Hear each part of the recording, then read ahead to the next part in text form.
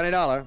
So you've stayed on there in Miami? That's right. Good. And if I had any sense, I'd stick around in Florida the rest of the winter. Why not? Instead of going on back to the snow and cold of Connecticut. And who are you? This is Don. Don Boomhauer, Johnny. Don. Yes, sir. Right across the state from you here in Sarasota. Well, Don, it's nice to hear from you. How did you know I was down here? From Pat McCracken at Universal Adjustment Bureau.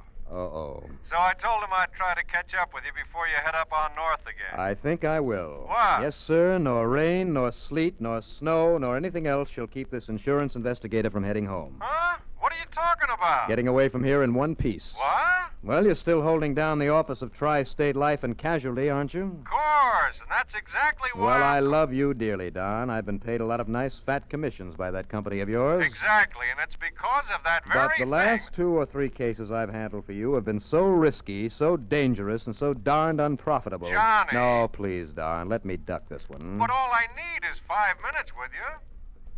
5 minutes? That's right. Well, what kind of a case could I possibly cover in 5 minutes? None at all that I know of. Well, then? Did I say anything about taking on a case? Well, no. But I'll tell you this. 5 minutes with me over here may very well keep me from getting involved in something pretty serious. Yeah, like what? Oh, like maybe spending a few years in a federal prison, something like that. Oh, now you're kidding. Am I? Well, aren't you? Come on now, Don. No. You come on. Over here to Sarasota. For just 5 minutes with you, huh? Yes, Johnny? Well, I still think you're kidding. No, Johnny. But okay, Don, I'll see you. I'm sure it's a gag. Has to be. And yet, coming from Don Boomhauer...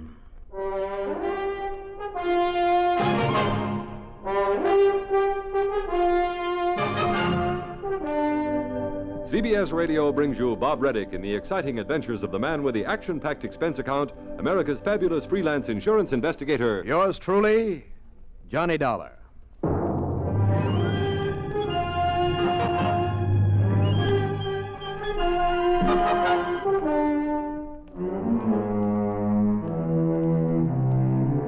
Expense account submitted by Special Investigator Johnny Dollar to the Tri-State Life and Casualty Insurance Company office in Sarasota, Florida. Following is an account of expenses incurred during my investigation of the big date matter.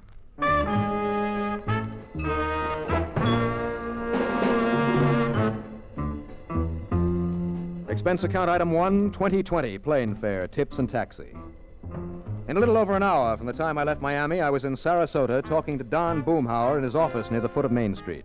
Sure, Johnny, simply because I asked you to. Wrong, Don. Only reason I agreed to come on over here on my way back to Hartford is because it means a little more time away from the snow up there. Yeah, Florida's pretty nice this time of the year, isn't it? Handled a jewelry store robbery there in Miami, huh? Yes, and almost got my head shot off, which is why I'd like to be able to relax for a while. But now, what is this case you seem to think I can solve in 5 minutes for you? I told you I have no case for you. Yes, I guess you did. All I want you to do is to check over some of these figures for me. Don, you know the only kind of figures that I give a hang about. I know. The ones on pretty girls. Well, why not? After all, just because you're a staid old married man. Don't knock it, Johnny. How is Frances, by the way? Fine, just fine. You give her my best. Huh? Oh, do it yourself. I told her that if I could persuade you to come here at all, I was sure I could get you to stick around for a few days. How about it? We'll see. Now, about those figures you mentioned. Oh, yeah. Johnny, have you kept any account of the monies we've paid you this past year in commissions? I can tell you down to the last penny. Good, because if it agrees with these figures here, all you have to do is sign this statement, and the Bureau of Internal Revenue will quit threatening to send me up the river. So that's what the big emergency is. Yeah. Huh? One of my part-time clerks balled up some of the paid-out items a couple of months ago, and the tax man just wants proof that we actually gave you this money. So if this figure agrees with yours... And it does. Good.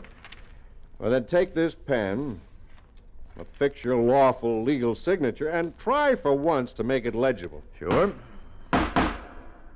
Under the desk, Johnny. Those shots are right outside in the street. Telling me? Move over so I... Hey. What? Shots, did you say? What's the matter with you? Can't you hear them? Well, just take a good look out there. Come on, let's go and see. Get our heads blown.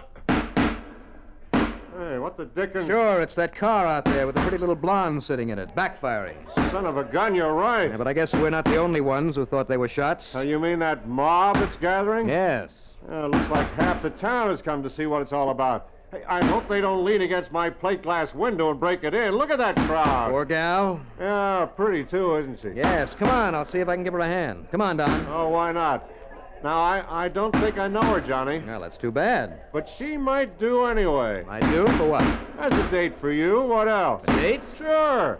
That wing ding that Francis and I are taking you to out at the yacht club on Bird Key tonight. Oh? Sure. She is kind of cute looking, isn't she? Uh-huh. Nice looking car, too. Brand new. And after all, you're going to need some transportation. Well, come on. I'll see if I can find out what's wrong with that bus of hers. Sure, Johnny. You go right ahead. Okay, I will. And purely incidentally, find out if she has a nice evening dress she'd like to show off tonight. Sure, why not?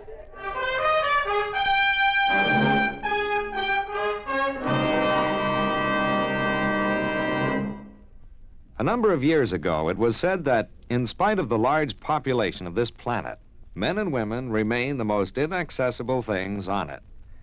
Today, we see this lack of understanding among peoples of the world reflected in headline stories. But it isn't because the people of the world are enemies. All people want to be friends.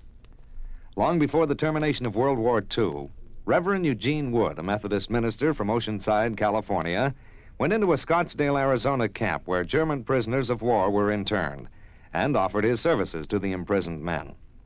Among other things, Reverend Wood taught the men English, and he taught them about the United States of America. During the following years, after the men had been repatriated to their native Germany, nearly half of the internees corresponded frequently with Reverend Wood. Those men expressed a unique understanding of the people and the country of the United States of America. This great feeling of friendship and understanding prompted the minister to make a pilgrimage to Europe to seek out the men he had befriended in the prisoner of war camp in Arizona. This gesture on Reverend Wood's part gained him a fantastic welcome everywhere he went. In all the places he visited, he spread the gospel of love and friendship and had it returned to him. There were no enemies, only men with the love of freedom, the right of all men.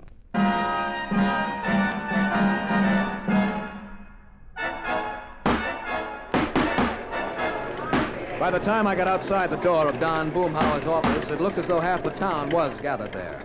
By the time I got to the car where the cute little blonde gal was fighting the ignition switch to cut the engine, stop it from backfiring, 3/4 of the town was present, including the merchants and customers from all the stores and cafes and hotels there on Main Street. The folks had come to see the fun and, of course, offer all kinds of unhelpful suggestions. Well, don't just stand there, please.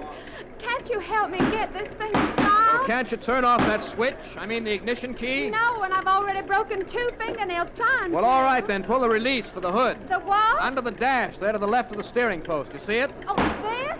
This little handle? That's it. Give it a pull so I can go around to the front and raise the hood. Oh, now what good'll that do? Oh, that awful noise. Well, if I get the hood open, I can pull a wire off the distributor and stop the engine. Distributor? What's the distributor? Just pull on that little handle. This one? That one. Go ahead, pull it. All right, I am. Okay, now if I can get the hood open, excuse me. Excuse me. I hope so, and I surely would appreciate it. All right, here now. Just Now, don't. what the Sam Hill? Don't tell me this thing is Oh, stuck my too. goodness. Hey, now, do y'all mind telling me what's the big idea around here? Officer. That's right. What do y'all think you're trying to do around here? What's the matter with you, anyhow? Now, look, help me get this hood open. It's stuck. You mean it isn't noisy enough for you as it is? All right. Okay, fair now. I'll take care of this, man. You and the boys get the crowd moving along. Okay, Sergeant. Now, you look here, buddy. Look, will you help me get this hood open so we can stop the engine? Stop the engine. Yes, sure. Now, come on. Well, you crazy or something? All you have to do is get that gal of yours in there behind the wheel to turn off the switch. I have been trying to. I told you, officer, that's just the trouble. You told me nothing. Now, look here. No, Sergeant. Well, that is the ignition switch is stuck. And I tell you, if you all don't cut out this here noise, bust off some of those wires or something. Now, listen. Right this minute, I'm going to haul you in the car and this gal friend of yours off to... Yes, it's stopped. Oh. Well, that's that. Oh, it is, huh? Young lady, You get this car out of here and over to some repair shop before this happens again. You hear me now? Oh, yes, sir. I certainly will. Oh, well, now, wait, miss. I don't Miss. know what you did to stop her from making that offer. Oh, no. nothing. Absolutely nothing. And But now officer, I... I'm terribly upset about it happening right here on the main street. Okay. Just get it out of here. Uh-huh. Vanna. Yeah? Clear this crowd off the street. Right, Thanks awfully. Oh, my pleasure. And maybe I'd better go along with you to make sure it doesn't do it again, Oh, huh? no, it runs fine now, but thanks anyway. Hey, did I tell you to get this thing out of here? Yes, sir. Right away, Oh, officer. no, wait, please. Wait, nothing. You go on, miss. Yes, sir. Bye. And thanks Look, again. listen, I just want... Miss.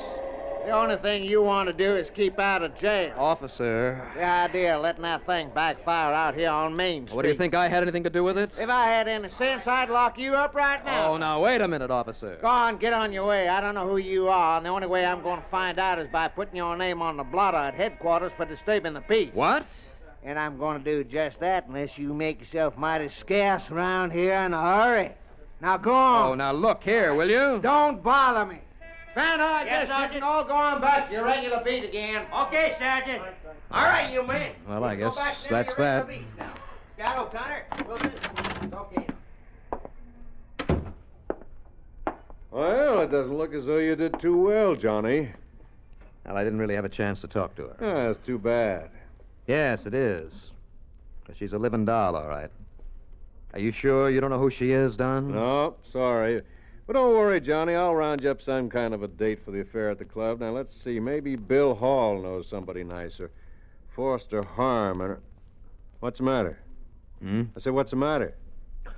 Oh, nothing. I was just thinking. Oh. And I'll bet she dances like a dream. I wonder what her name is. No, we'll never know, I'm afraid.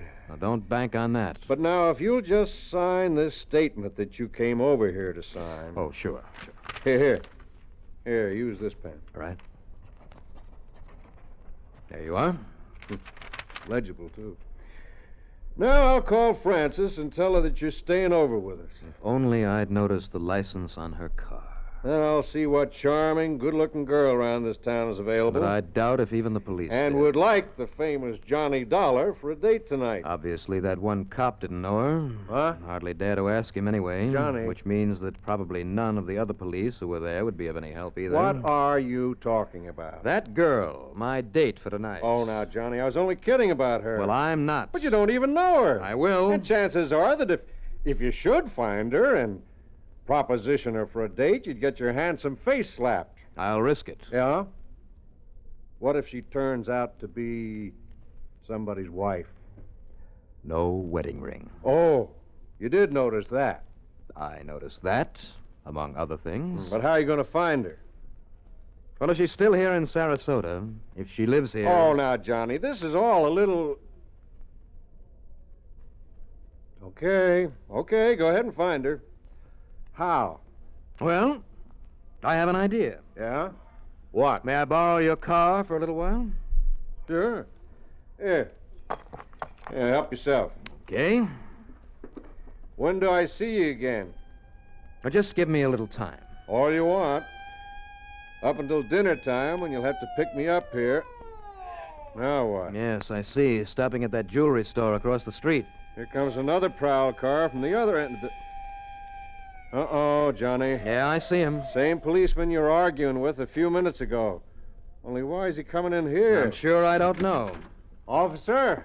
All right now, Buster. What? Just put up your hands so I can slip these cuffs on you. Sorry, Mr. Boomhouse. What are you talking about? You think I don't know now what you all were up to out there, you and that gal? What? Creating all that disturbance out in the street with that backfiring car? Now, officer. So as to draw the crowd so as your Confederate could have a clear field to rob that jewelry store across the street? Put out your hands, sir. Oh, now hold everything. That store was robbed while the mob was gathered around the car? Thanks to this man's diversionary tactics, somebody walked out with must have been $60,000 or $70,000 worth of watches and pins and rings and everything. So they called us up. I wrote the insurance on that store. Now, if you don't want to come along peaceful, mister. Oh, now, whoa, now. Yeah? Yes, officer, wait. What's that, Mr. Boomhouse? Well, don't you know this man? This is Johnny Dollar. Johnny Dollar. That's right. Y'all mean that freelance insure? Well, you mean the friend of the lieutenant that comes down here now and then to... This here's Johnny Dollar? Here, officer. My credentials. I've known him for years, officer. He's Johnny Dollar, all right. Yeah, and these papers all look... Yeah, but if he was out there by that car... So, Don, you insured that store, huh? Does that mean I'm on expense account as of now? As of now. Yeah, well, now... Fine.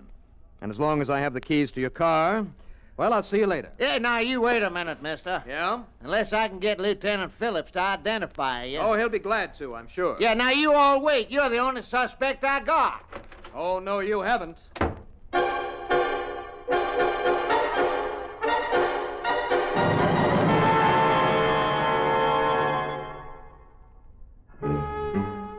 By the time the officer had recovered his wits enough to barge out the door after me, I'd raced around to the back of his office and taken off in Don Boomhauer's car.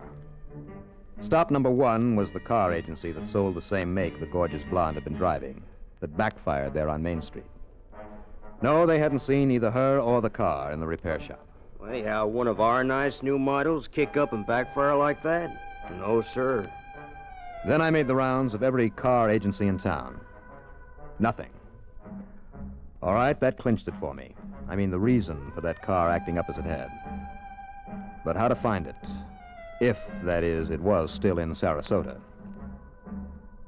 I drove aimlessly all over the place, hoping and praying that somehow I'd just happen to spot it.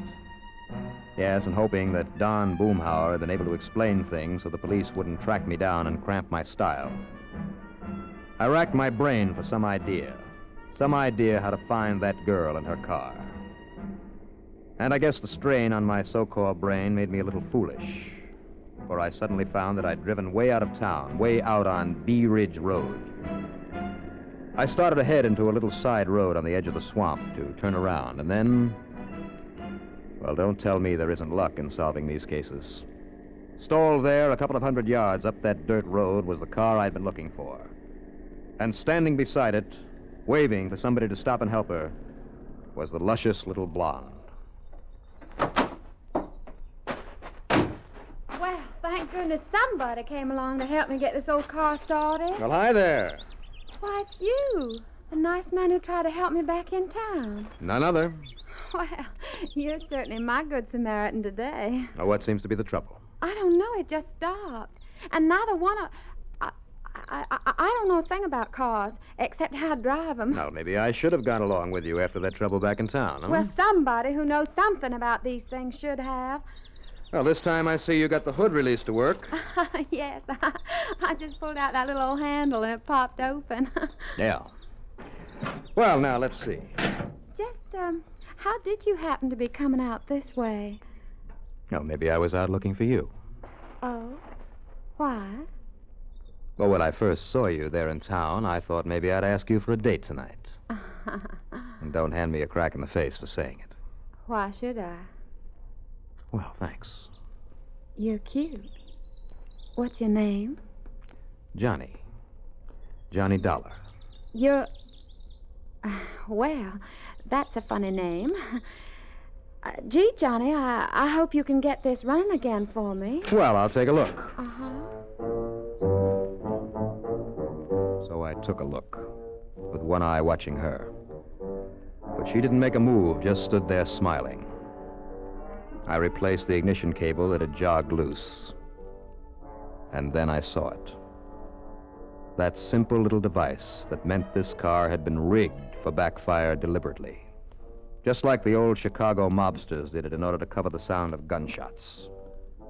And then I thought I heard a noise inside the car. Somebody hidden behind the front seat, maybe? When I walked around and opened the back door... I see. Yeah, that's right, Mr. Johnny Dollar. You see a 38, and it's aimed straight at your belly. Shall I pick up a rock and slug him, Jim? Now, just relax, Sal. And that sack in there full of the loot from the jewelry store? What else? Did he fix the car, Sal? Yeah, I think so, Jim. Oh, it's fixed, all right. So if you two would like to continue on your merry way... Sure, after I take care of you and sink you in that car of yours in the swamp. Go ahead, Jim, and let's get out of here, Yeah, sure. Turn around, Dollar. Okay, now, Jim, listen. Turn around. So I can be nice to you. give it to you in the back of the head so you won't know when it hits you. Oh, now, wait. So you won't know when it hits you. Oh, now, wait, Jimmy, look. What? Look, that car that's coming. Well, it looks like they followed me after all. It's a Powell car. The cops? Uh-huh. Blast him, Jim. Come on, blast him. Too late, baby.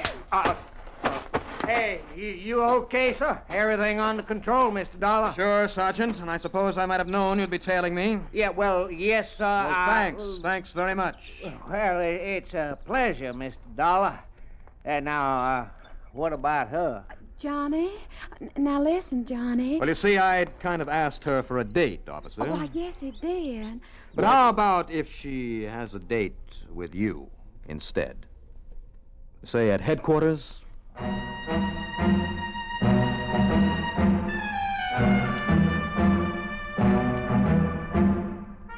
So, thanks to sheer luck and clean living, of course, I'll pick up a commission on the recovery of all that jewelry.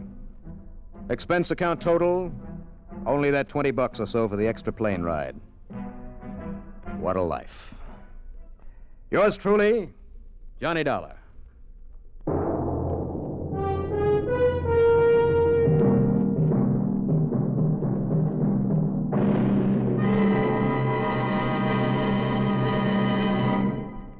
They say that clothes make the man. A smart-looking uniform can do even more. And oddly enough, military uniforms usually have been patterned after the civilian clothes of the day, with some pretty fancy additions, of course. The buckskin-clad rifleman soldier of 1775 was dressed the same as the frontier trapper. The naval seaman, the same as the merchant sailor. It wasn't until the new American government was able to get enough money scraped together that uniforms started to get fancy. But the uniforms weren't really uniform. The infantry had one color combination, and the artillery had another. Even most regiments were dressed differently. Some uniforms were blue and white. Some were red and white. And others were red, white, and blue. Oh, yes, it looked like a pretty patriotic army. But each man also made an excellent target. It was more than 100 years before it was decided that all the frills and colors, plumes and gold braid would make a better dress uniform than fighting clothes. As battle tactics and weapons changed, so did the uniforms. Today, the American fighting man has a greater chance of survival in a uniform that blends with nature. And it's a uniform to be proud of for the great American heritage it represents.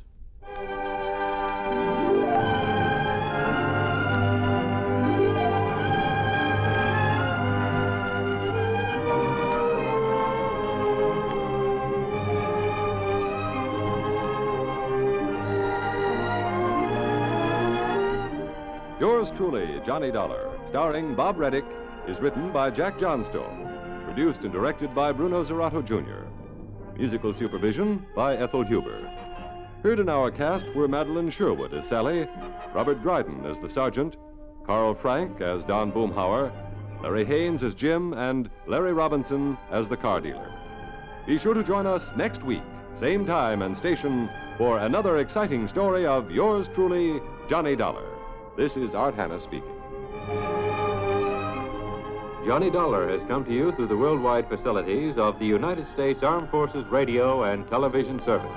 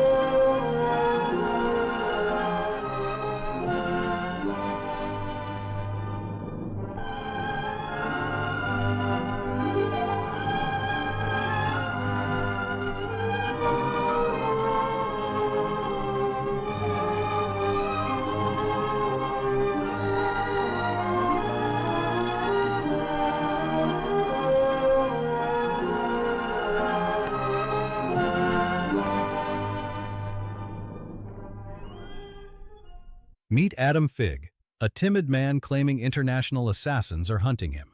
Detective Sam Spade thinks it's a joke until the bullets start flying. This supposed paranoia quickly escalates into a deadly citywide chase for a secret formula. In this high-stakes game, the smallest player might be the most dangerous. Can Sam protect the world's most hunted man, or is Figg already caught? Are you curious to know what happened the day this episode aired? April 3, 1949 marked a turning point for American media. While CBS consolidated its radio empire by transforming a San Francisco pioneer into the legendary KCBS, in Columbus, Ohio, the very first images from WLWC-TV began to flicker on television screens. A leap into the future between radio waves and the dawn of the TV era.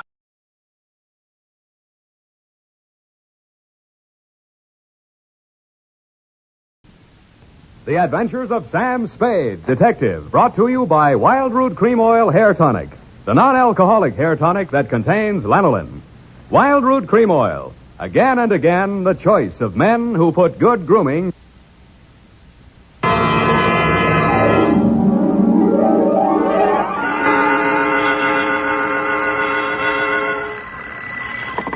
Sam Spade Detective Agency. Me, sweetheart. Oh, Sam, I got it. Got what, my pet? A bank book, Sam. Well, you must advertise in the Lost and Found right away, Effie, and find the owner. There might be sickness in the family. Oh, but it's your bank book, Sam. What? Uh-huh, it has your name on it. Samuel Spade, account number 4. It's a forgery. Somebody's trying to pin something on me. Lock it up and don't touch it until I get there. Oh, all right. Did you make a lot of money on this one, too? Got the check right in my pocket, $500. Oh, Sam, we're making more money than a movie star. Well, almost. And all honestly, too. 600 last week and 500 this week. Yeah, how about that? And life gives a 3-page spread to I Spy Molten. But we mustn't let it turn our heads, Effie. No. We gotta stay in there pitching. I'll be right down to pitch my report on the Adam Figg caper.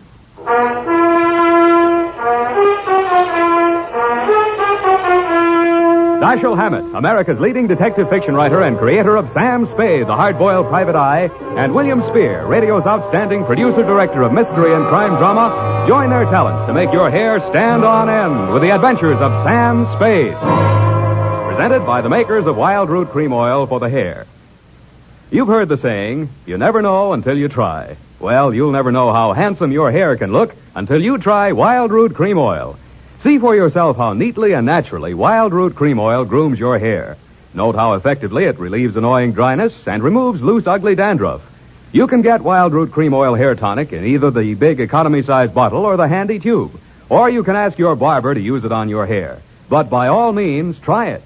Don't delay. Get it today. Wild Root Cream Oil. Again and again, the choice of men who put good grooming first.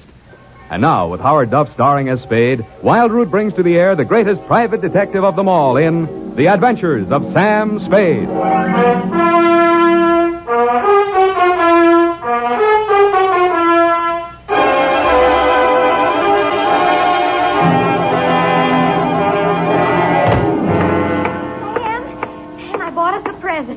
Oh, you're going to love it. Well, we gotta watch these expenses, Effie. There's always something. Yes, but this will be saving. It saves confusion, it saves fretting. Mm-hmm. Now, this gadget here, what is it? It's a Minirobot. A what-a-bot? It's for busy men like yourself, Sam, so you don't have to burden your mind with petty details. You see, it has this dial on it, right here. And you drop these little cards in this slot. Mm-hmm. You don't have to worry about that. That's for me to take care of. Oh, good. Then, when you come into the office, and supposing you have an appointment with Mr. Jones at 2 o'clock, and you forgot about it, you just dial 2 o'clock, and the little card pops out. And it says Mr. Jones on it. How do I remember to dial 2 o'clock? Oh, well, maybe it's in the instruction book. But anyway, now go ahead, Sam, please. The card's right in there. Now, dial 2 o'clock. Go on, Sam. Well, let's see. Just like a telephone, Sam. Now what do I do? Well, give it time, Sam. It's thinking. You must have forgotten. Jones. Mr. Jones. Effie, do you think it's dead? Oh, Sam, I don't understand it. It was working perfectly. Well, I'll take it straight back first thing in the morning. You'll have to. It'll never find the way itself. You got your book, sweetheart? Yes, Sam. I don't understand. It was working perfectly. Well, it's all right, honey. It doesn't matter.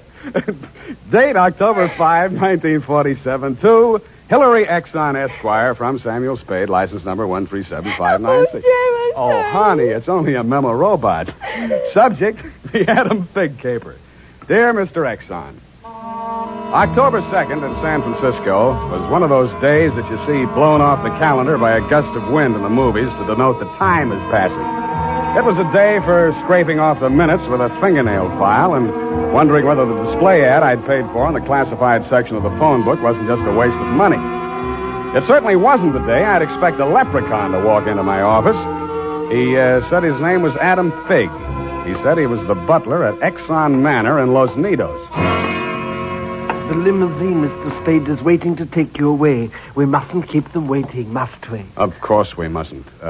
Who mustn't we? Why, Mr. Hillary, of course, sir. Oh, Mr. And Hillary. old Mr. Exxon. The old gentleman is very ill. Dr. Feig's office is down the hall. Turn to your right, second door. Well, I assure you, sir, that Mr. Exxon is the best of medical care. Your duty will be simple, to prevent his death. Do I donate blood or just frighten away the evil spirits? Oh, it isn't quite that, sir. Someone is trying to kill Mr. Exxon. He's a very sick man, and I'm sure he'd prefer dying from natural causes. Uh-huh. I get $25 a day in expenses. Here is an ample amount in advance. But you should know, sir, that the old man is a nasty, cantankerous, villainous, crooked, intimidating... $500? Please, Figg, you're talking about the man I love. Los Nidos was at least an overnight caper, so on my way out, my lovely and charming secretary, Miss Perrine, handed me a brown paper bag which contained A, one pair of socks, darned, B, one shirt, ironed, and C, the apple which she always polishes for me the night before. We arrived at your large Southern-style mansion 2 hours later. Figg! Oh, Figg, where the devil have you been? To the city, sir. I can't find the keys to the liquor closet. Where are all the maids? What happened to that cook we hired yesterday? Who is this man, and why is he wearing that necktie? This is Mr. Spade, sir, the detective. I'm Hillary Exxon. Come in, please. Go on upstairs, Figg. See what that girl is doing to my father. I don't believe she's in this at all. Very good, sir. In here, Mr. Spade. Pardon the condition of the house. The old man has been firing the servants again. Your father, you mean? Yes. Every time he gets shot at, he fires all the servants. He gets shot at pretty often? About once a year. In the fall. Uh-huh. You always hire a detective? No. Oh, dear. I'm not keeping you up, am I? No, excuse me, please. It's much worse this time. I can't get any sleep. Guns going off in the middle of the night. The whole household disturbed. When and where was he last shot at? Yesterday morning at about 1:30. I dug the bullet out of the woodwork myself, a .38 caliber, embedded in the door frame that leads to Miss Cawood's room. That's his nurse. Was she with him at the time? No, Dad sleeps like a baby, full of sedatives. She sees to that. Shot come from outside? Yes, but we found nobody on the grounds. No traces of anybody. I don't know whether Dad knows who shot at him or not. He's such a closed-mouthed old devil. You don't care very much for your father, do you? To be frank, Mr. Spade, if hating weren't such an effort, I would despise him. He is without a doubt... Well, listen. Get out of here! There, that's just a sample. Well, come on, let's see what's eating him now. Get out! Talk to me like that. I tell you I won't stand for it. Well, you don't have to stand for it. Take that silly painted face out of my sight. Don't you dare! Get out! I'm quitting, Mr. Exxon. I can't stand it another minute. Yelling, screaming, throwing things at You must have done something to set him off. I didn't, I tell you, I didn't. This is Mr. Spade, Miss Cawood. Oh, a detective? Will it make you happier to know that I'm a private detective, Miss Cawood? Well, Mr. Spade, I only hope you can prevent a murder. If there's any way at all that I can help, Thanks. I'll see you downstairs after I've talked to the old man. You'd better go in alone. Of the great Lord Buddha himself. That remained in the temple of... Do you have a throat spray downstairs? I seem to be congested. Oh, go away. Go away! Go away! Oh, well, wasting ammunition. Who are you? If you're a total stranger, come on in. Well, don't be afraid, son. Come on over where I can look at you. It's hard to keep my eyes open. Oh, no, I mustn't do that. Oh, so you're the detective, eh? That's right, Pop. If you want to take a little nap or something, I'll come back later. What did I say just now? Come back later? No. There's no reason for you to come back later. I'll say everything I have to say right now. The shot woke me. I didn't see anything. I don't know anything. I've got a million enemies. I can't remember the names of any of them. Why don't you try to remember? I could have them checked. You're wasting your time, Sonny. In my day, I've wiped out 100 men, and I'll outlive anybody who's gunning for me now. You must be proud of your past, huh? Proud? Sonny, a past like mine is the finest thing an old man can have. I've swindled my partners and betrayed my friends. I've turned state's evidence just to see my associate get sent up for 20 years. And they say my wife died under peculiar circumstances, and I got rich off her insurance. Now I'm done talking. Do me a favor, son, please. I've got to get a half hour, 20 minutes sleep alone. You'll keep them out, everybody. Please, will you? Sure, Pop. Go ahead. Go on, sleep. Oh, thank you.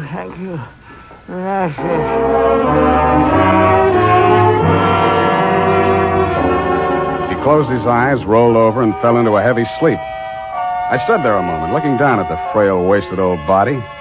Then I cased the room. In digging the bullet out of the door, Hillary had done a good job of ruining any chance there might have been of proving the direction it had come from. I strolled out on the balcony. It was a pretty night. I lit a cigarette and took it in. Then I heard a door open and close softly behind me. Nurse Kaywood was at your father's bedside. She was filling a hypodermic from a small vial of bluish liquid. He didn't awaken when she jabbed it into his arm. Then she saw me standing in the doorway. She hastily dropped the medicine vial into her uniform pocket and came around the bed to meet me. Oh, Mr. Spade, thank heaven. Why, when I saw you standing there in the half night, I thought you might be... Thought I was who? Why, the man who fired the shot. There was a man? I don't know. I didn't see it happen. I just assumed that... You shouldn't have done it. I warned you, Eleanor. Oh, we're disturbing him. Let's talk outside. Okay.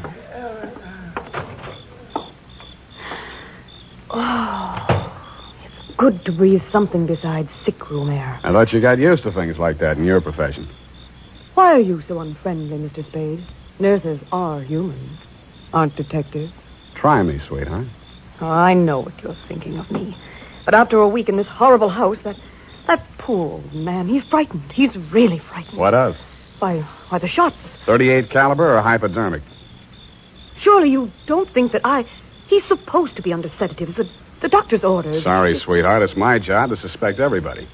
Oh, can't you forget your job, even for a moment? Sure.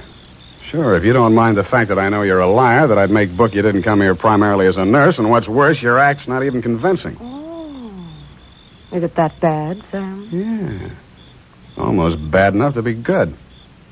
Come here. Oh, I hate you.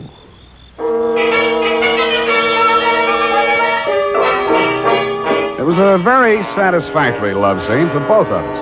For reasons of her own, Barbara wanted to keep me out of that sick room for a while, and she did. For reasons of my own, I wanted to get that medicine vial out of her uniform pocket, and I did. Then, as suddenly as we had fallen into love, we fell out again. After she'd gone to her room, I went back to my sentry duty around the house. Under a light on the front veranda, I examined the bottle from which Barbara had taken the injection for your father. It was labeled sodium thanatol and had been dispensed by a firm called Ibis Chemicals Limited in Cairo, Egypt. A scream filled the house, high and frenzied. I started running toward Barbara Kaywood's room. I slammed the terrace door open and found the light switch. Barbara was sitting upright in the center of a bed. Her face jerked up so abruptly that it seemed a neck had snapped. She clutched both hands to her chest and fell face down among the bedclothes, staining them with her blood.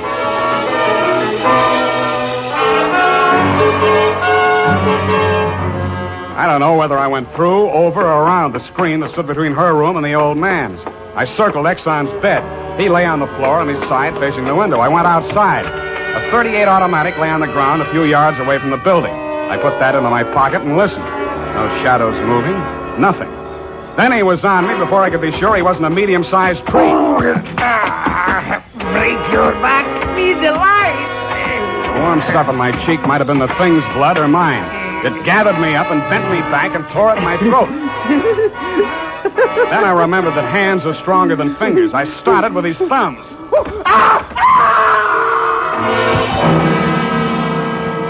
He lay there for a moment, then his huge body began to twitch. He was holding his fingers and sobbing like a baby. I pulled him up to his feet, poked him in the back with the flat of my hand.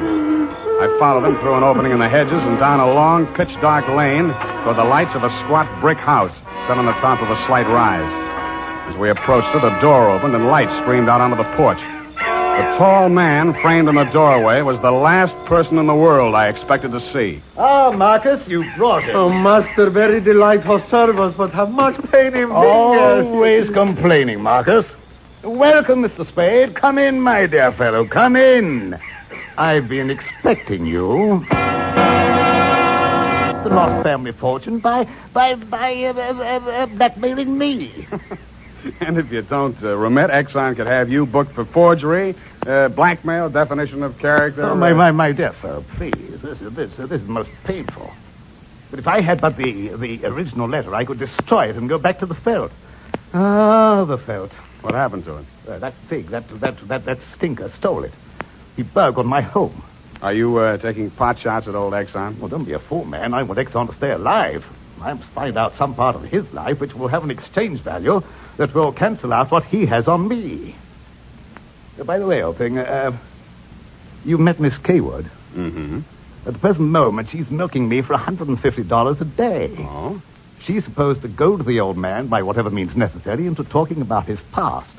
And that information she is to bring to me. Well, that ought to be easy. Exxon brags about his past. Now, so far, I've learned that Hillary Exxon stole 2 heifers at the livestock show in Abilene in 1906. I feel for you, Captain. That wouldn't get much on the current market, would it? My dear fellow, I've a proposition to make to you.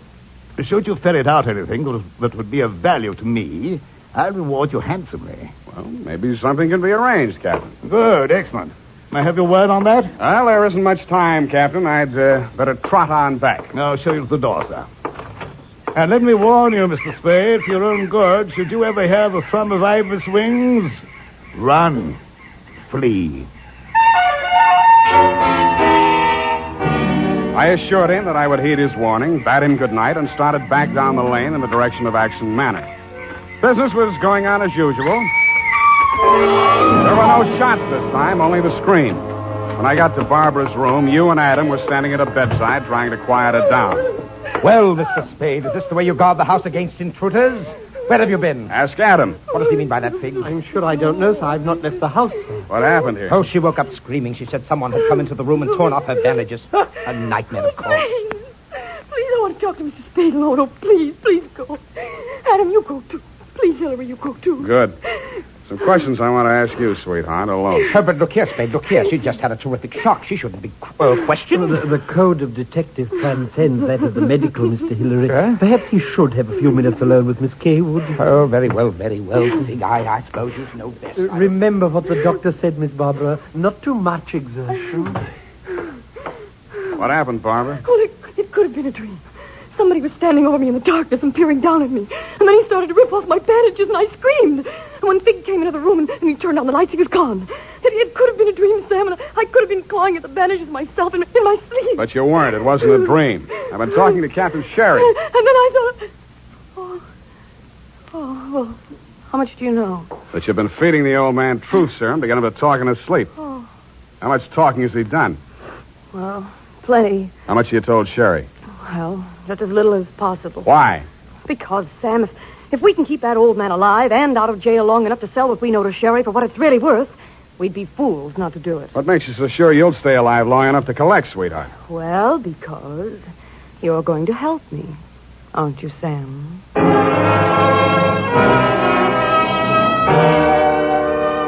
So I helped her, but not for the reason she thought. I made a lot of noise leaving her room and going to mine. Going back, I didn't wear any shoes. I slipped into a clothes press in her room so quietly that even she didn't hear me. I left the door slightly ajar and waited. Time passed, and I was stiff from standing still. It happened at about 3 a.m.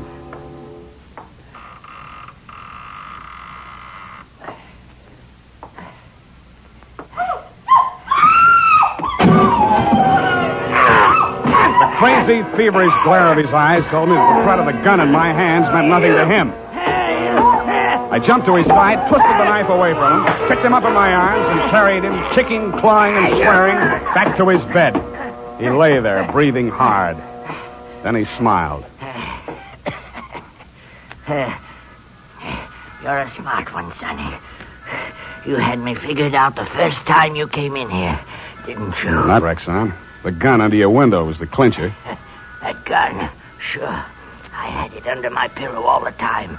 I got tired of shooting into door frames. Look, you're dying, Mr. Rexon. There's no use trying to make up stories now. You're right, Sonny. I knew that nurse would sit up in bed after I fired tonight. And then I let her have it right through the screen. Why? You know why well enough. She was doping me up and sneaking in here at night, listening to what I was babbling about. Maybe you weren't saying anything important, Mr. Rexon. I might have, Sonny. I might have. 14 years ago, I killed my wife. I wanted to carry the secret to my grave.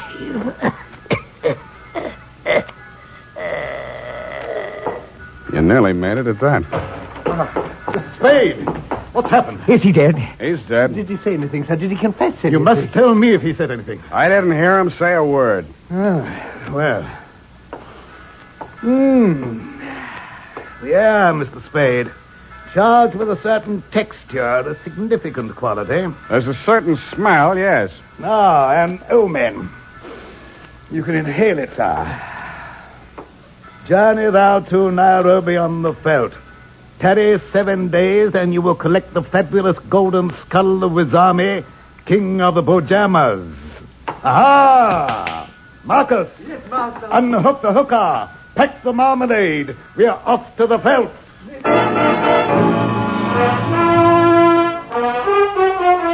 Just then, a flock of birds broke across the horizon, screaming. There must have been thousands of them, but not ibis, Mr. Exxon.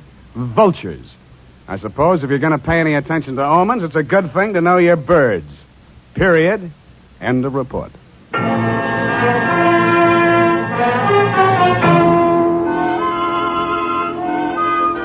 Right now, I have something to say to every man who doesn't use a hair tonic, to every man who says I don't believe in it or I don't need it. That all depends on what you mean when you say hair tonic. If you mean the old-fashioned greasy kind that leaves your hair smelling like a perfume factory, you're absolutely right.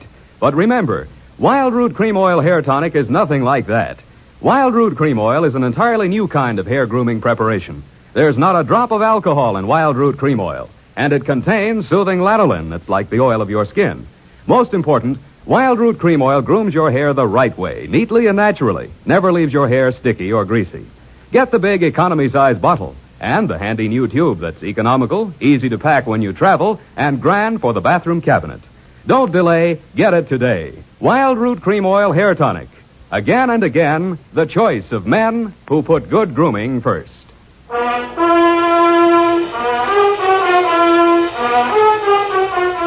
Well, Effie, we, Sam, the memo robot works after all. I told you it would. Yeah, it just takes a little time, sweetheart. Oh, read the card, Sam. Now, you see? You'd know you were supposed to see Mr. Jones at 2 o'clock. Isn't it wonderful? Well, this card doesn't even mention Jones. Huh? What does it say, Sam? Well, it says, journey thou to Friskin's drugstore, wager $5 on Ira W. in the third at Belmont Park. Oh, Sam, it's psychic. Tarry but a moment. Yes? Thou wilt lose $5. Oh, good night, Sam. Good night, sweetheart.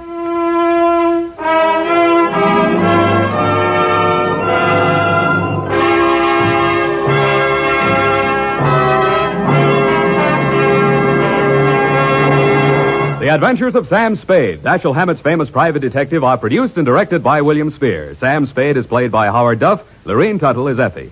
The Adventures of Sam Spade are written for radio by Bob Tallman and Gil Dowd with musical direction by Lud Gluskin. This is Dick Joy reminding you that next Sunday, author Dashiell Hammett and producer William Spear join forces for another adventure with Sam Spade, brought to you by Wild Root Cream Oil. Again and again, the choice of men who put good grooming first. Smart girls use Wild Root Cream Oil, too, for quick, good grooming and to relieve dryness between permanents. Mothers say it's grand for training children's hair.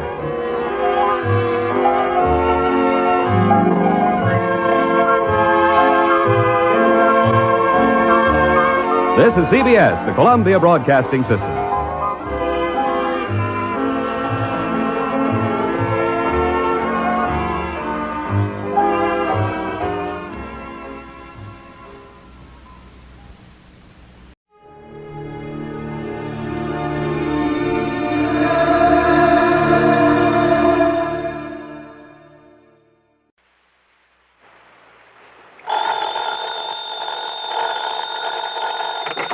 Johnny Dollar. Hi there, Johnny. This is Helen Daner. Helen Daner? That's right. I live out here in Morro Bay, California. I see. Insurance with one of the companies you represent, the Greater Southwest Insurance Company. Oh, yeah, I do a lot of work for them. But also, Johnny, do you mind if I call you Johnny? Well, no, not at all, Miss Daner. Or is it Mrs.? It's Miss. Or better still, just Helen. As I started to say, I not only have that insurance, but, Johnny, I never miss that radio program of yours where you tell all about those exciting cases you solve. Sometimes I just don't see how you do it. Well, I hope you never find out about the ones I miss out on. But now, Miss Daner... I don't think I've missed a single one of your programs. Good. I'm your most loyal listener, and I think you're wonderful. Well, thanks. And that's why I'm calling you instead of the police about this. Well, look, Miss Daner, Oh? Yes. Calling about what? Johnny, if the police weren't able to nab them, isn't that what you say, nab them? Yeah, sure, but go on. Well, Johnny, these terrible people might suspect that I'm the one who told the police about them. What people, Miss Daner? And if that happened, well, I guess you can just imagine what they might do to me. Well, who are these people you're talking about, and just what is it they're up to? All right, Johnny. Now listen carefully. Yeah. Yes? Miss Daner? Hello? Hello? Hello?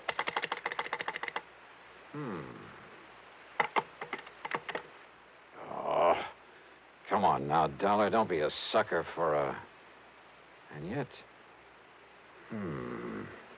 I wonder...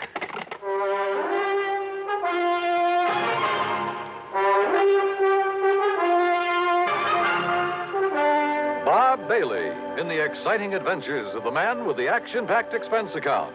America's fabulous freelance insurance investigator. Yours truly, Johnny Dollar.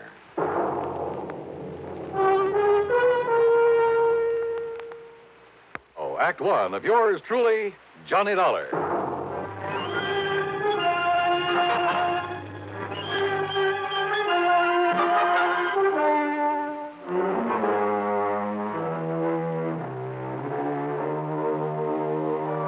Expense account submitted by Special Investigator Johnny Dollar to the Greater Southwest Insurance Company, Home Office, Los Angeles, California.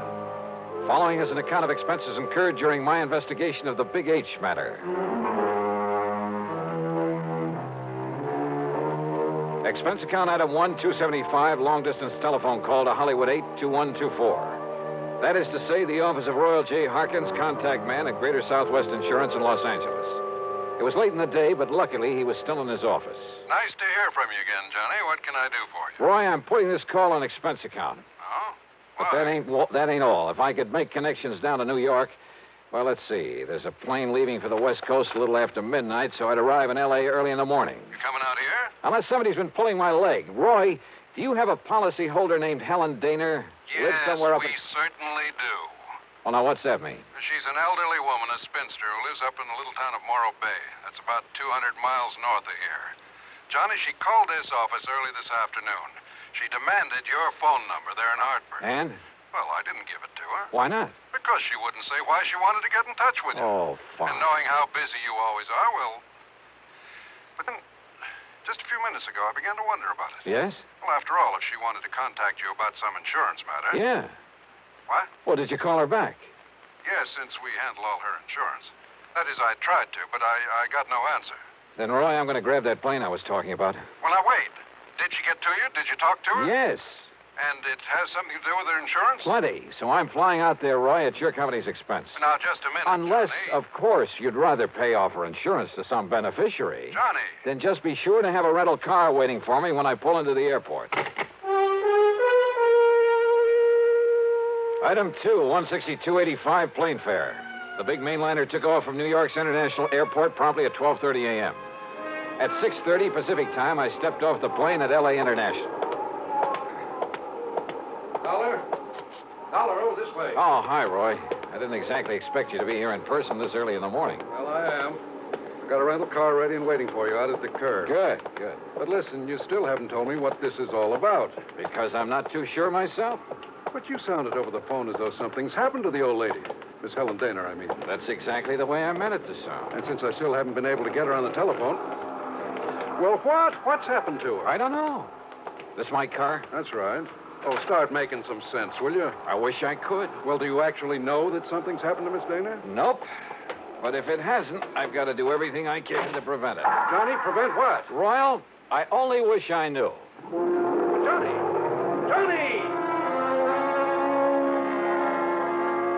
Thanks to an excellent highway and light traffic, I made good time through Santa Monica, then Santa Barbara, even past the famous Pismo Beach. It was just afternoon when I pulled into Morro Bay. When I stopped for gas, that's item 3, 420, I looked up Miss Helen Dana's address in the local phone book. It turned out to be a modest little frame house about half a mile south of Morro Rock on the landward side of the bay. It had some nice, well-kept flower beds in front, and at the back I could see a small, rather decrepit dock that stuck out into the bay. A brand-new, expensive automobile was parked in the street in front of the place. Hardly the kind of car you'd expect a sweet old lady to be driving along. Well, there was only one way to find out.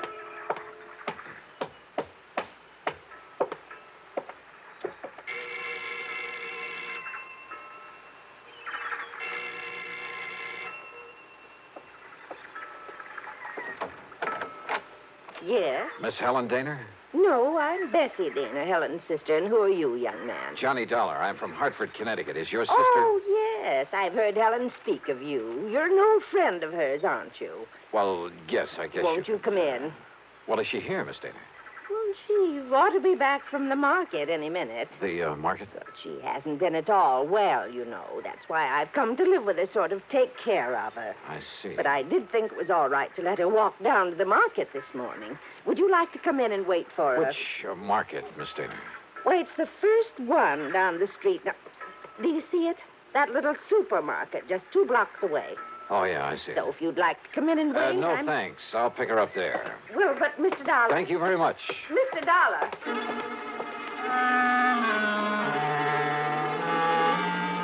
There was something very funny here, but I wasn't sure just what. Or maybe I'd just fallen for some gag on the part of a fan on my radio program who wanted to see her favorite hero in person. In any event, there was one sure way to find out, from Miss Helen Dana herself. And if she was still at the market. But as it turned out, I got that well-known kick in the face. Why, of course I know Miss Helen Noir well, sir. Then will you please point her out to me? Miss Helen Dana? That's right. Oh, but she isn't here, sir. Oh. Then perhaps she went to some other store. Most certainly not, sir. What? We deliver everything that she orders to her little house up the street. Well, that still doesn't prove well, anything. Well, you see, Miss Helen hasn't been out of that house for weeks, hasn't budged. You're sure of that? Why, of course I'm... Why, what's the matter, sir?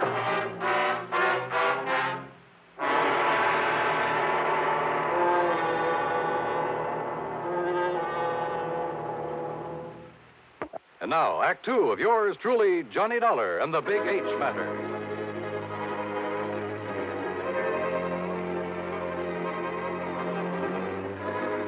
If old Miss Helen Dana, who telephoned me in Hartford, asked me to come out here to Morro Bay in California, if Miss Dana hadn't budged from her little house in weeks, why had her sister told me she was at the market? Could all this somehow tie in with the terrible people she tried to tell me about on the telephone? I jumped into my car and drove back to the little home on the bay.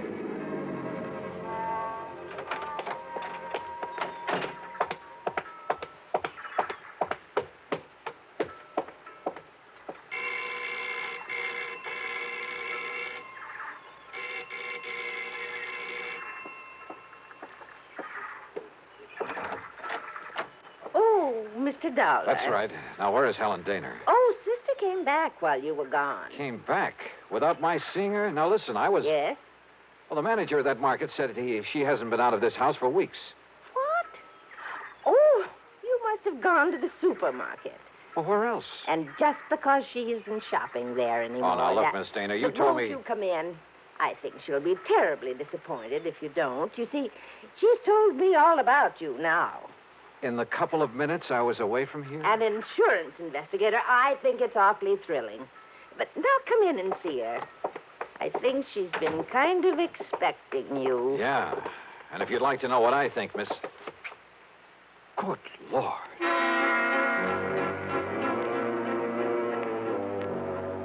In the middle of the tiny living room was a heavy oaken armchair.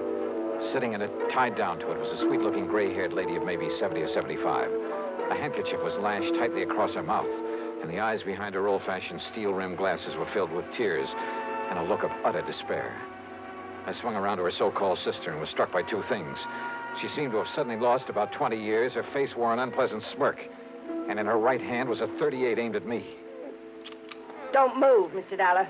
This gun is not only loaded, but cocked, and it has a hair trigger. Stand perfectly still, because it'll be right in the middle of your back. So, while I take away your gun... All right. Now, sit over there in that chair against the wall. You'd better do as I say, Mr. Dollar.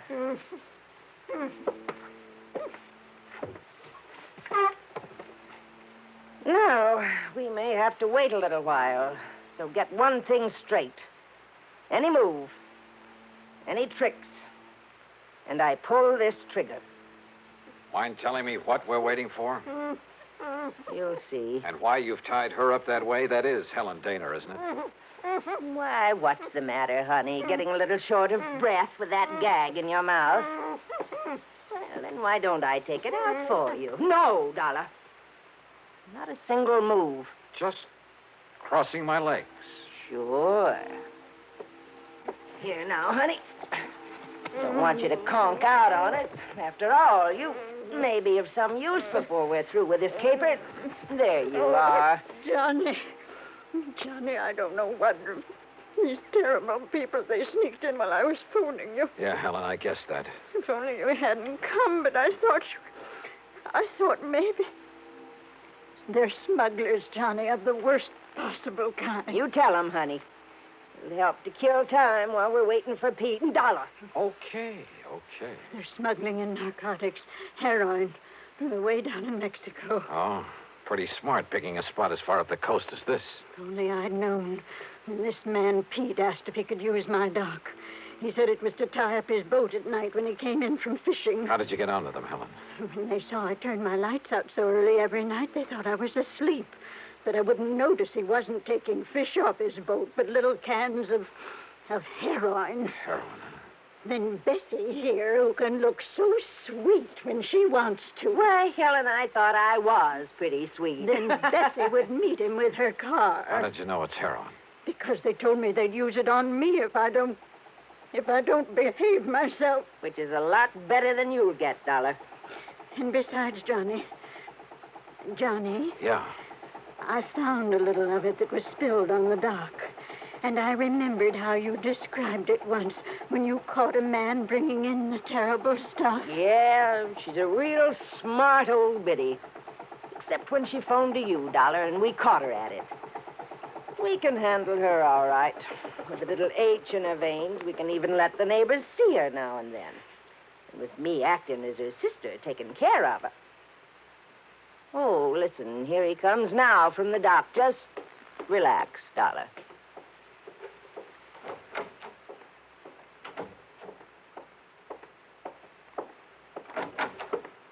Well, what a charming little party. Johnny, this is... Nice work, Bessie. Dollar, huh? That's right. You want to take care of him, Pete? So you made the mistake of coming out here. Believe me, mister, it was a mistake. I said, are you going to take care of him? Why, of course, right away. We don't want him lying around here. Which is to say, Dollar, we're going to do something I haven't thought of since the old days in Chicago. You and I are going to take a little ride. Act 3 of yours truly, Johnny Dollar. Take a little ride, huh? That's right. Chicago style. Exactly, Dollar. No, Johnny, don't you see what that means? He's going to take All her right, out. all right, honey. Just keep out of this. No, I won't. Pete's going to kill him. That's right. Now, shut up. Oh, now, just a Dollar. minute. Sit down. Bessie, be sure you keep the gun on him. Oh, don't worry, Pete. I had a silencer, though. I'd get rid of him here and now. Has it occurred to you, Pete, that I may have left word with them that if I'm not heard from... Now, don't try to be cute, Dollar. Sure, it occurred to me. I dismissed it. For the simple reason that you couldn't possibly have had any reason to know what you were getting into out here. So forget it. What are you going to do with him, Pete? Well, whatever it is, we'll have to wait till after dark, when this one-horse town closes up for the night. Well, then what? Well, I've got to be sure that Dolar's body won't be found until Shut up. until we're through with this operation. That means a week or... Wait, I got it. What, Pete? Up on Cayucas Beach. Cayucas? Yeah, that little town 5 or 6 miles north of here. There's a big pile of rocks, a big cave in them. Nobody'd ever think of looking in there. So, as soon as... Oh, what are you doing? Just digging out a cigarette, if you don't mind. No, sure, go ahead. But this is one time the condemned man won't enjoy a hearty meal. Johnny, isn't there anything? To think I got you into this. I told you to shut up. Listen, I told you. Oh, no, you don't.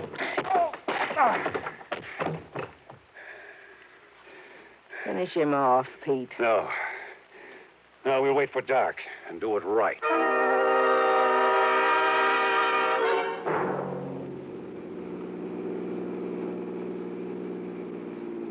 I guess he had really slugged me, because by the time I fully came to, it was night. I was in the back seat of a car driving along the highway beside the ocean. Pete was at the wheel. Beside him, leaning over the back of the seat watching me, was Bessie. And the .38 in her hand was aimed straight at my head. You're sure the old lady won't be able to work herself loose, Bessie? I'm sure. If we'd had any sense, Pete, we would have brought her along on this ride, too. It would have saved us a lot of trouble. Oh, so you've woke up, Dollar. Yeah. Well, just stay put in that back seat. Any funny business? And I said any funny business. Just trying to dig out a cigarette. Stay back in that seat. Yeah.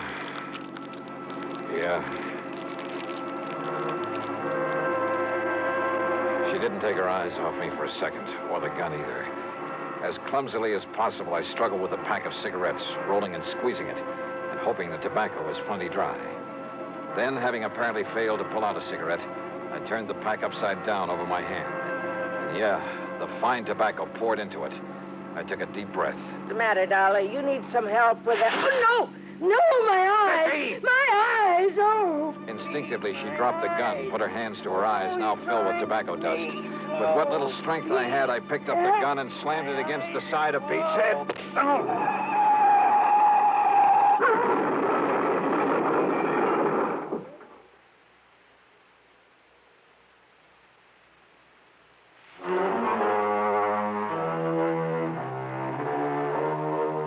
It was a commercial trucker driving one of those big interstate trailer jobs who pulled off the highway to give us a hand. Yeah, somehow those boys are always around when you need them. And he used his head. When he found my credentials in my pocket, he saw the whole picture in a flash. So he hailed down the first police car that came along and turned both Pete and Bessie over to them. Miss Helen Daner, bless her heart, the spunky little old character was tickled pink to be involved in the whole thing. Yeah, she just can't wait to go to court and testify against those two. Expense account total, including the trip back to Hartford, $447.45. Yours truly, Johnny Dollar.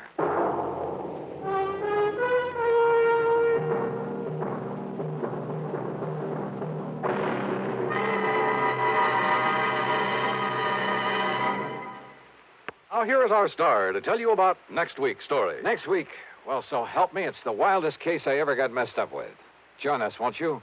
Yours truly, Johnny Dollar.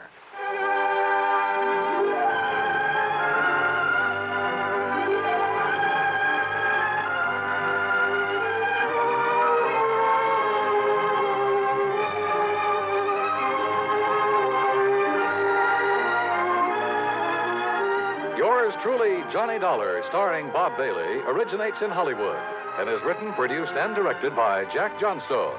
Heard in our cast were Peggy Weber, Virginia Gregg, Bartlett Robinson, Joseph Kearns, and Russell Thorson. Be sure to join us next week, same time and station, for another exciting story of yours truly, Johnny Dollar.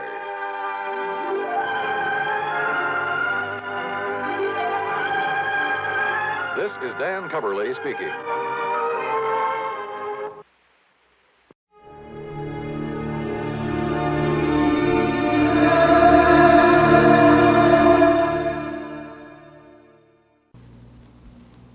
Here's another in NBC's great parade of new shows.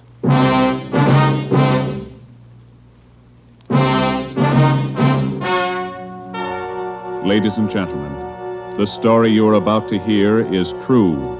Only the names have been changed to protect the innocent.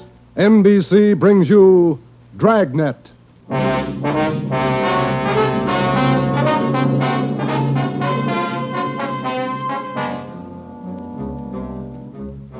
You're a detective sergeant. You're assigned to homicide. There's a mad killer at large in your city. A woman has been brutally slain, the body mutilated. The picture is clear. The killer has a thirst for blood. Your job, get him. Dragnet, the documented drama of an actual crime, investigated and solved by the men who unrelentingly stand watch on the security of your home, your family, and your life. For the next 30 minutes, transcribed in cooperation with the Los Angeles Police Department, you will travel step by step on the side of the law through an actual case from official police files. From beginning to end, from crime to punishment, Dragnet is the story of your police force in action.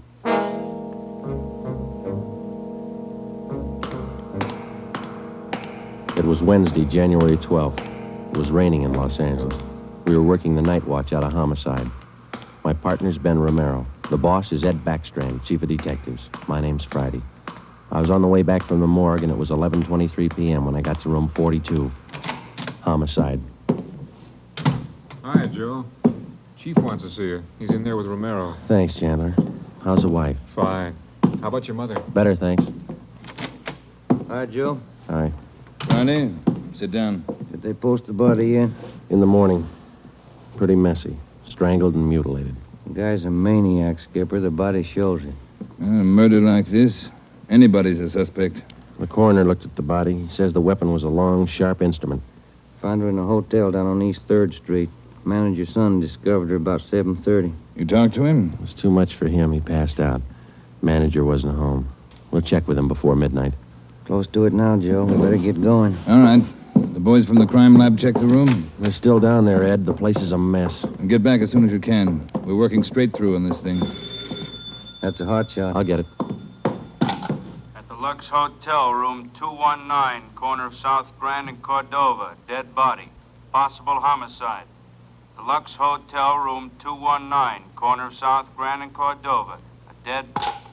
What is it, Friday? Lux Hotel, possible homicide. Busy night. Yeah. You coming, Ed? Right. Let's go.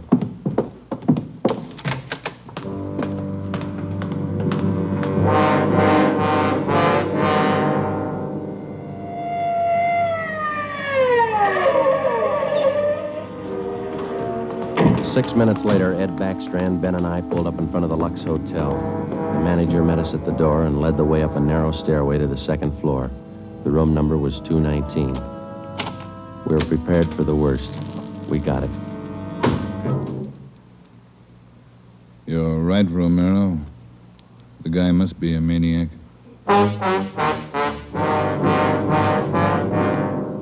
2 hotels, 2 murders. The same M.O. 3 of us made a brief inspection of the room at the Lux Hotel. We took a few notes on the appearance of the girl's body and a brief description. Apparently, she'd been strangled to death first, and then her body brutally mangled. Ben and I went back down to the lobby, and the manager, Mr. Ford, showed us the house book. The girl was registered together with a man, Mr. and Mrs. Philip Grant. We took the hotel register to have it checked for fingerprints and to photostat the handwriting. Ben notified the crime lab. Then we went back to the room and questioned the manager. Mr. and Mrs. Philip Grant, that's all I know. I never saw either one of them before tonight. When did they check in, Mr. Ford? About 3 hours ago. That's right, about 9. Maybe a little before. Did they register together? Yeah, a little before 9. They came in together. Did you let them in the room? Yes, sir, like I always do. It's a small place here, maybe not first class, but I treat people right. What did the man look like? You remember? I think so. Kind of tall. Young, maybe 30 or so. Husky fella. Had a mustache. How tall would you say, Mr. Ford? Oh, about your height, Wade.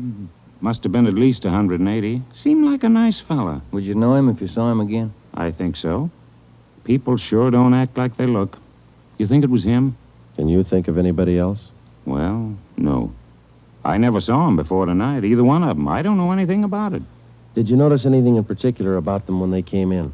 Well, he didn't show it, but it looked like she'd been drinking a little, giggling, you know. And you didn't see this man Grant leave the hotel? No, I didn't.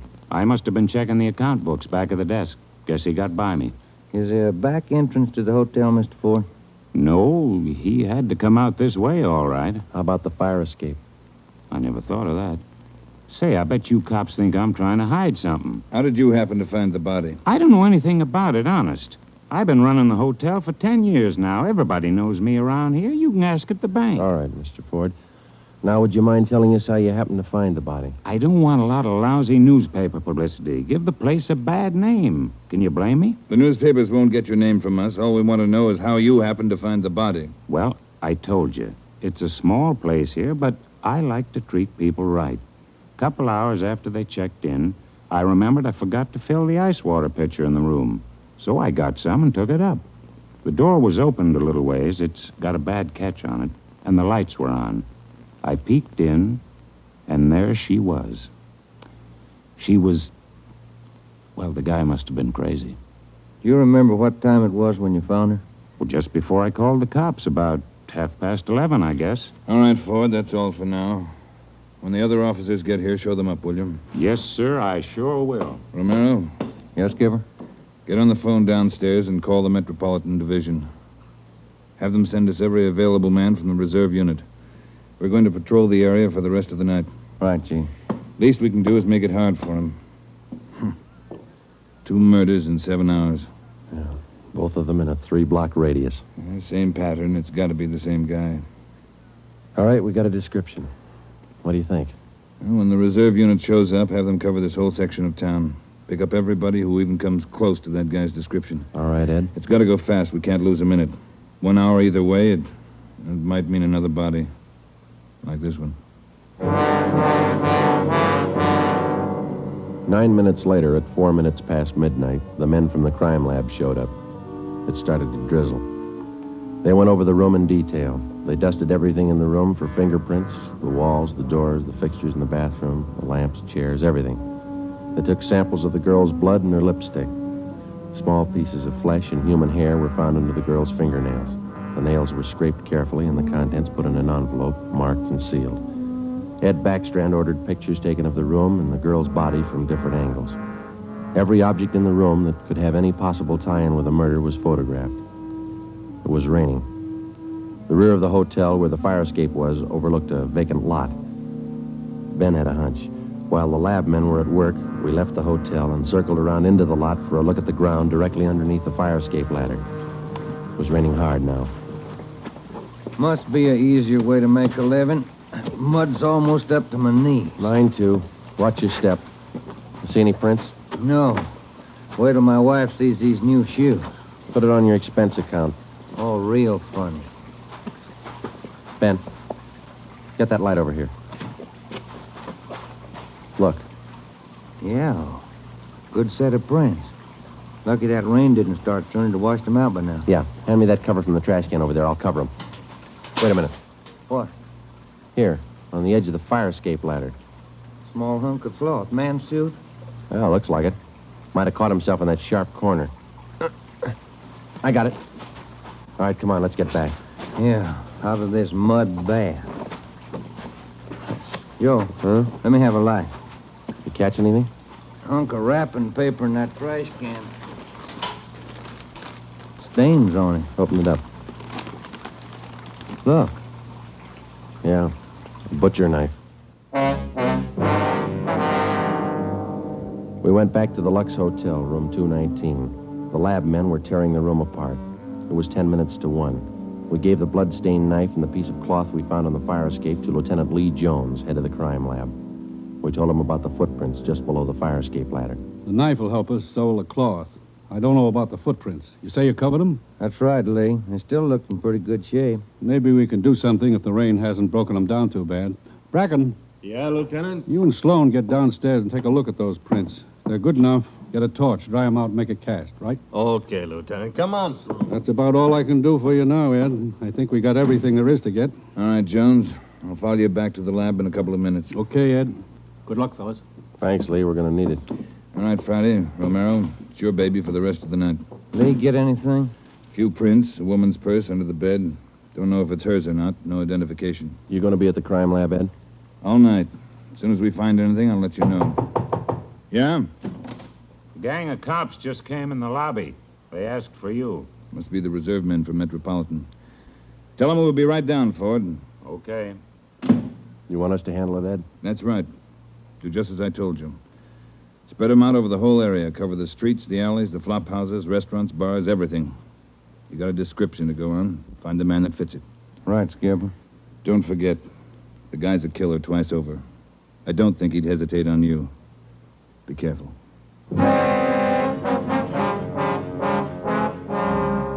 We went down to the lobby, and Ed Backstrand gave the reserve men their orders. Then Backstrand left, and Ben and I took over. We picked up another half dozen men in addition to the men in the reserve unit. They were deployed over an area of a dozen square blocks. It was one of the toughest sections of the city.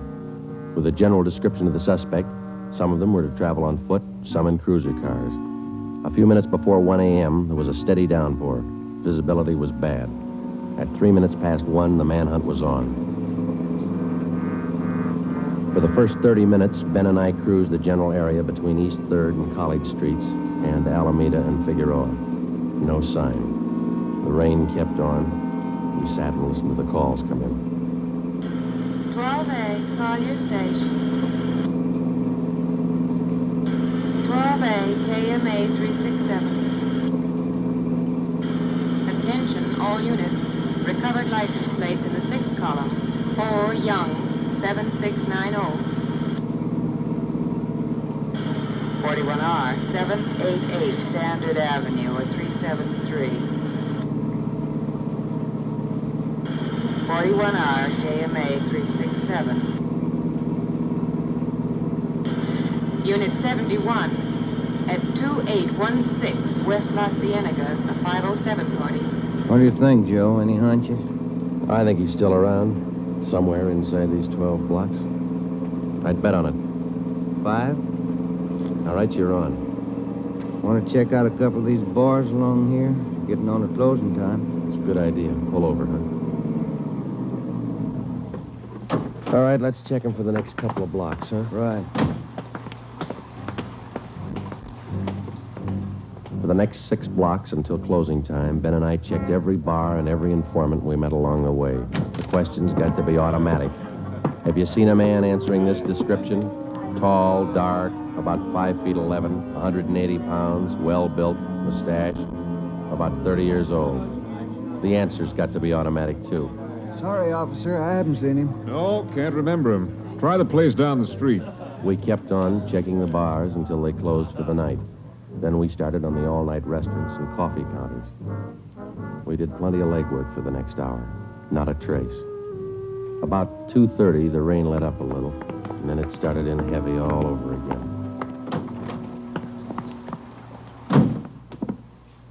That finishes that block. Yeah, I better get the radio on. Yeah. Beautiful weather. By the bucketful. You want to smoke? Thank you. Control 4 to Unit 80K. Is Your that a match? location, please. Yeah. 80K, your location. KMA 367. That's us, Joe. You want to take it? Yeah, I got it. 80K to Control 4. 80K to Control 4. Our location, corner of Alameda and Commercial. KMA 367. 80K, stand by. Something doing. Maybe. No, hold on a minute. Control 4 to 80K. Go to the crime lab, code 2.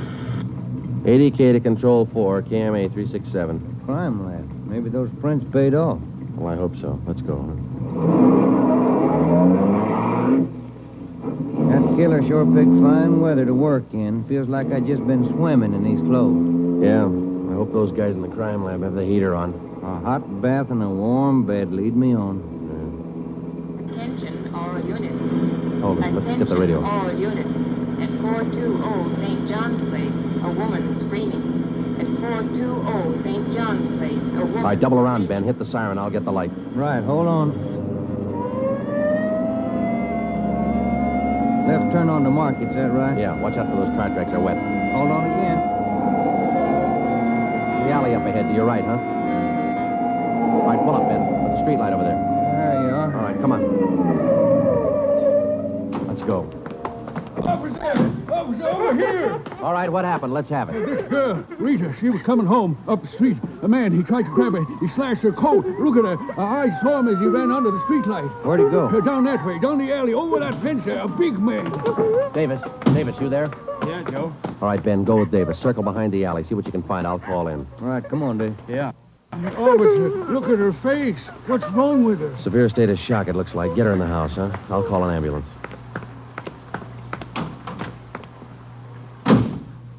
80K to Control 4. 80K to Control 4. Control 4, go ahead. Direct all units in the vicinity to converge on area around St. John's Place from Jackson to Banning Street. A woman attacked by large man with knife. Suspect left seen on foot. Possibly still in area. Request ambulance. KMA 367. 80K, Roger, stand by. Attention, all units. Attention, all units. Converge on area around St. John's Place, Jackson to Banning Street. 80K reports woman attacked by large man with knife. Suspect left seen on foot. In 3 minutes, the area around St. John's Place was surrounded. For the next hour, the men combed the neighborhood back and forth. Every building, every storehouse in the 2 square blocks was searched from basement to attic. No trace. The girl, Rita, was hysterical. She could give us only a bare description of her attacker. At 3:45 a.m., a detail was assigned to patrol the area, and the rest of the cars and men were deployed again in the general area from Figueroa to Alameda Street and East 3rd to College Street. The manhunt went on. So did the rain. At 3:54, Ben and I checked in at the Old City Jail building, 2nd floor, the crime lab. Chief Ed Backstrand and Lee Jones were waiting for us. Heard about the call. How'd he get away? Not sure it was him, Skipper. How do you mean? Well, the girl wasn't hurt bad for one thing. No attempted strangling. For another thing, the guy stole her purse. That doesn't sound like the man we're after. Did you get a description from the girl? Didn't jibe too well, what she gave us. She was pretty hysterical. And you raked the neighborhood good? Every corner. Not a sign. You find anything? Yeah. Jones? Yeah, Ed. Fill them in, will you? Not one print on that knife you found, boys. Blood, but not a print. Your killer's crazy like a fox. And how about the scrapings from the girl's fingernails, Lee? Didn't help too much. Rarely do. Not enough to go on. Gotta have a fair-sized bit of flesh to run it for papal ridges. All we found under the girl's fingernails were small bits of skin. Yeah? She probably scratched the guy up some. Might have drawn blood. We had more luck with the footprints. You get an impression? Dried out the ground with torches and cast them. About size 10B. That's fine, Lee. But how about the prints? Only good one was a thumb. Real good. Got it off the wall near the light switch in the bathroom. Did you classify it yet? Yep. Found it in our single fingerprint file. The print belongs to a man by the name of Long. Robert Long. You got a record, Ed? Yeah. Misdemeanor. 2 arrests for drunkenness last October. Petty theft in December. The mama sheet shows a dishonorable discharge from the United States Coast Guard in 1946. Age 29, 192 pounds, 5 feet 10 inches, dark hair, dark eyes. That's close enough. We got even closer, Joe. Long works as a counterman at the Cottage Cafe down on South Flower. Started there last week on the early morning shift, but he didn't show up for work last night. Good. Where'd you get the tip? The knife you boys found. It didn't have any prints, but it had a brand on it. We ran it down. It was taken from the Cottage Cafe. Mm-hmm. Any address on this Robert Long, Ed? Yeah, got it from his boss. Rooming house on East 1st. Landlady says he hasn't been home in 2 nights. Yeah, now we wait. Rooming house is staked out, and so is the Cottage Cafe, just in case Long decides to show up for work this morning. What time you got, Romero?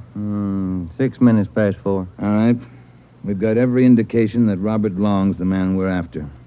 His description, fingerprints, the knife, the footprint, his size. Maybe we're wrong. I don't think so. How about a motive, Ed? I think Robert Long likes to kill. He's thirsty for it. None of the victims were criminally attacked. They were strangled. Bodies mutilated. How about robbery? No. 2 of the women he killed had money in their purses. He didn't touch it. Well, what's next, Skipper? Back on the street? Figueroa to Alameda, East 3rd to College Street. Keep an net around that area and work it back and forth until we're positive he's not inside. I think he is. Until we're positive he's not inside. I think he is.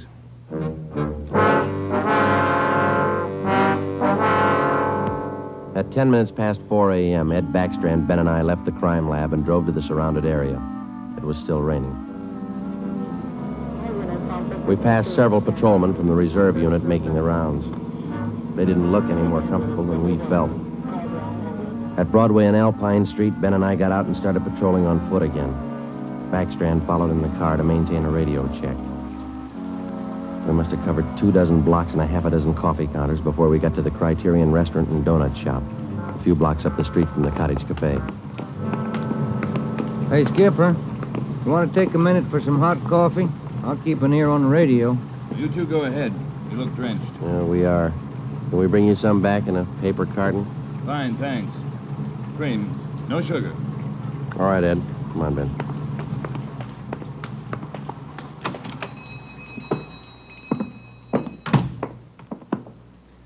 Place is empty. Yeah. Yes, sir, gentlemen. What'll it be? Hot coffee? Yeah, there's 2 of us here. Can you fix up one to go? Sure thing. Say, on that one to go, cream, no sugar. Right. Say, you fellas cops? Yeah, why? No offense, just wondering. Here you are. Thank you. Cop in uniform was around a couple hours ago. Wanted to know if I'd seen some guy he was looking for. Tall, about 190 pounds, mustache, about 30 years old. Yeah, that's the description he gave me. He was looking for the guy. So are we. Say, that's good. That other cop came in right at my busiest time, a little after 2 when the bars closed. You know, it gets pretty rushed, and I didn't have much time to think, so I just said no. Then after the cop left, I remembered. You saw a man answering that description tonight? Yeah. I would have told the cop, but I was rushed. You know how it is. No time to think, and then I remembered. Are you sure? Oh, I'm sure, all right. Whoever he is, he's a lady killer. What do you mean? No offense. There was a sharp-looking dame down the end of the counter, and this guy breezes in and picks her up. Talks to her about 20 minutes, buys her a cup of coffee, and they walk out together. Do you remember what she looked like? Oh, nice-looking dame. Not beautiful, you know, more on the cute side. Ben, you got that morgue shot? Oh, yeah. Here it is. Thanks. Here's a picture. This the girl? Let's see. Yeah, that's her. Who is she? I don't know, mister. Down at the morgue, they call her Jane Doe, number 7. Just by accident, we'd come across a concrete lead on the killer's method of operation. The picture we showed the man in the donut shop was a shot of the strangler's first victim the night before. Evidently, the killer would enter a bar, coffee shop, or restaurant, strike up a conversation with a woman, make friends with her, either buy her drinks or invite her to a bar in the neighborhood, and then the rest of the puzzle was still unsolved. We went back to the Cottage Cafe and checked with the men on stakeout. Not a sign of him, Chief. How are you men covering the place? Baxter up in front in the booth across from the cash register. Lyman's back with the dishwashers. I'm at the counter. When's Long due to report for work, Dave? At 5. About 20 minutes to go. You're lucky you're inside. It's wet out there. You look it. All right, Davis. We'll be around about 5. Right, Chief.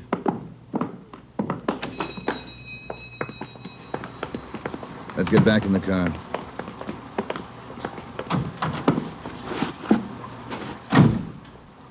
Where to, Skipper? Cruise the next 2 blocks, but don't go too far.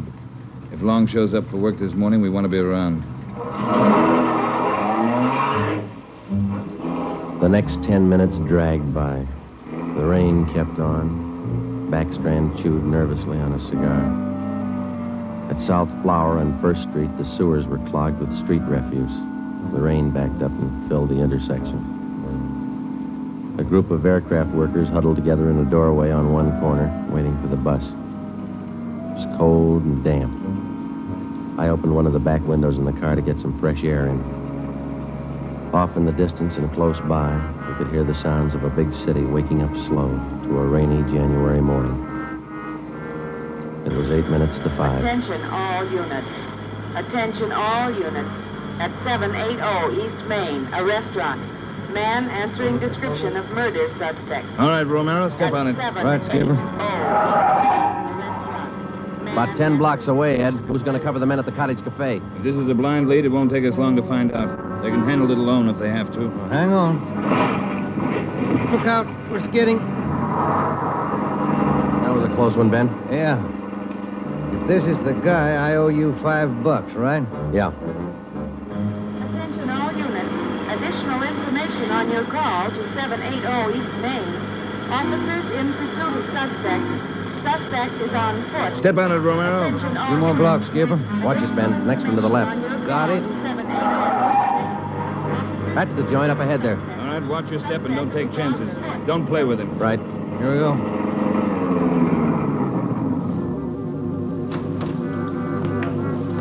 He went out the back, ran down that alley. Come on, Ben. Behind you. You men, hustle it. Circle around the block and choke off the alley. Fast. Emerson, Holmes, go with them. Right. All right, over the fence, Ben. Ben, look out, look out. You all right? He's not that good. Come on, Joe. All right. There he goes. Between the buildings. Stop or I'll shoot.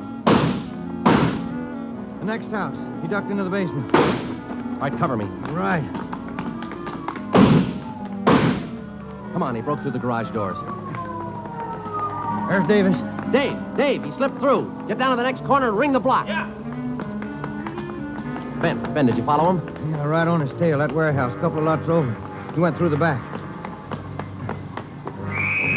There it is, Joe. All right, don't go in blind. Watch out. All right, you haven't got a chance. Come out with your hands up. He's not stopping, Joe. All right, let's fan out. All right, Ben, cover me. I'm going for the door.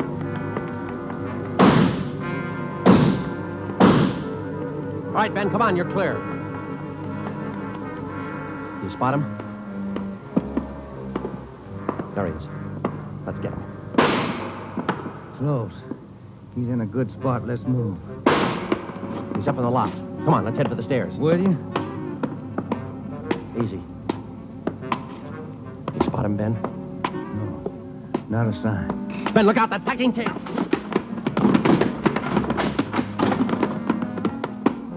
Kind of close, huh, Joe? Yeah. Let's get that punk now. Yeah, Joe, there's another one. All right, you. We got the warehouse surrounded. Come on down. All right, then we'll blast you out. Joe, he's dropping down the ladder. He's going for the front door.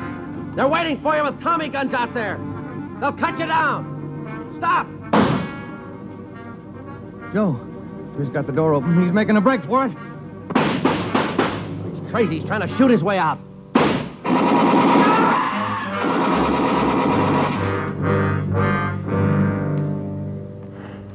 Well, he asked for it. Yeah. Let's take a look.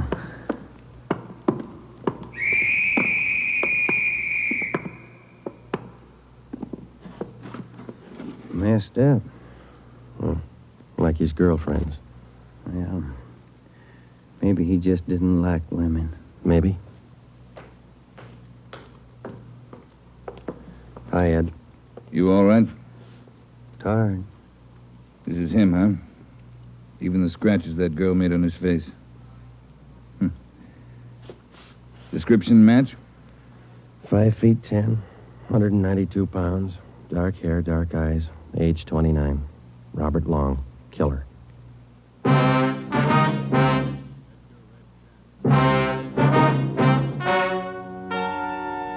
story you have just heard is true.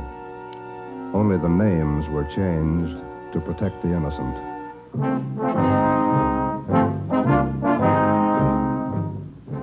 You have just heard the 10th in a new series of authentic cases transcribed from official files. Technical advice for Dragnet is furnished by the Los Angeles Police Department.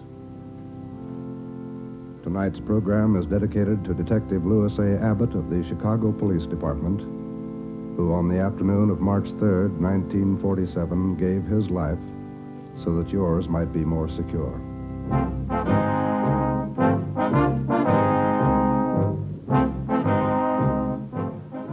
Dragnet came to you from Los Angeles. If you enjoyed tonight's production of Dragnet, you'll probably want to listen this Saturday evening to a pair of adventure shows featuring two well-known Hollywood personalities. You'll enjoy Brian Donlevy, star of Dangerous Assignment. Also on Saturday's schedule is Richard Diamond, private detective, as played by the screen's romantic tough guy, Dick Powell. Listen to both of these exciting programs this Saturday over most of these NBC stations. This is NBC, the national broadcasting company.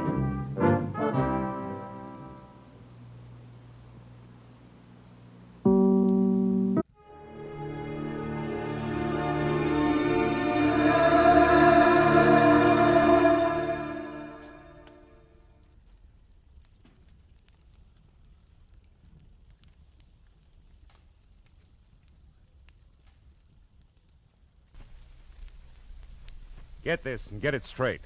Crime is a sucker's road. And those who travel it wind up in the gutter, the prison, or the grave. This time a car hop knocked me down a flight of stairs. An honest woman was strangled by a green silk sash. And a simpering dandy was shot to death. All because of a run-of-the-mill accident 500 miles away. It happened like this. From the pen of Raymond Chandler, outstanding author of crime fiction, comes his most famous character in The Adventures of Philip Marlowe.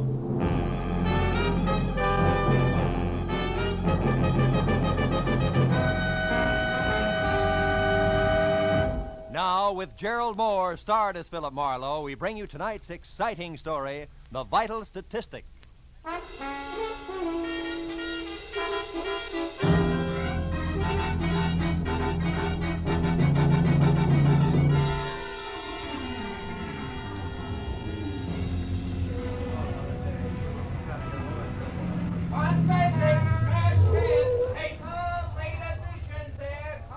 Hey, boy. Give me a paper, will you? Paper, mister? Yes, sir. What do you like? Races, comics, or classified? How about some news? Star? Here you are. Thank you. Paper! Get out of my way.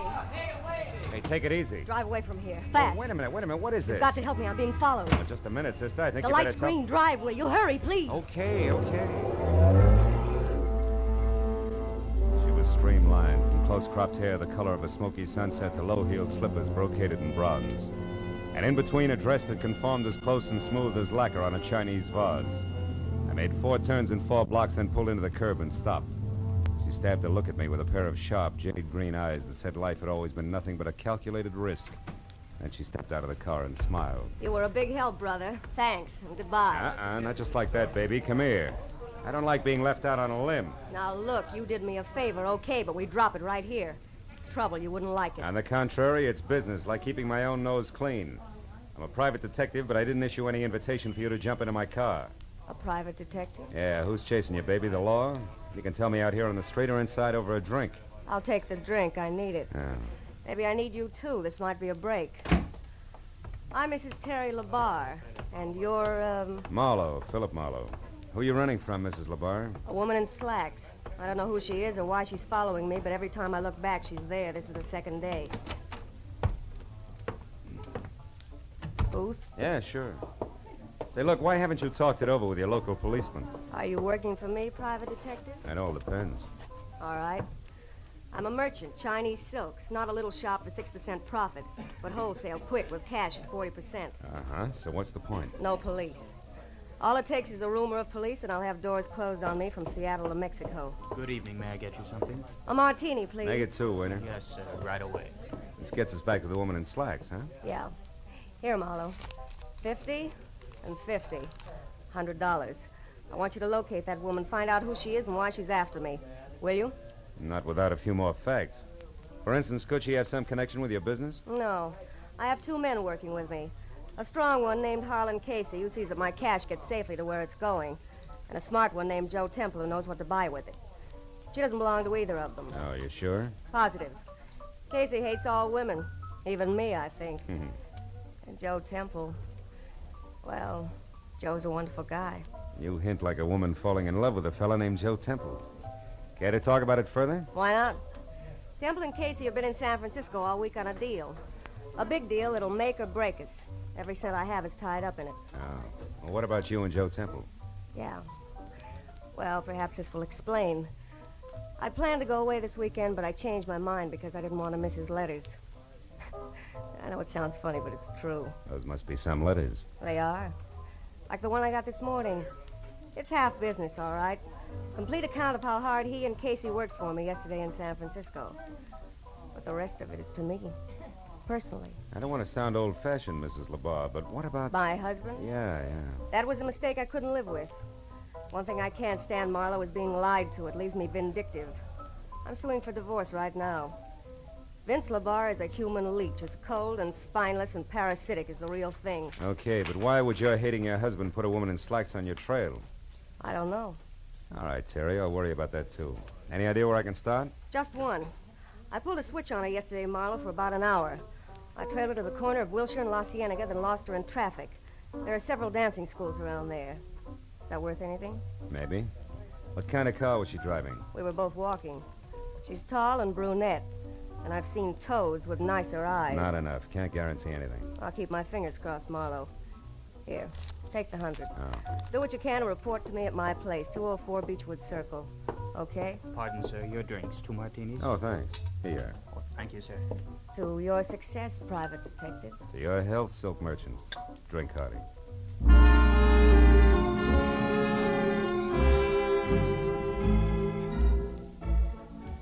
Slugging it down was no way to treat a good dry martini, but I figured it was time I was on my way. I drove out to Wilshire and La Cienega and slowed down enough to look at all four corners. There was a drugstore with a special on garbage cans, a drive-in called Scotty's, a branch of the Bank of Los Angeles, and a flying red horse over a mobile gas station.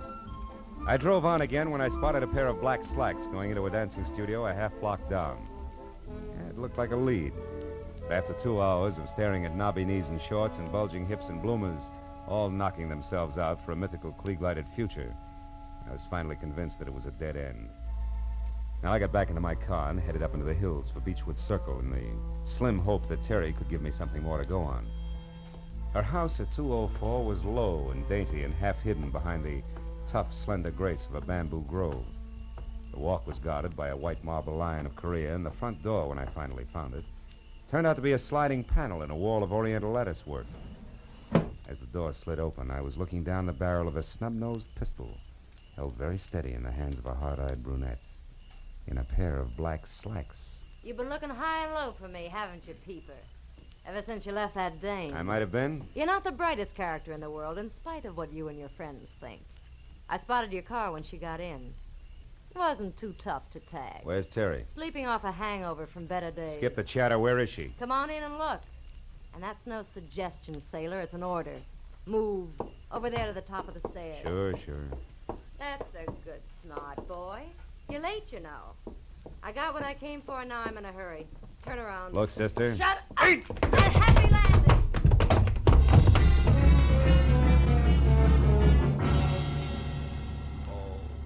Oh, there were 10 stairs down to the basement.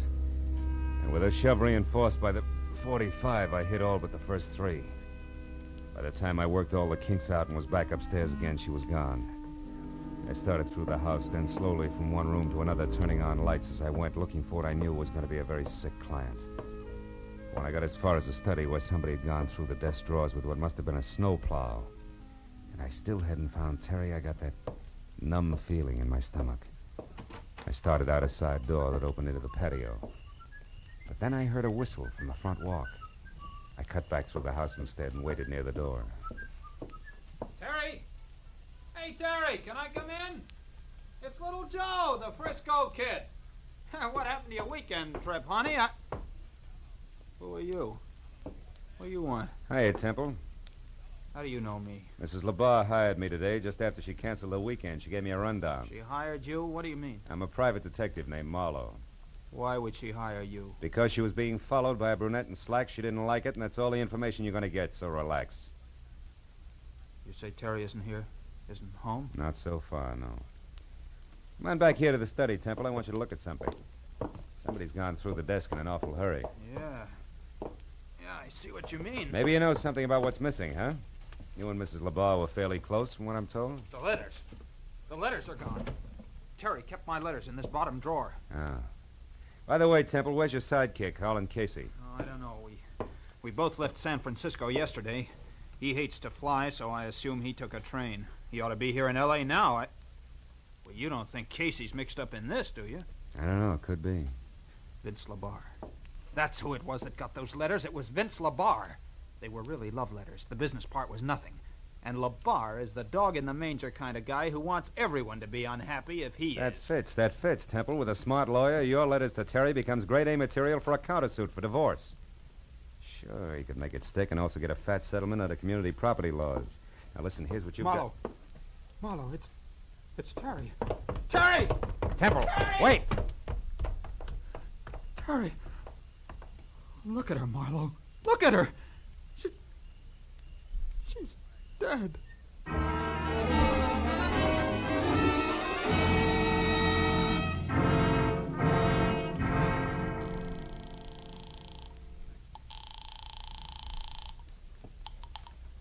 Matthews, homicide detail. Marlowe Matthews, there's a dead one out here. A woman got a pencil? Always. Go ahead, Marlowe. I'm at 204 Beechwood Circle.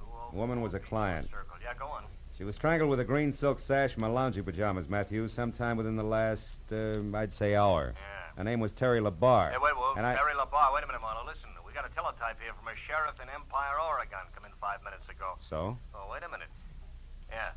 Says some guy named Jess Freeman from L.A. was killed there this morning in a traffic accident. Was loaded with big dough, but doesn't look the type. And the only other identification on him was a business card from one Terry LaBarre. Yeah. You got a helpful answer for that? Wait a minute. Temple, do you know anything about a man named Jess Freeman? He was killed in Oregon today in a traffic accident and had one of Terry's cards on it. Freeman? Yeah. No, I don't remember him. No dice, Matthews. Who are you talking to, Phil? Joe Temple, one of Terry LaBarre's associates. He's here. Never heard of Jess Freeman? Yeah. No, okay, Marlowe. Uh-huh. No, they sent his prints to Washington. The tattoo says he was in the Navy once. They'll pin him down. Now, about out there, any idea who killed him? Yeah, maybe a brunette in slacks. I think I know where to find her. Well, that's dandy. Sit down until we get there, Marlowe. I'll be right out. Wait a minute, Lieutenant. What? Look, right now it's only a hunch, but if I move fast and quiet, I might be able to develop it into something worthwhile, okay? Okay, but keep in touch, Phil. Yeah. I still can't believe it about Terry Marlowe. Now, look. Why don't you just go home and take it easy? I'll tell Lieutenant Matthews where he can find you, huh? Thanks. 1310 Marlborough Drive. Right. Now, tell me, you know where Vince LaBarre lives? Yeah, the Laverne Apartments on Rossmore. He's got a suite on the top floor, 7A. 7A. And if it's any help, he drives a new green Nash sedan. But I thought you said that it was that brunette who... I did. And if Vince LaBarre can't lead me to the lady in long pants, I'll eat my shirt. What's more, Matthews will see to it personally.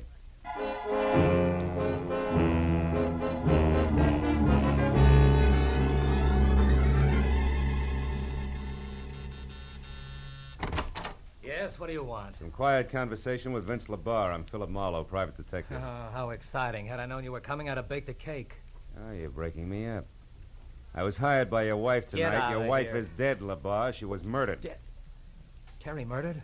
Yeah. Now, if you don't mind, I'll come in, huh? She was killed because of a packet of letters, LaBarre. Oh, no. Kind that are a cinch to cause a big stir in anybody's divorce court. Stir big enough to swing a countersuit in your favor. I don't know what you're talking about. Letters. Joe Temple's letters to Terry, the ones you arranged to have stolen tonight. Oh, you must be crazy. Her death wasn't part of the plan, LaBarre. That was one of those bum deals.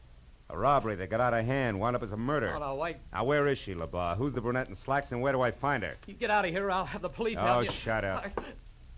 You not only steal letters, but ashtrays, too, huh? Like this coy little number here, a doghouse. Scotty's Drive-In, Wilshire and La Cienega. Okay, LaBarre, that's all. Stand still. Oh, now a gun, huh?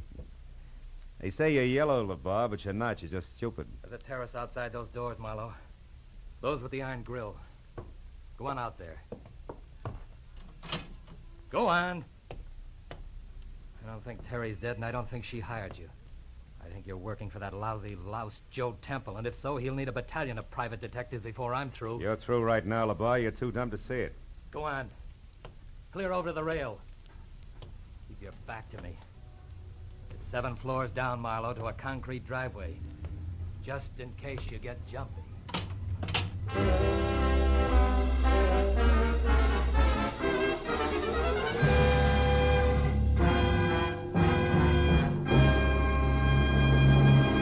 In just a moment, the second act of Philip Marlowe. But first, most people like to know what to expect. But on at least one CBS show, a great part of the fun is in what turns up on the spur of the moment.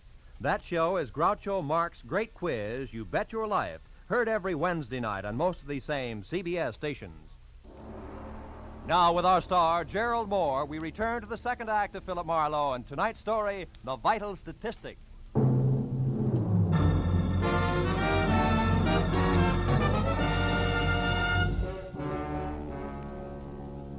The moment Vince LaBarre and the Courage caliber .32 he held in his right hand made it out of the apartment and on the run for the elevator, I kicked through the plate glass door. And I spent the next 2 minutes alternately swearing, straining, and nicking myself while I played contortionist. In and out of the fancy snake grill work on my wrought iron cage until finally I reached the inside handle. I was free out and over to the telephone in a big hurry.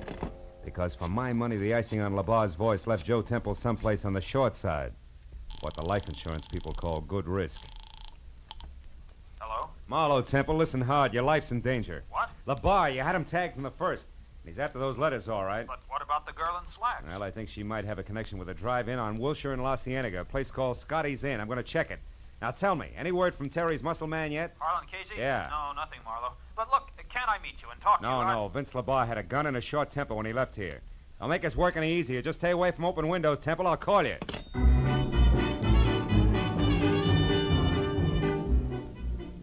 Scotty's Inn was eating on the run in the finest California tradition.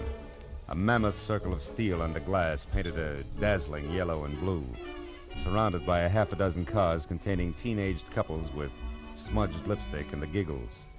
The second after I pulled in and parked, something in slacks with false eyelashes, a waist you could span with a handcuff, and a fixed frontline chorus girl's smile flipped the card marked Ginger against my windshield. Handed me a menu that still had the froth from an earlier customer's milkshake in one corner. What'll it be, mister? Just coffee, Ginger. Cream? Information. Oh, it's you again. Huh? Look, baby, what I told you on the phone 10 minutes ago still goes, huh? About what? About Rose Facetta, the girl you described. Long black hair, a nice shape, you're infatuated, but you don't know the name and address. So I was nice. I gave the name, told you to look the address up in the phone book, period. Don't be so lazy, baby. Wait a minute, Ginger. I didn't call you before, but that dime cup of coffee will bring you a $10 tip if you tell me who did. Hey, you want the guy who called. I don't know any names, but you're not him. He didn't talk up like you do. But what's all the fuss, baby? Rose Facetta's got a guy. She's spoken for. Besides, a handsome fellow like you should... Sweetheart, this is business, strictly, believe me. Oh. What's the address? Come on. 2428 Havenhurst Drive, bottom floor. Thanks. Here's a 10 I promised you. No, never mind. The name was free to him, so why should I charge you? Besides... Decide what? I like the way you said sweetheart. Come on back sometime, will you, baby, when you want more than coffee? Okay. When I want more than coffee and less than murder, I will. Stay out of it, Ginger. It was definite double talk, but the effect was what I wanted. Ginger with mouth wide open and staring after me like my ears were on backwards. That way, she might be scared out of making a simple curiosity-spike telephone call to the popular Rose Facetta, which would trumpet my arrival loud, clear, and prematurely. 10 minutes later, I was parked away from number 2824 Havenhurst. As I got out of my car and started toward the place, I found Vince LeBar's green sedan on the opposite side of the street and carefully tucked into the shadows of a pair of long-haired pepper trees. It was a good time for me to be careful. So when I knocked on the front door, which showed yellow light at the threshold and was the starting point for something not too close to music, I did it with the butt end of my .38. Yeah, who is it? Ziggy, friend of Ginger's. She asked me to deliver you a message, Rose. Oh, all right. What's the message, friend? Why, you lousy... Don't try it, sunshine. There's no law against shooting ladies and knock you downstairs. Now back off. Come on, move, but not too far. The moment I want you in between me and Vince LeBar. Who? Look, Angel, it's all real plain. Those suitcases behind you there are packed. His car's outside. He's after the letters. Oh, no. Ha ha! There goes Vince now, Buster. Well, Peeper, your opener stinks. Get inside fast. Sure. Any place in particular, sailor? That chair near the desk. Keep your hands in your lap. Okay. If it'll please you, Mr. Detective, I'll be very glad to. After all, you're my guest, and I should be nice to you. Now we talk like a little lady, huh, Rose? Vince LeBar picked up the letters from you as scheduled, and you're getting ready to run because you killed Terry, and you'd rather not be around for the question and answer period, right? I didn't kill her. I just knocked her down. No. You didn't kill her. You just slowed down her breathing somewhat with a pajama sash. You're wrong, copper. Skip it. Doesn't add any other way. Go on, answer it. Who is it? Mr. Shirley, what's going on in there, Miss Facetta? Landlord? No, the jerk who lives in the top half of this place, along with a few thousand Miss French Facetta, if you don't poodles. open this door, I'm going to call the police. I distinctly heard a noise, and I... Come on in, Mr. Shirley. Well, what? Well, what's going on in here? Who are you? Never mind that now. Get on the phone and call the police. Huh? Oh, yes, of course. Yes, certainly. Oh. Operator, I want the police. 2824 Havenhurst Look, Drive. Hero, Yes. you're a little mixed up about some things. Yeah, and you're just a kid to straighten me out. Those letters you got to tell. Can't- Try hard, sister. All right. Maybe he was. Now leave me alone. Not quite. Hey, you, Mr. Shirley. Oh, yes? In that desk next to you, there's a gun. Keep it on until the law arrives. Ladies wanted for murder. Well, yes, but what if she should... Yeah, then shoot, Shirley, fast. Because if you don't, she'll kill you. Tell the cops I'll fill in the blanks later. Oh, now, wait. Why must you leave? Why don't we both watch her? Because a guy named Joe Temple needs my help a lot more than you do.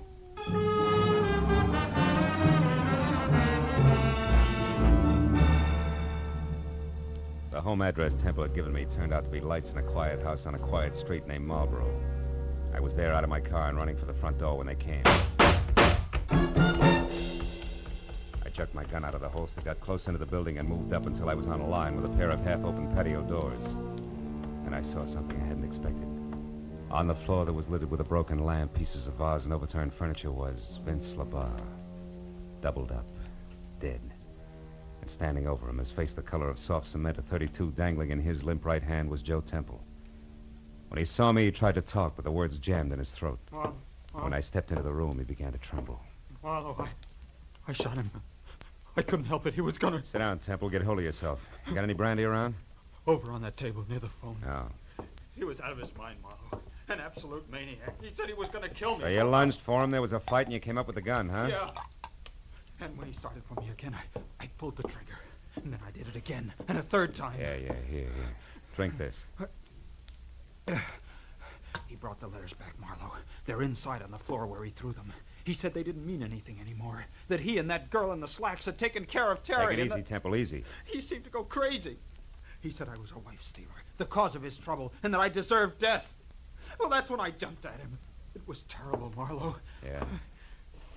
Well, between the two of us, we've just about got all the answers, which is usually a good time to call the police, huh? Oh, what do you mean, just about got all the answers, Marlowe? What else is there? Jess Freeman, the guy Lieutenant Matthews told us about when we were over at Terry's place, remember? Oh, yes, that traffic crash in Empire, Oregon. But why should that figure in this, Marlowe? It shouldn't, but I think it does. Homicide, Detective Lieutenant Matthews speaking. Marlowe Matthews, another dead one on the Terry LaBar case. Oh, no. Yeah, Vince LaBar, her husband, he was shot.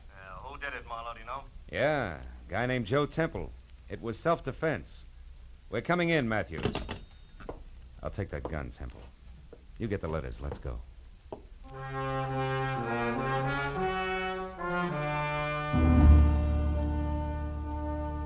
When we got into my car and started downtown, Temple was more relaxed. And he talked easily until we passed Vince LaBar's sparkling green sedan parked a block away. Once again, close into the shadows, and once again, empty. Real empty. The sight of it closed him up tight for the rest of the trip. When we walked into police headquarters and through the quarter of a mile of glossy corridor leading to the door marked homicide, he didn't open up any. But it didn't matter, really, because it's police rule never to talk to two men about the same thing at the same time. And I was first. Matthews said hello without shaking hands, waved me into an uncomfortable seat, and then lit his pipe while I brought him up to date. Then it was his turn. So Rose Facetta killed Terry LaBar so that she could get the letters Joe Temple had written, huh? Mm-hmm. Did this so that her boyfriend, Vince LaBar, could raise a lot of fuss in divorce court with the letters, file a counter-suit, that kind of stuff? That's the whole deal. Yeah, with Temple making it a double-header by shooting Vince when Vince came to kill him. That's it, Matthews. If you believe Temple. Huh? And if Temple hadn't slipped. All right, now what are you getting at, Phil? That when I was on the phone with you earlier tonight, you asked me if Temple or I knew anything about a Jess Freeman who was killed in a traffic accident in Empire, Oregon? Right, but you didn't. No. Nor did I mention the town of Empire to Temple.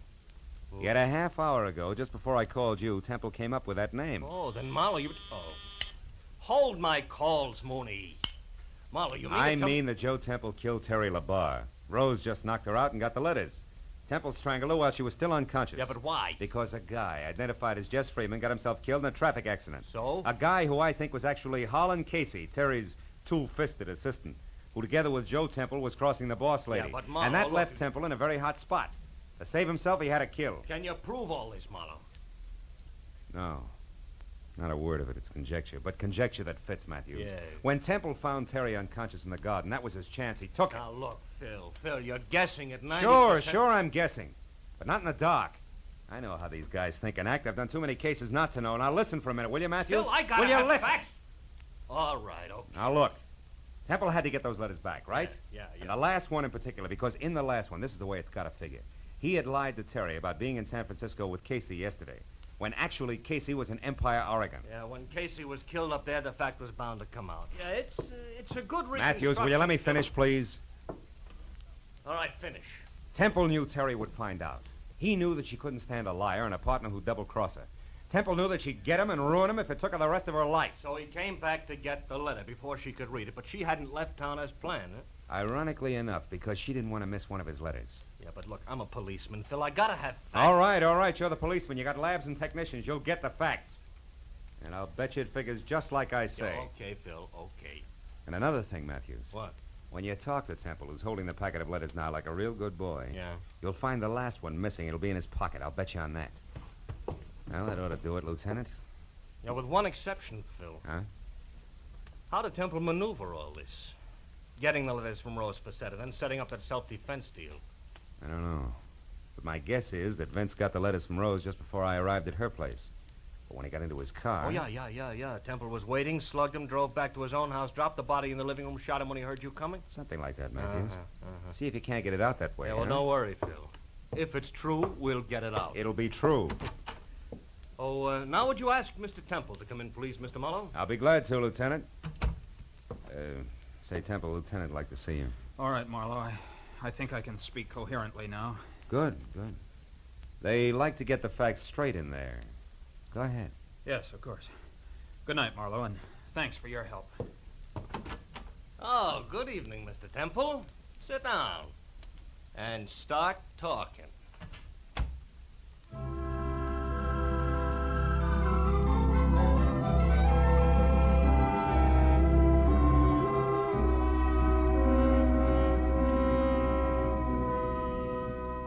When I got into my car, the new day was starting to push the black out of the sky. And the early morning air smelled fresh and cool and clean. Yeah, the whole night had been confused and complicated. But I knew that by the time Matthews had finished with Temple, there'd be no questions left unanswered. That would be great, wouldn't it? If everything could be that way. No questions left unanswered.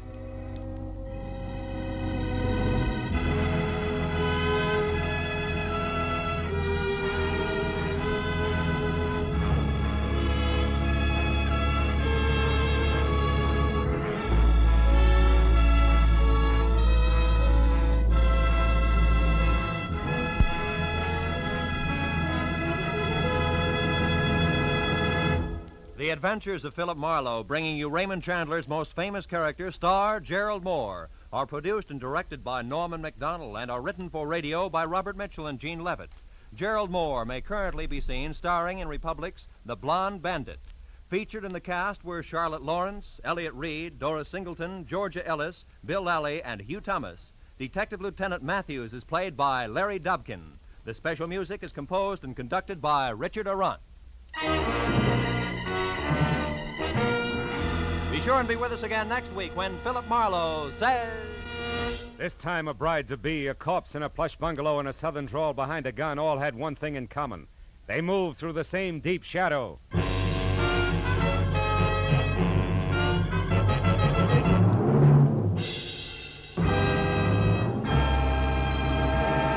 Remember, you'll find George Burns and Gracie Allen and their good friend Bill Goodwin here on most of these same CBS stations every Wednesday night in the half hour following the Bing Crosby Show. This is Roy Rowan speaking.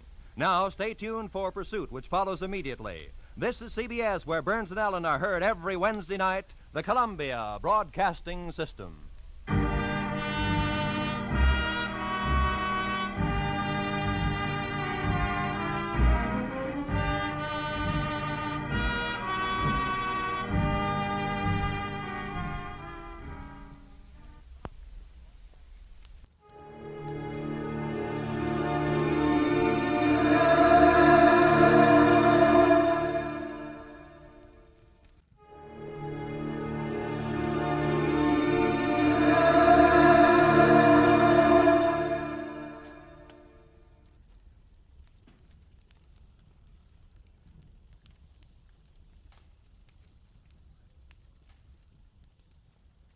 Get this and get it straight.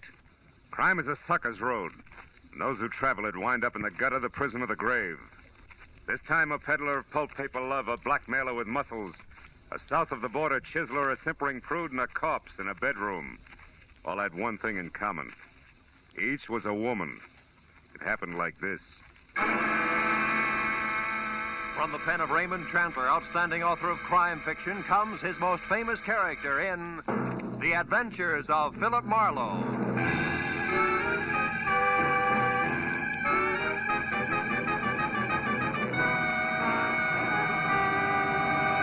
Now, with Gerald Moore, starred as Philip Marlowe, we bring you tonight's exciting story, The Ladies' Night. And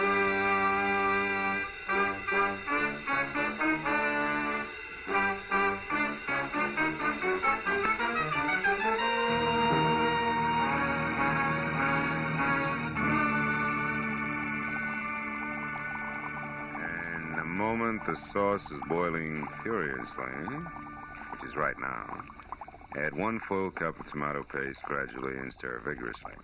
Okay? 1 full cup of tomato paste. Oh, no, not now. I'll be a minute. Yeah, I said I'll be... Oh, no. Ooh, ow. All right. So I add tomato paste, cup and all. Okay, I'm coming. Who is it? Western Union, telegram for Philip Marlowe. Oh, I'm sorry. I didn't mean to... Kay Vanneman. Yes, darling. Staunch friend Kay. Am I welcome? Me and my small Western Union Joe? Oh, sure. Come on in. Come on in, honey. We'll go in the kitchen. Oh, it's not Marlowe playing chef again. What is it this time? Well, sauce a la Marino. What's on your poor little rich girl's 14-carat mind tonight? You. It's Tuesday. Tuesday? Yes. This is meeting night in my crowd. The Greens Committee at the Country Club, the Beverly Hills Male Choir, the veterans of this and that. So, no men left. Oh, except staunch friend Marlowe, huh? Look, Kay, baby, just because I... I know it by heart, Phil. Just because brave private detective once saved rich Uncle Enoch's niece, Kay, baby, from lots of trouble. For which he was well paid. There's no reason why they've got to go on seeing each other. Well, mister, you're wrong. There is a reason, a big fat one. I like you. Lots. You do? Especially on Tuesdays. I can't tell you how happy that makes me. Now, I'm look... not being too bold, am I? I did call, 3 times. You weren't home all day. That didn't discourage you. If I can't have you, I'll take the doorstep. Tuesdays. On Tuesdays. Now, about this sauce a la whatchamacallit. What do we do first? Fish out the cup or wait for it to melt?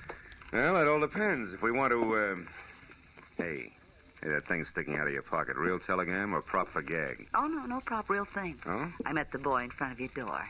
Here. Open it up, will you? My hands are greasy. So I noticed. Over there, self-reliant. It's called soap and water. Oh. Well, read it, dear. Straight like, huh? Okay, straight like. Tried to reach you all day. Very important. Meeting at the Tulip Room, Sunset Strip at 8 tonight. We'll pay you triple your fee. Time means everything. Gigi Ormsby. You know her? Give me the towel, will you? Yeah, I think... Sure, she's the demon editor for Passman House. Who published what? Magazines, Torrid Love, Great Passions. You know, the shop girl's encyclopedia. Well, now tell me, shop girl, where'd you meet editor Gigi Ormsby? At a cocktail party about a year ago. She's quite a character. Sleek to look at. And listen to? Oh, someplace between a career woman and a Marine sergeant. Credit good? Excellent. Uncle Enoch once shook hands with her, and that's better than Dun and Bradstreet. Hey, where are you going? The Don jacket and professional demeanor. Both are going to the Tulip Room. Phil, but you're not. Phil, that's not fair. This is And Tuesday. the sauce a la Marino needs 1 measuring cup removed. A delicate woman's touch from here on in. Bye-bye, Kay. You're a staunch friend indeed.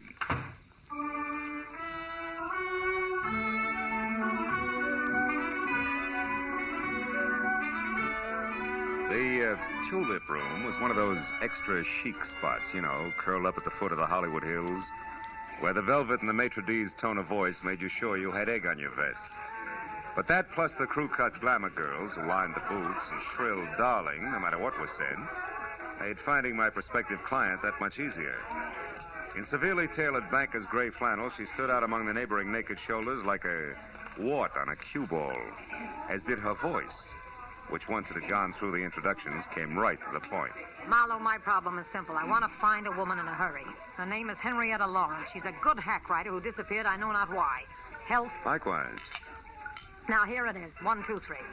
A couple of weeks ago, Henrietta Lawrence showed up in my office from someplace like Seattle or Portland, I forget which, and handed me an outline for a 3-installment serial story that was excellent, according to our standards. 3 days ago, she brought in the first 2 installments, also excellent.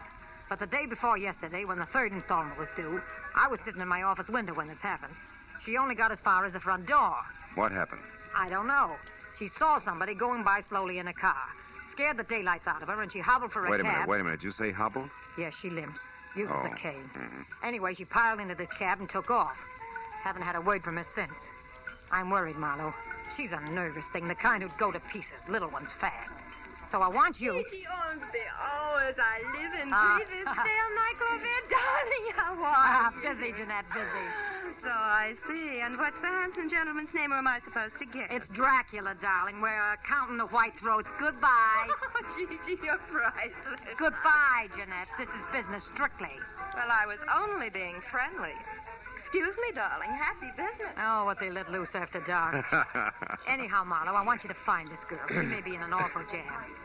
Now, what do you want to know? Well, description might help, Gigi. Okay. Henrietta's about 35 on the drab side. No makeup, no jewelry. Each time I saw her, she was wearing the same thing. A plain brown coat, a plainer brown hat, low heels. All in all, the sex appeal of a tumbleweed. Mm-hmm. Last address you had on her? It's the only one.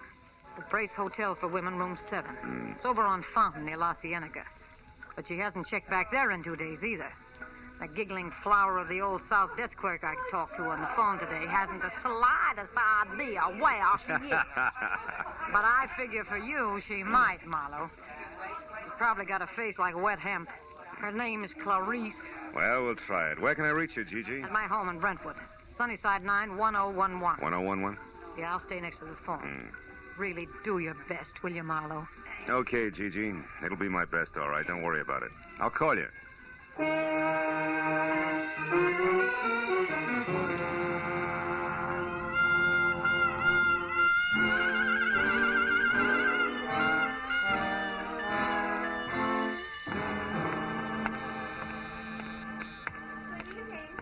Hotel. Miss Violet Moore? One moment, please. Go ahead. Oh, hello. Can I help you? Are we alone? Is the switchboard closed? Why, yeah. Good. You see, I'm a private detective named Marlowe, Clarice. A private detective. And you know my name. Oh, we find things out. Oh, how can poor little old me help you? Well, it's about Henrietta Lawrence, the girl with the cane. Mhm. She's in trouble, and I think it's a man.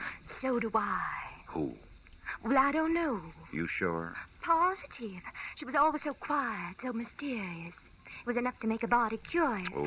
So one night I followed her. She went to Annie Stringer's Hollywood Health Club. That's a ladies' Turkish bath over on Santa Monica Boulevard in Doheny.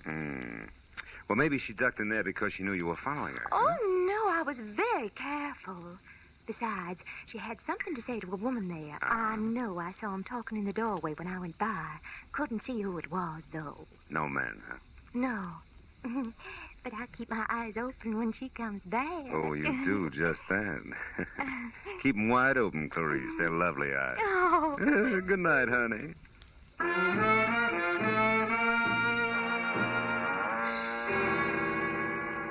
My client was wrong.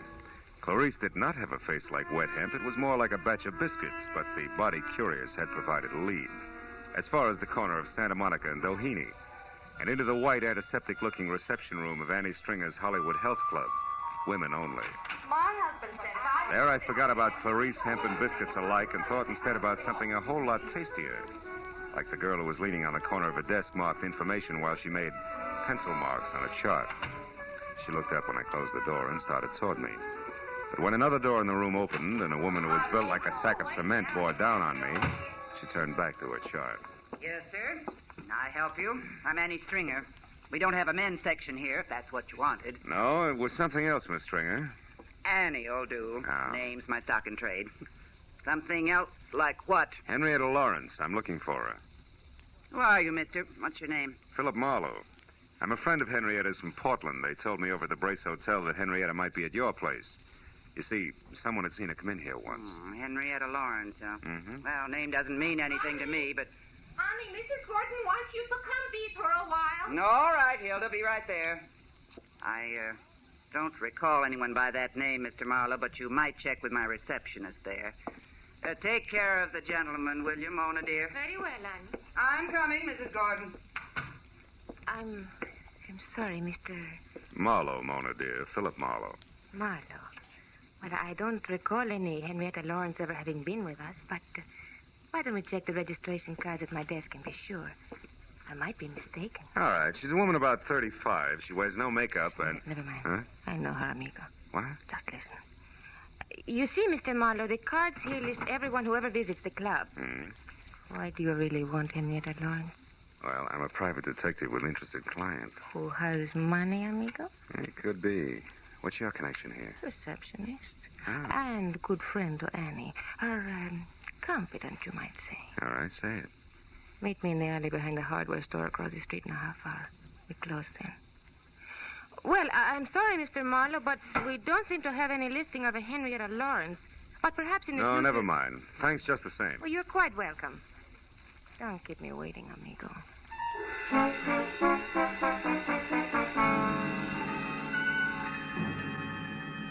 I killed most of the 30-minute wait at an all-night beanery a block away where I drank bad coffee and listened to a special monologue from a waitress, which was worse.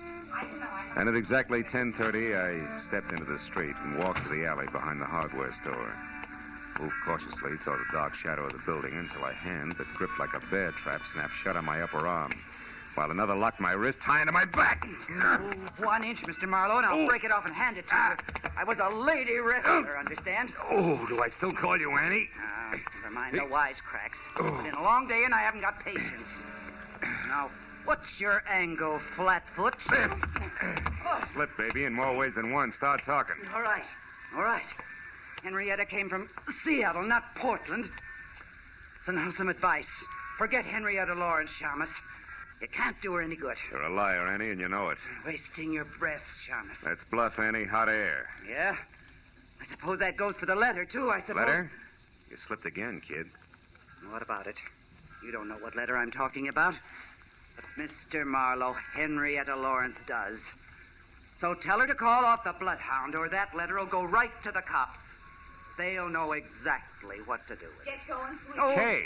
Blow the top of your head off. Go on, feed it while you can still walk. Go. All right. But I'll be around, Marlowe. So don't forget the message I gave you for Miss Lawrence.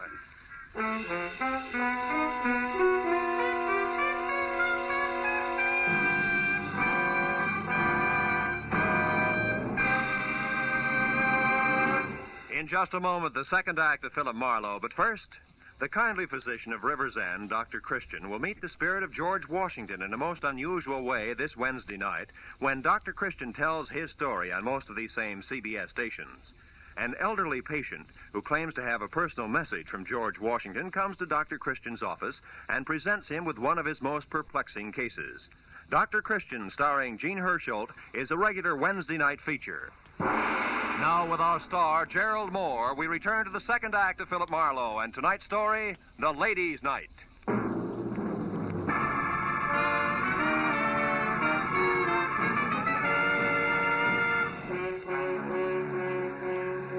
Kay watched Annie Stringer lumber out of sight down the alley. And she turned, tossed me an I told you so smile, and lit a cigarette for me. Here. Well, I guess it's a good thing I chucked that scullery maid routine and followed you after all, wasn't it? Look, I've already said thanks, so go ahead. Get real corny. Rub it in. Marlowe pinned by a woman. That was no woman, Phil. It was the late gargantuous cousin. Yeah, I was also outnumbered and surrounded. By the way, where's your gun, Kay? I don't have any gun, just What? a lot of bluff and curiosity about what you were doing out here in the alley with a creature like that. I was taking a judo lesson. By correspondence, maybe?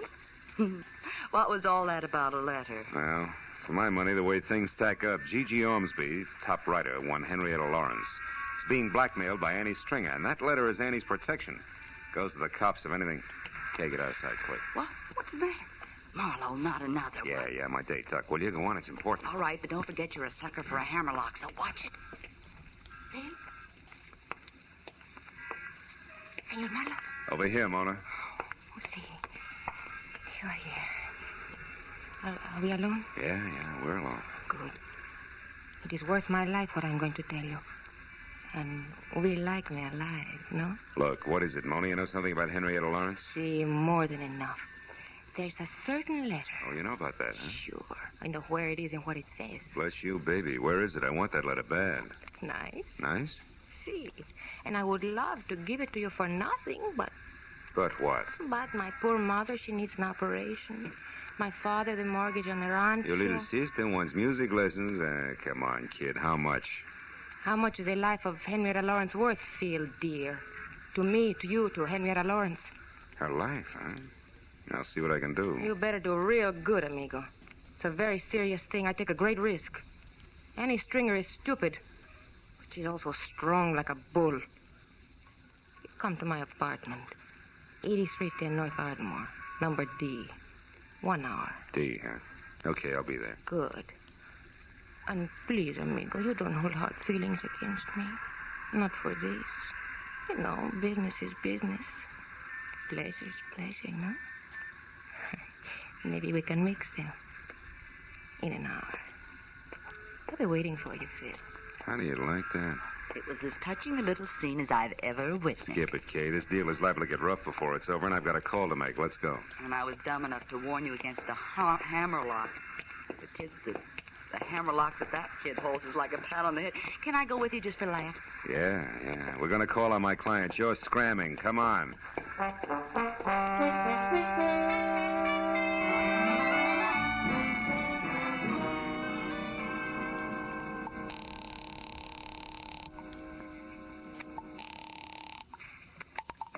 Hello? Marlowe, Gigi, got a line on Henrietta, but you're not going to like it much. What do you mean? How does it go, Marlowe? Trouble is, she's got blackmail.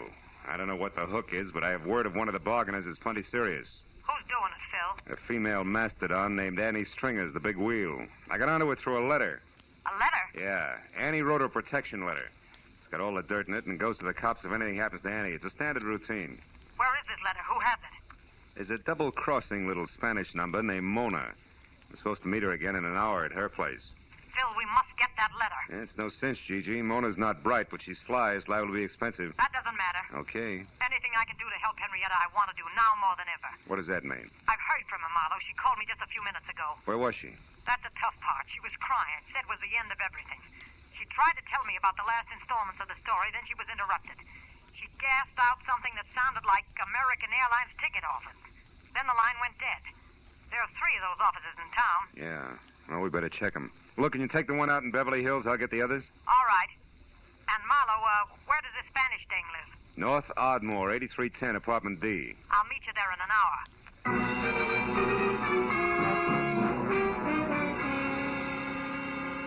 When Gigi hung up, I sent Kay to check the airline office in Hollywood for a woman carrying a cane and a big load of trouble, telling her to call me at the downtown agency within half an hour.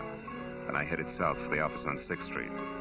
Halfway down, it began to rain. You know, the kind of dismal, misty drizzle that makes your clothes smell like blankets at a fire sale. I spent a fruitless half hour peeking into corners and trading descriptions, and finally, when Kay called in a negative report from the Hollywood office, it was high time to beat it out to my appointment with Mona. The rain had put enough dazzling sheen on the pavement to make the going slow and slick. But I got out to 8310 Ardmore not over a minute late. Apartment B was the last on the right and completely dark. As I walked toward it, I found myself following a set of feminine footprints rapidly filling with water. And besides each left print was a little round hole.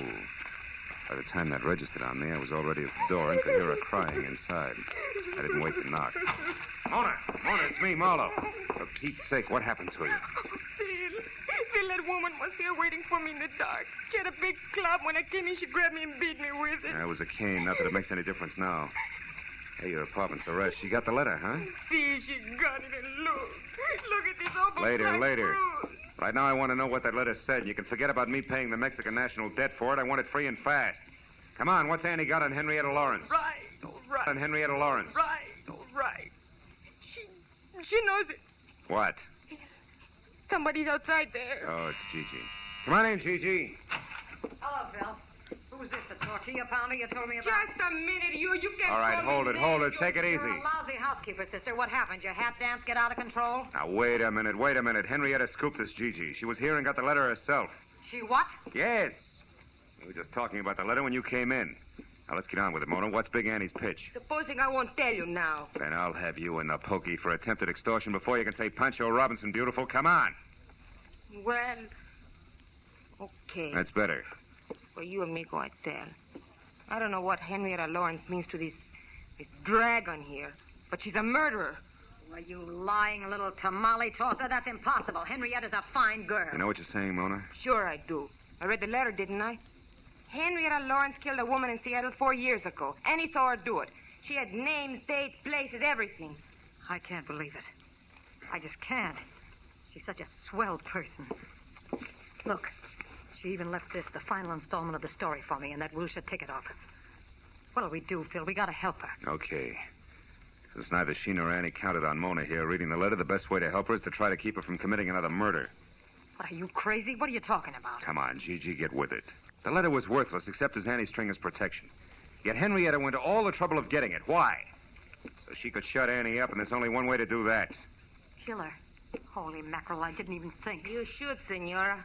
You got nothing else to work with. Drop dead. Stop it, both of you. Oh, crazy. Better stay clear of it from here on, Gigi. Go home and wait for me. Okay, Phil, whatever you say. Call me as soon as you can. Sure. All right, come on, Mona, let's go. Me? Yes. Oh, no, amigo. The letter's gone, and so is Mona's interest. I'm very tired. Now, listen, you cut yourself in on this right up to your sombrero. You know Annie, so you may be able to help me. It's that or spend the night in the cooler. Add it up, sweetheart. Underlay. All right. You're so forceful, amigo. Come on, let's go.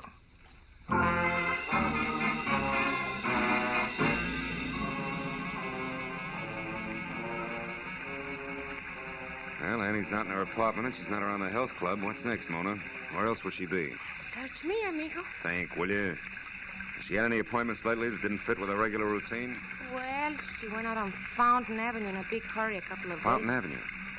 That's where Henrietta's been staying, in a hotel out there. The Brace Hotel? That's it, on the nose. Is Annie dumb enough to go there now tonight? Sure. She's stupid. And her strength makes her reckless. That's it. Let's go.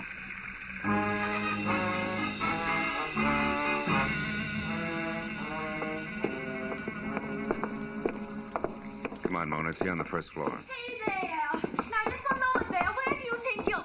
Oh, it's you again, Mr. Marlowe. Yeah, it's me again, Clarice. If you're looking for that Miss Lawrence Yeah. in number 7? Uh-huh. Well, you're sure in luck, Mr. Marlowe. She's in now.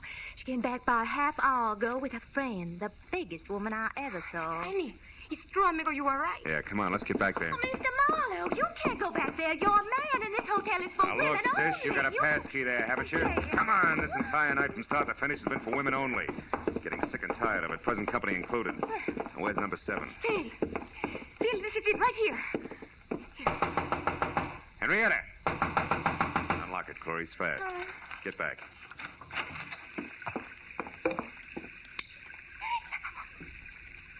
Henry. Dead. With a knife. Yeah. Go ahead and scream, Clarice. Get it over with. Where's Miss Lawrence? She no doubt left by the window here. Yeah, it's still open. Only 5 feet to the ground and a clear set of footprints in the wet dirt, cane marks and all, just like... Just like what, Mr. Marlowe? I started to say like the ones I saw earlier.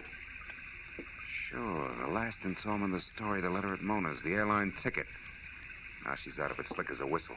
Clarice, call the cops. Here, give them my card. I'll get in touch. Well, where are you going, Mr. Marlowe? To break the unpleasant news as gently as possible to my client. Phil, what about me? What will I do now? Just keep looking at Annie, you beautiful, chiseling, double-crossing jerk. Maybe you'll learn something, but I'm not going to count on it. Phil.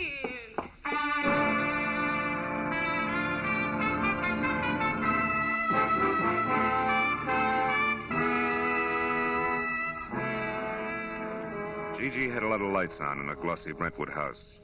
And as I walked up the wet, curving flagstones to a door, I could see her inside, pacing slowly back and forth. An impatient cigarette in one hand, a stiff brace of brandy in the other. Whatever Gigi Ormsby really thought or felt about Henrietta Lawrence then, I couldn't tell. But I was sure that before I left, she was going to despise her. Phil, I've been waiting for you to phone me. Something bad, isn't it? I can see it in your face. We found Annie Stringer's body, Gigi, in Henrietta's hotel room. Ah, what a dirty, dirty shame. And Henrietta? Gone. But she won't get far, not this time. The circle gets smaller every time. She can't keep on killing. It's got to stop someplace. Yeah, I suppose so. But I'm sorry for her, Phil. I hope she got a plane ticket tonight and is miles away by morning. I hope she gets a break this time. She didn't buy a ticket. She's not even running. And she won't get that break. You talk as if you know where she is, do you? Mm-hmm. You've been to Seattle, haven't you, Gigi? Oh, of course, but not for years. You lived there. You were a writer before you became a publisher. Why? What is this? You knew Annie Stringer long before tonight, too, Gigi, huh? What are you driving at, Marlowe? That your real name is Henrietta Lawrence, that you killed a woman in Seattle once, changed your name, and got away, but there was a witness. And a couple of weeks ago, purely by chance, that witness, Annie Stringer, ran into you, recognized you as Henrietta, and grabbed at the chance for blackmail. Stop it, Marlowe. So you had to bring Henrietta Lawrence back to life, just long enough to get rid of the witness. But first you had to get a letter she'd written, and also have someone who tell a straight story to the cops. So you hired me, planted the right leads along the way. Get away from that desk! Don't try it, Gigi. You can't win, so at least lose gracefully, will you? If this was in one of my books, no one would believe it. You're right, I can't win. It's all true, Phil. Where was the loophole? It started only as a hunch, but everything fit. I got it from the cane you used, Gigi, at Mona's place. The cane marks were on the left side of your tracks. But outside the hotel window, they were on the right. Anybody who really has to use a cane couldn't do that. Such a little thing. As a matter of fact, it was. Look, Marlowe, you're the only person between me and that break. I got more money than I know what to do with. I can bid high, really high. You wouldn't be for sale, would you? No, baby. Just for hire. Get your coat, Gigi. We're going down to headquarters.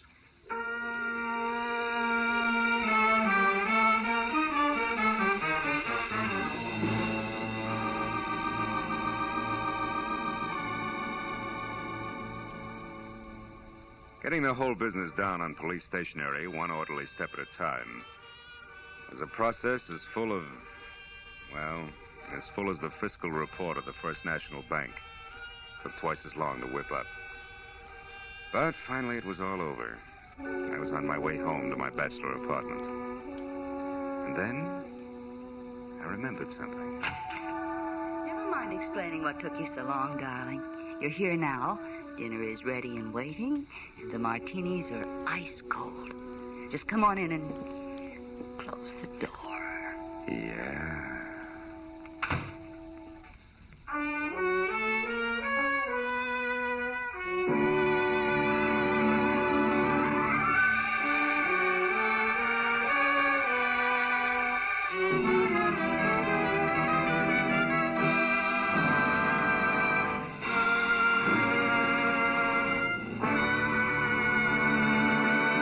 The Adventures of Philip Marlowe, bringing you Raymond Chandler's most famous character, star Gerald Moore, are produced and directed by Norman MacDonald and are written for radio by Robert Mitchell and Gene Levitt. Featured in the cast were Jeanette Nolan, G.B. Hunter, Constance Crowder, Lillian Bayef, Gene Bates, and Michael Ann Barrett. The special music is composed and conducted by Richard Orant. Be sure and be with us again next week when Philip Marlowe says... This time a friend with millions, a myopic chemist and a long-haired piano player were thrown into a panic because a brilliant young lady with a gun was taking a big step in the wrong direction.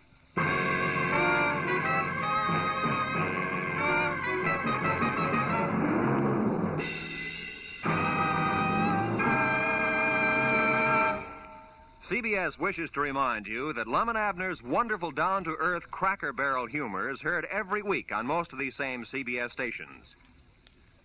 This is CBS, the Columbia Broadcasting System.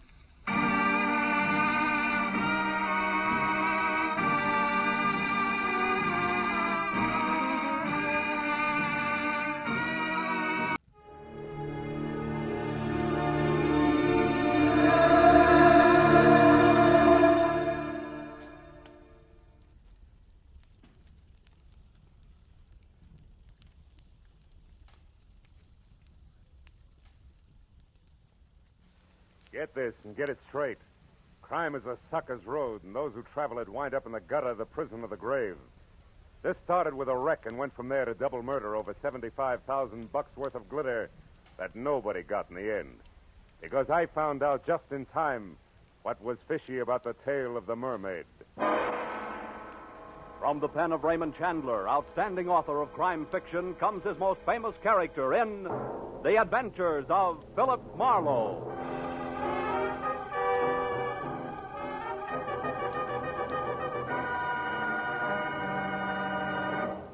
Now, with Gerald Moore, starred as Philip Marlowe, we bring you tonight's exciting story, The Tale of the Mermaid. At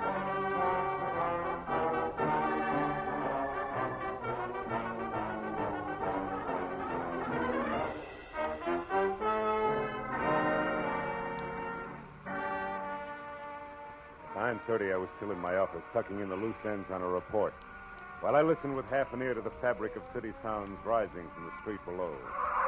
Fabric ripped suddenly by tires clawing concrete. The shattering crash that followed brought me to my feet. It was a traffic accident, and a bad one. I ran to the window, but it had happened around the corner out of sight from my office. So I watched others run for it and remembered grimly that every 30 seconds, somewhere in the country, a thing like that happened. And 1 out of every 16 minutes was fatal. I wondered who had been chewed up in a chromium meat grinder this time as I listened to first the police, then the emergency ambulance, and finally the scavenger truck cleaned the wreck off the street. After that, I went back to my report again and tried to forget about it. But an hour later, that same accident came back into my office. Mr. Marlowe, Yeah? this is Corey Riggs. Yes, Miss Riggs? I'm a nurse at the Warwick Emergency Hospital. Uh-huh. About an hour ago, a man named Stanley Ott was brought in, and he's been calling for you. For me? He was badly injured in an automobile accident on Cahuenga on his way to your office. Wait a minute, who did you say this was? I'm the nurse assigned to Mr. Ott at the hospital. I just got off duty, and I had to wait until I was relieved before I could call you. I see. Well, look, Miss Riggs, I'd like to help in any way I can, but it's 9:30. Mr. Marlowe, Mr. Ott gave me $250 and told me to call you. Yeah, I know, but And you... he said that I should give you $200 and keep the $50 for myself. Oh, fine. Now I get clients by proxy. I beg your pardon? Nothing. I'll be right over, Miss Riggs.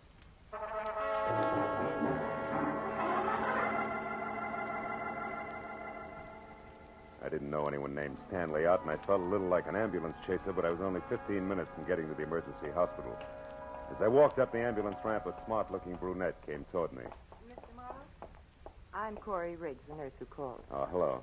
Can I see him now? It wouldn't do any good. You see, he went into a coma a few minutes after I called you. Oh, too late, is that it? Let's move away from the door, shall we? Sure. You see, Mr. Marlowe, before he went into the coma, Ott wasn't rational. He was raving. About what sort of thing? About you and a girl. Oh? As near as I could make out, she's supposed to meet someone tonight at 2 o'clock and collect $75,000. It's quite an assignment. Who's the girl? I don't know. All Ott said was something about a plaid coat as identification. Plaid coat, huh? Any idea what he wanted me to do? Chaperone, maybe? No, he kept pleading, stop her, she can't do it. So I'm sure that he wanted you to prevent this girl from keeping that appointment. For some reason that seems absolutely imperative to him. Where was this 2 o'clock meeting supposed to take place? I have no idea. Oh, fine. So it boils down to this. A girl we don't know in a plaid coat is meeting someone we don't know at a place we don't know at 2 a.m. The man who wants me to prevent it is in a coma and can't talk. Didn't he say anything else, Miss Riggs? He just kept saying, you've got to help me, Marlowe. It's life and death. You know, we can stir up an awful hornet's nest poking our noses into $75,000 worth of business we know nothing about. I doubt that we can do any good anyway, because we don't have enough to go on. If he said anything else to even point in the right... Marlowe. What? Oh, wait a minute. He mumbled something once about a Constantine. Constantine? Yes, it's some pier. What is it, a boat? I don't know. But at least it's a lead, isn't it? Anything else? No. Okay, where can I reach you? I'll be at my quarters, Crestview 5781. 5781. And keep track of Stanley Ott's condition, will you? If he comes out of it, talk to him. We've only got 3 short hours. I'll call you, Corey.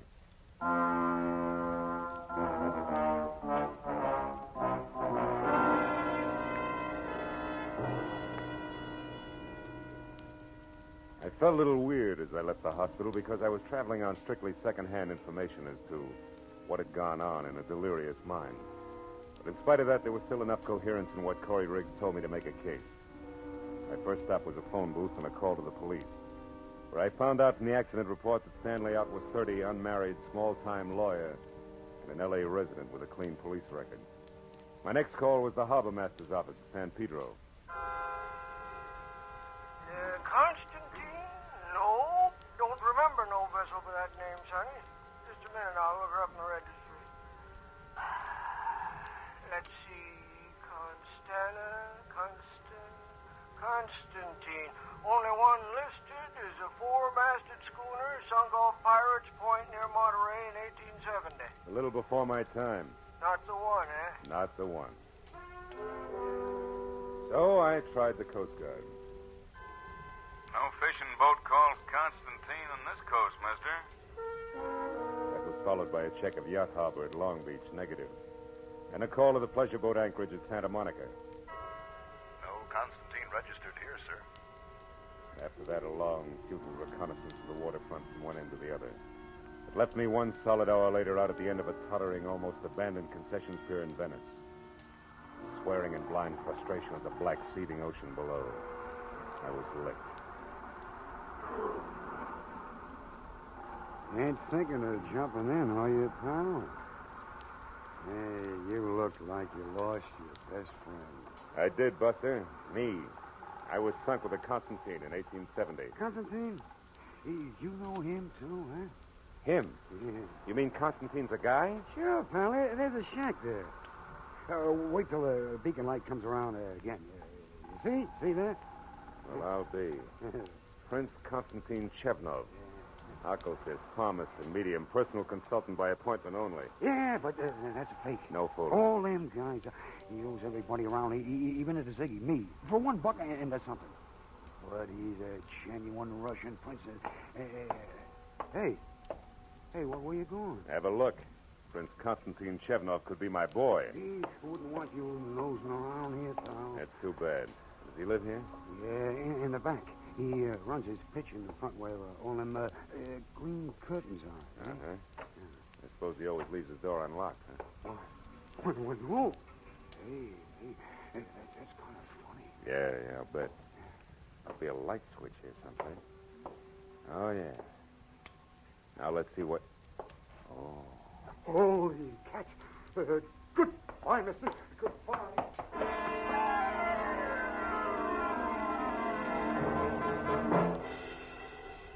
As the little wharf rat darted through the door and scampered away into the darkness, I went over to the body, face up on the cheap, gaudy carpet of the seance room. He was about 35 in a substantial gray business suit stained red and hard, stuck into the sweatband. Typed at the top was the heading, The Mermaid. Owner Otis Van Owen, only relative Evelyn Van Owen, niece. Mermaid stolen November 12, 1948. Insurance paid in full. In ink, Van Owen died August 1949, and under that in pencil, Constantine Chevnov, Venice Pier, and Louis Paradise, 913 Seacrest Road, Pacific Palisades. It took 20 minutes to find 913 Seacrest. And when I stopped and got close enough, what I saw through an open window made Constantine's trap I just left look as reliable as a post office by comparison. It was a miniature Egyptian temple, exotic and dainty, sickening lushness of red velvet and yellow silk. And in the center of the room was a bloated little man, balancing a long cigarette holder in one hand, while he simpered into a honey-colored French phone in the other. I moved up quietly until I could hear him. A sentimental agreement. That is right, Evelyn. Your Uncle Otis and I were the best of friends for years. Well, thank you, child. Where are you now? Oh, the observatory. Good. I advise you to stay there until a few minutes before 2, and you will not forget to wear a plaid coat, just to be sure I won't make a mistake. What is it, bud? What? Sideshow? Hey. Careful now. Sudden noises like this gun going off upset Mr. Paradise. What do you find so interesting inside? Conversation. About the mermaid, probably. Uh-oh. Glad you dropped that one, bud, because I'd bump you for a nickel. Say nothing to 75 G's. I don't talk things over with punks. I reserve it for the head man. Go do something about it. Okay, bud, I will. Go on, move. Round to the door and inside. Mr. Paradise gets some kind of kick out of stepping on big guys like you. The gopher face shoved his automatic into the small of my back and marched me inside, where the air was thick with cheap incense. The bloated little king with a long cigarette holder had stepped out, but he came back fast when the gopher called him. Mr. Paradise. He stared at me from across the room, and his nostrils flared for an instant. And he simpered again and sidled toward me. The gopher dug at my spine with his gun. Well, now, what is this, Rudy? Snooper, Mr. Paradise. Caught him outside peeking in the window. Oh, it is a bad night for snoopers. Who are you? Name's Marlowe.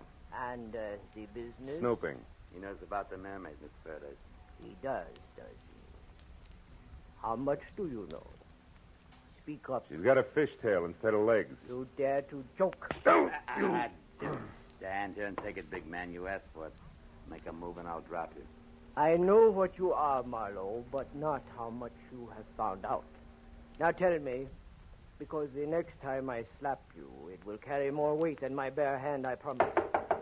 You have company, Paradise. Did I get it? No, you keep this baboon under control, Rudy. I will answer the door. Oh, Prince, come in. Paradise, Paradise, what do you think? How far do you think you can go with my reputation? Do you want to get me hanged? Wife, what is the matter, Constantine? You are upset. Upset? I'm out of my mind. Oh, what a shock. And such a stupid thing for you to do. What are you raving about? He found that body on his front room floor, right, Constantine? Exactly. Precisely.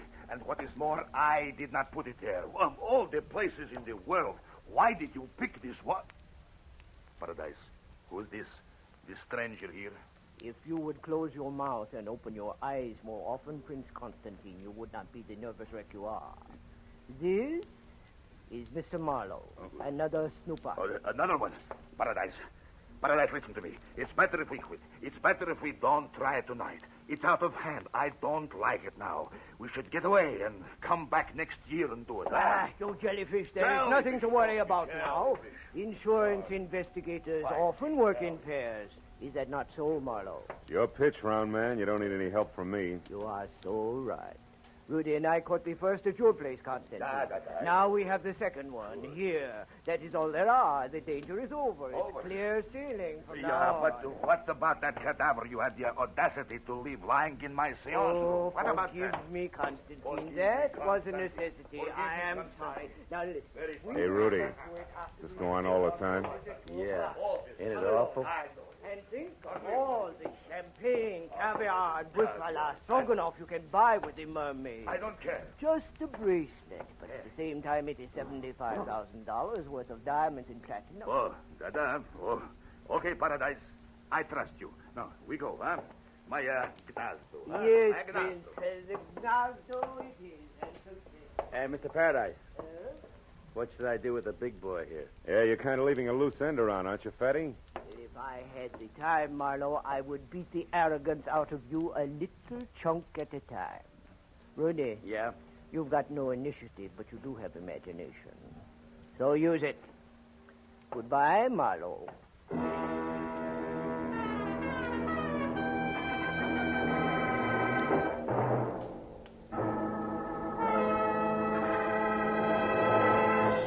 In just a moment, the second act of Philip Marlowe. But first, it's a big break in entertainment for you and a big break in a career for some talented youngsters when Horace Height's original youth opportunity program opens the door to fame and fortune every Sunday evening on CBS. Popular Horace Height is host to young folks who want to break into show business. And every Sunday evening, one lucky winner does break in, to his delight and your listening pleasure. Yes, for music, comedy, thrills, and all-around fun, listen to Horace Height Sunday evenings, another great CBS show heard over most of these same stations. Tune in this fall for the shows that you love best of all. Listen carefully. Here's the address. It's CBS. Now, with our star, Gerald Moore, we return to the second act of Philip Marlowe and tonight's story, The Tale of the Mermaid.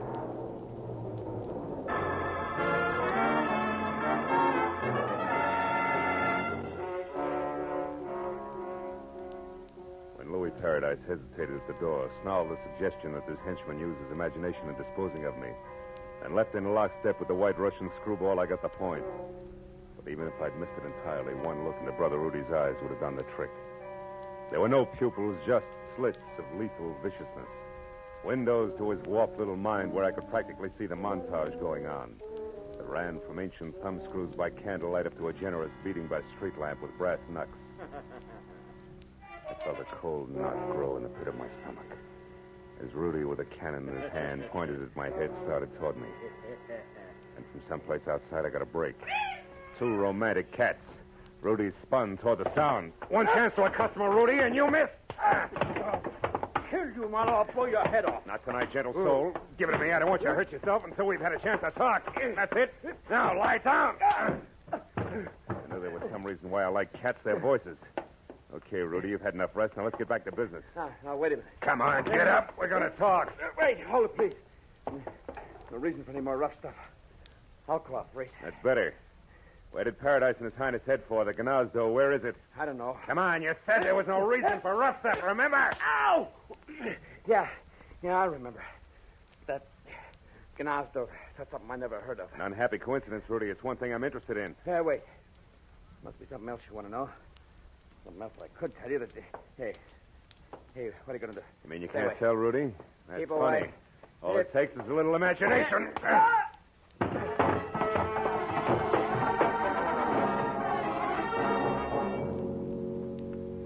With Rudy out of the way, I started through the place looking for all-important answer to what was the Gnazdo.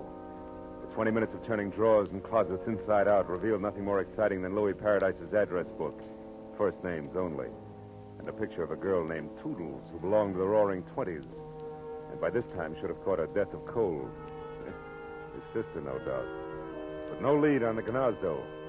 So on the slim chance that my client Stanley Ott might already be back in this world and able to help, I got outside into my car and drove to the first drugstore where, after checking the phone books under everything from bars to bathhouses for a Gnazdo and getting no place, I called Corey Riggs at the nurse's home. No, Marlowe. Stanley Ott's still unconscious. I just talked to the night nurse on his floor. They expect him to come out of it soon.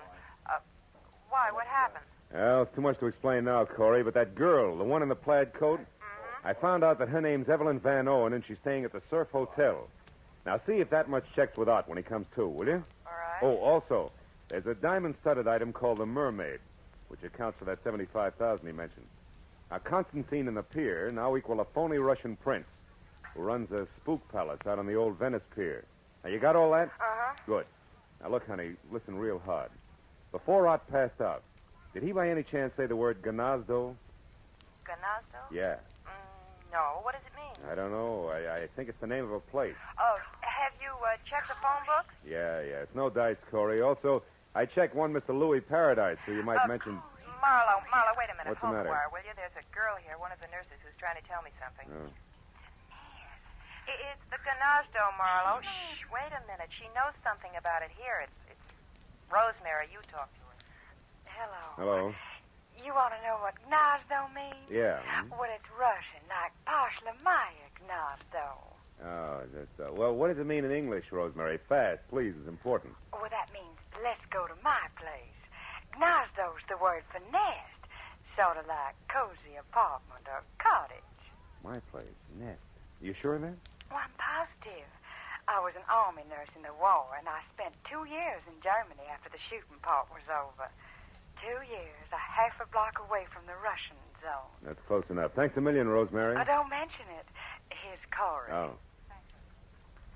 That do it, Marlowe? Yeah, I think so. At any rate, unless I'm way off base, it's where both the Mermaid and all parties concerned are going to rendezvous at 2 a.m. That's less than a half hour from now. The Prince's place on the pier. I want to be early, so goodbye, Corey. I'll call again when I know more. Yeah, and give my everlasting love to girlfriend Rosemary. She all is show a peach.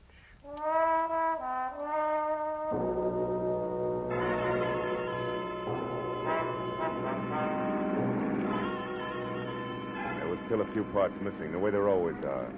But as I drove fast for the old Venice pier and added as I went along, it came out something like the theme of Paradise and Prince Whatchamacallit ready, willing, and able to pay $75,000 for a piece of jewelry that one Evelyn Van Owen now owned. A mermaid, which according to the data I'd found on the insurance man's body, had once been stolen from Evelyn's late uncle. But I left it there when my rear-view mirror said a long gray sedan that had been tagging me discreetly for the last 3 blocks was now being indelicate about it and closing fast. The driver was old pal Rudy, and as he came abreast, he headed for me.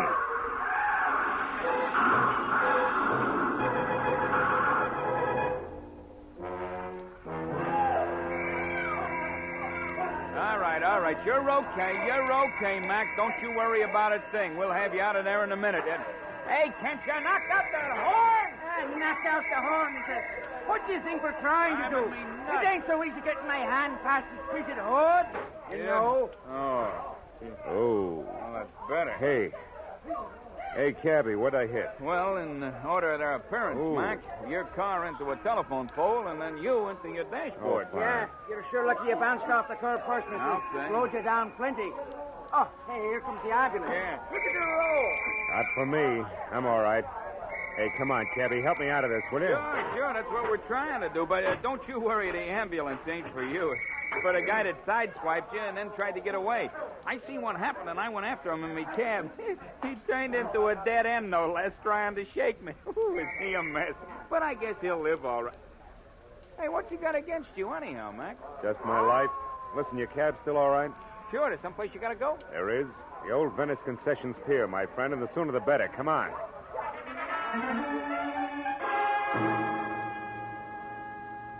Maybe my head against the dashboard was exactly what I needed. Because right then and there, the method of Rudy's handiwork made me think of an angle that I'd neglected almost completely. My unconscious client had not wanted me to get the Mermaid or the $75,000, but to stop Evelyn from keeping her rendezvous, which at this point I figured could mean but one thing. It was exactly 2 o'clock when the cab slammed to a stop near the pier. And I piled out and ran onto the empty, fog-dampened planking that led to Prince Constantine's shack. Nothing but mist moved over the pier. No unusual sound broke the pattern of waterfront noises.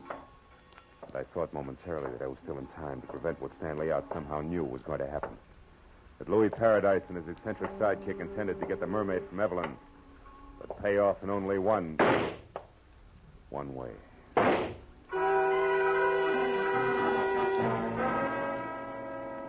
I ran to the rear of the shack on stilts and got close to the half-open door where I could see and hear and found out just what I'd expected. In the storeroom, spread out and very still on the oil-soaked planks that were a makeshift floor, was the lifeless form of a girl, who, according to the plaid coat she wore, was the late Evelyn Van Orn. And kneeling close to a gun in one hand, the sparkling Mermaid in the other, was her executioner, Louis Paradise. Next to him is number 1 boy, Prince Constantine Chevnov, not very happy. A fool to shoot her was stupid. Yes.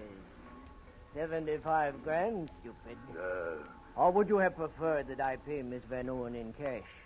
I had to kill her. Yes, Paradise, but the gun, so much noise. We can't afford to attract attention. There's 2 corpses on hand. I should say not, Fritzy. Don't try it, Louis. Oh, the Mermaid. The space between the boards. The Mermaid. Oh. It's in the water, Chevnov.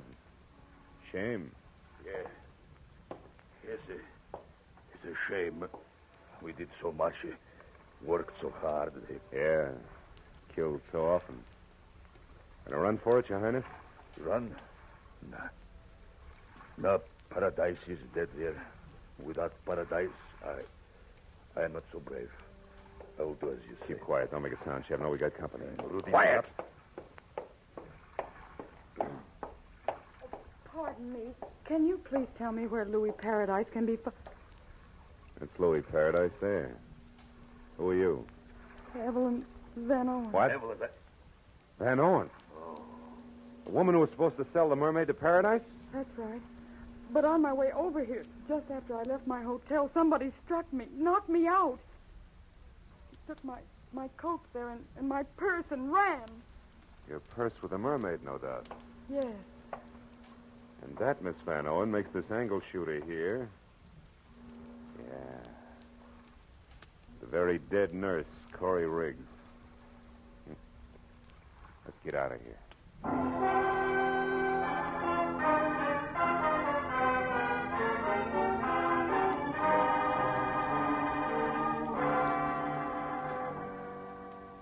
Well, there's nothing everything's going to be all right. Oh, I'm so happy. Why is it women always cry when they're so happy? I don't know, but it's effective. Well, I'll run along now. Goodbye. Bye, Doctor. Bye. You know, Mr. Marlowe, when I was in Stanley's room with the doctor, Stan said he didn't lose control of his car at all when he had that accident in front of your place. He was run off the road By by... a gray sedan, I know. Because I had the same treatment. One of Louis Paradise's henchmen, Rudy. Where's your car, honey? I'll walk you out.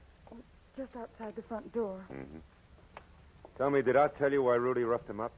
Yes, in a way. You see, I told Stanley about the deal with the Mermaid, and he thought it all sounded a little phony. Can't understand why. He's a lawyer, you know. Our legal type mind, yeah. He said meeting anyone at 2 in the morning was ridiculous, so he investigated as much as he could because he was worried about me. We're engaged, you know. I never would have guessed. And he found out that Mr. Paradise was a fence. And Stan said that probably he never intended to give me the $75,000 for the Mermaid at all. That they intended to kill me. Here we are. Tell me, why did you get in touch with Paradise in the first place? I was just following Uncle Otis's instructions. Mm-hmm. He gave me the Mermaid when he was dying. And he told me if I wanted money to sell it only to a Mr. Paradise, but not to mention it to anyone. Your uncle faked the robbery, collected the insurance money, and then let you sell the Mermaid to a fence, huh? It's lucky for you that Nurse Corey Riggs was clever. She put together just enough of Otis's gibberish to know that there was something good to be had, and then got me to unravel it for her. She got killed taking my place.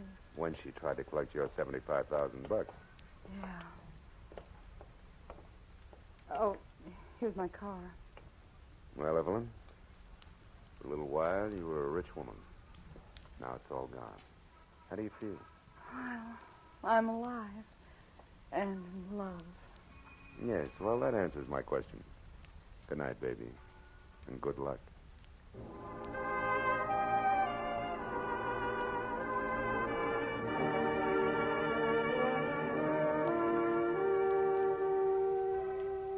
When I left the hospital, I wandered back to the old Venice Pier in Prince Constantine's Gnazdo. It was 5 in the morning, and the police had finished cleaning the place up. But the word had gotten out. A crowd had gathered. They always do. Curious, restless, sordid crowd, equipped with everything from grappling hooks to homemade diving helmets, all climbing over each other for a chance to fish for the Mermaid. She who had brought death to 3 people, injury to 2 others in the course of one night. And suppose they found her. What then? A lot of glittering pieces of white coal set in a metal frame we call precious. Look at the suckers grab. That's all, Marlowe. Home and to bed.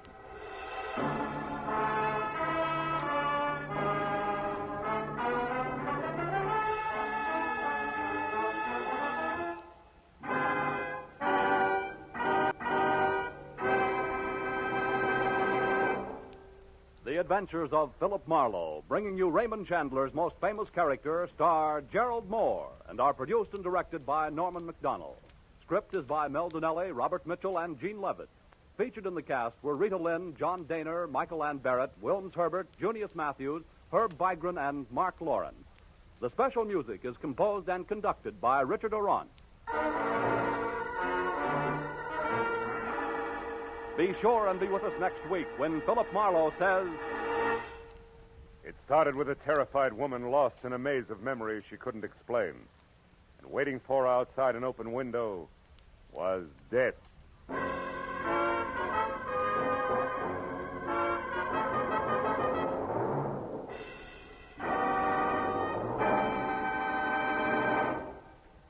Another show has joined the CBS Sunday Night Parade. It's The Contented Hour, starring Buddy Clark and featuring the finest in popular and semi-classical music. It comes to you on most of these CBS stations for the first time tomorrow night, making its debut on CBS the same night as Red Skelton and Edgar Bergen and Charles McCarthy.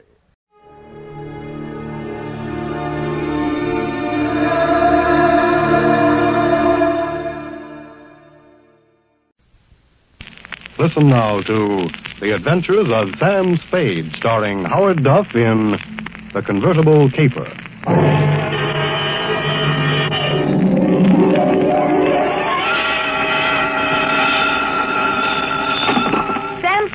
Detective Agency. Me, sweetheart. Sam, I knew you'd have the courage to come back and face it. Well, I'm back, Effie. What shall I face first? You didn't do something else, did you, Sam? Besides what? Besides running away with that woman in a stolen car. You're a little mixed up, Effie. The car was stolen from her. You mean it was her own car? Well, not exactly, Effie. You see, she stole it from somebody else, and then somebody stole it from her, and then I got it back for her. Well, it must have been quite a car to be worth all that trouble. It wasn't so much the car, Effie, as... Body? Sam, I don't understand. Think it over, sweetheart. I'll be right down to dictate my report.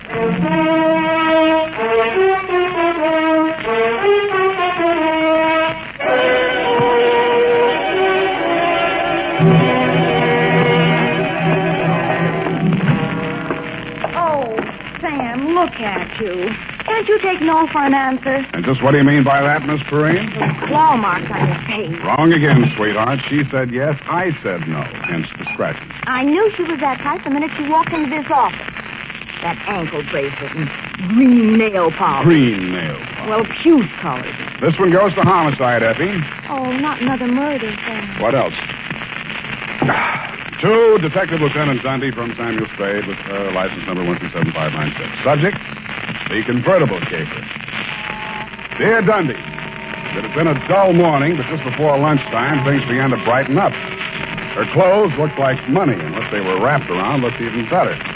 She eased herself into the chair I pushed up for her, rattled about $1,000 worth of charm bracelet at me, and after she'd arranged her legs, mouth, and eyes to our mutual satisfaction, she allowed me to hear the sound of her beautiful voice. I do not know whether you will be interested in my case or not, Mrs. Spade. Put your mind at rest, Miss Estrada. Estrada. Who knows? Perhaps I am merely a waste of time. My time is your time as we stay in the States, Mrs. Estrada. Oh, you are very simpatico, very kind. Yes. Entonces, my automobile has been stolen. When and from where?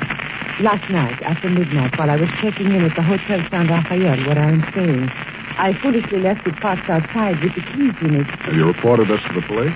No. I suggest you do. No. No? No. Well, why not? Because I stole it from another. Oh, I see. No, but you do not yet know all. If the police find the car and notify the one from whom I stole it, then that one will know that I am in San Francisco. And that's bad. It must be bad. If he finds out I am in San Francisco, then he will come here and kill me. That is why I must recover the car rapidly and without the police. You will be glad to help me. Be very pleasant, Mrs. Estrada, but hot cars are not exactly in my line.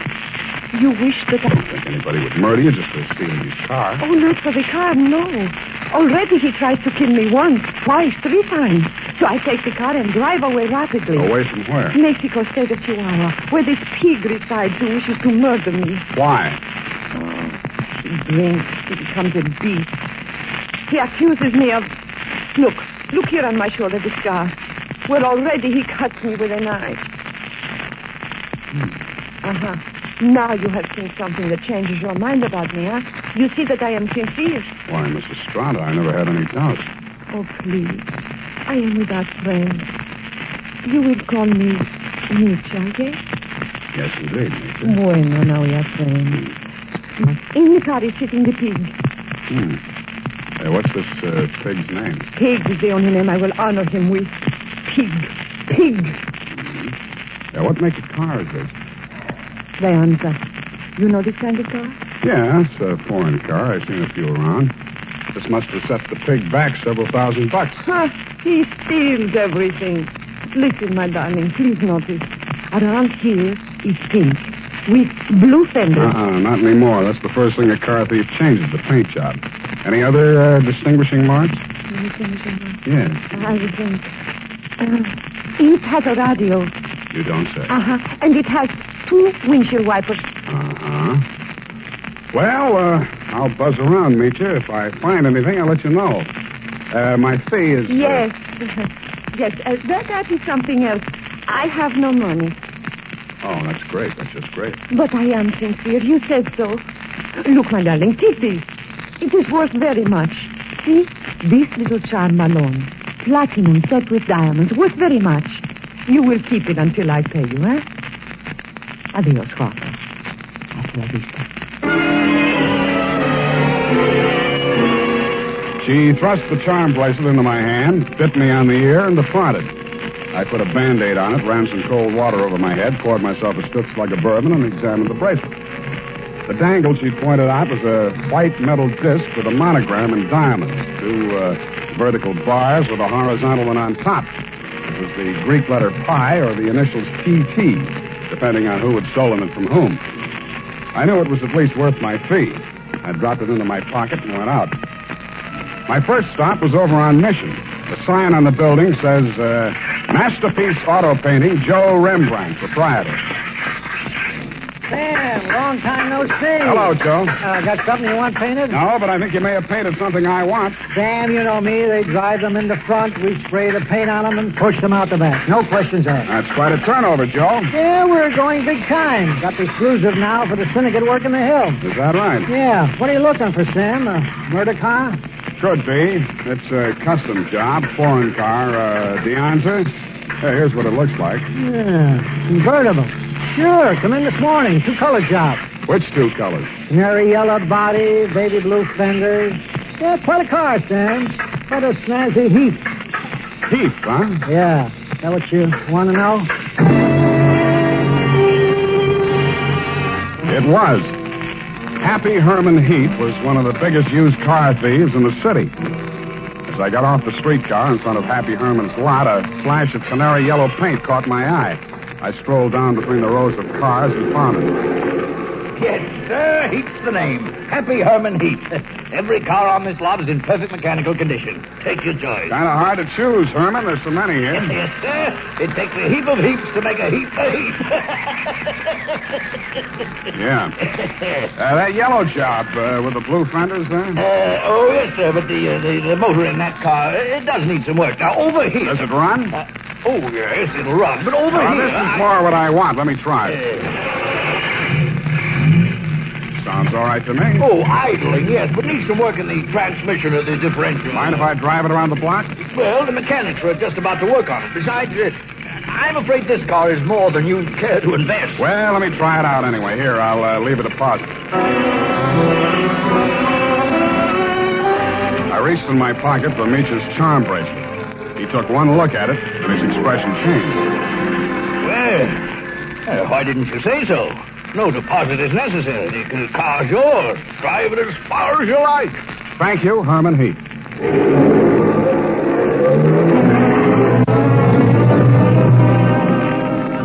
I took him at his word. I put the magic bracelet in my pocket, drove back to O'Farrell Street, parked in front of the San Rafael Hotel, slipped the doorman a buck to wash it for me, and went on into the lobby. The desk clerk said that Senorita Estrada had checked out 30 minutes before, leaving no address.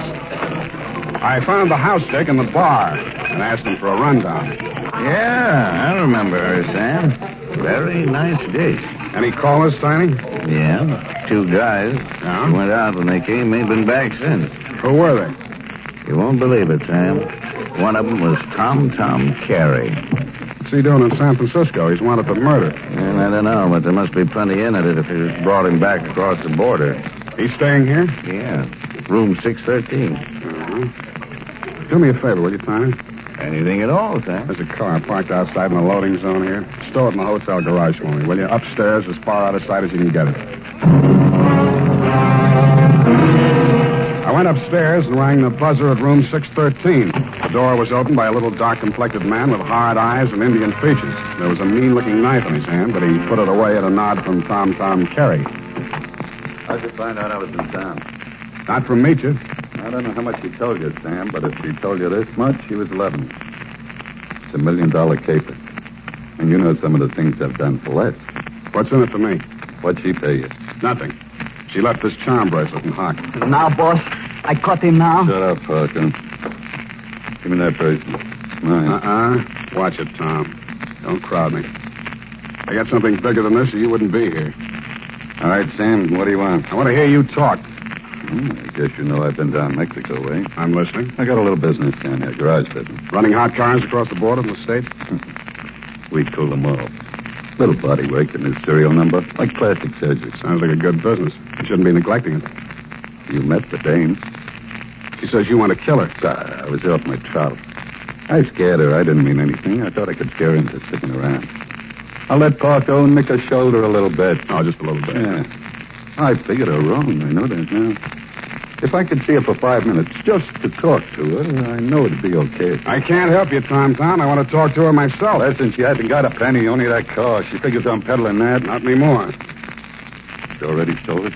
Some car thieves took it. She hired me to trace it. Listen, Sam. Maybe broke in a strange country. I'd look good to her again. Here's $1,000, Sam. Oh, this is so sudden, Tom. Nothing. When you see her again, give her that bracelet back, yeah? It was a present from me. And whatever you do, don't find that car. Okay, Tom, it's a promise. Thanks, man. Only one thing I don't understand. You said it was $1 million caper. I meant that.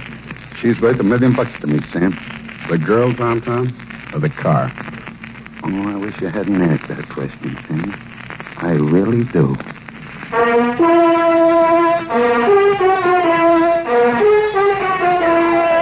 And now, back to the Convertible Caper. Tonight's adventure with Sam Spade.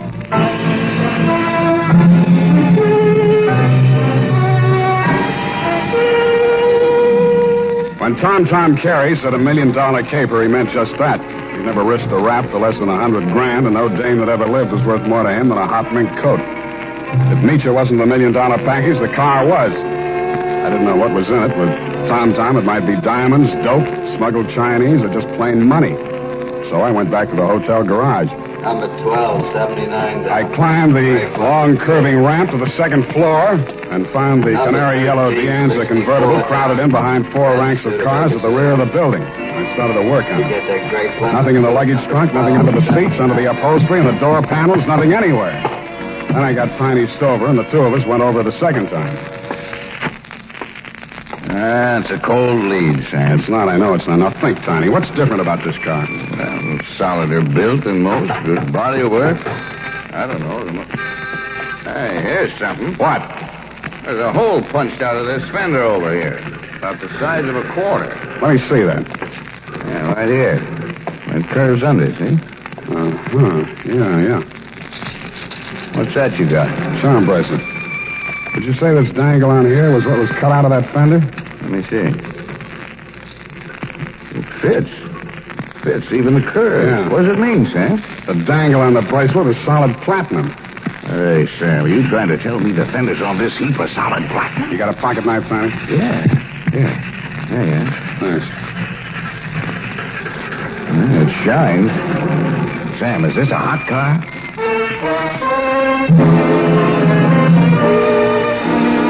I didn't answer him. I didn't have to. He looked from the gray-white gleam of the bracelet chime at a square of paint I'd scraped off the fender and answered the question himself. Meach's Convertible was convertible in more ways than one. It was about the hottest car in San Francisco as of that moment. After I'd left the garage, I tried to phone Tom, but he wasn't in. I had an uncomfortable feeling he was out looking for me. He was. As I stepped out of the phone booth, there was a rush of air past my left ear. A knife stuck in the wood less than an inch west of him. I came out in the street and found to see him duck around the corner into an alley. I ran after him. I collared him and stood him up against the wall. Let me go.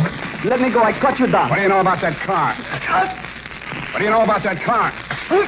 Come on, talk, or you get more of this. I don't know nothing. They don't tell me nothing. Where's Meacher? I don't know. Meacher don't know nothing either. Only Tom and... Tom and who else? I don't talk no more. They cutting you in? I don't need no cut. The boss, he pays me good. 40 pesos. Sometimes more. Work for me and I'll cut you in. I cut you to pieces. The boss treats me good. Sure, you do all the dirty work. There's any trouble, you'll take the rap. What means rap? They put you in a little room and squirt gas in you. You fall dead. Gas? Tom do this? He does indeed. Venga. Come, I take you to see the man. Su nombre es Felix. I think he will be very happy to see you.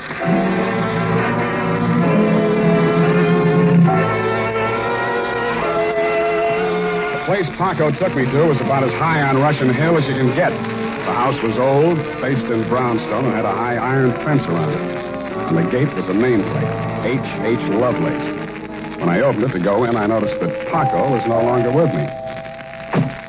Oh, Mr. Spade, come in. The gray-haired gentleman who greeted me was wearing a wing collar, a carnation, and a very distinguished air. I could hardly believe it, but he was definitely, beyond the shadow of a doubt, none other than the one and only Happy Herman Heap.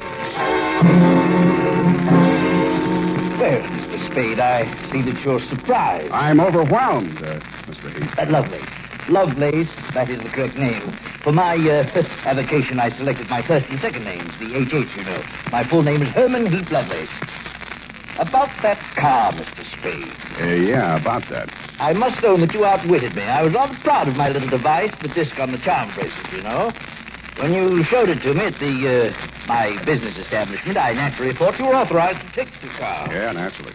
However, I'm not averse to enterprise in a young man, and I'm prepared to pay for my blunder. You said $1 million I still couldn't accept, Mr. Lovelace. Oh, why not? I was hired to recover that car for my client. It's not mine to sell. Well, it's certainly not hers. I don't care whose it is. All I know is that my client's life is in danger, and it has something to do with that car. Miss Estrada? Yeah. Excuse me one moment. Spade has arrived. Hello, Papa. That's all she said. Then she stood there looking at me in that way that made you not care who she was double-crossing or why.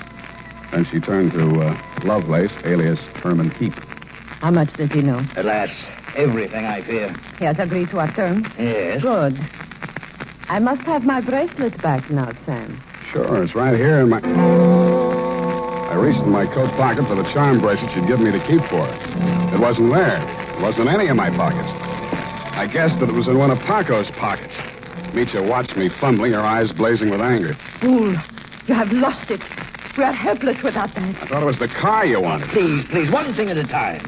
I suggest that we first gain possession of the car. Yes, Lovelace, you are right. First, the car.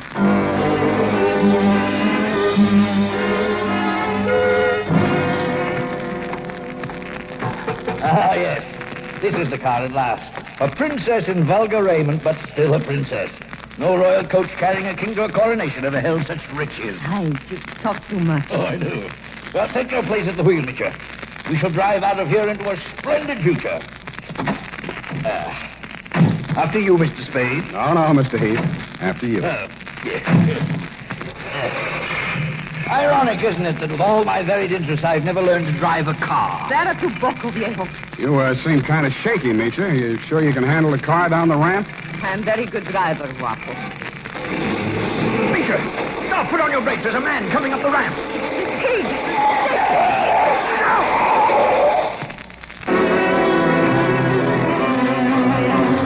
He was dead before I got to him. As I leaned over him, I saw the bracelet lying beside his hand. I picked it up and walked back to the car. Mitya and Herman Heap Lovelace were sitting in stony silence, glaring at each other. Is he dead? Yeah. Was the bracelet on him? I didn't look. Lovelace, go and frisk him. Oh, must I? It's very distasteful to me. Come, Mr. Spade. You fool. We trust this detective. Go on. Very well. Get in, Sam. Get in. We leave him here. What's the matter? Is something wrong? Oh, nothing at all. Come back here! This is an outbreak! I mean, come back here, I say!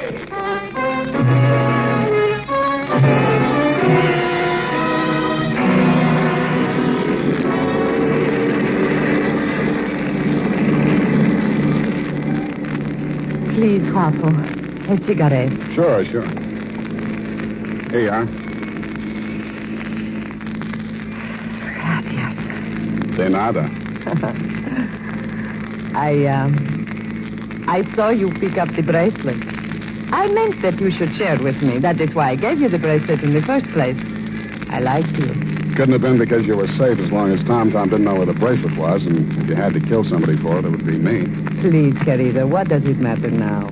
We are together, we have the car, we have the bracelet, and the pig is dead. That's what worries me. Oh, surely you do not think I meant to kill him. Of course not. Your foot just slipped. You stepped on the gas by accident. Yes, that was it. It won't stick, sweetheart. Not with me.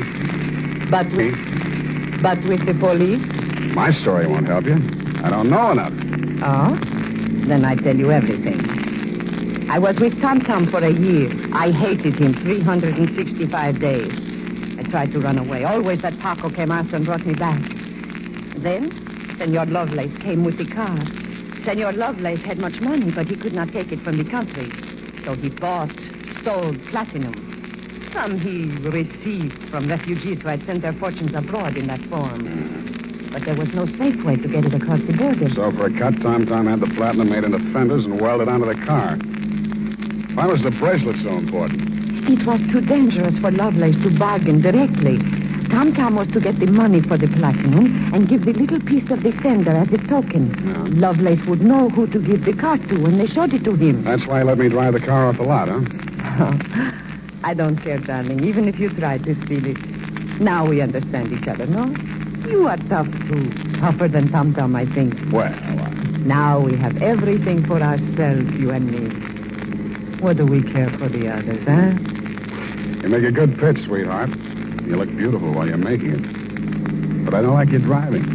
What do you mean? Pull over. I'm driving this heap back to the city. No. I said pull over. I won't let you do it. I don't care what happens.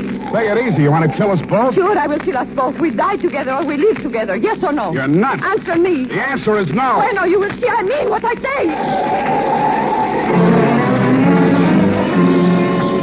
The fog thinned out just as we rounded a bend in the road. There was a point ahead with a sheer 300-foot drop to the sea. She jerked the car away from the pavement and steered straight at it. I grabbed the wheel and pushed it. The car skidded on gravel and slid sideways toward the cliff. I got the door open and tried to yank her out with me. She held on and kicked me until I rolled free.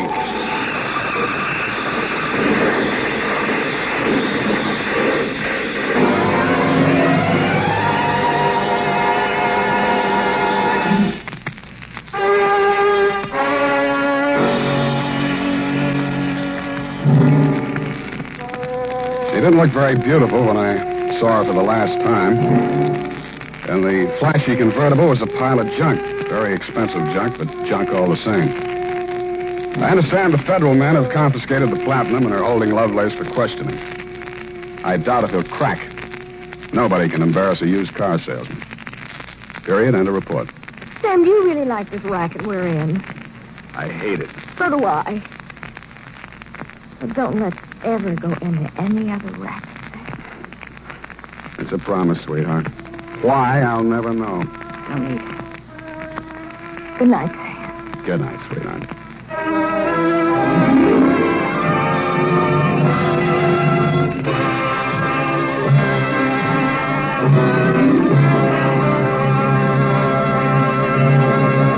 The Adventures of Sam Spade, Dashiell Hammett's famous private detective, was written for radio by Bob Tolman and Gil Dowd, with musical direction by Lud Gluskin. Sam Spade is played by Howard Duff. Lorene Tuttle is Effie. Tonight's program was directed by Elliott Lewis.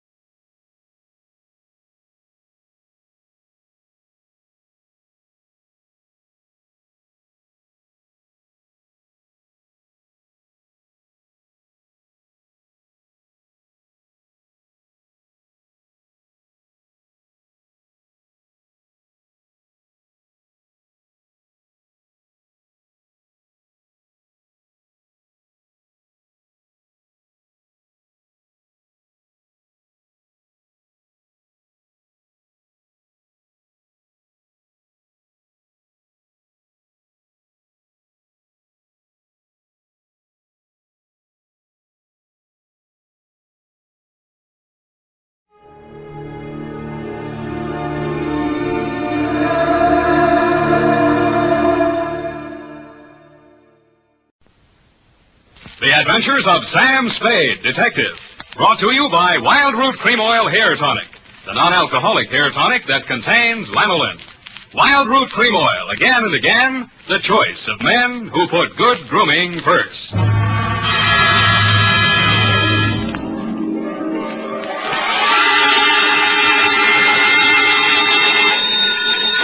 Sam Spade, Detective Agency. It's only me from over the sea. Oh, it's Sam. How was it at the beach? Same as always, foggy. Did you go in? Well, I was up to my neck from the first rumble. If you mean did I go in the water, I did. Was it cold? I didn't notice. I was too busy landing a corpse. Oh, Sam, what a coincidence. I was just reading my new library book, and it's all about a body in the water, pushed over a cliff. And there's the strangest girl in it with a strange mother. And she drinks, the girl, and runs away with a chauffeur. They're rich people. They can't do that. They're stealing my material. Oh, no, Sam, no. It's by Owen Fitzstephen. He's very well thought of. Mother always understands his plot. Not tonight, she won't. Stay where you are, Angel. I'll be right down to dictate my report on the critical author caper.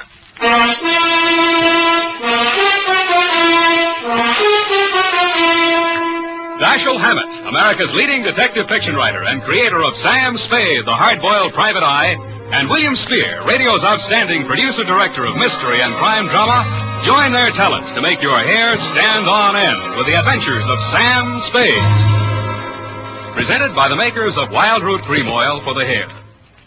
You know as well as I do, fellas, your hair is one of the first things any gal notices. So it's really important to keep your hair spruced up right all the time. The answer? Why, of course, Wild Root Cream Oil Hair Tonic. Wild Root Cream Oil grooms your hair neatly and naturally, relieves dryness, and removes loose, ugly dandruff. I have a hunch, fellas, she'll help herself to another look if you're using Wild Root. Get Wild Root Cream Oil Hair Tonic in bottles or the handy new tube. It's again and again the choice of men who put good grooming first. Later in this program, we'll have an important announcement. Listen for it. And now, with Howard Duff starring as Spade, Wild Root brings to the air the greatest private detective of them all in the adventures of Sam Spade.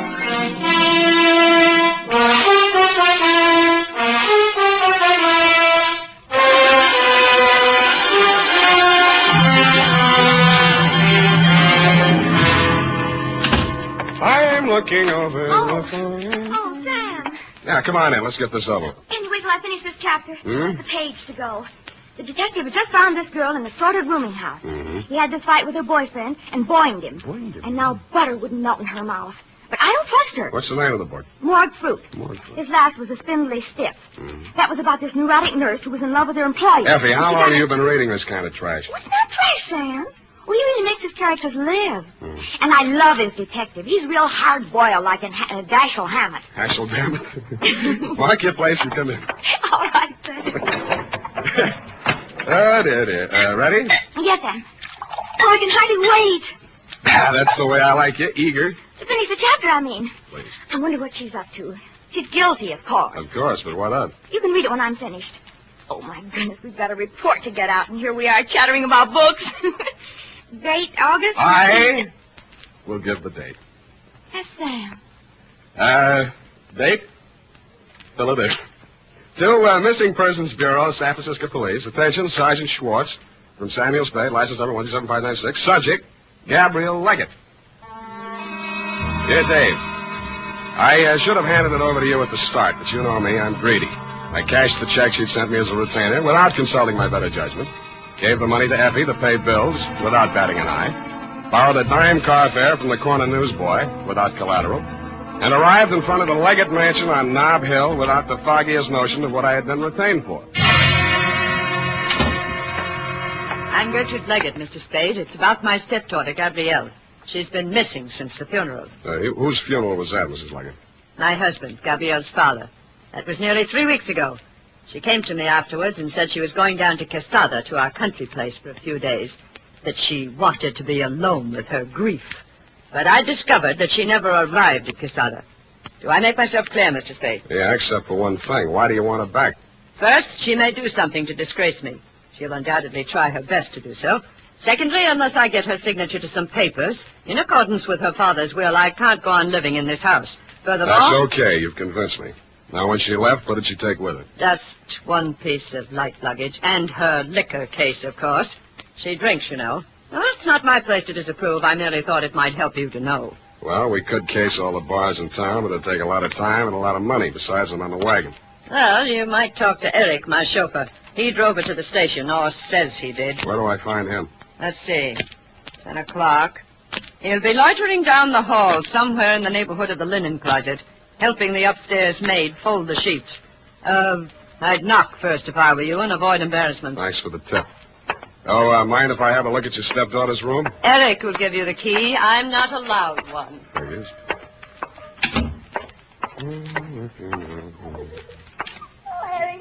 Oh, lady.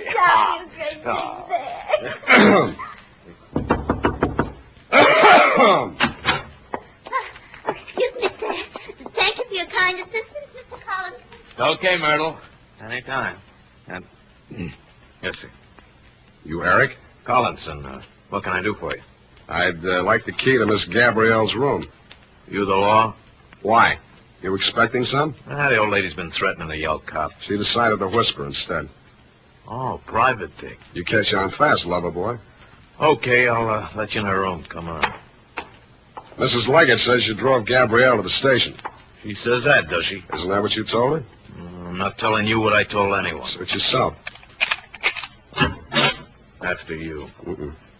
What's eating you? Nothing at all. Just want some privacy. Oh, now, wait a minute. I'm responsible. Go help Myrtle. Give me those keys. Oh, listen, you keep... Look. Hey, let me in. Go, have your lights. Her room was, shall we say, untidy. The mirrored dressing table was chipped around the edges, and ranged helter-skelter across it between two polo pony bookends was a mess of books. 3 odd volumes of the Harvard 5-foot shelf, a horse breeder's gazette, and a bunch of detective novels. I picked one up and opened it to the title page. It was called Morgue Fruit, and it was by Owen Fitzstephen, author of The Corpulent Cadaver, The Spindly Stiff, and The Kiss-Off. It was autographed to the author's great and good friend, the late Edgar Leggett. The signature looked familiar, but it didn't look like a lead. Neither did anything else in the room. I started to unlock the door with the key on the ring I grabbed away from Eric, and the light caught the smooth side of a Christopher medal. It was engraved for Eric, forever, Gabby. When Forever Eric went off duty that night, he went across town. The trail ended at a crummy, broken-down rooming house out in the Fillmore. He let himself in with a key and climbed the stairs. I waited until he was out of sight. In more time than it takes to tell, the door cracked open and a nose that could only belong to a landlady raised it out at me. She was gumming a sen-sen. What do you want? They get settled in all right? Nobody's settling in on me. Never touched me. You got me wrong, Mom. I meant the newlyweds. Did they raise the rent money all right? Oh, them. Raise it and spend it. He's a Dick Smithers. Dick Smithers. Stocks it up all day and throws the dead soldiers out the window. And they call it a honeymoon. Who are you? I'm her ex-husband, darling. I came to pay her the back alimony I owe. Well, give it to me. I'll see she gets... Oh, no, you don't. No, don't you come pushing in here. Quiet. It's after hours. Don't allow callers in here after 10 o'clock. House rule. Shut up. Well, I don't... What's their room number? Now, give it to me or I'll shake it out of you, darling. 212. 212. And if it weren't for these new uppers, I'd let you try it. Oh, is that what those are? Thank you, Grand Duchess Marie. Smart Alec. No wonder you can't hang on to a woman. It's all right. You stole her to drink. I did not. Alimony's still good for you. You're the snapper. Who is it? Western Union. All right, let me... I told you to stay away. Now beat it. Eric, what is it? Look, Eric, I don't want any trouble, but I'm coming in. Over my dead body. Eric? Get back in the room, Gabby. Now, look, I won't let you hurt her, so... Now, look, Collinson, don't No, make no, me do it. don't I get don't white. want to. Okay, I'm sorry. What have you done, Jerry? Nothing a bucket of cold water can't cure. Sit down. I want to talk to you. Who are you? Sam Spade. I'm a private detective. Your stepmother hired me to find you. Oh? You know why she wants to find me? Do you? She wants to kill me. She killed my father, now she'll kill me. Can you prove that? My father never had a day's illness in his life. He could drink 3 quarts of brandy in any evening. Do you believe a man like that could die of heart failure? Frankly, I could. Now she's starting the same kind of talk about me. She wants to railroad me to the insane asylum. Do I seem crazy to you? No. A little nervous, maybe. This idea you have about your father's death. Talk some more, will you? All right. I'll tell you the whole thing. But I gotta have a drink first. Hey, I can't get the top off. Give me a hand, will you? Sure. You need a corkscrew for this one. Yeah, I think there's one down there in the cupboard. I don't see one. Back in the corner. A little farther. There. No, there's nothing in... Hey!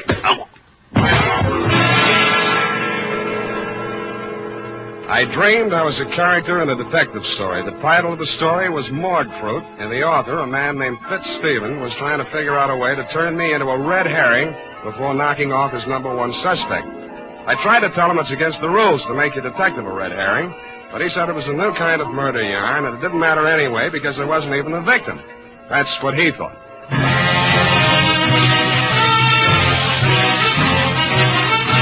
The makers of Wild Root Cream Oil are presenting the weekly Sunday adventure of Dashiell Hammett's famous private detective, Sam Spade.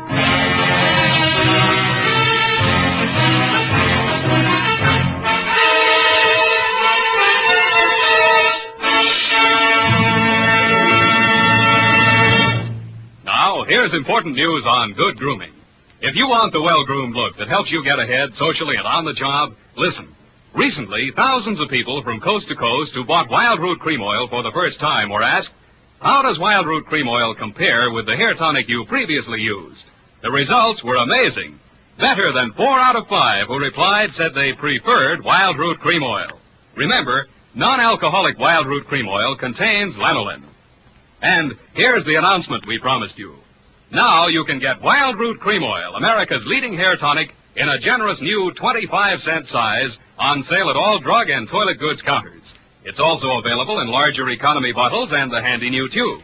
Get Wild Root Cream Oil again and again, the choice of men who put good grooming first. By the way, smart girls use Wild Root Cream Oil too, and mothers say it's grand for training children's hair.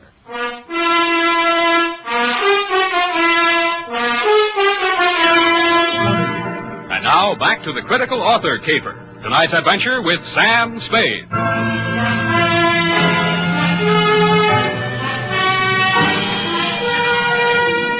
When I came to, it had came the dawn, and I was still a character in a detective story, and I felt more like a red herring than I had in my dream. I had dragged myself across my own trail and wound up no place. My quarry had fled, leaving nothing behind but empty bottles with fingerprints on them. I lifted the few and hustled over to the Bureau of Identification. Half an hour later, I got the report. They were mine. All mine. I wondered what a detective novelist would make of that. I decided to find out. I had met Owen Fitzstephen several years back in Seattle when I was digging dirt on a chain of fake mediums. He was plowing the same field for literary material, and we pooled forces. I got more out of the combination than he did, since he knew the spook racket inside out. I cleaned up my job in a couple of weeks, and we parted friends. His San Francisco apartment was on the 6th floor of the St. Mark. He was standing at its door, holding out a lean hand to greet me when I got there. Well, you're looking fit, Sam. Little red in the face. Yes, the red herring I ate last night. How's the literary grip go?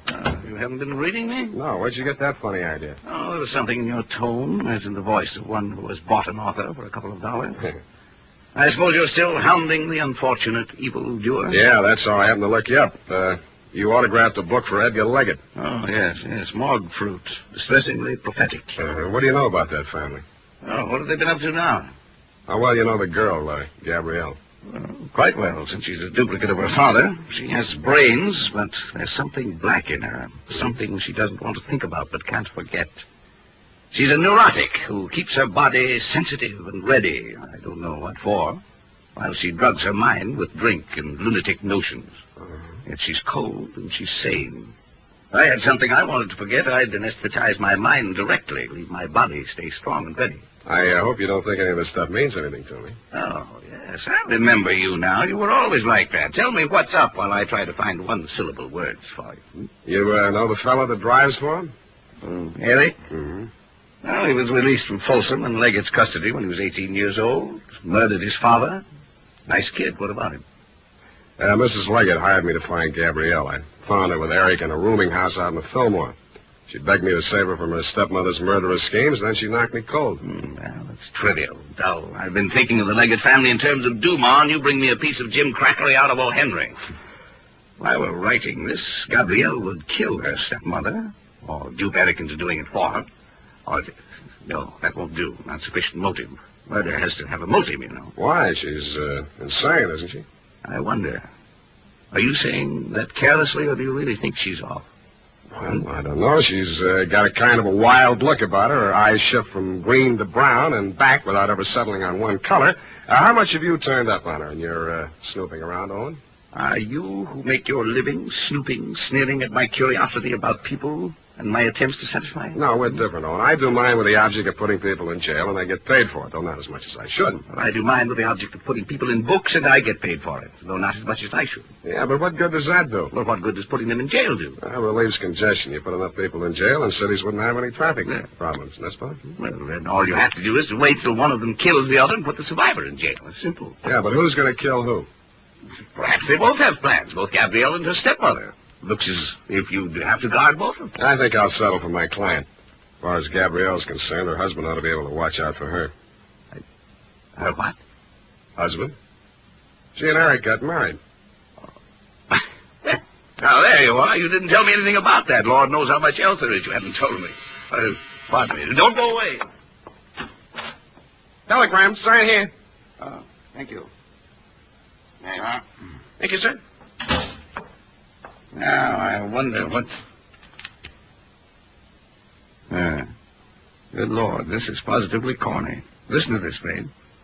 I appeal to you as a friend of my dead husband. Come immediately, Sunset Hotel, Quesada. Trouble, danger. Do not communicate. Gabrielle must not know. Signed, Gertrude Leggett. Spade. Yeah? Did you have this wire sent to me as a prank? I was just going to ask you if you sent it to yourself as a prank. I have it. Hmm? The key to the whole thing. It's a red herring.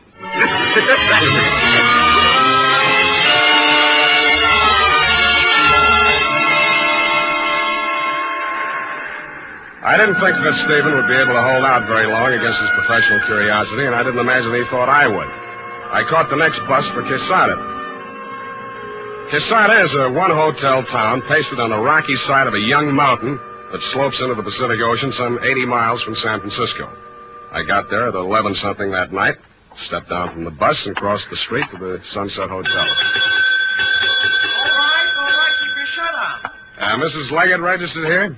What's your name? Owen Fitzstephen. Oh, she left a message for you. Said for you to wait right here and don't leave till she gets back. Yeah, she say where she was going? Oh, it's probably over visiting with her daughter and new son-in-law, over through the cove. How do you get there? Well, you'll never be able to find it at night unless you went all the way around by the East Road. Not then, I'm sure, unless you knew the country. Well, how do you get there in the daytime? Well, you go down this street. You take the fork on the ocean side and follow that up along the cliff.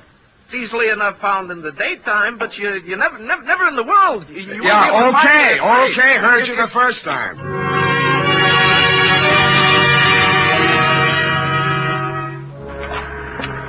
So I waited until morning. Stupid me. I found the road out to the point, but it had never really been a road. The side of the ledge became steeper and steeper until the path was simply a narrow shelf on the face of the cliff. The cliff that sheared off 150 feet or more to ravel out into the ocean. A breeze from the general direction of China was pushing fog over the top of the cliff, making a noisy lather of seawater at the bottom. Rounding a corner where the cliff was steepest, I chucked my cigarette over the edge and watched it spin downwards. And that's when I saw it.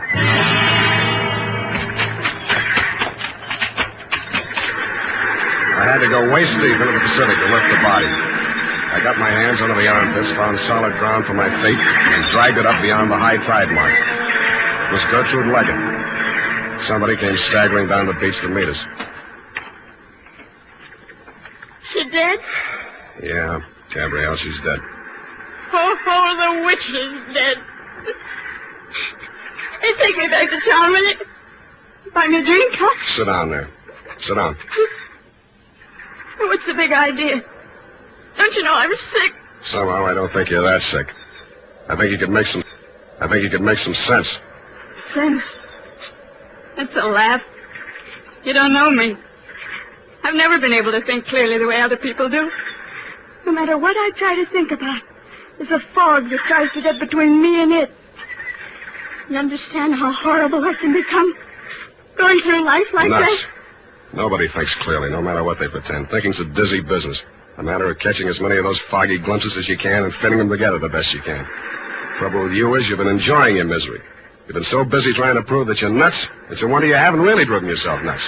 How do you know I haven't? Because you're too anxious to admit it. All right, I'm saying if you want it that way. I'm just evil. There's something black inside me. What was that again?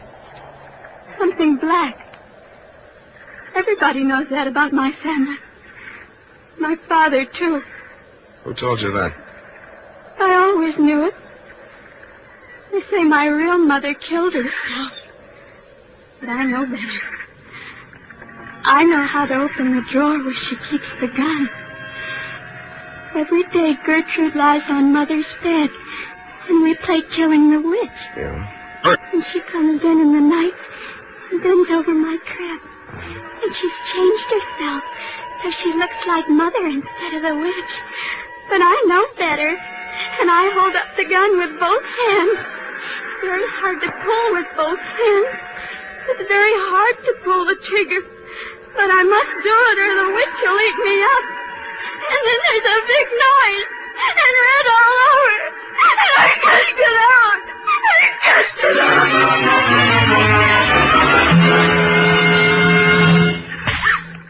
Now listen to me. You were beginning to make some sense. Now don't run away from it. Gertrude was lying on your mother's bed. That's your stepmother? Yeah. She was my nurse. She married Father. Not so fast. How old were you when your mother died?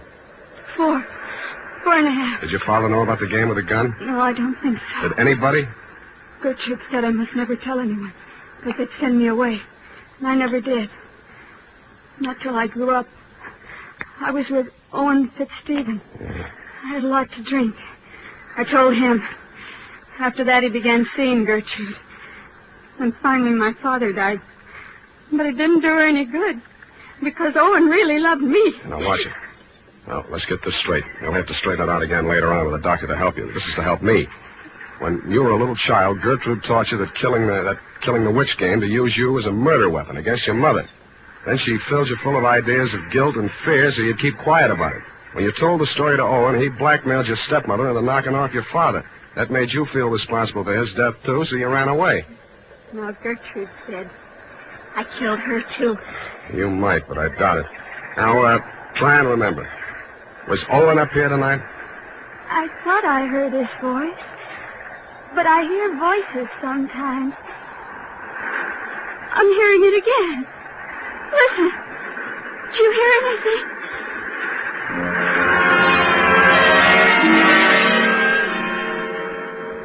I didn't hear anything but the wind and the beat of the surf at first. But when I did hear the voice, I sent Gabby for a doctor before I investigated.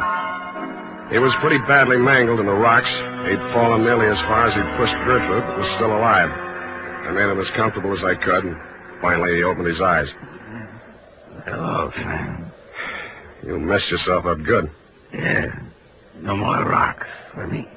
Not unless you make Alcatraz. You know, I had half an idea when you came to see me in San Francisco that you were secretly nursing some exceptional, idiotic theory. Thanks, Owen, but I never had any theory. The whole thing dropped into my lap. Don't be too sure of that. Understand, at present, I admit nothing. Later on, if I'm forced to, the very number of my crimes will be to my advantage. On the theory that nobody but a lunatic could have committed so many. Well, there's not so many, only Gertrude, your co-author of the murder of the late Edgar Leggett. Nonsense.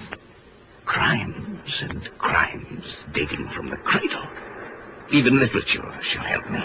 Not your own books. Why not? Didn't the critics agree that the spindly stiff bore all the marks of authorial degeneracy? Evidence, son, to save my sweet neck. And I shall wave my mangled body at them. A ruin whose crimes and high heaven have surely brought sufficient punishment upon it. Yeah, you'll probably make a go of it. Legally, you're entitled to beat the jump if ever anybody was. Illegally, You mean insane? Tell me the truth, Sam. Am I? I think that's what they'll say. But that spoils everything. It's no fun if I'm really cracked. No fun at all.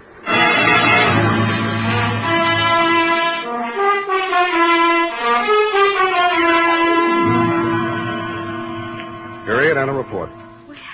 Just goes to show, doesn't it? Now, there you go again, Effie. I mean, if anything like that happened in real life, you wouldn't believe it. You mean if anything like that happened in fiction? Oh, no, the author is never the guilty party. Well, this author was. But that's not fair. The author is never supposed to be guilty of You're right. any- You're right, Effie. He shouldn't be even a suspect. Maybe a red herring, but... Type that up, Effie. Oh, all right, Sam. Anything else, Sam? Yeah, phone the drugstore and order some red herring. I mean, some aspirin.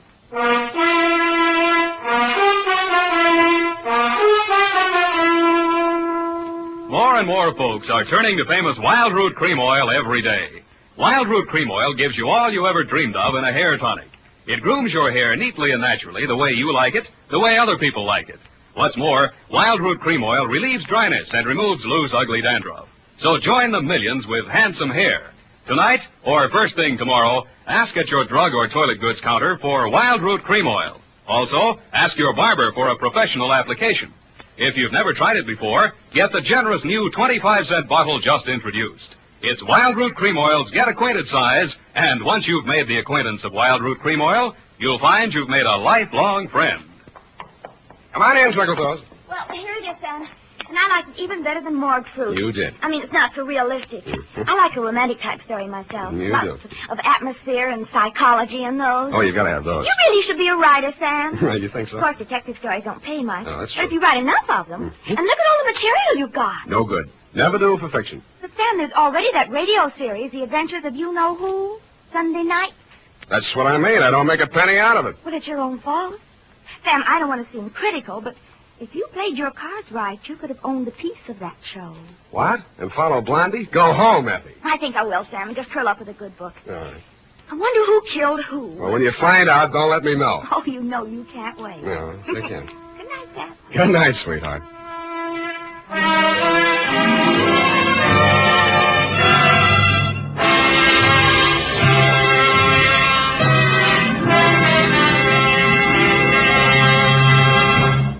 The Adventures of Sam Spade, Dashiell Hammett's famous private detective, are produced and directed by William Spear.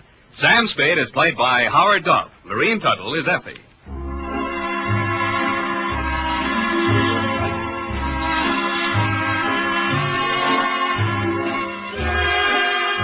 The Adventures of Sam Spade are written for radio by Bob Tallman and Gil Dowd. Musical direction is by Lud Gluskin, with score composed by Renee Garrigan. Join us again next Sunday when author Dashiell Hammett and producer William Spear join forces for another adventure with Sam Spade, brought to you by Wild Root Cream Oil. Again and again, the choice of men who put good grooming first. This is Dick Joy reminding you to get Wild Root Cream Oil, Charlie. It keeps your hair in trim. You see, it's non-alcoholic, Charlie. It's made with soothing lanolin. You better get Wild Root Cream Oil, Charlie. Start using it today. You'll find that you will have a tough time, Charlie. Keeping all the gals away. Hiya, Baldy. Get Wild Root right away. This is CBS, the Columbia Broadcasting System.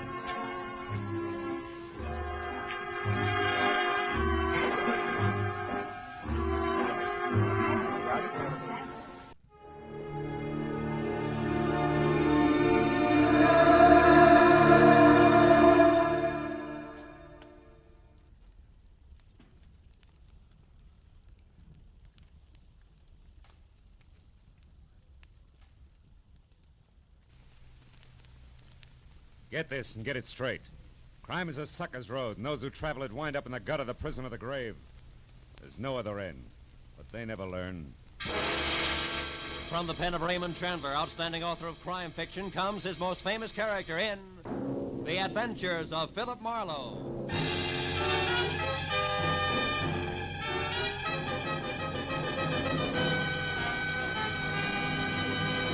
Now, now, with Gerald Moore starred as Philip Marlowe, we bring you tonight's exciting story, The Soft Spot.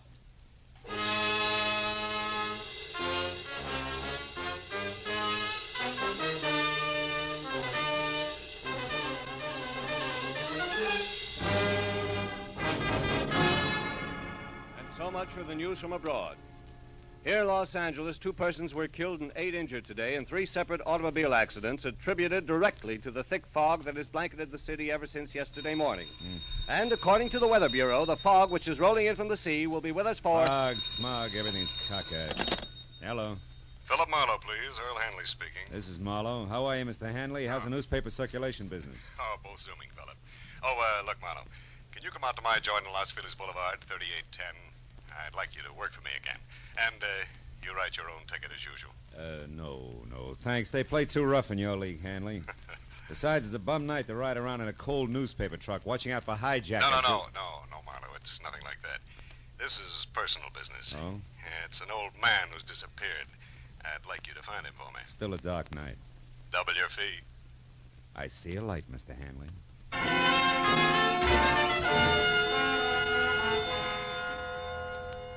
Outside, the city was wrapped up tight in the kind of wet ceiling zero fog that leaves you feeling damp and all alone. Hanley's joint on Los Feliz was an old English stone mansion, sprawling, smothered in ivy, and about as cozy and come-hither as a scream in the night. Inside, I followed an aging, round-shouldered butler whose footsteps didn't make any noise along the type of high, wide, and ice-cold furnished corridor you find only in museums. When we finally arrived at Hanley's study, however, things changed. It was a small room with bright lights, heat, and a desk cluttered with friendly bric-a-brac. Hanley himself was standing against the far wall, and for a moment, the contrast was jarring because the self-made man in shirt sleeves, built like a boxcar and chewing on a cold cigar, didn't at all match the collection of stiff family photos, 1890 style, that hung on the wall behind him. What is it, Marlowe? Hard to find the family resemblance? From here. Your folks, Mr. Hanley? Yeah. Oh. Left to right. My mother, she passed on a year ago, and me as a kid. My father, a lush, and my grandfather. He claimed to have killed more Indians than ever existed. All born and raised in a lot of nothing, named Walker Falls. Couldn't hold you, huh? Couldn't bring me back either, even when Ma died. I was only a little tyke when I ran away, Marlowe. Couldn't stand my grandfather even then. Nothing but a rod and a bottle. Bad combo. How about your father? Oh, I wrote a few nice words to him when Sister wrote me that Ma died. And I sent a fat check for flowers and a tombstone, but he never answered. Probably drank the dough up. He never could save a buck on his own, they tell me. Anyhow, enough of letting our hair down, Marlowe. Let's get on to business. Sit down. Oh, thanks, sure. You said someone disappeared, Mr. Hanley, an old man? Yeah, it was a gardener here, Marlowe. Name's Cooper, John Cooper. He's 60, 65 maybe, tall and skinny. Yeah, he got a fringe of curly hair around his ears. The rest is strictly cue ball. Yeah, he shoved off yesterday. With what, Hanley? Yeah, you catch on fast, Phil. You know, it's my trade. Yeah. Well, the stuff don't amount to too much. Half a dozen fancy silver drinking glasses, those... Goblets? No, goblets, yeah goblets. Worth about $100 apiece, nothing that'll dent me. Also, I'm insured, of course. Well, then the goblets mean something else. They do. Let's call them a present from a lady. All right, let's. I want them back, Marlowe. Why me? Why not the insurance company or the law? No. No, that I don't want. And if you laugh when I tell you the reason, I'm going to punch you right square in the nose. Have some scotch. No, thanks. Go ahead. No. Drink alone, then, if you don't mind. I don't mind. Yeah, it's this old Duck Cooper, you know. I feel sorry for him. Yeah, he came in here one day last week, hat in hand, looking beat as an alley cat. So I gave him a job helping one of the gardeners, but I was on to him right from the start. What does that mean? He was a gardener like I'm a ballet dancer. Oh. Yeah, I could tell. And from there on, it got worse. First couple of days, he watched me and everybody else around here pop-eyed as a shoplifter loose in Tiffany's. But you didn't fire him? No. Now, I figured a few square meals, some sleep, a little dough in his pocket, it'd calm him down. So I just put a new master padlock in my trophy room and let it go with it. That was your mistake, huh? Yeah. But just so you don't think I'm losing my marbles, Phil, I better tell you about another mistake. But gonna have to make this short dinner guest, you know. Another mistake? Mm-hmm. Yeah, 15 years ago, Phil, I was in a spot just like this Cooper. Yeah, I was broke, hungry, mad at the world, and in a position to do the wrong thing. I did, and I got caught. The boss understood, read me the riot act, and let me go. And today it's my turn. Want to laugh? Not very much. Tell me, what have you got for me to go on? Well, thin air. But you're good, Marlowe. You'll make out. The Thanks. name and description I already gave you that. All right, here's the rest of it, according to the servants. One, lived somewheres around Skid Row. Two, he never touched anything that kicked harder than ginger ale. And that he went for in a big way. Three, he had a buddy in his neighborhood who was teaching him how to whittle. You know, make stuff, carving wood. Yeah, I know. And that's it, huh? Well, that plus the fact that he smoked these pint-sized cigars, we found a pack of them in the overalls he wore. Here they are. They're called Aces Up, made in a downtown L.A. shop, also on Skid Row. Oh, the address is in the box there. Could help? Could. Well, see what I can do, Mr. Hanley. Okay, Marlowe. Call me as soon as you get close, will you? Sure. Oh, and Marlowe. Yeah? I want those goblets pretty bad, but take care of the old man, will you? I know what you mean. Yeah. Also, Hanley, I think it's a pretty decent thing that Yeah, you'll have to excuse me, Marlowe. I got to change for my guess. Talk to you, huh?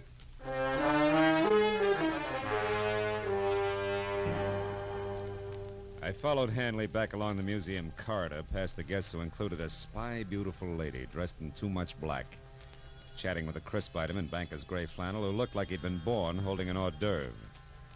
I didn't see how they could have much in common with their host.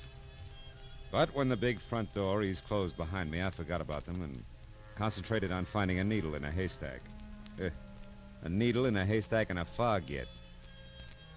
Well, the tobacco manufacturer responsible for the handmade black rope called Aces Up was my first try. His shop was a 2x4 dirty glass storefront labeled H. Andrade in dry, peeling gold foil that flaked off when I opened and closed the front door. And what had to be the proprietor was alone, rolling cigars on a rickety table that was stacked high with damp, dark tobacco leaves. He didn't look up when I described the man I was after. Asked if he'd seen him. A moment later, when he did turn his head my way to answer, I realized why. I am sorry, senor. I don't see nobody. I am blind. Fine start, huh? And for some cockeyed reason, like the fog or the kind of man I was after or the neighborhood of derelicts I moved through, which could have used a few sprays of sweet air, didn't get any better. Not at least for the next hour, during which I stuck to the wood carving angle and covered every possible tie-in I could think of, including a visit to a nearby home for retired men of the sea. Looking for someone who's teaching a man to whittle. That's right. He's teaching an old man named John Cooper. Ever hear of him? No, can't say I have. But lots of lads here whittle. Why don't you have a chat with them? Okay, I In will. the morning. They're all bedded down now, mate. Wouldn't want to pipe 'em out over a silly question like yours, would you? No, Skipper. Let him sleep.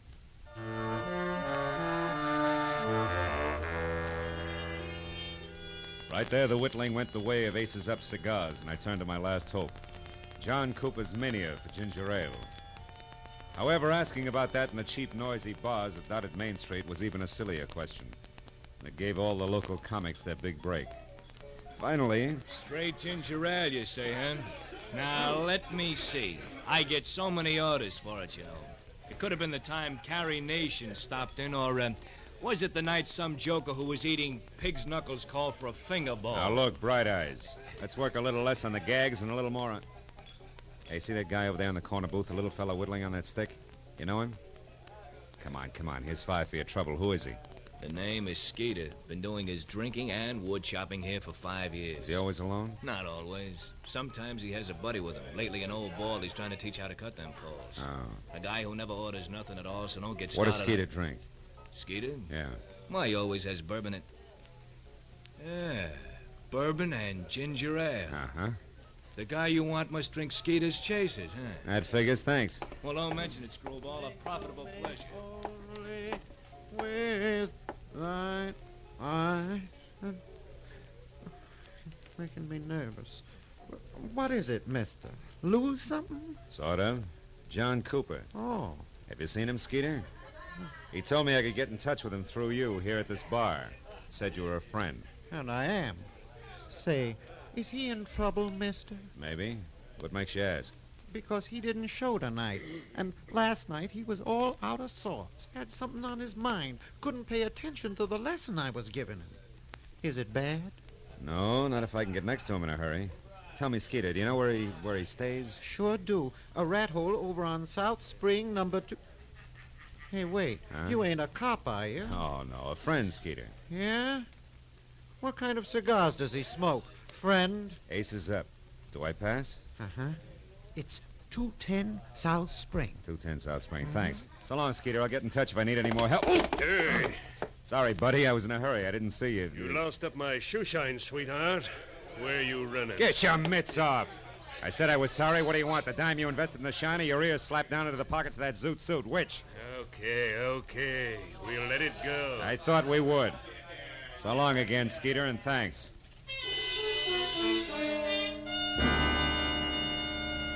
After I made my call to my client and told him how we stood, I drove the half a dozen blocks to 210 South Spring Street.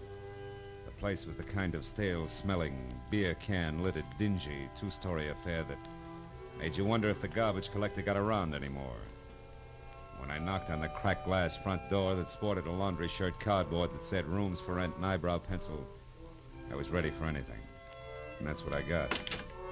Puffy red eyes, bad teeth, smell of cheap gin, all in a cold cream, shiny face that was half hidden by enough bleached blonde hair to stuff an ottoman. Hey, handsome, I can catch my death of cold here. What's up? You the landlady? No, she passed out, but I was drinking with her, so I'll do. What do you want? An old man named John Cooper. Is he in? The skinny duffer? Mm-hmm. Yeah, I guess so. I seen him earlier. It's that door back there, the one on the right. Hey! Hey, Jockey! What do you want back there? Where are you going? What's the use? This way, mister. Hey, was that Cooper's room the fella just came out of, last on the right? Yeah, that's it. That louse probably swiped your friend's bottle. He's the kind. Empty. Too bad. You know, he drinks you under the table and then takes what's left. Which in this case would be ginger ale. Cooper doesn't drink. Yeah? Oh, what do you know about that? Hey! Hey, you got company? Hey, Cooper! Lights on. Try the knob, huh? Hey, you're kind of anxious. Yeah. It's your game, mister. He doesn't drink, huh? What do you call that spread eagle position on the floor? Napping? No. Not with that knife in his chest. Huh? I call that murder.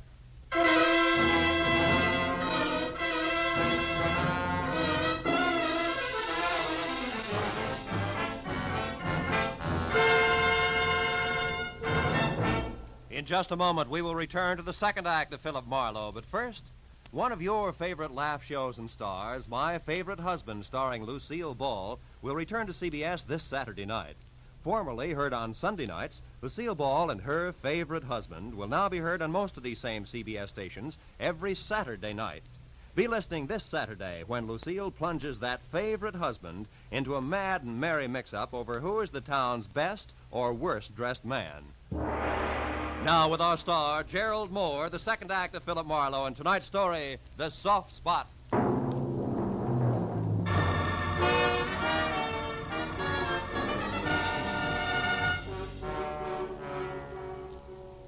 The old man's body was rumpled in death like a discarded bundle of rags, loosely pinned at the center with a knife that had killed him. And as the frowsy blonde gradually realized he was dead, the look on her face was dumb, slack-mouthed revulsion. Gee, death's an awful-looking thing, ain't it? Ain't it? Hey, don't touch him, mister. It don't seem decent to. Decency is strictly relative, sister. There's a scratch here on his neck. Like a woman's fingernail raked it. Huh? Where? Hey, his locket's gone. Locket? Yeah. This old guy wore a locket? Yeah, I seen it on him yesterday when the cops hauled off that redhead from upstairs. This old guy was shaving, and he came out in the hall without his shirt on to watch, and I seen the locket around his neck. What did it look like? It was a little square one on a gold chain. Now it ain't there. Ripped off and in a hurry. That much old gold's not worth murder, even in this backwash. Baby, what do you use for closets? Closets? Are you kidding? In this dump, you hang your stuff on the plumbing and like it. Why? Well, then there's no place here that 6 big silver goblets could be hiding, I guess. You couldn't hide a shot glass in this joint. Not for long, anyway. Well, the old boy traveled light. There's nothing here but... What? Hey, what'd you find? Hmm? What'd you find? Oh, this newspaper story on the table. Torn out of the day before yesterday's paper, it says. Nelson Root, wealthy Beverly Hills broker, dies in a freak car smasher. Root is survived by his wife, former showgirl Evelyn Lansing Now, Root, what do you suppose that old guy was saving that for?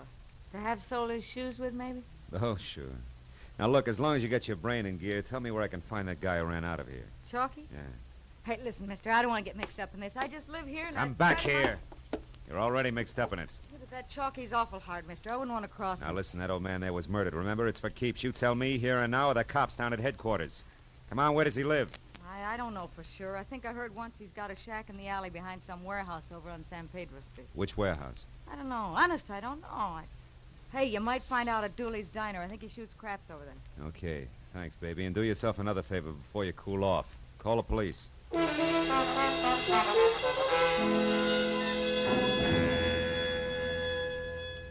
It took a solid hour of devious back alley trails before I finally broke down the intimidated loyalty of the Skid Row Brotherhood with a well-placed $10 bill and got a bona fide lead. The thick fog that crawled along the alley. Chalky's shack had all the welcome home look of a wet gutter. It was wedged in under the hulking concrete base of an overpass like dirt under a giant fingernail. Sick yellowish light oozed out through a single tiny window, too murky to see into. So I did the next best thing and hoped that he was alone inside. Who's there? Who is it? I got a tip for you, Chalky. Dooley sent me. It's about the Johns. They're after you. Cops. Hey, wait a minute. What's the tip, fella? What? Hey, where are you? Right here, Chalky. Now stay where you are, Buster. I'll kick your head off. Hey, what's the idea? I want fast answers, Chalky. Nice straight ones. Why'd you knife the old guy tonight? Knife the old... Hey, who are you? What's the idea? I want answers, not questions, Chalky. Why'd you do it? I didn't kill him. I never used the ship. He was already dead when I went in there. I lifted that locket off to the old coot, that's all, so help me. Give me that locket. I ain't got it no more. Ma Murphy's got it now. I hocked it already. She gave me 3 1/4 on it. Look, I got a buck left. If you want that, you can cheap have it. lying grifter. You kill an old man to get the trinket for 2 cents. No, I didn't. I seen that guy with the big ears run out of the old coot's room, so I went up to take a look. Wait a minute. Guy with big ears? Yeah, he was a zoot suitor.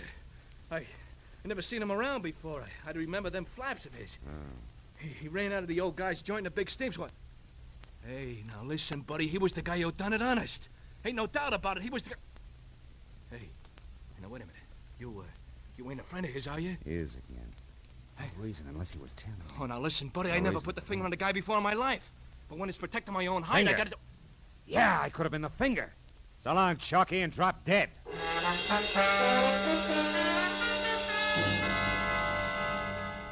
It was still foggy outside, but my own personal fog began to lift. Big Ears must have been tailing me, overheard me on the phone, and got to the old man first. But why? Why the clipping that old man Cooper had about Nelson Root's accident? Nelson Root survived by a widow. A widow? Holy smoke!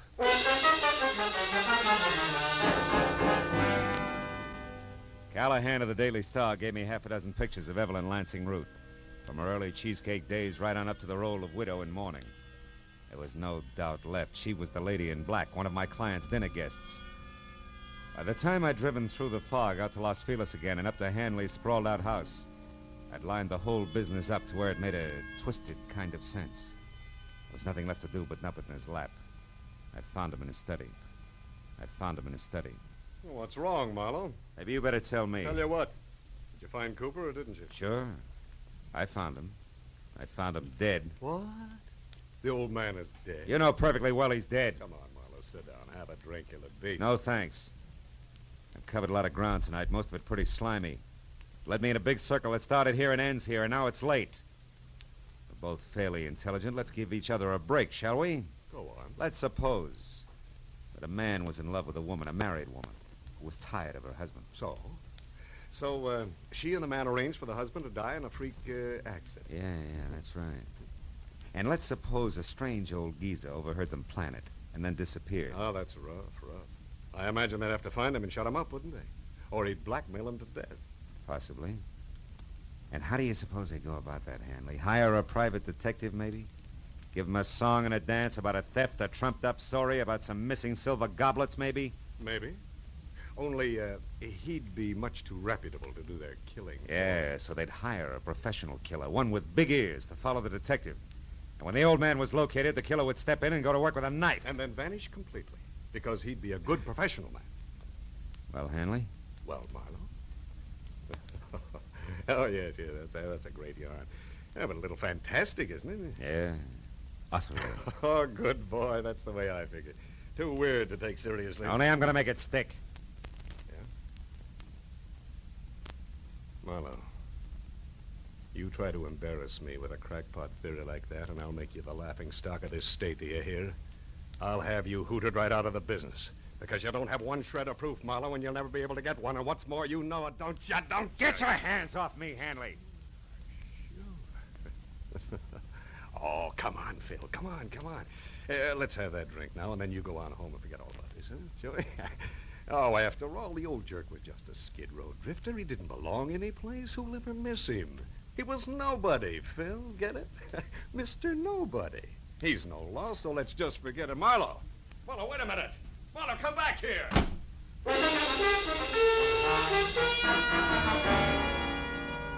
had to get out. What made it even worse to us that I knew he had me. I couldn't even begin to prove the first word of what I knew was the truth. I couldn't sleep with it either.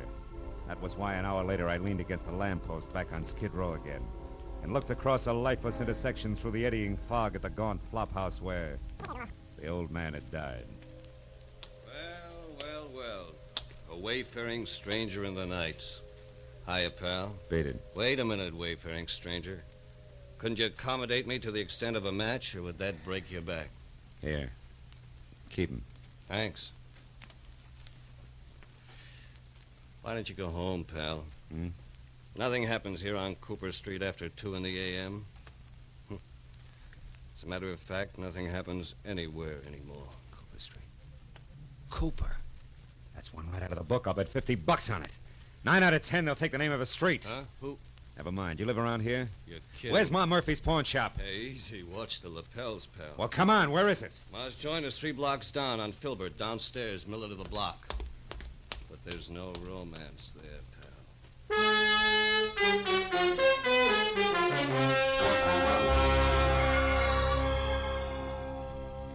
I still gotten the good notion to call the cops. The idea.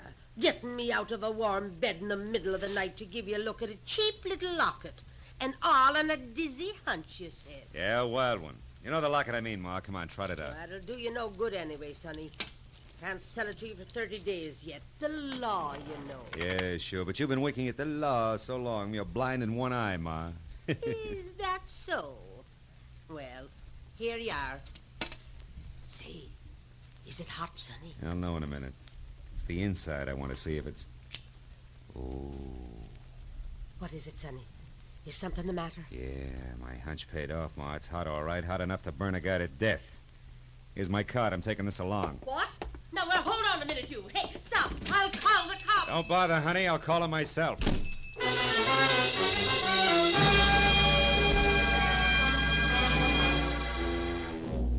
The lights were still on in Earl Hanley's study, so I pulled over and parked on the street and went up the walk on foot.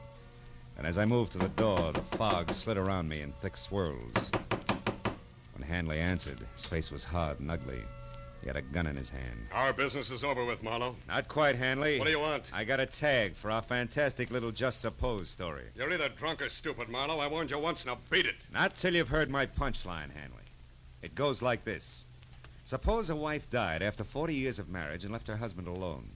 A lonely, lost old man who's mellowed with the years.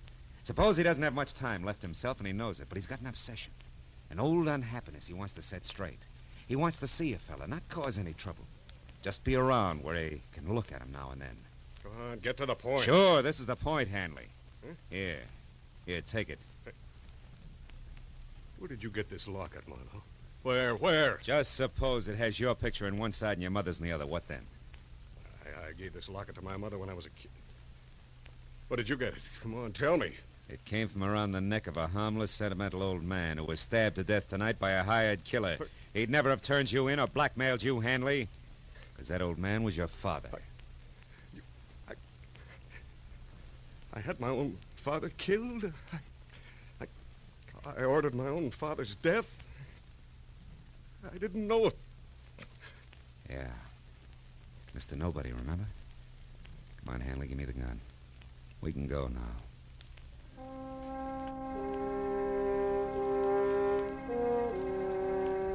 Hanley went quietly. All the way, he kept the little locket clenched in his fist. But as I led him up the stairs at police headquarters, he broke loose long enough to shatter both his hands against the marble pillar. He wound up in a straitjacket. But it didn't matter much because when they picked up Evelyn Root, the lady in too much black, she filled in the rest of the story, including a lead to Big Ears. When it was over and I was sitting outside in my car alone in the fog that pressed close against the windows, I could see nothing of the city. Nothing but the soft, swimming white mist which hid the black outlines of Skid Row. Funny thing, you know. Some people can get out of Skid Row, but Skid Row will never get out of some people.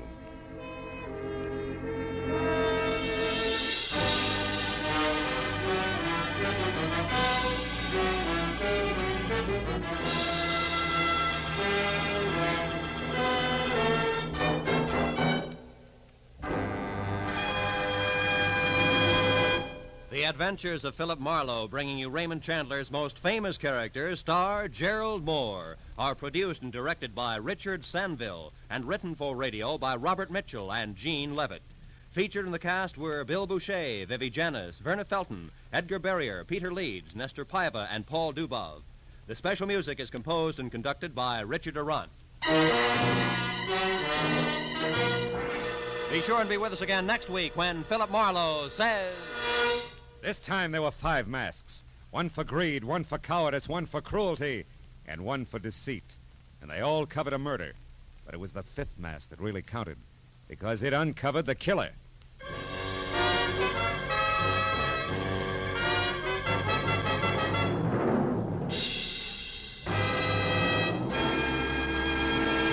For some easy-to-listen-to music on Sunday afternoons, be sure to hear those favorites, the Symphonette and the Choraleers, which return to CBS this Sunday afternoon. The Symphonette brings you musical favorites from the lighter classics, played by a group of outstanding instrumentalists. The Choraleers sing rousing marches, popular songs of the day, and familiar music of the past. Hear the Symphonette and the Choraleers this Sunday and every Sunday afternoon on most of these same CBS stations. To hear each and every star, leave your dials where they are, 'cause this is CBS, the Star's Address. Yes, CBS, the Star's Address. Roy Rowan speaking. This is CBS, where next week you will hear Philip Marlowe an hour and a half later Eastern Daylight Saving Time on the Columbia Broadcasting System.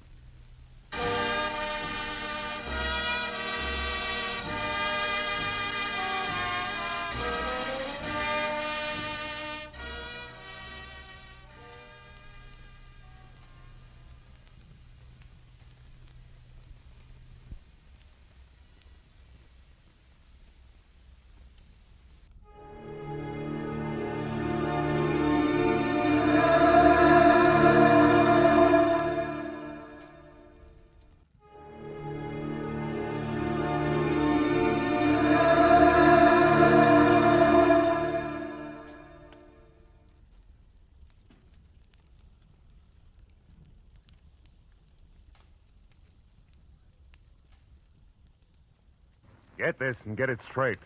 Crime is a sucker's road. And those who travel it wind up in the gut of the prison of the grave. This time, a twisted mind, a hole cut in a wire fence, and a corpse in a storeroom. All added up to freedom. But only for the one who had it coming. From the pen of Raymond Chandler, outstanding author of crime fiction, comes his most famous character in The Adventures of Philip Marlowe.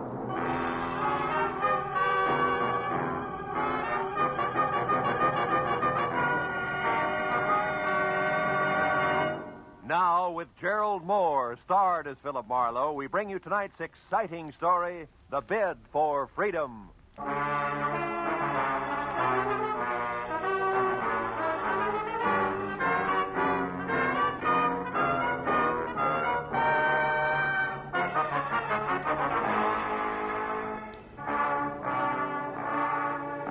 Never fails. When you worry over your bank statement, then hug your office phone from 9 to 5, anxious for business, nothing happens. But the minute you decide you'll get rich another day, chuck the puny balance sheet into a bottom drawer and make plans, you want it. And that was exactly the way it played when at 3 o'clock on the kind of slate-gray afternoon that makes the beckoning Santa Fe Railroad vacation billboards look a little more so. I left a note on my office door and headed outside and across the street for some real Hungarian goulash. Very good today, too. A second after a waiter disappeared into the kitchen with my order, she was standing at my elbow. Not quite young, not quite pretty, not quite blonde. And when she spoke, not quite sure of what she was going to say next. You're Mr. Philip Marlowe, aren't you? I mean, the private detective whose office is across the street? Yeah, that's right. My name is Helen Asher. Oh? I have to find someone. You do that kind of work, don't you? Finding people, I mean. That all depends, Miss Asher. Who's the person you have to find? Leon Rodell, a friend. Uh-huh. You see, I just got into town. I had his address in my handbag, but I lost it. The handbag, that is. And I don't exactly know which way to turn. Well, just a minute, Miss Asher. Let's take it a step at a time, huh? Here, now sit down. Oh, no. No, thank you. I'm in a hurry, Mr. Marlowe. Leon Rodell isn't listed in the phone book. I've tried that, and I don't know the name of his firm, his business name. He deals in ceramics. Is that all you can tell me? Oh, no. I have something else. It's a name and an address here in Los Angeles. Fortunately, that wasn't in my handbag, but here in my coat. No. No what, Miss Asher? Outside there, on the street. What's on the street? Nothing. Nothing at all. Hey, Excuse me, Miss Asher. Wait a minute.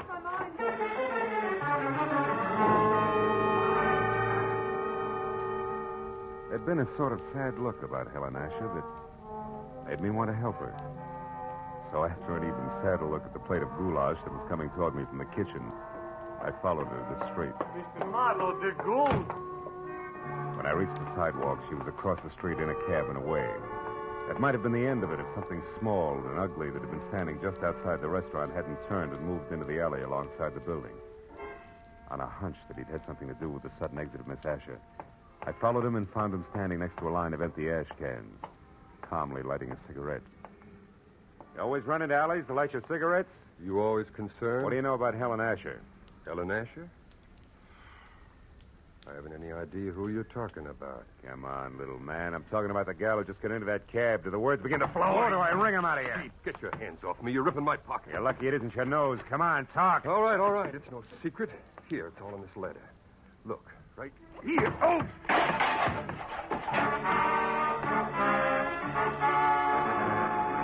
Toe of his sharp-pointed shoes and caught my shin where it really hurt.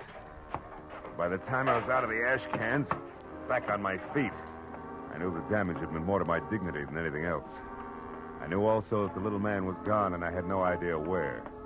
I was halfway out toward the street before I realized that I still had the little man's letter clenched in my hand. It was from an Omaha life insurance company and addressed to one Eldon Hook, 31 Marlboro Drive, Sunnydale, California. Sunnydale wasn't just around the corner, but the fear I'd seen in Helen Asher's face, plus a score to settle with Eldon Hook, said the 20-mile drive into the San Fernando Valley was a minor point.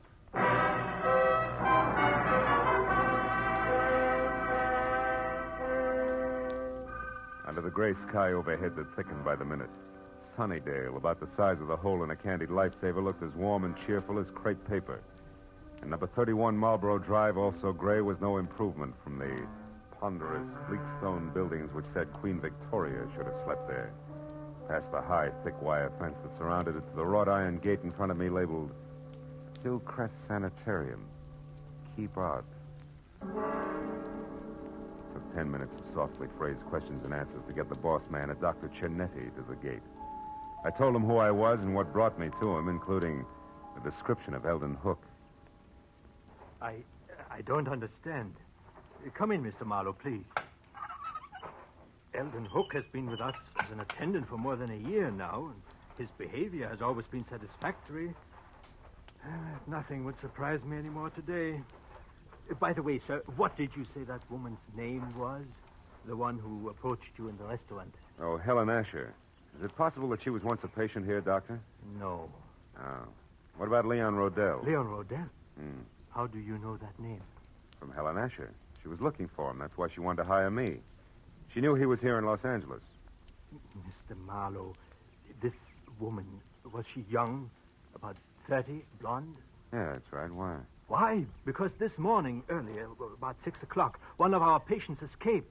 A woman you know as Helen Asher, and we know as Charlotte Rodell, Leon Rodell's wife. Oh. She's insane, huh? Temporarily, yes. Come over here, near the fence. Oh. I'll show you how she got away.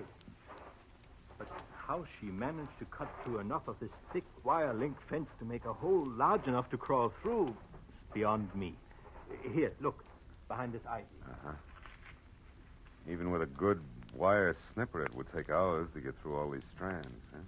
Wasn't she missed inside? Yes, but she was only gone minutes. Apparently, she had been doing a little at a time during her recreation period, at night, whenever she could. Be careful of the burrs and those bushes there, Mr. Marlowe. Yeah, I see what you mean. Tell me, Doctor, have the police been notified? Of course, at once.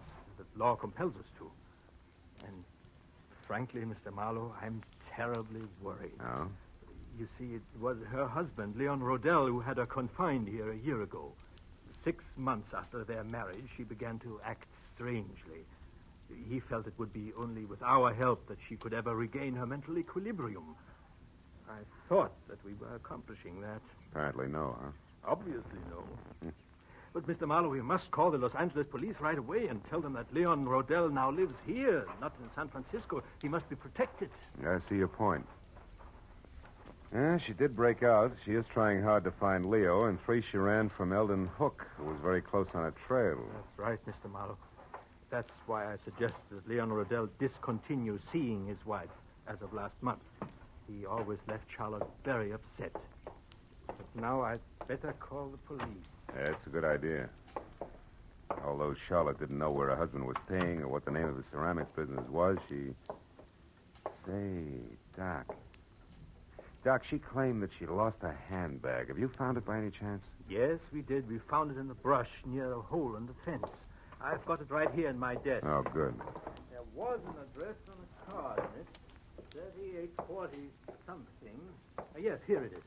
3840 Lookout Terrace. Lookout Terrace. Lookout Terrace. That's right here in the valley, up in the hills, south of Ventura Boulevard. Mr. Marlowe, if possible, I'd like to avoid having the papers get hold of this story. This is a rather exclusive nursing home. So? Well, in a sense, you're already in this case.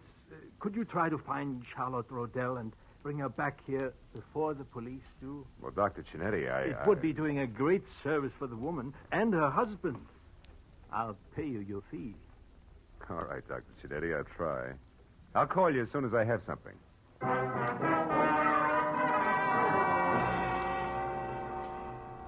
When I first started Marlboro Drive in Sunnydale, it had been a combination of interest in a sad-eyed girl and a strong desire to punch Eldon Hook on the nose. Now it was business. It took 20 minutes of fast driving to get over to Lookout Terrace in the hills that separate Hollywood from the San Fernando Valley, and 3840 itself. The house was a squat chunk of overly stuccoed, archaic California architecture at the top of a steep driveway. And when I was out of my car and walking toward the front door, everything was black, except tiny pinpoints of light sparkling up from the floor of the valley I just left. Good evening, sir. I hope I didn't startle you, Mr. Rodell. Mr. Rodell? Oh, I know your name. Yes, sir. And I know some other things as well. Like what? Oh, incidental facts. Like, well, it's cold in there. So you haven't been home in hours. And? And the refrigerator's empty, so you're only staying here off and on. Also, the old mail inside, phone bills, etc. They don't have your name with this address. So this is probably a friend's house. Which totals to what? To 0, maybe. 0, Mr. Rodell, like you're going to total if you don't pay the money you owe to my good friend in San Francisco. Yeah, you know who I mean, don't you, Mr. Rodell? Yeah. What I don't know is how good friend thinks I'm going to raise that kind of dough. I made it funny? Oh, you're kidding. What's 15,000 to you? You, shall I say, an intimate friend of Ordine Blackburn? Oh, Ordine Blackburn. Yeah, Ordine Blackburn. Come off it, boy. I'm thorough. An eager sort. I know that the lady from Bel Air's loaded and that she's nuts about you. No fooling. Now, before I leave, a word of advice, Rodell. One can't run away from his obligations forever. And you won't be able to walk away after 24 hours. Unless, of course, you pay. Good night. Good night, Eager. Till we meet again.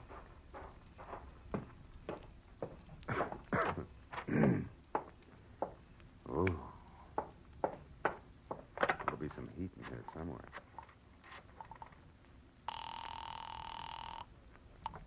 Information. Oh, operator, I'd like the telephone number of a Miss Ordine Blackburn in Bel Air. I don't have the address. Have you tried your directory, sir? No, I can't. The house burned down. One moment, please. Yeah. We have an Ordine Blackbird at 2321 Bel Air Road. Yeah, that's it. What's the number, please? Nevins 31121. 31121. Thank you. House burned down.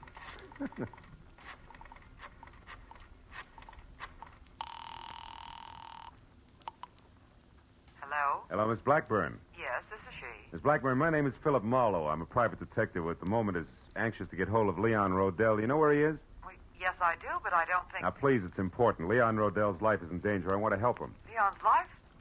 What's going on, Mr. Marlowe? Well, there isn't time to explain, believe me. That's what she said, but Who said? Someone who called about 20 minutes ago. A Miss Helen Asher. Oh? She said she was supposed to meet Leon at his storeroom about purchasing some ceramics, but she forgot his address there. Did you give it to her? Well, yes, I did. Oh, great. She's the one who's after him. What's that address? Come on, quick. 3909.5 Ventura Boulevard. Ventura. It's in the rear of a parking lot. But tell me, Mr. Marlowe, what's Well, wrong? there's plenty wrong. For one thing, Talk to you again, baby, some other time. I doubt it, Mr. Rodell. Jumped to a hasty conclusion, didn't I? Yeah, you did, Eager. You see, I'm really only a bill collector, just like yourself, so why don't we... Get some makeup? Not a chance, sweetheart. I wouldn't be happy that way. I wouldn't know when you were telling the truth and when you were lying. You know what I mean? Mr. Marlowe. Now, as I said before, good night.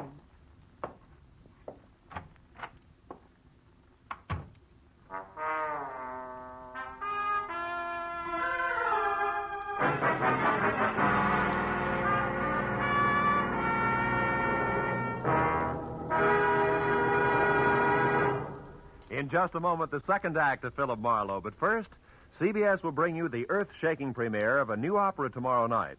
An opera written by Alec Templeton with Charlie McCarthy as a lovelorn singing Bengal Lancer. Templeton himself as a Maharaja and Ursula Twing as a flying carpet salesman. You can hear it on the CBS Charlie McCarthy Edgar Bergen show tomorrow night. And don't forget, Red Skelton, Amos and Andy, Eve Arden, Horace Hyde, and all the other CBS Sunday night stars will also be on hand on most of these same CBS stations. Jack Benny, of course, is heard in them all on Sundays. Now, with our star, Gerald Moore, we return to the second act of Philip Marlowe and tonight's story, The Bid for Freedom.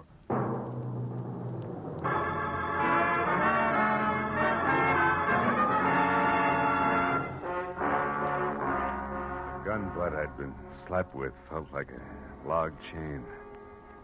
Next time would be different. I waited till Eager drove away, and then went out and got in my car and unwound my way down the hill again to Ventura Boulevard. There I turned west and drove out to 3909.5. There's a glass and neon super grocery store closed for the night. And the only light showing at Leon Rodell's ceramic outfit trickled out on the ground in a narrow wedge to what had to be a partly open back door.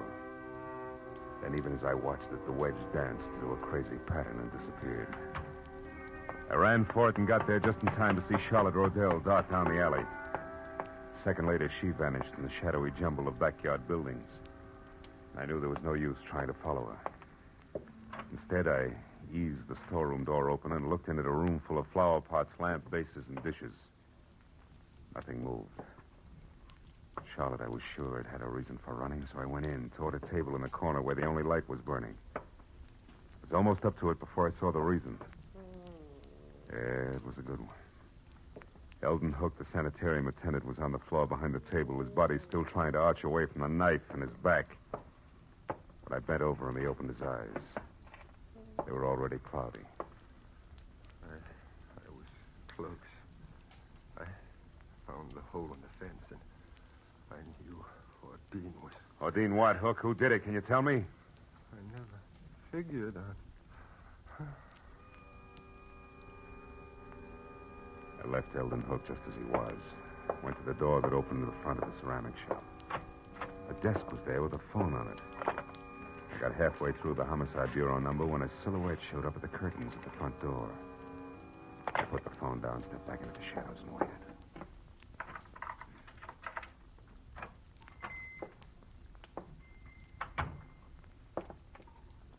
Oh, that's funny.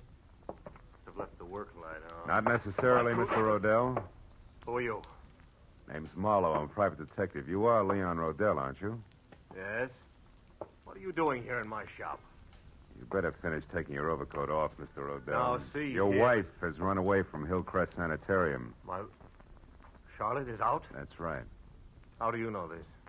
She came to me tonight under a phony name. Tried to get me to locate you. She'd lost your address. Oh. This is a shock, Mr. Marlowe. A terrible shocker. Poor Charlotte, what an awful thing this is for her. Yeah. Excuse me, I need this. Sure? Oh, you? No, thanks. You see, Marlowe, I've only been here in Los Angeles a month. The last time I visited Charlotte, that was about 3 weeks ago, and I hadn't planned to stay out. Wait a minute. My wife is the only one who had my local address. If she lost that, how did you find me? That's a long story.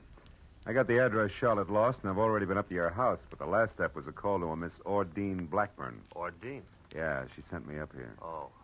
Then you know about Ordine and me. A little. Well, I suppose under the circumstances that's hard for you to understand, Marlowe, and even harder to accept. Not exactly, under the circumstances. Oh? Well, the law is not as generous as you are. Has no room for understanding. Insanity isn't grounds for divorce until after 3 long years have passed. And maybe Miss Blackburn doesn't want to wait that long, huh? Well, to be frank, I don't know. I'm in love with her. I think she loves me. I haven't had the courage to tell her about Charlotte yet. Maybe you won't have to. Charlotte called her up tonight before I did as a Miss Asher. She must have gotten Ordine's name and phone number from you some way on that last visit of yours. No, that's impossible. Well, she got it some way. Marlowe, do you know where Charlotte is? We've got to find her. She's not responsible. She might even be dangerous. It's an understatement, Rodell. She's deadly. Deadly? I don't understand. Come here. Over behind that table there where the light is. What? Go ahead and look. Oh, what's over there? When I showed up here tonight, I saw Charlotte running away. I came in and found that. Oh, my... The attendant at the sanitarium. Yeah. He knew she'd escaped. He found the hole in the fence where she got out, and he's been following her on his own, strangely enough. He's dead. Marlowe, he's dead. Look, he's dead. Rodell! Sorry. Marlowe, she must be completely mad. We've got to stop her. Why, she might go for Ordine next door. Or you, yeah. What can we do? Well, you can go home. She doesn't know that address up there, so you'll be okay on that score. All right, but... Okay on that score. All right, but... Rodell, listen. Keep your doors locked up there, will you? Well, sure. You said Charlotte... I know. I'm not thinking about Charlotte now. There's something else. The guy in San Francisco that you owe all that money to. What about him? Sent a mug down here who intends to collect it. I've tangled with him already. He means business. So be careful, Rodell, and I'll see you as soon as I can.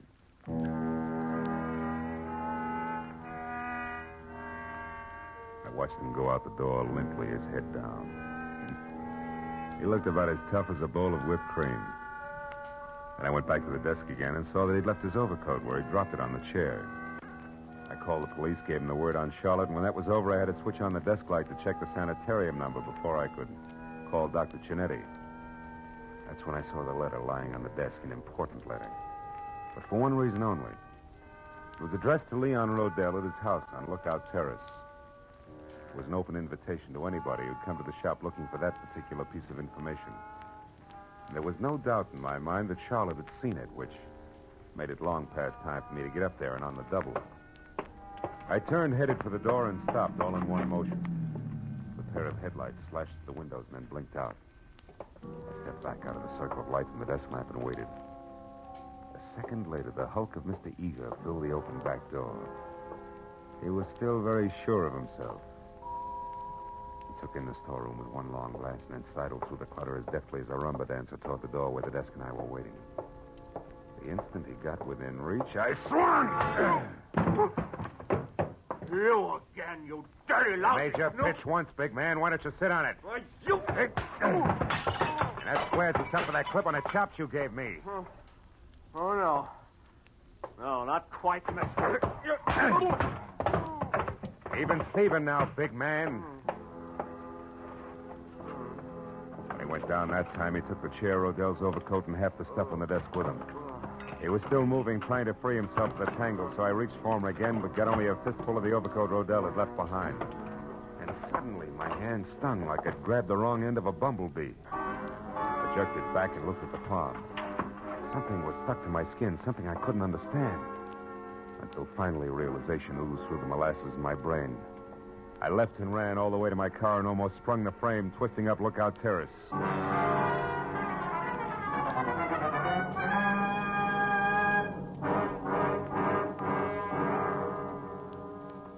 I parked down the hill from 3840 and ran as far as the house next door, where I got to the back, hopped the fence, and got my gun in hand.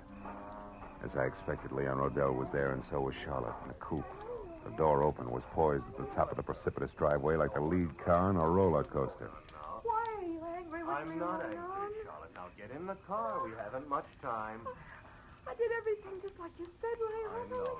I lost my handbag with your address in it. The car, I Charlotte. had to find you, didn't I? You did I fine. did everything. And then I learned about your shop, and I went But there. you shouldn't have done that, Leon. Charlotte. Now get in the car. Leon, I saw what you'd done to that Mr. Hook from the car, Charlotte. sanitarium. We're rushed. You killed him with a knife. I had to, Charlotte. He'd been spying on us all the time. He knew all our plans, and he wanted lots of money to keep quiet. Now It the car, frightens me, Charlotte. Leon. I wish you hadn't. Stop it, Charlotte. It doesn't matter anymore. It doesn't Don't matter. kid yourself, Rodell. Mr. Marlowe. Oh, I found Leon by myself, so I really don't need you after all. I only wish you were right, baby. Don't move, Rodell. Oh, but you don't understand, Mr. Marlowe. Leon and I are going away together on a I trip. understand, all right, more than you do now, Charlotte, and I think you better go in the house and wait for us, Oh, no. huh? No, don't Please, you see please, we... do as I ask. All right. But don't be long.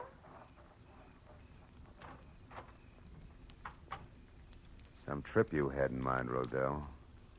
Your wife in this coupe and straight down over the bank, strictly solo. She didn't even suspect.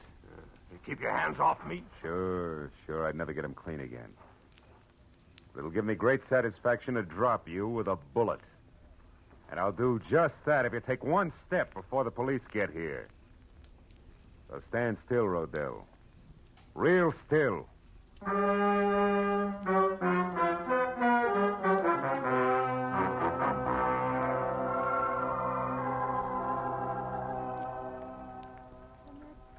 Really all that happened, Dr. Cianetti. I'm sorry you were worried, and I'm awfully glad I'm back. So am I, my dear. And we'll talk more about it in the morning. What you need right now is a good night's rest in your own bed. Oh, you're right, Doctor. I'm very tired. Good night, Mr. Marlowe. And thank you. Good night, Charlotte. She still doesn't realize, does she? No, and it's a good thing. Plenty of time for that later when it can come gradually. At this point, she could tear herself to pieces over a thing like this. Yeah. Her husband who urges her to run away and helps her do it for the sole purpose of getting her out where he can kill her. Not much security in that setup, huh? No. You mentioned another woman, Mr. Marlowe. Miss Ordine Blackburn. Oh, Adine, yeah. Gullible rich girl without much on the ball. Rodell planned to marry her and solve all his money problems. Believe me, Doc, he had them, big ones. I see. Well, she's better off this way. Yeah. 6 months of marriage to Rodell, and she'd have been a candidate for your sanitarium herself. He's that kind of a guy. And my late employee, Eldon Hook? Well, he knew that Rodell had been urging his wife to run away and that he'd cut that hole in the fence. Hook found out that Rodell was interested in Ordine, and he tried to shake Rodell down. Signed his own death warrant on the spot. You know, it's sometimes frightening to me, Mr. Marlowe, to realize how many warped and twisted minds there are that never get help until it's far too late. But there's always some good in every bad thing, they say. What about this case? Charlotte. I expect her to recover completely soon, because now the main contributor to her neurosis, so to speak, is gone forever. Oh. That was Leon Rodell. Yeah, well, Doc, it's a long way back to Hollywood. I better get going, huh? Just one thing more, if you don't mind. Hmm? Charlotte would have died in a smashed car in what would have passed for an accident. Also, she'd have been blamed for Hook's murder if you hadn't found out the truth about Rodell. I'm very curious. You remember the burrs that grew along your fence outside? The birds? A blasted nuisance. Yeah, but as you just said, Doc, there's always some good in every bad thing. Rodell told me that he hadn't been up here for 3 weeks, and yet tonight his overcoat was loaded with burrs. I got one in my hand from it. Oh. That gave me a hunch. Well, from there on it played. Disappointed? To the contrary, satisfied completely. Good night, Mr. Marlowe. Good night, Doc.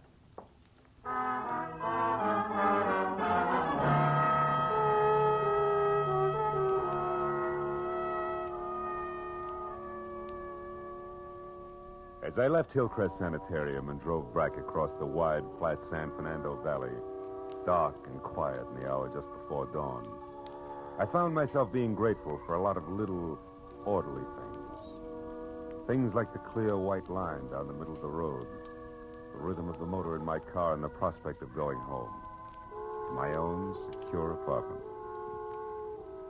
Then I wondered about Charlotte, and the sort of nightmare jungle the world must be to a mind twisted suddenly, out of focus, where there is no symmetry or logic. But nightmares can be banished, huh? Fears driven away. And in time, with Dr. Chinetti's help, she'd come out of it all right. But the others like Hook and Rodell, to them, the jungle is home. No nightmare, that. They live in it by choice. Until, one way or another, they're destroyed. Choked to death by the very tangle they hide in. Well, that's fair enough.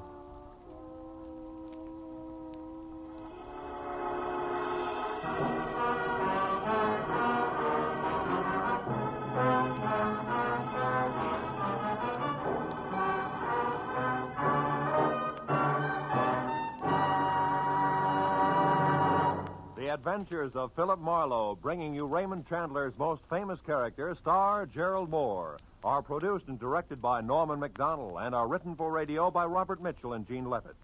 Featured in the cast were Gene Bates, Larry Dobkin, Yvonne Patey, Harold Deerenforth, Jack Edwards, and John T. Smith. The special music is composed and conducted by Richard Arant. Be sure and be with us again next week when Philip Marlowe says... This time a fireball, too handy with a target pistol, led me down a rocky road past a sleazy money grubber to a curly-headed corpse. And it might have gotten worse if I hadn't slowed down at the hairpin turn.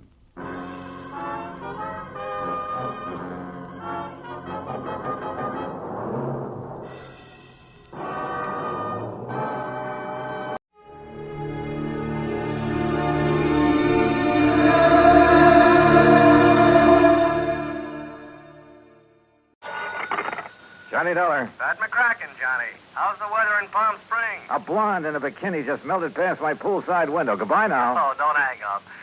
Johnny, this job's just a few miles north of where you are. It'll take maybe a day to clear it up.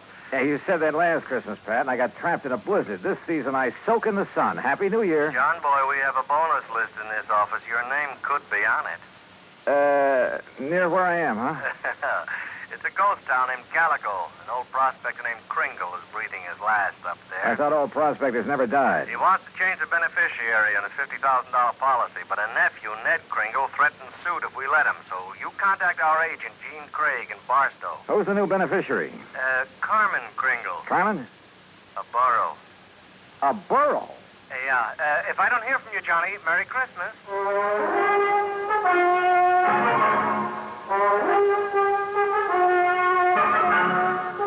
Bob Bailey in the exciting adventures of the man with the action-packed expense account. America's fabulous freelance insurance investigator. Yours truly, Johnny Dollar. And now, Act One of yours truly, Johnny Dollar.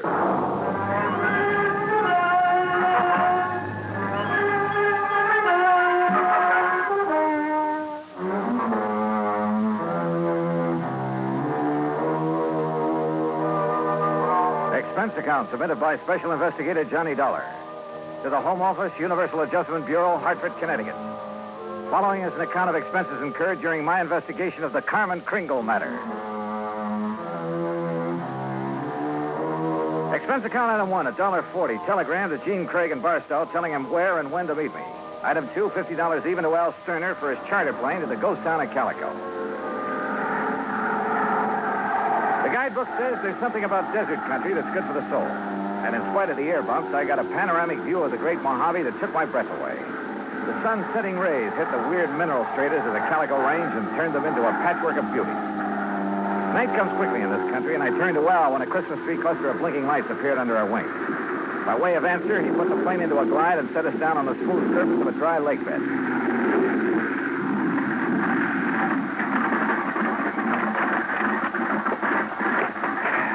Johnny, you want me to wait around till your friend shows up? No, thanks. Well, there seems to be plenty of company. That's just an old coyote. Don't stand too long or you'll freeze to the spot. Okay. Good luck. Call me when you want to be picked up.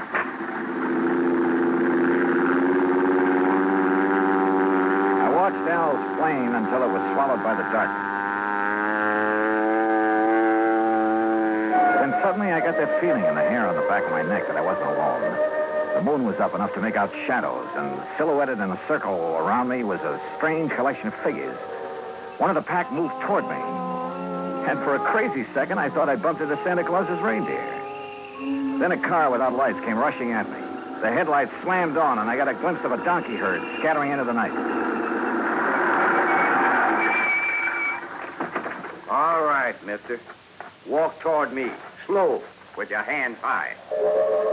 I've learned never to argue with a Winchester 94, so I followed orders. I spotted the weaving headlamps of another car approaching and prayed it was the agent, Gene Craig. Close enough, Sonny.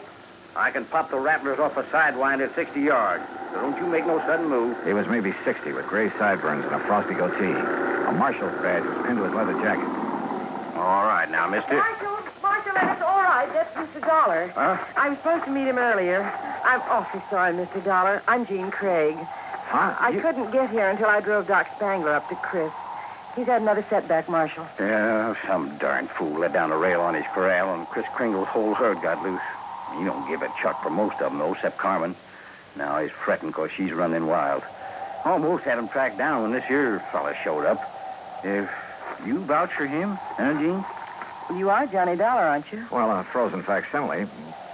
Come on, I'll drive you into Calico. You tell Chris that I'll have his Carmen back in the corral before the moon's full. And, Gene. Yeah, Marshal. Tell the old sourdough to stay alive, will you? We need him around here. Sorry about mistaking you, Mr. Dollar.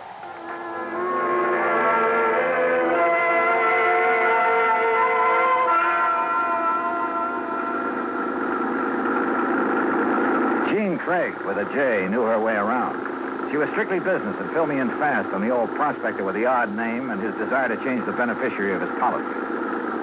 Everybody calls him Chris because every year he loads up his burros with toys and presents for the miners and their families back in the hills. Huh?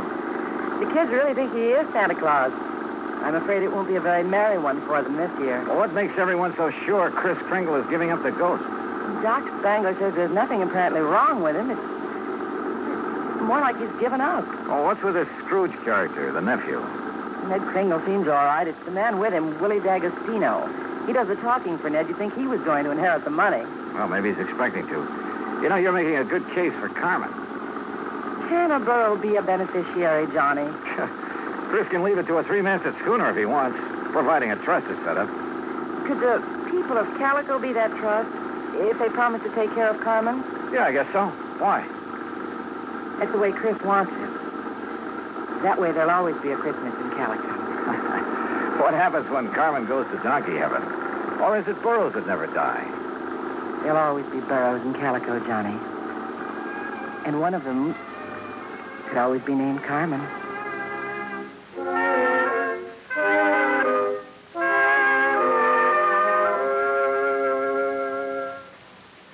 Act two of yours truly, Johnny Dollar, in a moment. Act two of yours truly, Johnny Dollar, and the Carmen Kringle matter.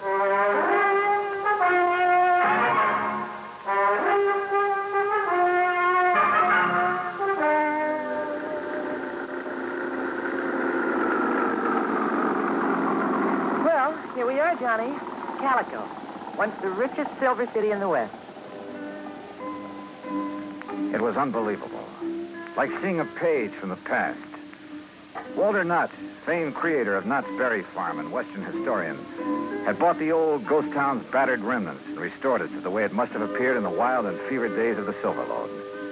I could make out signs nailed to weathered batten boards that told of a flourishing and colorful past. Joe's Saloon, The Last Chance, Hyena House Hotel, Lane's Mercantile, the Calico Prince. High on a hill at the edge of town, people were gathered at the entrance to a cave that was illuminated by hundreds of miners' lamps. Kind of gets you, huh? Almost like it was planned. They're rehearsing for the Christmas Eve pageant. Maybe you can spend Christmas Eve with us, Johnny, if you don't have other plans. I have a day with a steam-heated swimming pool. What? Come on. Let's meet the old man. Expense account item 3, $100 for a quart of perfume or a mink scarf, anything to wipe the hurt look off of Jean Craig's face. She led me up the steps to the rickety porch of Chris Kringle's wooden shack. A tall figure carrying a black bag stepped toward us out of the shadows. Yeah, I'm glad to see you. Will you drive me back to town? Why, certainly, Doc. Oh, this is Mr. Dollar. Hi, son. Hi. Chris, is he still all right? I couldn't say. Been sitting out here waiting for you. You haven't seen the patient? The medical man owes a duty and all that, but I'm too old to talk back to a gun. You mean they wouldn't let you in? Tired of it. Well, I'm not a medical man. Well, please be careful, Johnny. I told you, Stallbone, stay away and leave the old man. Well, if it ain't little Jeannie, the policy fixer. And who are you, mister? Willie D'Agostino. This is Johnny Dollar. He's from the insurance company to see about changing the policy. Who is it, Wally? Who are you talking Relax, to? will you, and let him give us some tourist directions back to Barstow. There'll be no policy changing at this late date, mister. Ned Kringle is very bereaved at the imminence of his uncle's demise. Just family admitted at this sad hour, so mosey along, folks. I'll leave the young man to his grief. Your foot is in the door, mister. I don't like your foot, and I don't like you. His hand moved to his shoulder holster, but Jean was standing right beside me. It was Doc who suddenly shouldered past D'Agostino and fled up the stairs that gave him my chance. I kicked the door wide. Threw him off balance. I shoved Jeannie aside, and that was a mistake. Because a million Christmas tree lights blazed up in my skull.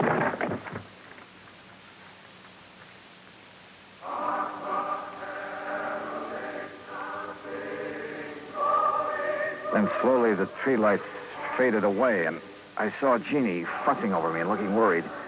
A young, nice-looking fellow was seated next to a marble-top table.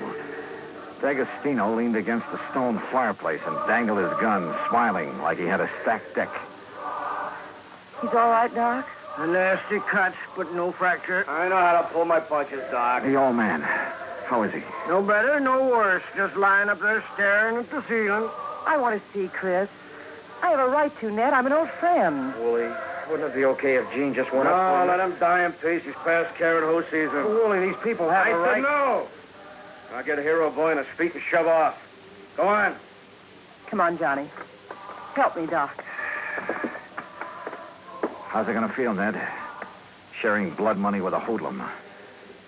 Your uncle paid for that policy with a pick and a shovel. It took a lot of years, a lot of sweat. And he's had your name on that policy ever since you were born. Old man Kringle never saw pay dirt in his life. Ned had given him money to live on, paid the premiums on his policy. Chris was always tapping the kid, claiming he had a new find. He was going to mine $1 million. Willie, shut up! The old man's dying. Tell him, Ned. Tell him how the old phony was always taking the bars, making like Santa Claus with the money you give him. Willie, haven't you got a... Tell him hold on to the money! I know he's been waiting a long time for this. Me, Willie D'Agostino, that's who. Is that true, Ned? Yeah. I thought my uncle would make a strike someday. I honestly thought he'd strike it rich. I know he tried. He did strike it rich, Ned. When he dies, every man, woman, and child in this town will mourn him. He'll live in their hearts. What will people remember about you, Mr. D'Agostino? All right, get out and stay out before I... Willie, this rifle will make a hole in your belly big enough to pass a borax team through. So you just drop that gun. Well, I don't know what the shouting's about, but you're guilty of carrying sidearms. You're threatening violence, Mr. D'Agostino. And ain't nobody does that in Calico, as long as I'm the marshal. Now, you better get. Ed Dolar, I love you. Oh, so let Gladys hear that. Well, I'll see how Chris is. Doc, you tell the old buzzard that I got his Carmen back in the corral. Jingle bells and all. Yeah, nice work, Ed. Now, what's holding you, mister? Okay. All right, let's go, Ned. Let the squares have a round, huh? I'm going to stay here, Willie. I want to be here when Chris... Hey, that's a good idea. That way, no fooling around with the will, huh? Smart kid, that Ned. See you at the funeral, huh? I'll go up now. You were wonderful, Marshal. And you too, Johnny. Oh, yeah, sure. I take a nice sock on the head. Say, you folks better come up, too. Chris wants to say something. Oh, wait a second. I figured on this. The corral. Come on.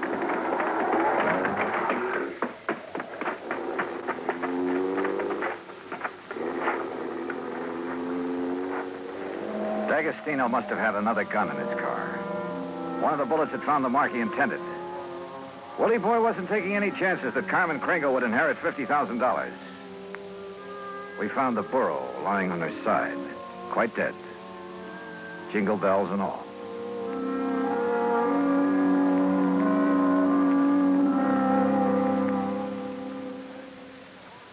Act 3 of yours truly, Johnny Dollar, in a moment. Oh, Act 3 of yours truly, Johnny Dollar, and the Carmen Kringle matter.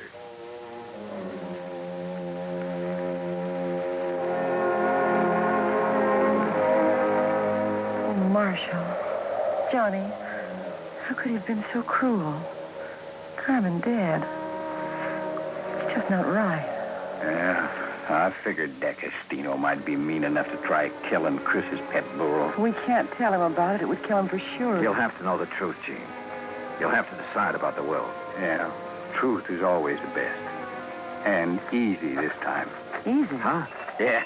I'll just take these bells off of this poor little feller, and I'll put them where they belong. Carmen? What? Carmen. Oh. Mosey over here now. Well, you pulled a switch. You put these bells on another burro. Yeah. I didn't trust that greasy character, and I was right. A nice girl, Carmen. Oh, great. Now, you folks going up and see old Chris. I'll keep an eye on this here $50,000 jackass. That's the way it's going to be, ain't it, Johnny? Yes, sir. That's the way it's going to be. But I was wrong. The roly-poly little old man in the four-poster bed with his white whiskers resting on the quilt changed his mind again. Even after hearing about how the marshal saved Carmen. I wasn't going to scratch Ned's name off of that insurance, Mr. Dollar. I tried to shake that D'Agostino, figuring he'd take his hooks off of Ned if he thought my Carmen was going to get the money. Oh, I was scared for a while that I just might have to up and die to square my nephew's gambling debts. I'm sorry, Chris. I'll work my fingers raw paying every cent I owe, but I'll pay him back with interest. I want you around. Yeah. Okay, Mr. Dollar. Yeah, Chris. Lift the lid on that footlocker and fetch me one of them bags in there. They're pretty heavy, but you look strong. Oh, they're sure heavy enough. You got them stuffed with silver? It's better than silver. Open it up there. Yeah, that's it there. Yeah, you recognize it, Doc? Yeah. Maybe you'd better have a good sleep, Chris. This here's plain old gravel. Oh, plain gravel. It's uranium, Doc. Huh? The last batch assayed at $900 a ton. And I got a mountain of it staked out. In both our names, Ned. You don't say. Why, Chris? Mr. Dollar, if you and Jeannie check with the Barstow Bank, you'll find that they'll extend credit on the strength of that assay. You reckon you can spend 2 days buying enough presents so as we won't disappoint the folks hereabouts?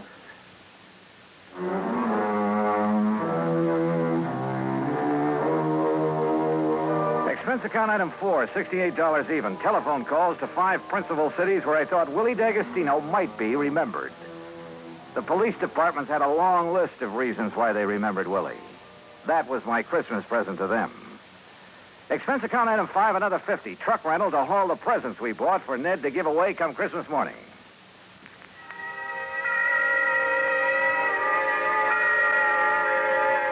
And then it was Christmas Eve. We sat on the Kringle's porch and watched the procession up to the Maggie mine. The flickering lights from the miners' lamps reflecting on the faces of the happy children. Old Chris was bundled up in blankets, his little eyes twinkling, chuckling to himself like he knew all the answers to the universe.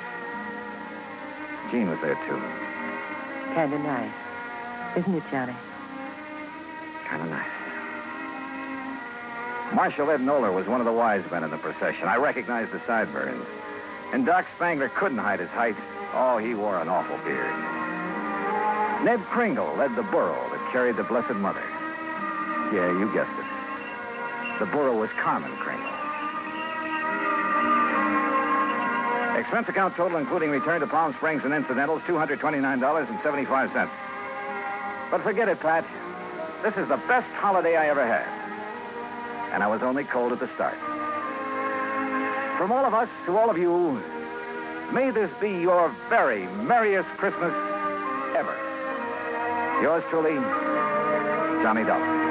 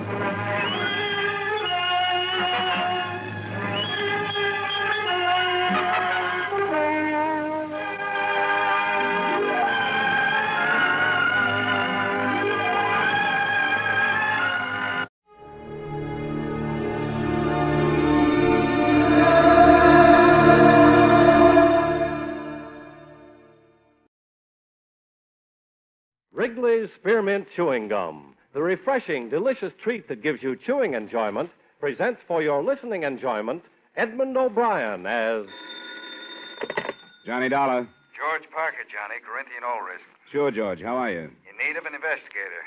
Can you take a case for us? I've been sitting here waiting for one. You've got it. Big policyholder on Cape Cod, Mrs. Thomas Harwell. She died from poison. That's rare these days. I'll be over in about 30 minutes. Listen to the rest of it.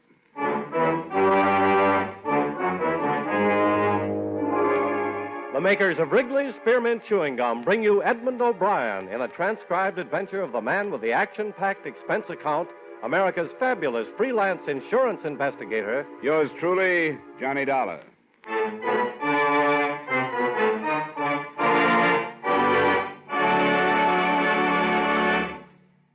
Wrigley's Spearmint Chewing Gum refreshes you.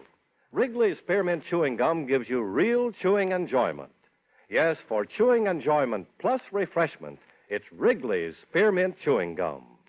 The lively, delicious flavor of Wrigley's Spearmint cools your mouth, helps keep your throat moist, and gives you a nice little lift. The good, smooth chewing of Wrigley's Spearmint helps keep you feeling fresh and alert, adds enjoyment to whatever you're doing. So for chewing enjoyment plus refreshment, treat yourself often to Wrigley's Spearmint Chewing Gum. Healthful, refreshing, delicious.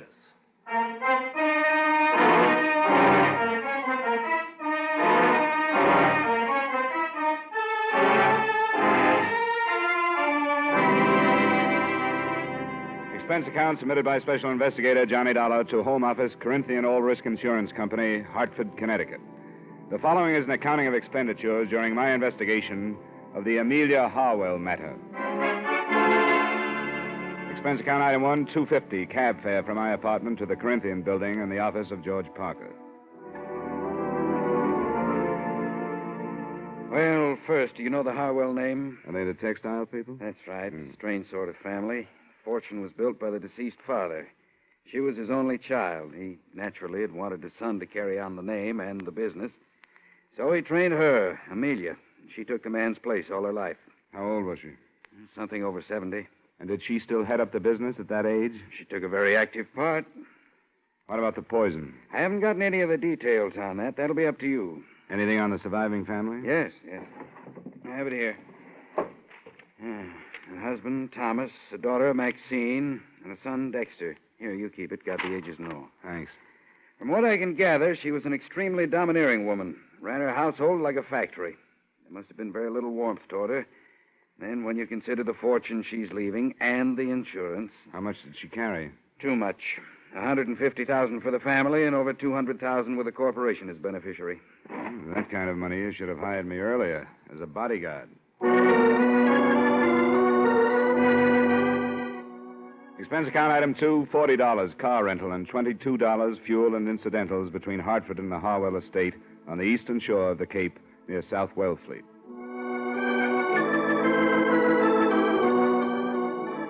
The mansion was as solid as the family's Dun & Bradstreet rating. Heavy brick construction with turrets, shuttered windows, and massive double doors that opened into a coldly formal entry hall.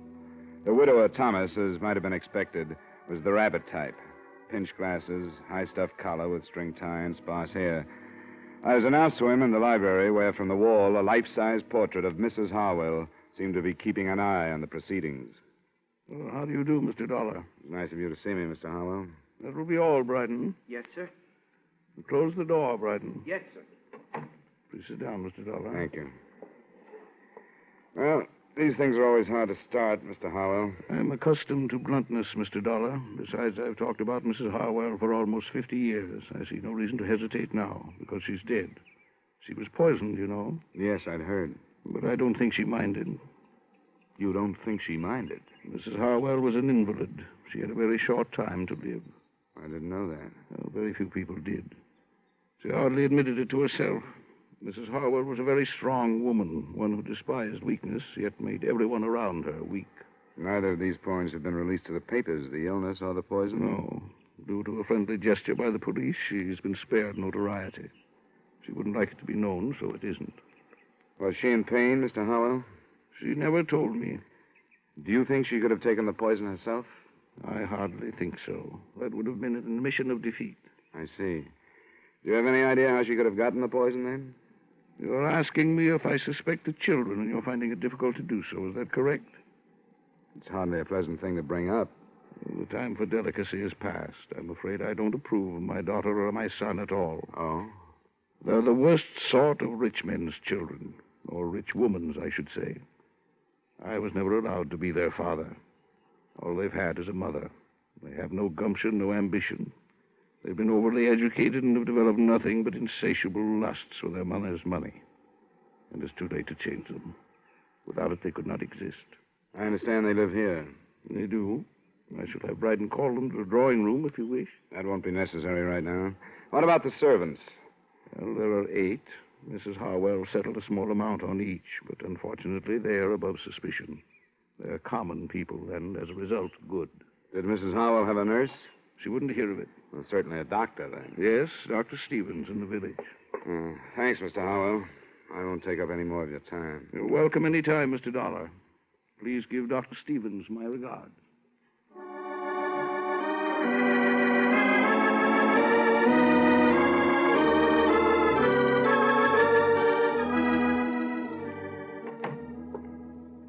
Well, Mr. Dolar, the Harwell case passes from my hands into yours.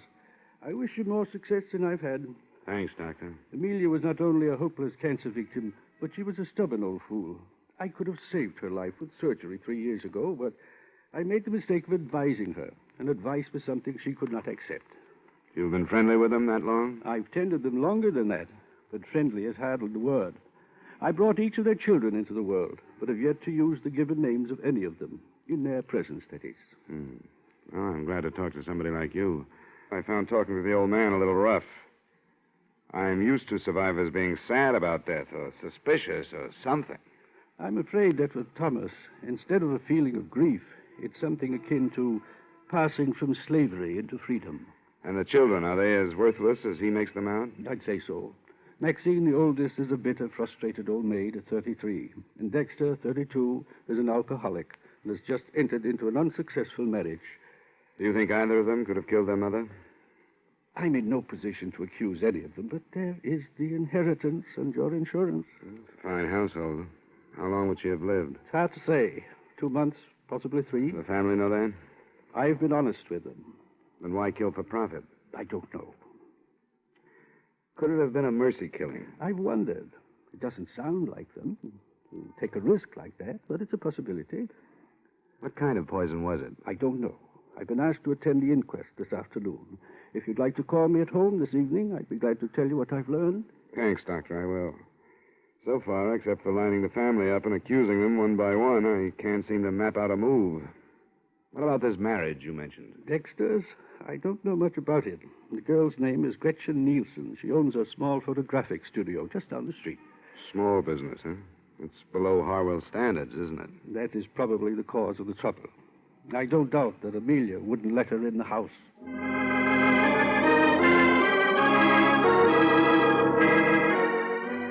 Through the plate glass window of her studio, Gretchen Nielsen looked like a girl anyone would enjoy having around the house. She lived up to her Nordic name, fine straight features, warm blue eyes, and a look of strength about her. I got her home address and knocked at the door of her small house 15 minutes after she arrived home that evening.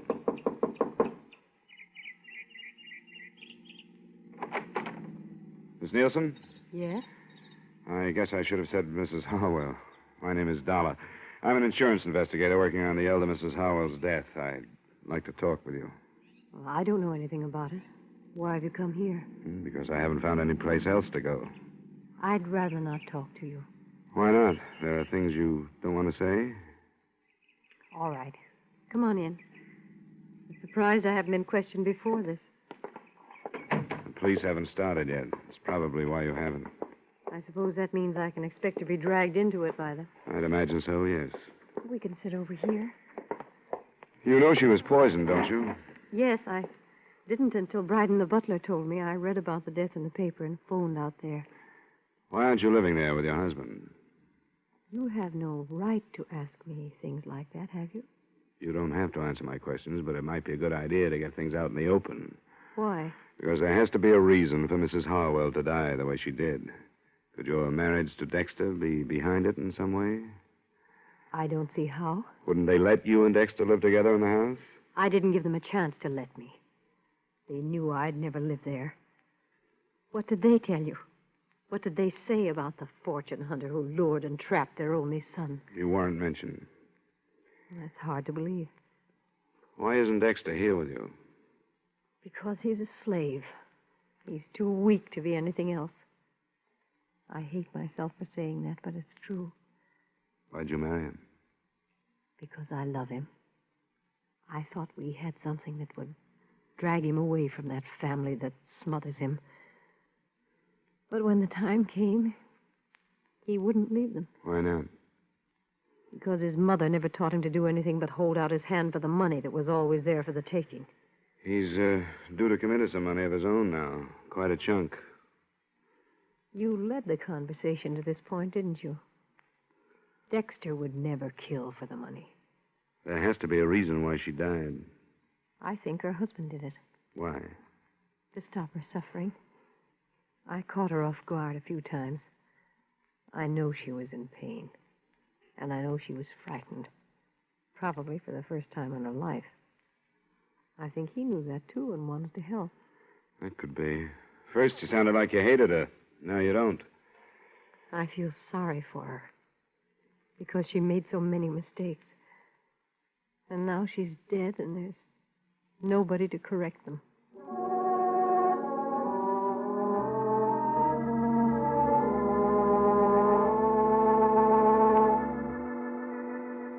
I didn't string out my meeting with Gretchen Harwell and May Nielsen. I left, went to my hotel, and at 7 phoned Dr. Stevens. His report on the inquest brought out, among other things that didn't seem important at the time, this point. The cause of death was a non-alkaloid poison, administered in suicide or by person or persons unknown. The poison was hardly the type to choose either for suicide or a mercy killing. With what I had, I went out back to the Harwell residence.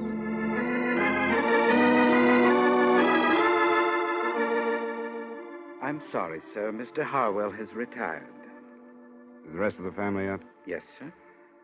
I wonder if you'd tell them that I'd like to see them. Very well, sir. If you'll wait in the library, I'll tell them you're here.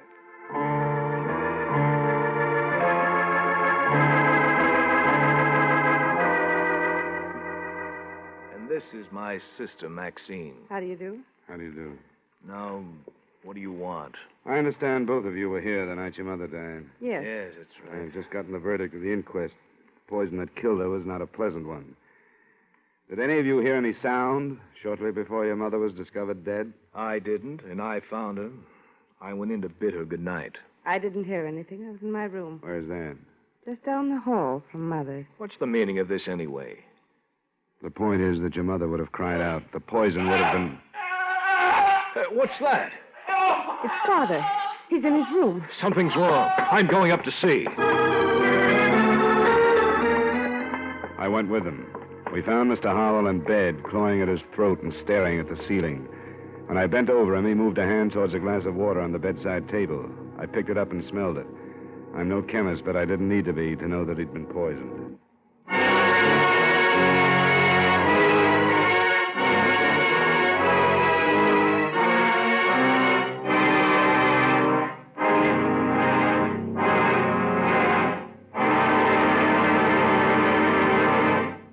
Friends, wherever you are, whatever you're doing, you'll enjoy chewing Wrigley's Spearmint Gum. Chew Wrigley's Spearmint while you're working. The lively, full-bodied flavor of Wrigley's Spearmint gives you a refreshing little lift. The smooth, pleasant chewing of Wrigley's Spearmint Gum helps keep you feeling relaxed and satisfied. Makes your job seem easier. Chew Wrigley's Spearmint Gum in your home, when you're out walking or driving, when you're enjoying outdoor sports and other activities. Wrigley's Spearmint Gum tastes good anytime, and the natural chewing aids digestion and helps keep your teeth bright and attractive. Yes, wherever you are, whatever you're doing, you'll enjoy chewing Wrigley's Spearmint Chewing Gum.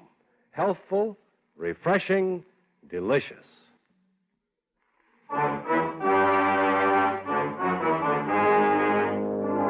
And now, with our star, Edmund O'Brien, we bring you the second act of yours truly, Johnny Dollar.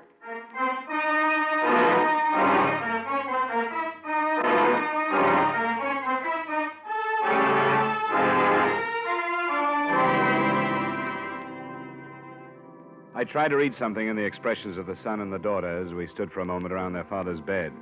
There wasn't much in them. No surprise, no fear, no satisfaction. Maxine looked a little embarrassed and left to phone Dr. Stevens. Dexter looked a little vague and said he thought he knew where a medical book was. And I was left alone with Thomas Harwell. I'm all right. I'm all right. Call them back, Mr. Dollar. I'm all right. I won't die. Of course you won't. I'm all right. How much water did you drink? Not very much. I was so thirsty, too. But I think I smelled it. I only sipped. I felt a terrible burning in my throat. I could hardly breathe. Who would do this to me? I was hoping you could tell me, Mr. Harwell. We won't talk about it now. Dr. Stevens is coming out to have a look at you. I'm glad he's been called. He's my friend. Anything I can do for you in the meantime? No, thank you. I'm going to be all right. I'm not ready to follow Amelia. I'm not ready yet.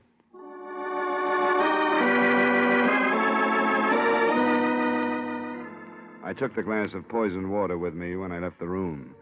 I put it on a table in the hallway outside his door and stayed with it until Dr. Stevens arrived. He spent about 15 minutes with Mr. Harwell, and then he joined me. He's all right.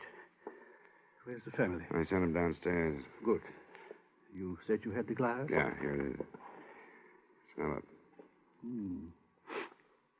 There must be enough poison in this to kill 100 people. He's a very fortunate man. Can you tell if it's the same stuff that killed his wife? I'd say yes. Canadine or some such. What did he say to you?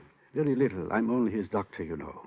But he did tell me that it was unnecessary for this to be reported to the police. Oh? I told him it would be absolutely unethical if I didn't. It sounds to me as though he's trying to protect the children. I guess they're used to that. By the way, did you notice the marks on his throat? No. Looks as if somebody has tried to strangle him. Strange. I didn't notice. Would it be all right if I talked to him now? Oh, I think so. I gave him a very mild sedative, but it won't go to work for a while. Do you want me to wait? Not unless you think you should. He doesn't need me any longer, and if you'll stay here in case of another attempt... I will. I'll call you if anything develops. Fine. Good night, Mr. Dolar. Good night, Doctor. Yes? How are you feeling, Mr. Harwell? Oh, quite well, thank you. Quite well. I'm glad you came back, Mr. Dollar. I want to talk to you. I'm glad to hear that. I spoke to Dr. Stevens. About not reporting this to the police? Yes. Why must he be so uncooperative? Why don't you want the police to know? Because no matter how serious the purpose was, the results were harmless. I want the subject dropped. Are you afraid of what police investigation might bring out? For the sake of the family reputation, I do not want their meddling. I intend to manage this in my own way. Tomorrow morning, I'm going to discharge all of the servants. You told me earlier that they were all above suspicion. Do you remember? Until this attempt upon my life, I thought they were. It's hard to understand, Mr. Harwell. If you really think that one of the servants tried to poison you, you must realize that the same one killed your wife. Still, you want the matter dropped. I do. Amelia is gone, and I see no possibility that she will return because I bring about for myself and my family the unpleasantness of police interference. You may believe in your logic, but I'm sorry it won't work. It'll have to be reported. Then, young man, leave this house. I didn't want you here. You will never be allowed under this roof again.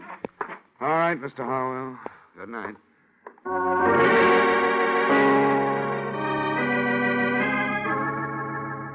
I picked up my glass of evidence again and started downstairs. When I got to the entry hall, I heard voices and looked into the library to see the children, Maxine and Dexter. Their conversation had ended by the time I walked in. How is he? He's all right. Back to normal. What are you doing with that glass? I'm taking it to the police. They'll want to know if it's the same poison that killed your mother, and there's a chance of finding fingerprints on it. Here we go again. Your father didn't want me to take it to the police. Why shouldn't he want to report that somebody tried to kill him? You think he's afraid that one of us did it? Is that what... Kill him. You think he's afraid that one of us did it? Is that what you mean?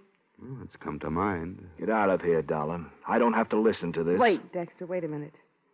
That's what he thinks. The police are going to, too. Then I'll listen to them. It's their business, but not his. I don't have anything to be afraid of. I didn't keep a 3-month-old marriage secret like you wanted me to. Dexter. And I didn't break the news to her by telling her that she was going to be a grandmother like you wanted me to. You think everything's wrong. Dexter, shut up. You're drunk. Well, let him accuse you. I'm not going to listen to him. I'm going to bed.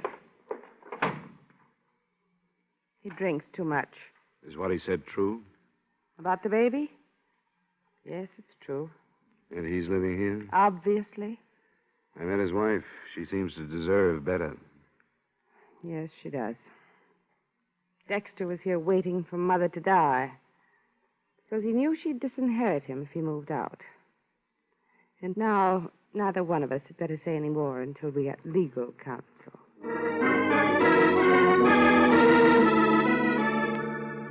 I took the poison to the police and made a statement. Then I went back to my hotel. 2 or 3 phone calls to Gretchen Harwell got no answer, so the next morning I found her at a studio before the day's work began. What are you doing here? I tried to reach you last night and couldn't. What do you want? Somebody tried to poison Mr. Harwell. Oh, he's all right. Yes, I phoned you a number of times last night, but there was no answer. I was out. I stayed with a girlfriend. And you left a few things unsaid the last time we talked. Didn't you? You found out about the baby. Yeah. And you've come to congratulate me. How nice. I've been simply swamped with congratulations. Please, this has to be straightened out, and everything that's held back makes it harder. What does the baby have to do with it? Well, it makes a motive stronger than ever for Dexter. He wouldn't kill his mother. I was told he'd be disinherited if he left the family manse because of the marriage you kept secret. Where did you hear that? Came out last night.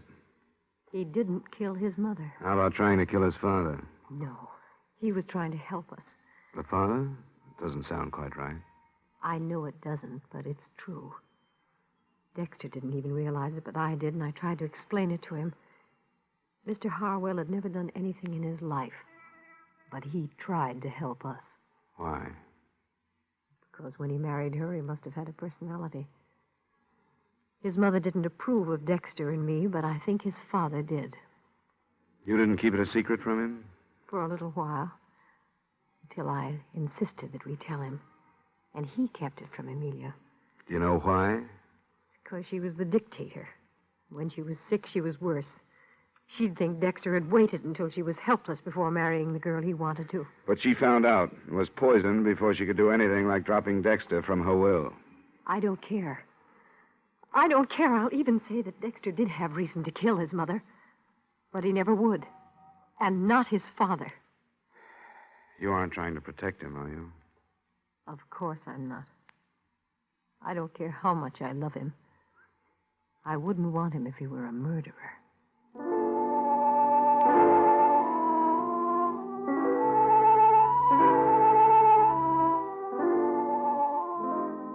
I did a lot of thinking after I left her. It would have been easy to be swayed by her, and I took that into consideration.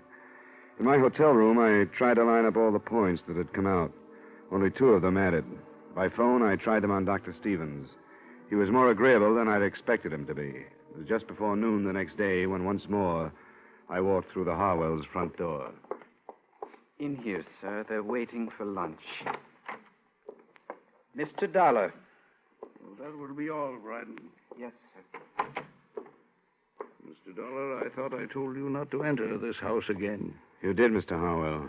But I thought the fact that I might save one of your children from a murder trial might make a difference. Which one, if I may ask? Dexter. But I don't understand. I think we've had enough of this, Mr. Dolar. My family has been quite upset since you've arrived. I think we've had enough, too, Mr. Harwell. I wonder if I could talk to you in private. Who are you to ask that? No, Dexter, I think I agree with him. Please leave. But, Father, I You feel... too, Maxine. All right, Dad. Come on, Dexter. Sure. See if Dollar can tell him anything worse about me than he knows. Well, Mr. Dolar. You wouldn't like to see Dexter charged with the murder of your wife, would you? Of course I wouldn't. The police are ready to do it. And they've got a good case. You didn't think of that, did you? I beg your pardon? You didn't realize that you might set up a situation that would jeopardize your son. I don't think I understand. I think you do. You killed your wife, didn't you? I? You filled a glass of water last night to throw off suspicion and to get rid of the evidence at the same time. Mr. Dolar. If you didn't, Dexter is going to be brought to trial. I can promise you that. I saw the charges being drawn. They have everything against him, except 2 or 3 things. Oh, what are they? Something that was hidden behind those tall collars of yours. Scratches on your neck. Another thing that came out at the inquest. Bits of flesh under your wife's fingernails. And the fact that your children didn't hear anything the night she died. They all go together. You struggled to keep her quiet, and she scratched you. You're a very observing young man, aren't you? Not necessarily, but certain things add up. Am I right? I could hardly deny it now. Yes. It made such a little difference to Amelia, though I don't imagine the officials take that into consideration. They seldom do. But it made such a great difference in Gretchen's child. I have made many mistakes with my own children through deference to my wife. I'd hoped that I could help my grandchildren through strength. Strength enough to do what I have done. You were helping Dexter, too? No, helping the child through Dexter. I had hoped that Amelia, when she knew that a life was being given while hers was being taken, would be glad and approve, but she didn't. She asked for a lawyer so that she could change her will. Then I knew what I had to do. I'm sorry, Mr. Harwell. There are many things to regret, Mr. Dollar, many things. But hastening my wife's death is not among them. Her life was decayed. The life she did not want that I did want. So fresh and new that it doesn't even know what hope or helplessness can be. Forgive me, Amelia. Amelia. Forgive me.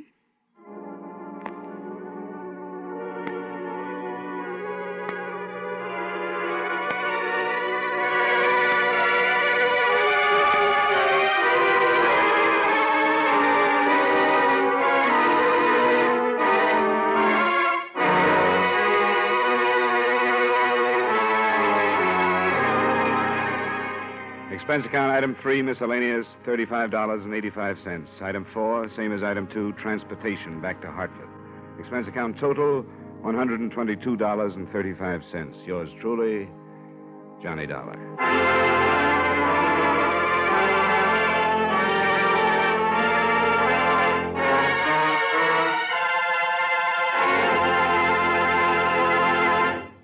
Remember, friends, Wrigley's Spearmint Chewing Gum refreshes you.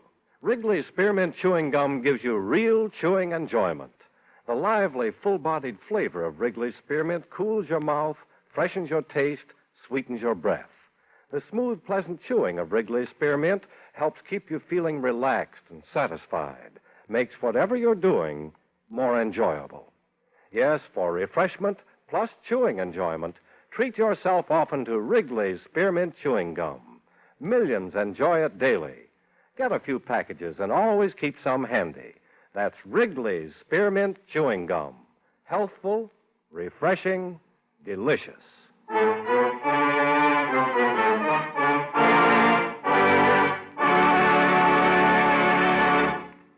Yours truly, Johnny Dollar, brought to you by Wrigley's Spearmint Chewing Gum, stars Edmund O'Brien in the title role and is written by Gil Dowd with music by Eddie Dunstetter. Edmund O'Brien can soon be seen starring in the Paramount Pictures production, The Turning Point. Featured in tonight's cast were Victor Perrin, John McIntyre, Herb Butterfield, Jeanette Nolan, Virginia Gregg, and Peter Leeds. Yours truly, Johnny Dollar, is transcribed in Hollywood by Jaime Del Valle.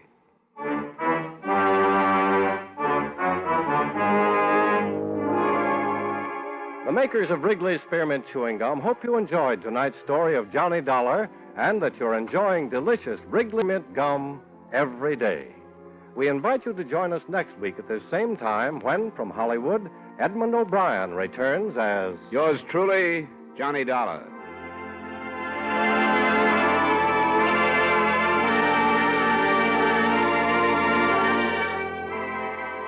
This is the CBS Radio Network.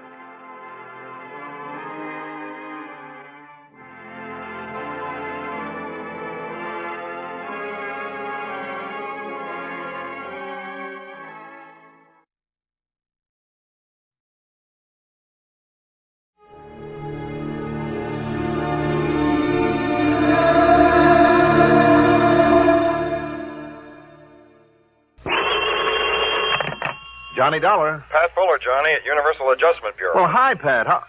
Pat Fuller, did you say? That's right. Well, how come? What? Well, Pat McCracken's always been my contact over there at your place, 5 or 6 years now. Haven't you heard? Pat's retired. Retired? Yeah. At his age? Why, he's only about, let me see, 50 on the nose. Been here since he was 25. So now he's off and gone with a real nice pension from the company. Son of a gun. Well, I always did know I was in the wrong end of this business. You want a job as a company man? Come on over. Who knows? Maybe you can live long enough to earn a nice soft pension, too. If that is, you'll do the same thing he did that I'm doing. What do you mean? Well, instead of keeping your own hours, traveling around all over the country all the time, new places, new faces, lots of excitement, well, you'd have to be tied down to a desk 9 to 5, day after day, month after month, year after year. Yeah. But think of the advantages. You'd have Christmas off and New Year's and the 4th of July. Well, now, let's, And all sorts of free life and health insurance and other benefits. A couple of weeks off with pay every Let's forget it, Pat. I think I'll stay freelance and free. Whatever you say, Johnny. Anyhow, with McCracken gone, I've taken over. Well, what's on your mind? And I hope it's something that'll get me really away for a change. Don't ask for it. Before this thing's over, you may find yourself having to cover the whole country, from stem to stern. Oh, it sounds intriguing. What is this thing? One of the oldest and simplest rackets that ever hit the insurance business, but one of the hardest to catch up with. Tell me all. Why don't you come on over here? I will. All right, I'm on my way.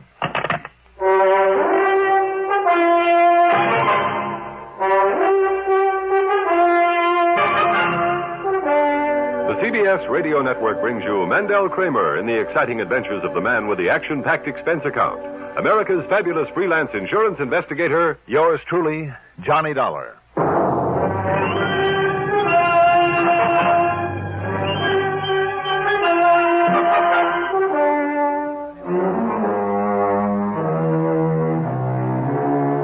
Expense account submitted by Special Investigator Johnny Dollar to the Universal Adjustment Bureau, Home Office, Hartford, Connecticut. Following is an account of expenses incurred during my investigation of the be or not to be matter.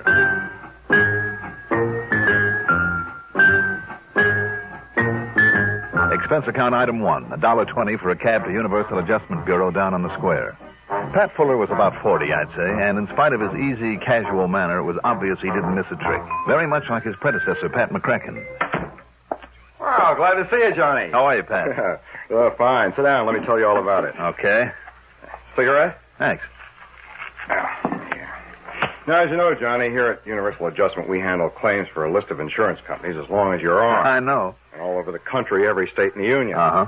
But only the sizable claims. The little ones for a few hundred, a few $1,000s, well, it's cheaper for the companies to handle them, to pay them off themselves. Sure. However, they're all required to inform us about them, even if they involve only pennies. I see. But unless there's something unusual about those small settlement reports, they're simply glanced at and then filed away. Well, now I take it you've run across something unusual. I sure have. You see them here? 13 reports and claims paid out by 13 different companies. The smallest for $250. The largest, thanks to an impulsive darn fool hotel manager, is for over $4,000. You said for one of the oldest rackets in the business. False injury. Like the one I busted out on the coast a while back with some old wino was carefully run down, his leg broken, then the insurance split with him. Something like that. These reported injuries were all the results of falls. Sounds like the hotel or department store caper, then. It is. Hotel. Yeah. Couple goes to a nice hotel, registers just for one night. The man carefully explains to the clerk that they have important business in some other town the following day. Sure. Just before checkup time, they casually walk across the lobby. Mm-hmm. And she suddenly trips on the edge of a rug or slips on the polished floor, lets out a yell of pain. I know the rest. He yells for the manager, hauls her up to the room. By the time the manager gets there, she's putting on the agony act, and they threaten to sue the pants off the hotel and raise a big stink. Right. They usually demand around $100,000. Threaten to call in some local lawyer they just happen to know. Yes. And the manager, all excited and hoping to avoid a lot of adverse publicity, as well as a lawsuit, has them sign a release. Pays them something in cash, whatever they can talk them into, and they're on their merry way. Pat, why don't these hotel managers ever learn to hold on to people like that and make them undergo a medical examination? Oh, this pair's clever, Johnny. In more ways than one. How do you mean? Well, the woman usually slips on a spot of oil or grease. Who's to prove that they put it there themselves? After all, nobody's watching them every second, simply because nobody knows who they are and what they're up to. Yeah, I see what you mean. But Pat... Also, Johnny, in every one of these cases, some doctor has been called in, made a quick examination, and confirmed the fact that there was an injury. And insisted that they stay around for a while? No. Like I said, they've already established the fact that they have to be in some other city on business. Thousands of dollars at stake. That if they're made to stick around, then they'll really sue. Yeah. 13 in a row, you say? All over the country, and all within less than 4 months. Doggone it, Pat, if there really is an injury in each case, at least enough to fool a doctor. I know. That's puzzled me, too. Well, it doesn't sound like the same couple then, does it? But it is.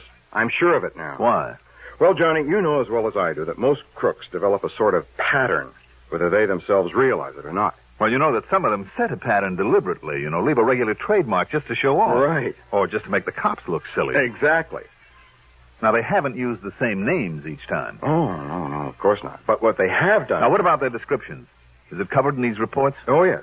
But they don't mean very much, because one time she's a blonde, the next time a brunette, and then a redhead, And the same thing goes for him. Thick glasses one time, a mustache another, clean-shaven the next, and so on. Yeah. But, look, here. I have a picture of them. Oh? How'd you get this? Photographer in a hotel lobby in Chicago, taking pictures of a model, showing off some clothes. They happen to be in the background. You see? There they are. Yeah. Oh, fine. This will be of help. Even if they fool around with a disguise or two. But now to get back to this pattern that you mentioned. Really the show-off element, as you call it. Yeah? The home address they give when they register. Fictitious one? I don't know, but it's always the same. What is it? 21st Street and Fairmount Avenue. Where? Philadelphia, PA. Well, if it isn't fictitious, it might give us... 21st and Fairmount? Yes. In Philadelphia? That's right. Oh, great. What? That's something to work on, all right. Pat, this case may be tougher than you think. Could even be dangerous. Oh? That is, if that address ever really was his. The man. Why, Johnny? What is it? A not too exclusive little place known as Eastern Penitentiary.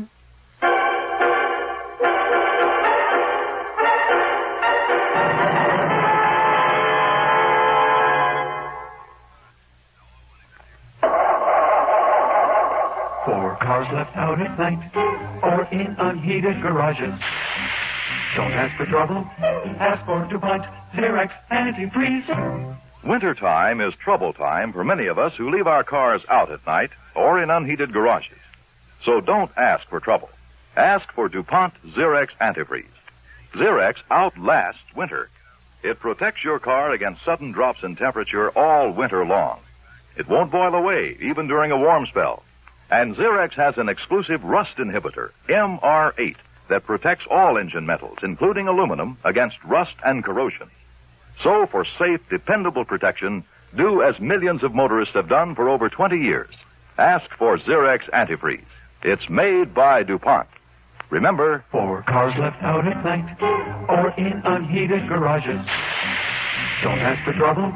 Ask for DuPont Xerox Antifreeze.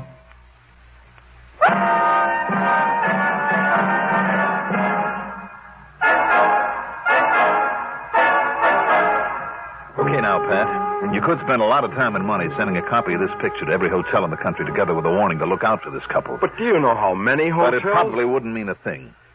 Because of the way they change their appearance somewhat each time. Mm-hmm. And because they're pros and they're smart. They'd get wind of the fact that they're being looked for and duck undercover, maybe even try some other caper until the heat died down. After all, if they're clever enough to stand a doctor's examination. Because I still don't get that part of it. I don't either. Anyhow, to really nail them down, it looks to me like they'll have to be caught in the act. But how can you possibly know where they'll operate next with this fake injury racket? Now, you said they've been all over the country. Look for yourself. Boston, Philadelphia, Houston, Albuquerque, Chicago, Miami, Portland, Oregon, Portland, Maine, Portland, Indiana. They seem to like that name. Part of a pattern? Who knows? Go ahead. Seattle, Wichita, Kansas City, and Minneapolis, Minnesota. And I'll be darned if I can see any pattern.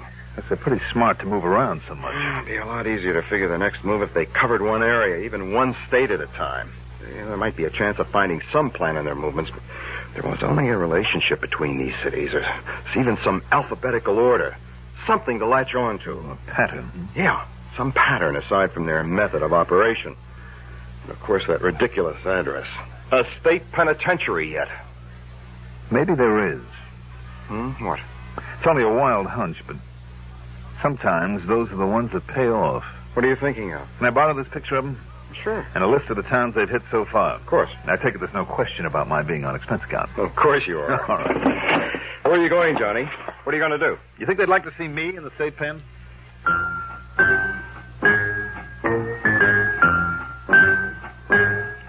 Expense account item 2. $24.10 for a cab to Bradley Field, a plane to the city of brotherly love, and then a cab to 21st Street and Fairmount Avenue, Eastern Penitentiary.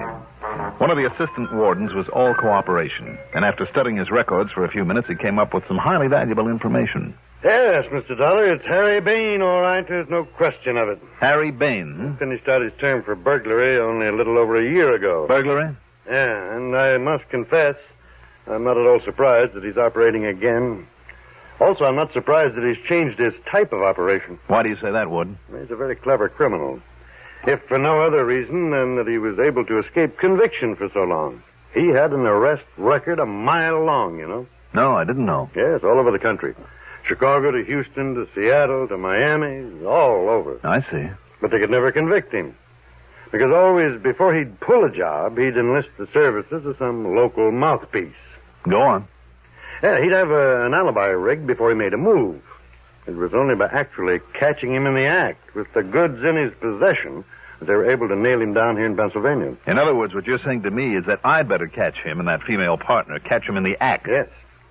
But are you sure that he and his partner have pulled all these fake injury jobs? You're thinking of a doctor's opinion each time that there really was some injury to the woman. A really sprained ankle or a busted knee or whatever. Yeah, of course.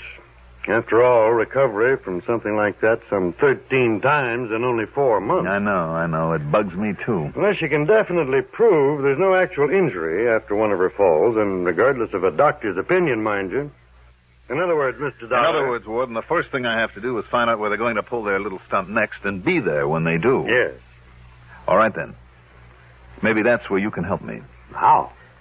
You have a list of all the cities where this Harry Bain operated before you got him? Yeah, right here. Boston, Houston, Portland... No, wait, just 1 minute now. Just let me check your list against this list of mine. All right, now, go ahead. Okay. Boston, Houston, Portland, Oregon. Check. Portland, Maine. Right. Portland, Indiana. Right. Miami. Wait a minute. Huh? Yeah, all right, go ahead. New Orleans. Oh? Chicago, Seattle, Wichita, Minneapolis, Albuquerque, Little Rock, Duluth. Yeah. Kansas City, and here in Philadelphia. Good.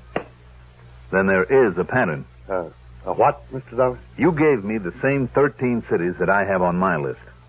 All of them places where he already had a contact with a crooked lawyer from his burglary days. Oh. Also, you gave me 3 new ones. New Orleans, Little Rock, and Duluth. Towns that he hasn't hit yet with this new racket. But I'm betting that he will hit them. New Orleans, Little Rock, and Duluth. Right. And if I can be there when he tries it. Oh, excuse me. Yes? Is Mr. Johnny Dollar there, Warden? Yes, he is. Just a minute. It's for you, Mr. Dollar. Oh, thanks. Johnny Dollar. Pat Fuller, Johnny. They've done it again. Where? Little Rock, Arkansas. Good. Good. Sure is, Pat. I'm on my way. What? Where to? Well, take your choice. New Orleans or Duluth, Minnesota. What?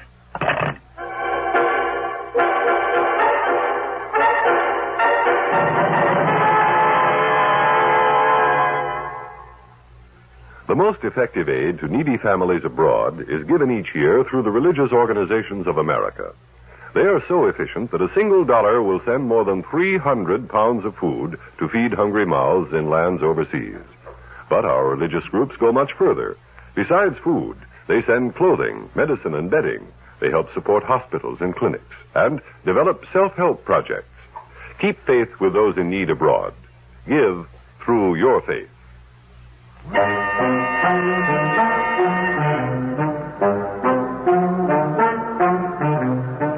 Item 3. 2 1/4 for a cab to the Bellevue Stratford. And there I ran up item 4. $181.40 in phone calls to the manager of every sizable hotel in both Duluth and New Orleans.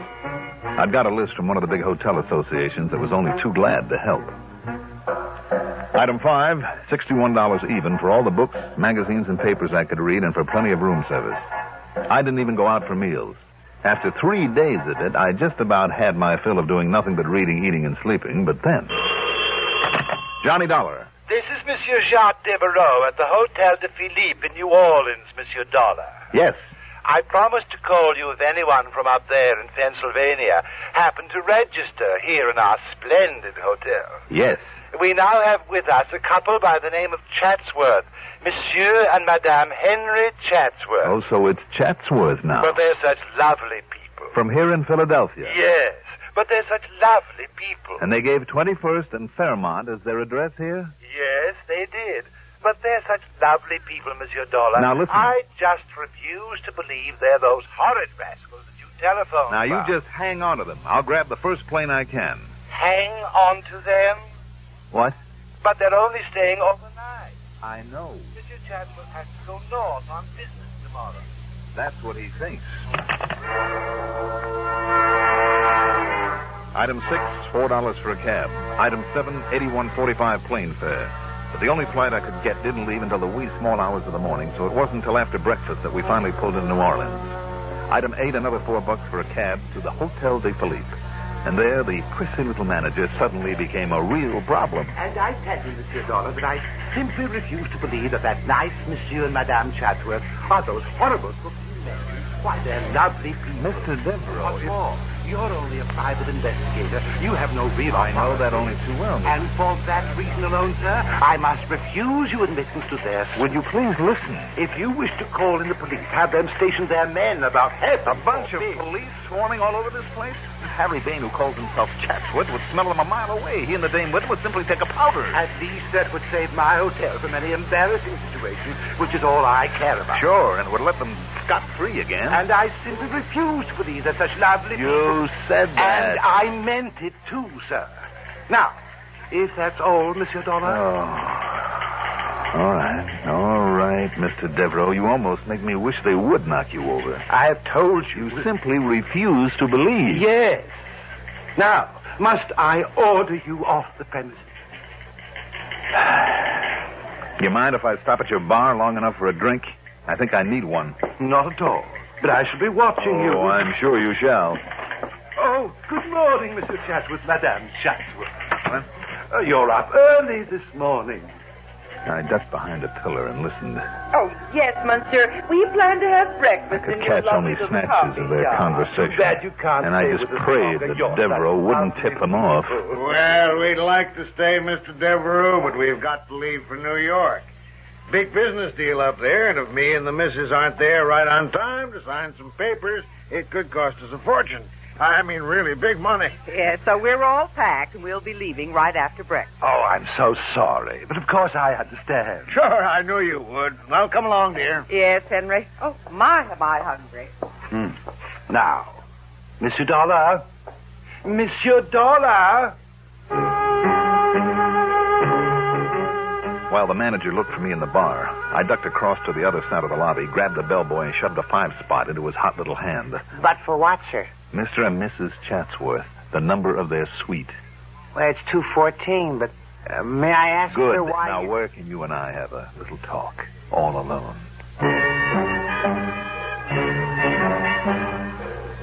But even a 10-spot wouldn't persuade him to part with his uniform for the rest of the morning, so I'm afraid I had to use other tactics.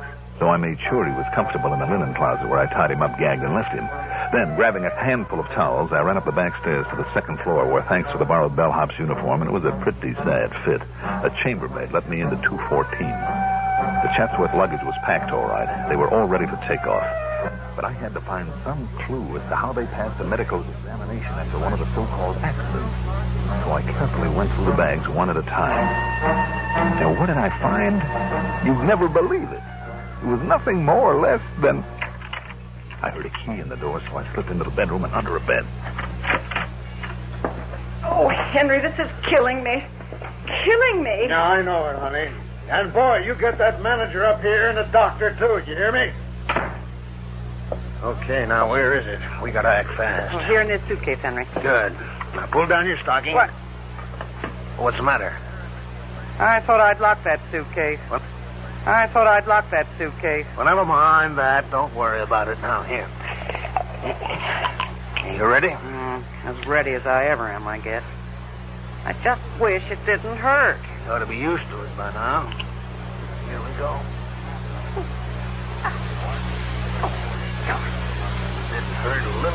down with kids. Now, that ought to do it.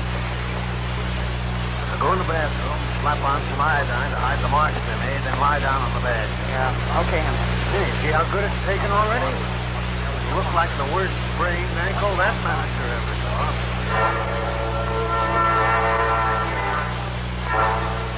Clever. It was sheer genius. And when the manager brought a doctor and they put on a mask, should have won an Oscar. Just one look by that doctor and it was completely sober. So when it was just the vein, alias Chatsworth, that she'd stay around for a hospital here. Why, you old fool, didn't you hear what I said? If she isn't in New York with me by tonight on that business deal, it could cost us $1 million. So if you make her stay here, I'll sue you, too. The way I'm going to sue this hotel for that slippery floor down there in the lobby. Please, Mr. Chatsworth, not so loud. You know what's good for you, Sawbones? You'll give her something to ease the pain so we can catch our plane. Then you'll get out of here. Please, Doctor, you better. And as for you, Mr. Devereux... Yes, sir. Well, I've heard plenty about cases like this, about you hotel guys being so careless with slippery floors. And I'm going to sue you for $50,000. Please, Mr. Chatsworth.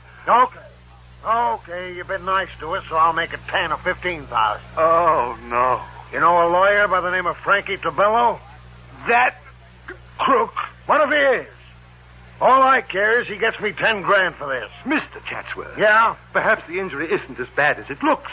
And if we pay the doctor's bill and, say, $200 or $300... What? You out of your mind? But I don't want a lawsuit or the publicity. And I'm only trying to 1,000, perhaps, in cash, immediately. Now, listen. I've got you over a barrel and you know it. So you're going to pay for this, and plenty. Now make me a decent offer. And the price they settled on? $2,000. Cash, immediately. But as Devereaux, the poor excited sucker, was about to go downstairs and get it, I crawled out from my uncomfortable spot under the bed. And you know something? Henry Bain and the woman gave up without a struggle when they found out who I was and what I was doing there. And the manager, when I pulled the little glass jar out of their suitcase and showed him how they made their phony accident look so real. Real enough to fool a doctor. Oh, believe it or not, the shock was so much for him he almost fainted. So, that was that. And the expense account total comes to $471. Wait a minute, I forgot to tell you about the trick. Their little trick for making that ankle swell up and look like the worst sprain on record.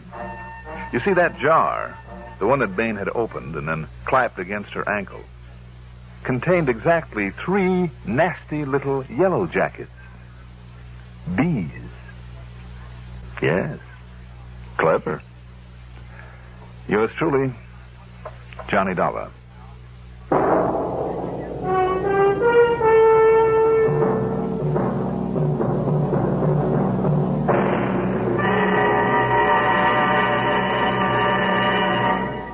Now, here is our star to tell you about next week's story. Next week, one of the nicest killers I've ever met. Join us, won't you? Yours truly, Johnny Dollar. Yours truly, Johnny Dollar, is written by Jack Johnstone, produced and directed by Bruno Zerato Jr., music supervision by Ethel Huber. Johnny Dollar is played by Mandel Kramer. Also featured in our cast were John Thomas as Pat Fuller, Ivor Francis as the hotel manager, Robert Dryden as Harry Bain, alias Chatsworth, Gertrude Warner as Mrs. Chatsworth, and Bob Donnelly as the assistant warden. Be sure to join us next week, same time, same station, for another exciting story of yours truly, Johnny Dollar. Art Hanna speaking.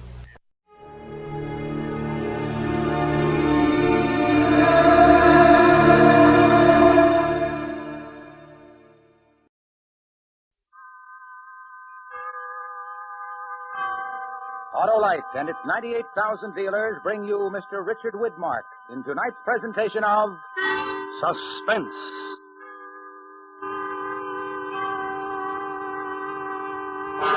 Tonight, as Suspense begins its 11th year on the air, Autolite presents the dramatic recreation of an exciting historical event, A Message to Garcia. Our star, Mr. Richard Widmark.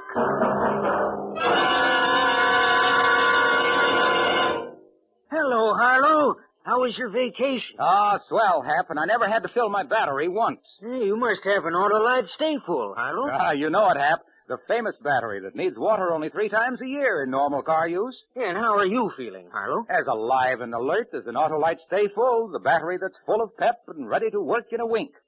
Fiberglass retaining mats protect every positive place to reduce shedding and flaking and give the Autolite Stay Full longer life, as proved by tests conducted according to accepted life cycle standards. And where did you vacation, Harlow? Why, at my Autolite battery dealers, of course.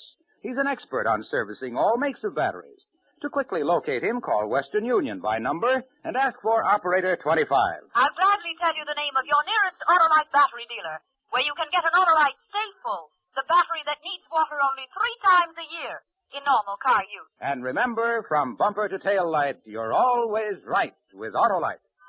And now, Autolite presents transcribed A Message to Garcia, starring Mr. Richard Widmark, hoping once again to keep you in suspense.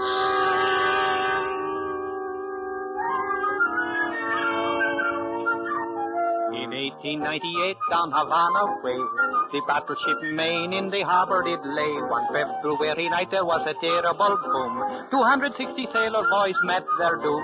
The Spaniards said, we are not to blame. The Americans cried, remember the Maine. The insults flew very thick and fast, till obviously the peace couldn't last. On the island of Jamaica were some brave Cuban men, so Lieutenant Andrew Rowan was sent to see them.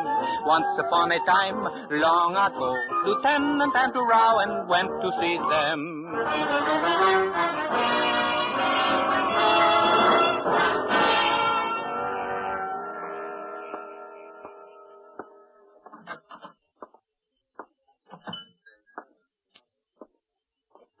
Oh, Rowan, over this way. I was just beginning to wonder if you'd gotten lost. Hello, Mr. Carter. Sit down. Thank you. I took the liberty of ordering you a drink before dinner. Best rum in Jamaica. Thanks. Well, this looks like quite a place. American consul's job to see that tourists are introduced to interesting places and to point out interesting people. This is a sort of diplomatic hangout. Oh, that's the German consul over there and the Spanish charge d'affaires at that table. I see. The only other person you should know is the man sitting by himself near the window. He's Cuban, an exiled patriot. His name is Dr. Jose Rubio. Now, pick up your menu. I've got a good look. He's the one? I'm not positive, but everything I've found out points to Rubio. It'll take more time to make sure. How much more time? Another 2 days at least. Then the quick way to make sure is to talk to him. The quick way, yes, but... Huh? Of course, that's up to you. How do I reach him? 474 Perch Street. Just be careful. Everyone knows Jamaica's the jumping-off place for Cuba. The Spanish could be watching him, too. Thanks, Mr. Carter. And if we don't see each other again, cable Washington. I'm on my way. Oh, the Spaniard's leaving. He'll walk past us.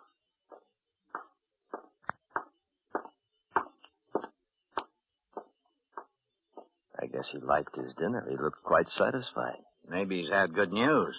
He's usually a poker face. Anyway, I hope he gets heartburn.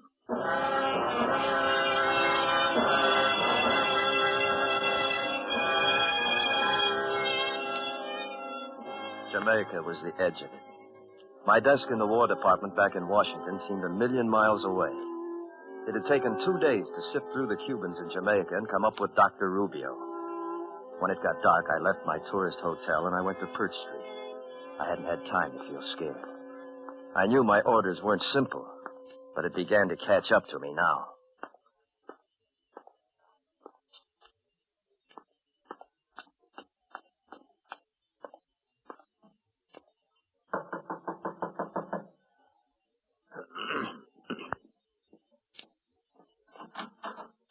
Yes?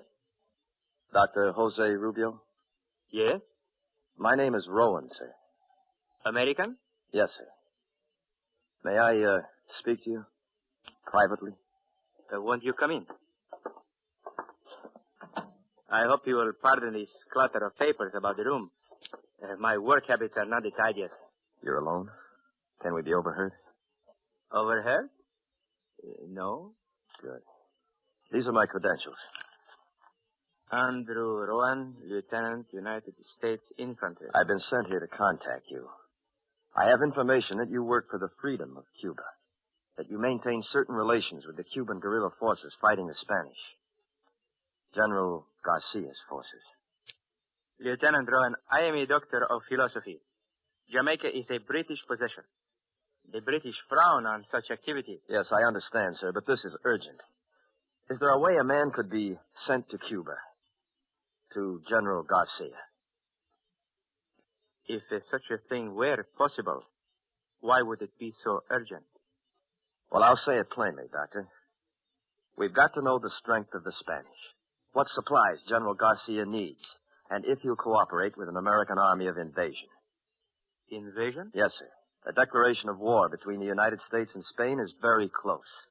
When? A week, 10 days. The information General Garcia has will govern the whole strategy of our Army and Navy.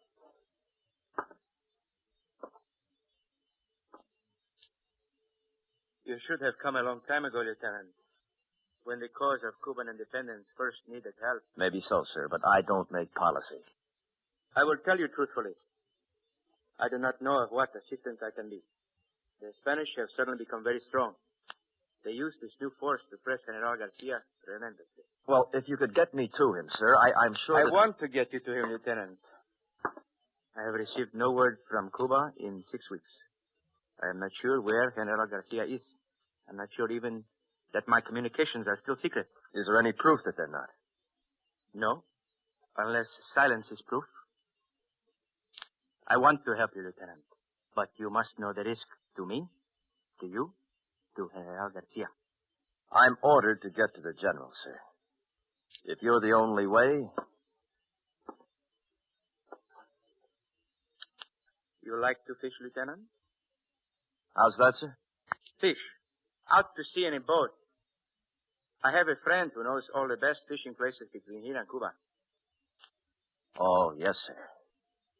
I like to fish.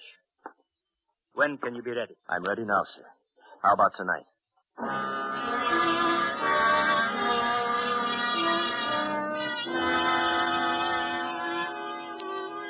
It takes 36 hours for a fishing boat to cross to Cuba. I burned my identification papers and we left the house. The night was warm. There was a moon and the streets were empty. We walked toward the waterfront and Dr. Rubio told me all he could. The place you will land is called Gran Rincon. Just into the jungle is a house. Perhaps I make difficulties in my own mind, but since I have no word... The Spanish know this place? That is the reasonable assumption, I'm afraid. Well, back in Washington, they told me it wouldn't be easy. 6 weeks ago, it would have been a simple matter. The insurrectors held this part of the coast. Garcia would have been easy to reach. Where are the lines now? The hills, the jungle, to the east is all I can tell you. At Gran Rincon. The people there will know... If there is word from the General. Only one thing you can be sure of. Where the guns are firing, that is where you will find Jalisco Garcia. Where the guns are firing. We go this way now, across the plaza. Right.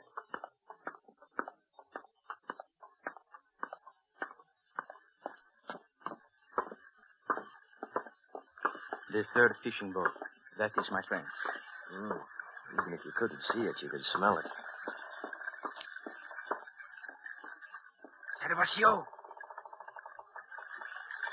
Servacio! I'm here. Wait.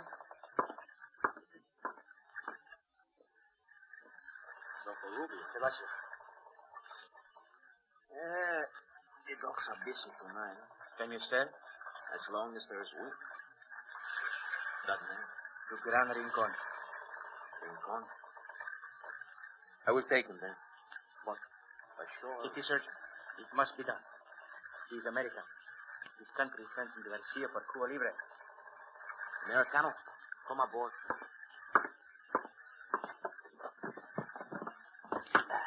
Thanks. Goodbye, Lieutenant. And success. This is my first trip to Cuba, Doctor. I'll have beginner's luck.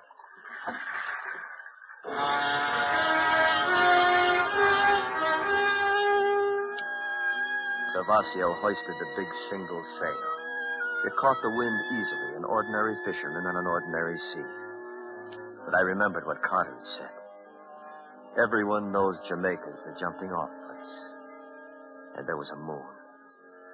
The dock dropped behind us, and Rubio's white suit faded into the dark. I felt the boat take the main swell of the ocean. And then something caught my eye. There's not much of comfort on this boat. What do you look at? That light at the edge of town, the way it blinks. Huh? The shimmer of the air. I watched it.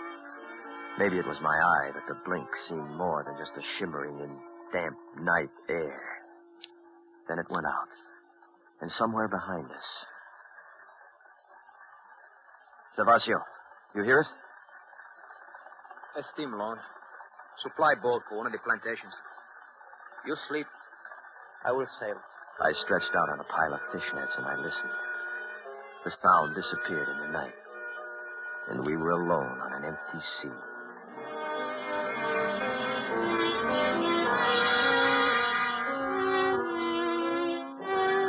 The morning of the second day, Cuba began to grow on the horizon. By late afternoon, we were close inshore, sailing eastward. I watched the jungle. It looked cool and comfortable. There was no sign of war. Americano. What is it, Servacio? Watch this sail. I come about now.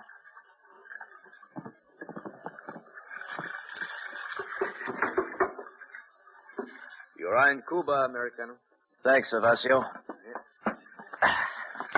Aha, it feels good. There's a path that leads into the jungle. I see it. Then I leave you quickly.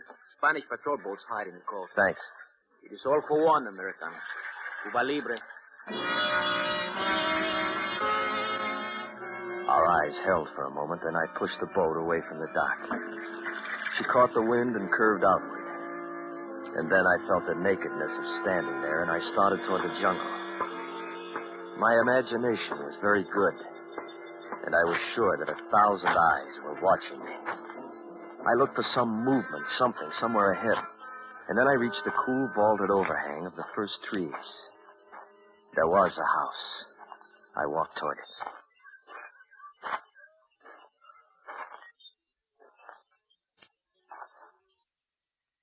Hello?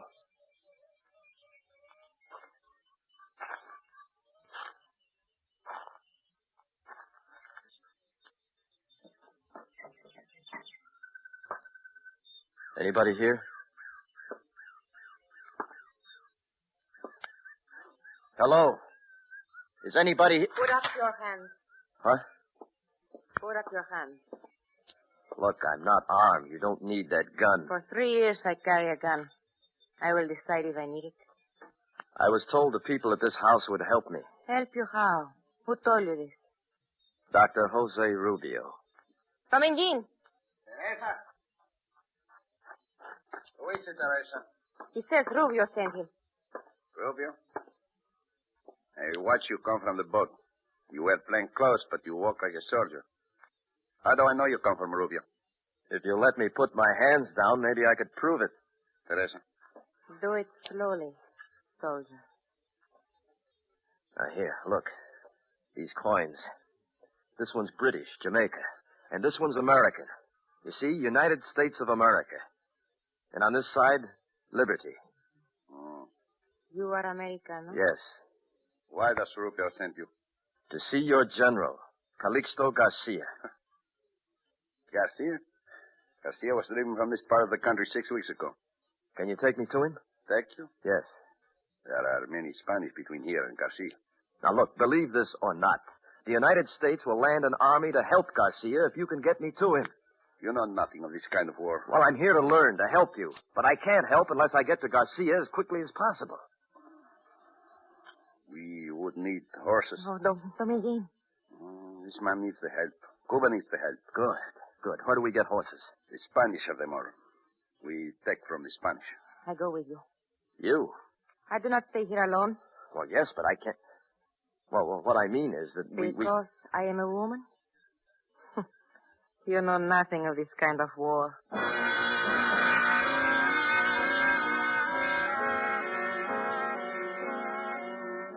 The sun was almost down when we left, and the jungle had filled with shadows. I walked between them. Dominguez in front, Teresa behind. Dominguez carried a machete. He hacked at the jungle in front of us expertly. If we were going in any definite direction, I couldn't tell. Americano, do you have a name? My name is Rowan. And like Garcia, you are the general of this army of yours? No, the general sent me. I'm a lieutenant. Teniente. I was a capitan. Oh. Where'll we find these horses? The jungle ends soon. There is a valley. The Spanish have a remote cavalry mount. Wait. Look, this guy behind us. Fire. They're burning the house. Who is it? Spanish. You are not so secret, Americano. I know you are here.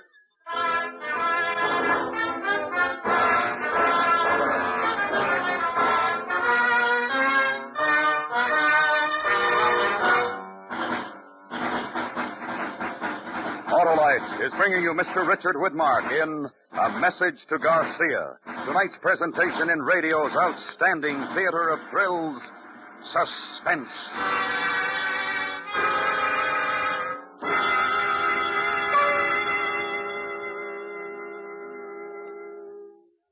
Well, Harlow, I guess everybody needs a vacation. Not the Autolite Stay Full battery, Hap. That energetic instigator gives quick, dependable starts day in and day out in heat and cold, and needs water only 3 times a year in normal car use. And the Autolite Stay Full leads a long life and a happy one, eh, Harlow? Yes, sir, Hap. Fiberglass retaining mats protect every positive plate to reduce shedding and flaking, and give that Autolite Stay Full longer life, as proved by tests conducted according to accepted life cycle standards. Best battery money can buy, right, Harlow? Right, Hap. So, friends, visit your nearest Autolite battery dealer and have him test your battery. If you need a new battery, be sure you get an Autolite Stay Full. The battery that says right on the case, needs water only 3 times a year in normal car use.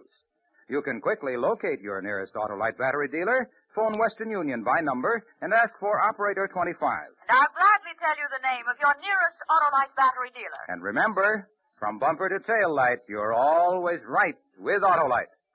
And now, Autolite brings back to our Hollywood soundstage Mr. Richard Widmark in Elliot Lewis's production of A Message to Garcia, a dramatic recreation well calculated to keep you in suspense.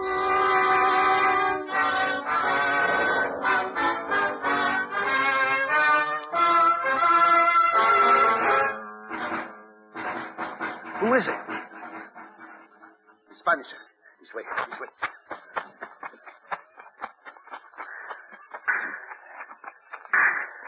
Here. Stop the arrest. Teresa. I'm all right. We hide here before. They won't find us.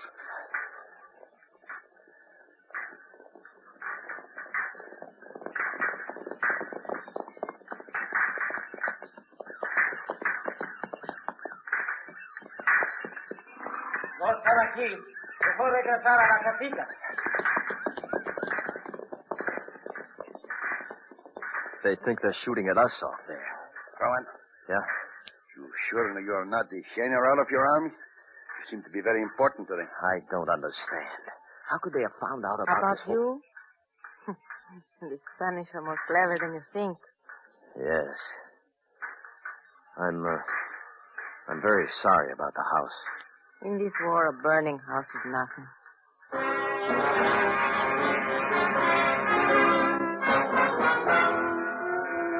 We waited there as the sun set. It was the first contact with Spanish war. They knew I was in Cuba. They were looking for me, and they were strong. What safety there was would be in the night. Finally, the shadows combined into a velvet black curtain. Dominguez listened to the sounds in the jungle and said it was safe to go. We left the jungle in another mile and came out in the valley. Then we walked along a dirt road until Dominguez stopped. There was the smell of horses in the damp night air. I knew this just through those trees. Teresa, wait for us here. Sí. Give me the gun, Teresa. No gun.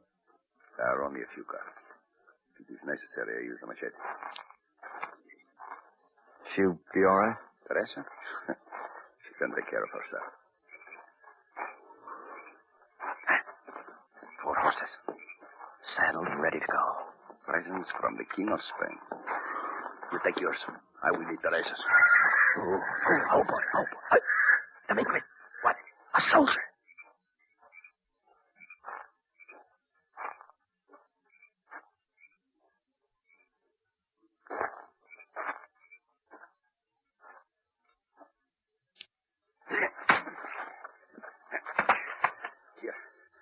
drag him out of the way. Right.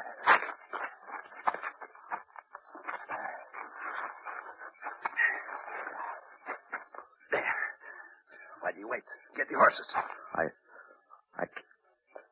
Yes. You learn about the war? Yes, I learned. Easy, boy. Easy.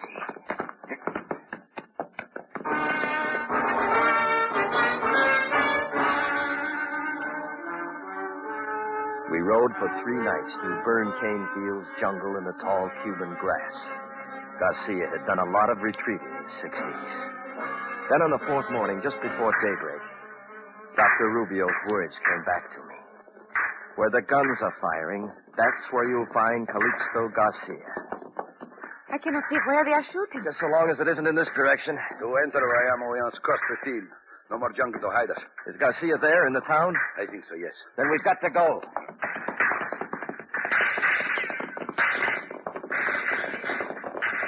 We bent low and raced for the town. And as soon as we rode into the open, the Spaniards saw us. Little puffs of dirt picked up all around us. I felt as if the town would never get close. And then finally... Ha-ha! We make it. Welcome to Bayou. You people! Hello. You crazy? You never should have made it across that field. Well, we didn't have much choice. I want to see General Garcia. You want to fight, I will give you guns. This man is Americano. He is sent by his generals to see ours. Americano. All right, Americano. Now come with me.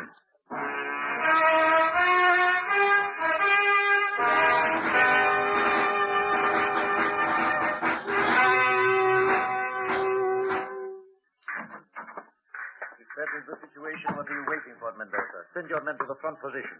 Gomez, I want a report on the ammunition. They tell me I should make time for you. You are American. You want to see me. Yes, sir. Lieutenant Rowan, United States Infantry. You have aroused the whole Spanish army. Did you have to bring them with you? My orders were to get to you, sir. I'm instructed to tell you that the United States is prepared to enter the war against Spain.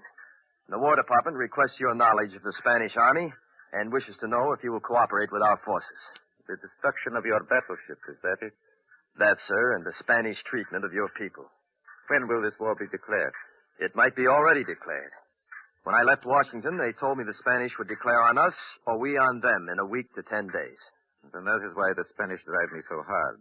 To destroy the insurrectos quickly so you will have no base. I will need supplies before your army gets here. Guns, ammunition, food. I need them quickly. They'll be sent to you, sir. The guns, Lieutenant. What kind will you send? Our standard guns, sir. Then I will show you something. Can they compare with this? Mauser. It's German. And it fires a clip. 5 shots by working the bolt. A man does not have to reload by hand. And our guns fire single shots. Each man who has one is made into 2. The Spanish are armed with Mausers. Well, we don't have anything like it. Then send me your automatic guns, the Colt, the Gatling, and make many more. Tell your generals they come to no simple war. Yes, sir. I see. May I take this with me? Take it, and get to your generals quickly. Colonel Sanchez? General? I want you to escort Lieutenant Rowan as quickly as possible to the north. See that he leaves the shores of Cuba safely. Si, General Garcia. I trust you are the forefront of your army, Lieutenant. For Cuba Libre.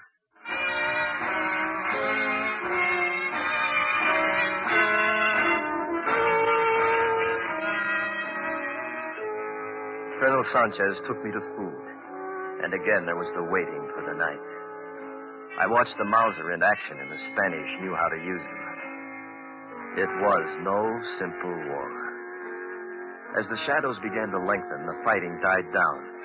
Sanchez picked 3 men, and we started north. There was luck, and we reached the ocean in 2 days. The boat is not much, but at least it does not leak. Thanks, Sanchez. With the good wind, you should make the British island of Inagua tomorrow. We will be waiting for your army. It'll be here. Cuba Libre.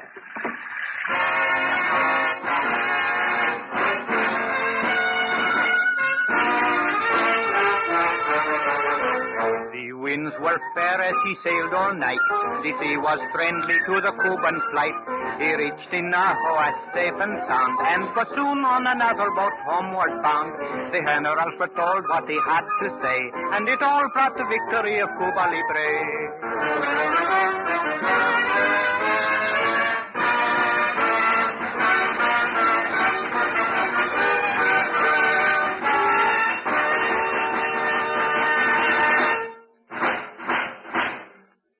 Suspense, presented by Autolite. Tonight's star, Richard Widmark, will return in just a moment.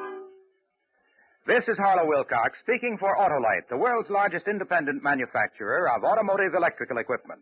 In 28 plants from coast to coast, Autolite makes over 400 products for cars, trucks, tractors, planes, boats, and industry. These products include batteries, such as the famous Autolite Stay Full, ignition-engineered Autolite spark plugs, both standard and resistor types, Autolite starting motors, generators, coils, distributors, voltage regulators, wire and battery cable, and Autolite original service parts for all Autolite electrical systems. Autolite is proud to serve the greatest names in the industry. So, from bumper to tail light, you're always right with Autolite.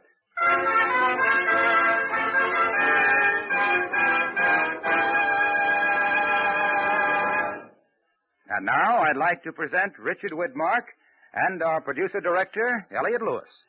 Thank you, Harlow. Dick, I'm happy to inform you that for the second consecutive year, you've been voted Autolite's Golden Mike Award for the best male performance of the year on Suspense. Congratulations, and here, this is for you. Thanks very much, Elliot. That's a very handsome trophy.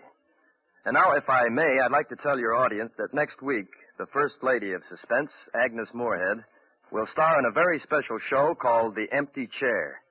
It salutes the American Automobile Association and its wonderful traffic safety program.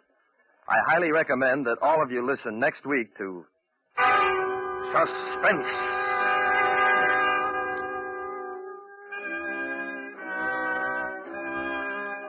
Suspense is produced and directed by Elliot Lewis, with music composed by Rennie Garrigank and conducted by Lud Gluskin. Portions of this program were transcribed. A Message to Garcia was adapted for Suspense by Richard Chandley. Featured in tonight's cast were Anthony Barrett, Joseph Kearns, Lillian Baeff, Jack Crucian, Ted DeCorsia, and Edgar Barrier. Our singer was Ernest Newton. Richard Widmark appeared through the courtesy of 20th Century Fox, producers of the Technicolor production The Robe in CinemaScope. No special glasses needed. World premiere in New York, September 16th, in Los Angeles on the 24th. And remember, next week, Miss Agnes Moorehead in The Empty Chair. This is the CBS Radio Network.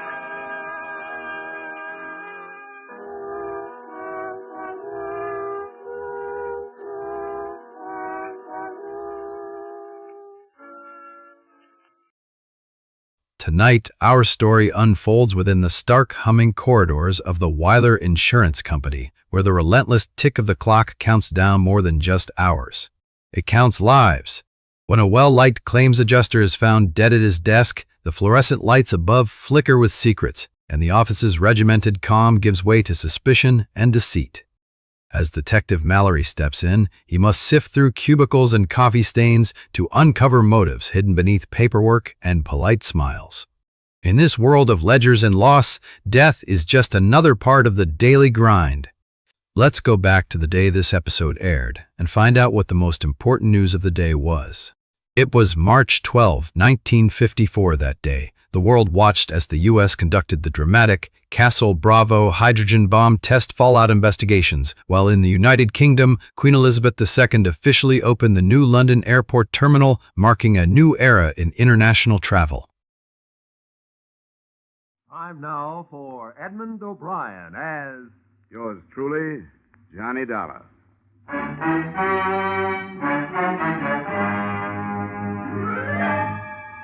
Edmund O'Brien, starring in another adventure of America's fabulous freelance insurance investigator, Johnny Dollar. At insurance investigation, Johnny Dollar is only an expert. At making out his expense account, he's an absolute genius.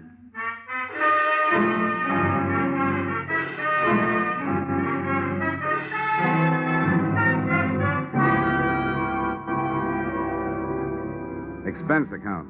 submitted by Special Investigator Johnny Dollar to the Great Columbian Life Insurance Company. The following is an accounting of my expenditures during the investigation of the circumstances surrounding the murder of your policyholder, Loyal B. Martin, or how to take a vacation in Fairfield County.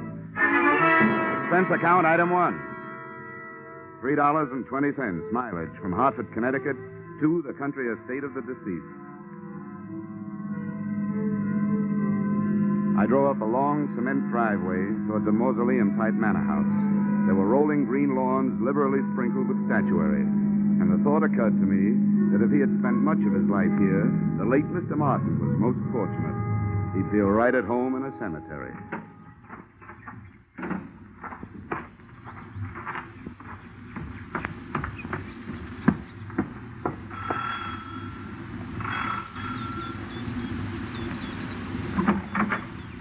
Yes? My name is Dollar. I'm here to see Mrs. Martin.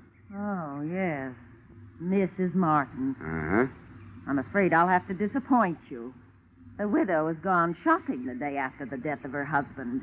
Something attractive in mourning clothes, I'm sure. Well, what time is she expected back? I have no idea. But it shouldn't be long. Do you mind if I come in and wait? You'll forgive my asking, young man, but just what is your business here at Loyal Haven? I was sent here by the insurance company. Oh, why, yes. Well, then do come in. Here, right in here. I'm Mrs. Tompkins, the housekeeper, Mr. Dollar. I was with Mr. Martin for over 30 years. He was a wonderful man. This furniture also looks like it might have been with Mr. Martin for over 30 years. Victorian, isn't it? Yes, pure. Loyal... Mr. Martin, that is, was an expert on the Victorian period. Please sit down. Thank you. Mr. Dollar, I suppose you'll think it's indelicate of me at this time, but about Loyal's insurance, his policies, did they... Yes, Mrs. Tompkins, they did. One of his policies leaves you a nice, sizable amount. But before you start counting it, maybe you and I had better have a little understanding. Yes? Well, I'm not here to represent the payoff department. I'm here to investigate the murder. Oh, I see. Yes, before the company pays off, they want to make sure that among the beneficiaries, they don't pay off the murderer, because they really don't have to do that. Oh, I didn't realize... No, neither do a lot of people. You know, that's the way quite a few good murders are wasted. Yes, I suppose you're right. Well, if that's what you're here for, I suppose you'll want to talk to the police. Lieutenant Markwood is in the library. That's where it happened. Oh, library, huh? Well, that might help. If I can't find any other answers, I can always try looking some up in a book. Which way do I go? The door, just across the hall. Thank you. And what a hall. The only thing missing was old Queen Victoria herself. Even the musty odor clinging to the green velvet seemed to have been passed down through the centuries. There was a brace of moth-eaten pheasants on the wall and a bouquet of moth-eaten flowers under glass on a marble-top side table. The library was the same, but there were three things that looked out of place. A, an old suit of armor. B, a glass case filled with new, well-polished sporting rifles and shotguns. And C, a very gruff-looking lieutenant of the police who eyed me as I came in. And who are you? Oh, here's my little breath saver. Oh, yeah, Johnny Dollar. They told me you'd be here. Well, I've told everybody else I better tell you, don't touch anything. They want to re-fingerprint the whole room. Okay. What'd you find, Lieutenant? Nothing but the cadaver with 2 bullet holes in his back. Haven't got a caliber report from ballistics yet. Have you an estimated time of departure? Yeah, the coroner says Martin died after dinner last night. Uh-huh. Anything to go on? Just the usual. Faith, hope, and suspicion. His wife, too young and too pretty for an ugly old buck like Martin. Must have married him for his money. Then there's that housekeeper, Sarah Tompkins. Yeah, I met her on the way in. And she used to be the old man's intended, from what I can find out. Probably jealous of the young wife. Then there's the brother, Marty. He showed up a few weeks ago, broke and brooding. Probably in love with the young wife. And then there's Nick Bellotti, a private detective who hired himself out as Martin's bodyguard. Bodyguard, huh? No doubt also in love with the young wife. Could be. Well, who's your choice? Except for the fact that there are only 2 bullets, I think they all did it.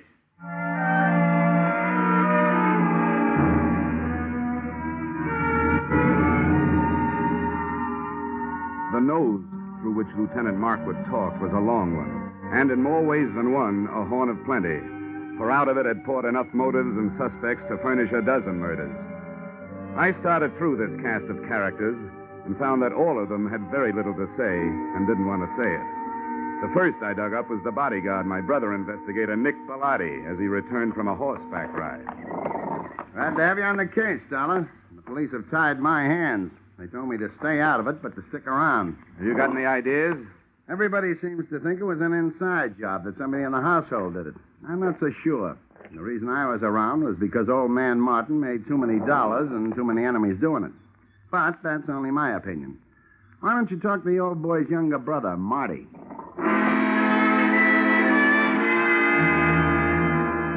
I found Marty living the life of Riley. He was upstairs in his room, cuddled up to a 20-year-old bottle of brandy, which was still underage to be around the kind of book he was reading. Yeah, I'll tell you something, Dollar. My brother and I never did get along. Yeah, you'd find that out anyway. Why'd you come back here, Marty? Because Loyal's little bride, Joy Ann, sent for me.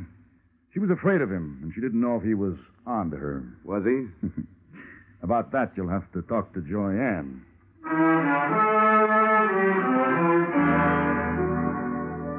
Joy Ann didn't get home until 3 o'clock in the afternoon.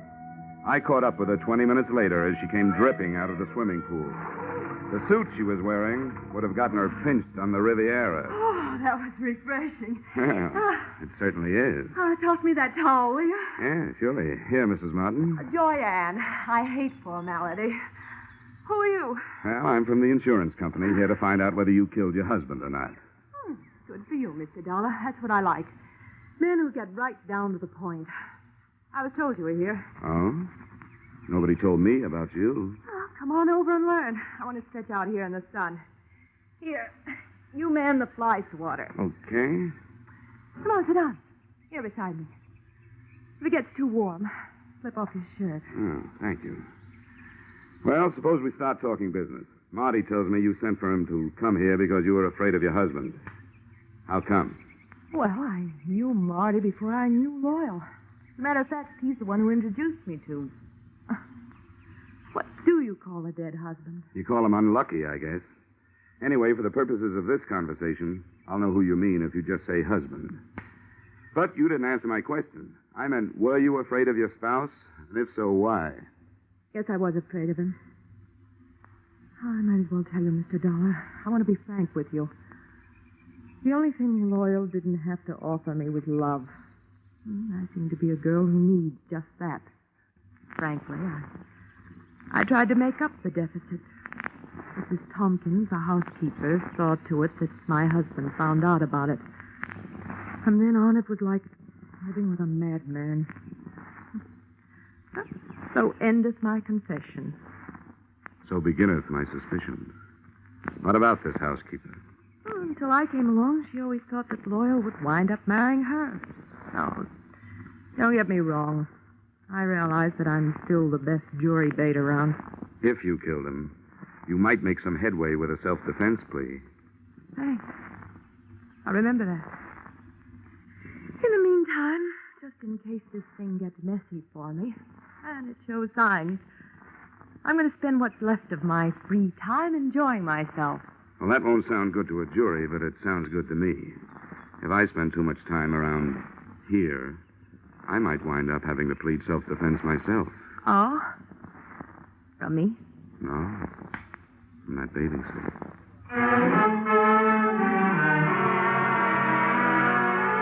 I spent the rest of the afternoon trying to keep 2 eyes on 4 people, reading from left to right.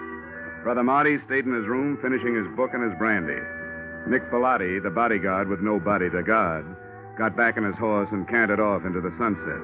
The joyous widow, Joy Ann, locked herself in her room, and all I could get through the keyhole was the sound of a light and lovely snore. I couldn't tell whether it was the genuine article or not. Having no way of checking, I picked up the trail of Sarah Tompkins, the housekeeper. She, at least, was apparently up to no good. I found her in the library doing just what Lieutenant Markwood had told her not to do, smearing the surfaces of Mr. Martin's desk with a dust rag.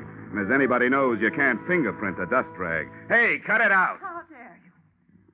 Mr. Martin's private study. Those are the police private fingerprints you're messing up. I was doing nothing of the sort. I was dusting his desk. I always do it at this time of day. Get out of here. You don't belong in here. Keep your wig on, Mrs. Tompkins. I'll not be told what to do by outsiders. Everything was all right until outsiders started coming in. If it wasn't for outsiders, Loyal would still be alive. First that girl, then his brother and that detective. Now it's the police and you. Why did any of you have to come here? Why couldn't you leave us alone? Now, calm down, Mrs. Tompkins. Try to calm down. Yeah, now, what's going on in here? What? Oh, and what are you two lovebirds up to? It's all right, Lieutenant. I'll tell you about it later. All right, but get her out of here. I've got some looking to do privately. Take her down to her room and then come back. You mean you got something hot? It ain't cold. Okay, Mrs. Tompkins, come on. But I haven't finished in there. Come on, you can get it later. There's just time for you to take a little rest before dinner. But I never rest this time of day. He didn't like me to. Mrs. Tompkins, come on, tell me. Really, why were you wiping off that desk? Those police this morning scattered white powder all over his desk. He would have been furious with me. He hated any kind of... The shots had come from the library, and that's where I went, but not fast enough. By the time I got there, Lieutenant Markwood was dead, and whoever had done the shooting was gone, apparently through an open window. Markwood still clutched the shotgun he'd grabbed out of the gun case, but hadn't had a chance to use. Two things had just died in that room, the lieutenant and the hot piece of evidence he'd never had the chance to pass on to me.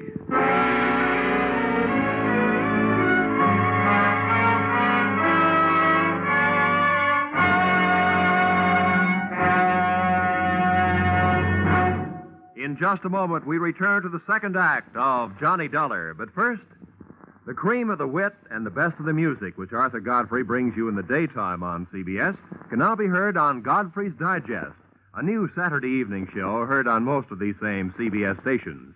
Listen tomorrow night and hear the week's fastest flashes of the Godfrey humor, the top songs sung by Jeanette Davis and Bill Lawrence, the finest singing of the Mariners.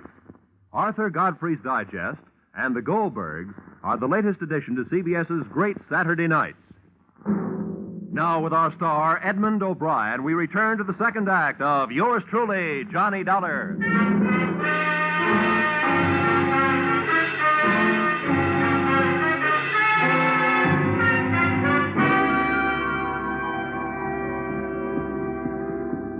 Hey, what happened? Oh, Markwood. Yeah, he's dead.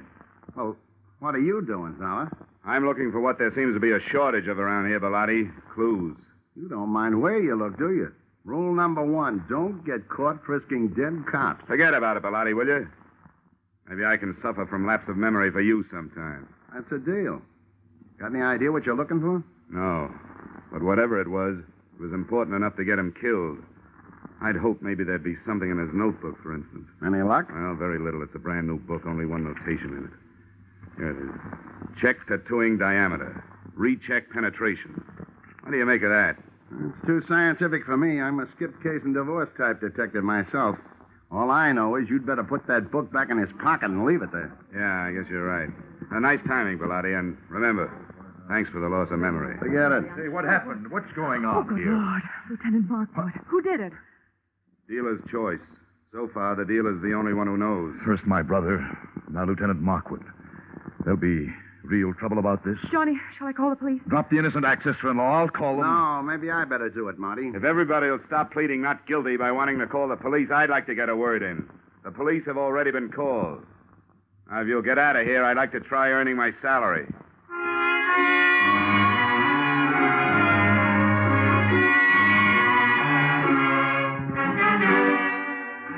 If I had had longer ears and more soulful eyes, I would have been all bloodhound, because I could sniff out the first of the trail. The smell of cordite told me that Lieutenant Markwood's killer had either been inside the room when he fired or just outside with the weapon pointed through the still open window. Outside, the grass formed a deep, wet rug right up to the house and smothered any immediate hopes I'd had of finding footsteps. But 10 feet away, I had better luck. A ray of light from inside spotlighted something that looked like it might be a star witness. It was a .32 caliber revolver. I scooped it up with my handkerchief and went back through the open window to look it over. Under the light, I checked 6 empty chambers and a crimson smear on the walnut grip. If somebody was feeding me a herring, it sure was red. But it wasn't blood. It was lipstick.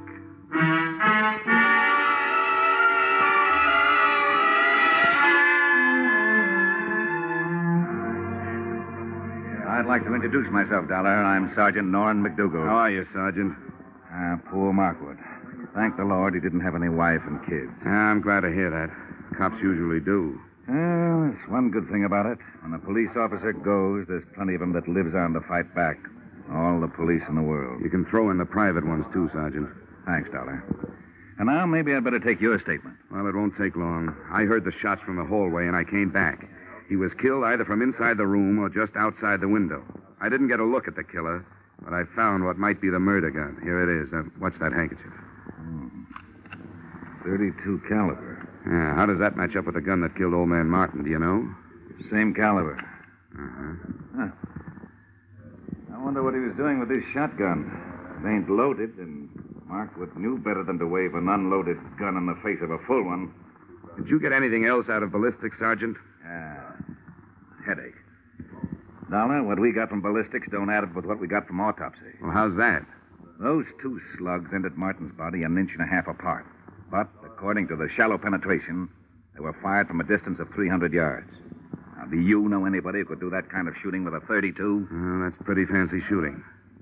Could it have been done with a stationary mount? No, not a chance. The body would have started falling after the first shot, and you can't re-aim a stationary mount that fast. Yeah, you're right. You know, I didn't have a chance to spend much time with Markwood before he got it, so I don't have much to work on. You got anything to spare? Just a lot of routine confusion so far.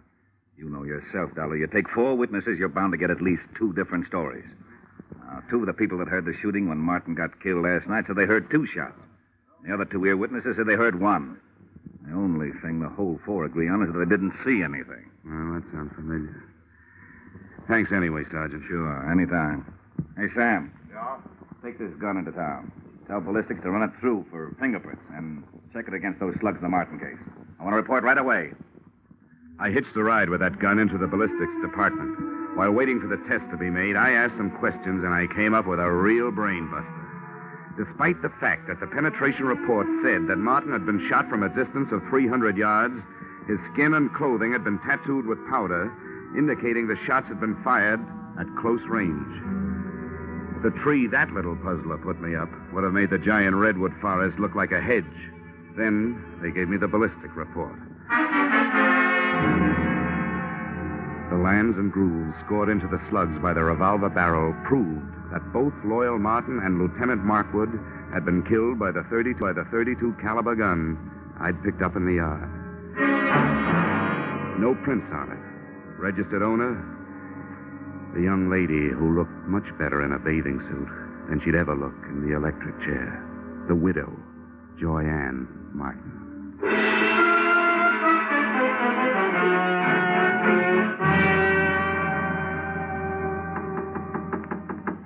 Yeah? Who is it? The Hartford Hawkshaw. Dollar, I want to talk to you. Oh, I'll be with you in a second. I'm just out of the shower. Okay. First she was in the pool, now it's the shower. She's also in plenty of hot water. Hi. Don't pay any attention to my hair. Don't worry, I won't. I suppose you think it's a silly time of night for me to be taking a shower, but I thought it might help me to get to sleep. Well, I'm afraid I won't. Why, Johnny. You were pretty careless with that gun, weren't you? What gun? Oh, that handy little .32 caliber gun with a handy little registration number engraved on it that told the nasty old police that you bought it 6 weeks ago. Well, my gun's right here in the drawer. I bought it to protect myself from my husband. Here it is. Oh, Johnny. Johnny, it's gone. It's real gone. It's done gone and killed 2 men so far. And if you can't do some fast talking and some fast proving, it stands a good chance of shortening your pretty little life expectancy. Somebody must have stolen it. Oh, no. that's not even a down payment on a story. Oh, but Johnny, there's a whole house full of people who could have done it. Not only that, they'd be glad to get me out of the way if they could. Why? Well, Mrs. Thompson, because she hates me. Loyal's brother Marty, because I stand to inherit everything. What about Nick Bellotti? Doesn't he have an axe to grind? I don't know what it could be. Okay, skip it. Tell me, you remember hearing 2 shots being fired around here any time before your husband was killed? Probably away from the house? Why do you ask that? Because I want to know, did you? You amaze me. Yes, I did hear 2 shots. The day before Loyal was killed. I was horseback riding down by the walnut grove. I remember because my horse shied. Well, this is coming a bit too readily to be readily believed. But how big is that walnut grove? Not very big. Yeah? Can you spot those shots a little closer? They sounded as if they came from about the middle. I didn't stay to find out. I guess I frighten easily. Yeah. Yeah, you frighten me easily. Why, Johnny? Why? I'll tell you why.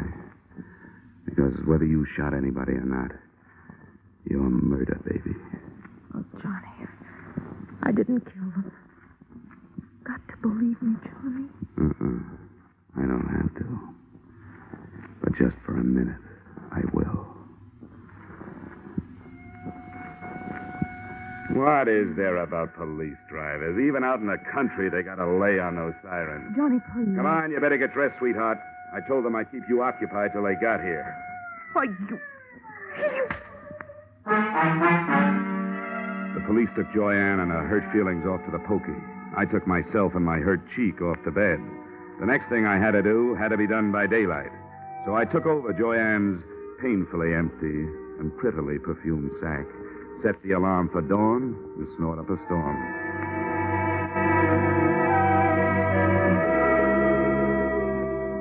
I never knew before how much went on in the country so early in the morning. On the way to the walnut grove, the damp air washed the cobwebs out of my head, and I started thinking. Now, first, Loyal Martin had been found dead with 2 bullet holes in him. Yet 2 of the witnesses, Joyanne and the housekeeper, Mrs. Tompkins, had heard only 1 shot. Second, that powder burn tattooing on the body, denoting a close-range killing, was in violent argument with a bullet penetration report which screamed long-range killing. Those facts, added to what was in Lieutenant Markwood's notebook, plus that shotgun clutched in his dead hand, came close to tallying up the total that had cost him his life.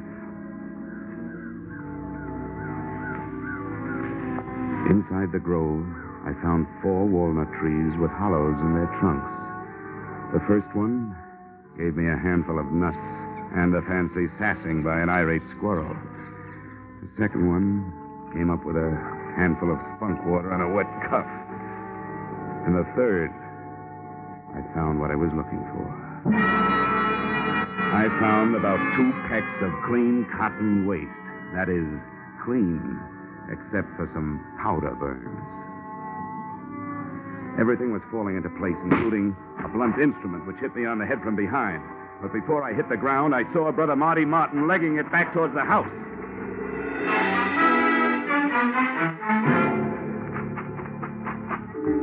I made it up the house and up the hill and onto the trail, and was just starting up the stairs when I heard another out-of-season 4th of July. Okay, Dollar. I got him. Yeah. So I see. It was self-defense. I had to do it. I hated to butt in on your case, but all of a sudden everything stacked up, and I knew he was your man. When I threw it in his teeth, he made a try for his gun, so I dropped him. You sure did, Bellotti. Well, I owe you a lot of thanks. But if you don't mind, I'll take over from here. Sure, help yourself. Good. And, I think the first thing you'd better do is hightail it into town, get your story filed with the police. Yeah, I guess you're right. You're all straight now, so you can back me up. 100%, Nick, all the way. Now get going. Come on. Okay, Dollar. See you later.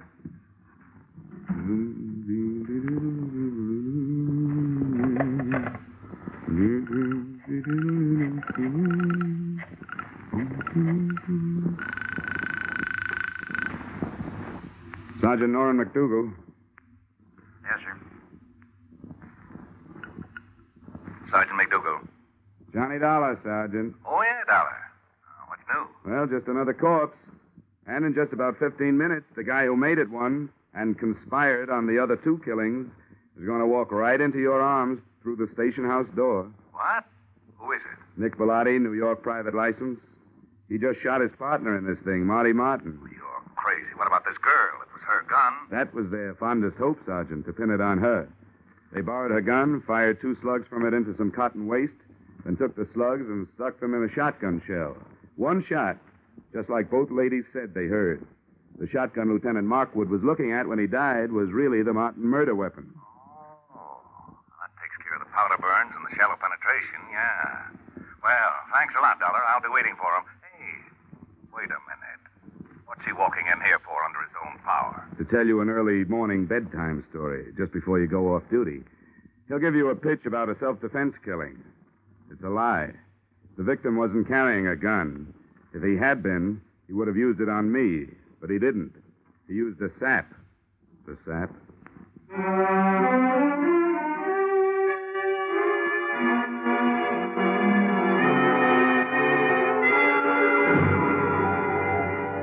Expense account, items 2, 3, 4, 5, 6, 7, 8, and 9. $624 entertainment. Appeasing a rich widow with rich taste. Expense account, items 1 through 13 inclusive. $160 entertainment of poor insurance investigator with extravagant taste. Expense account, item 14, $7.80 mileage New York to Hartford. You may disagree with that item, claiming that I finished the case in Fairfield County. But I didn't finish the case until I left her. And New York City is where I left her. Expense account total, $823. Signed, yours, truly, Johnny Dollar.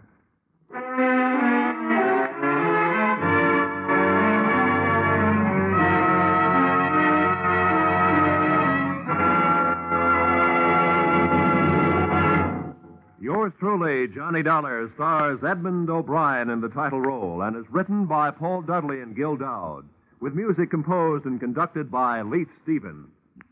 Edmund O'Brien can currently be seen starring in the Harry M. Popkin United Artists production, DOA.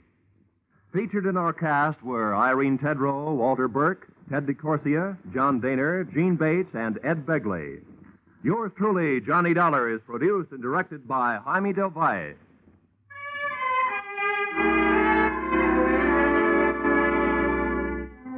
Join us again next week when Edmund O'Brien returns in another adventure of... Yours truly, Johnny Dollar.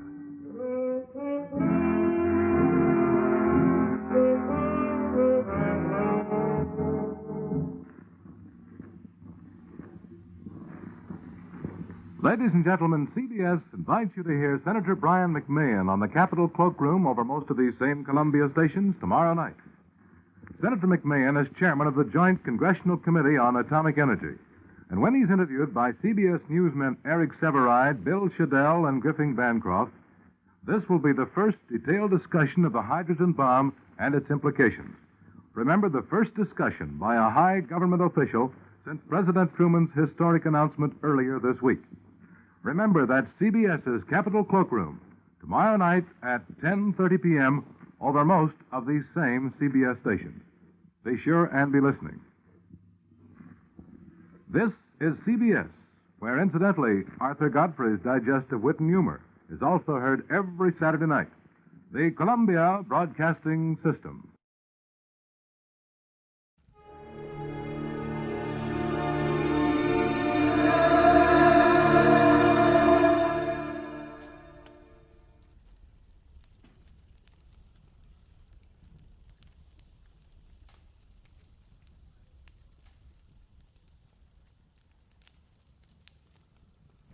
Get this and get it straight.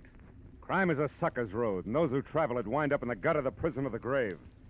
This time, a friend with millions, a myopic chemist, and a long-haired piano player, were thrown into panic because a brilliant young lady with a gun was taking a big step in the wrong direction. It happened like this. From the pen of Raymond Chandler, outstanding author of crime fiction, comes his most famous character in The Adventures of Philip Marlowe.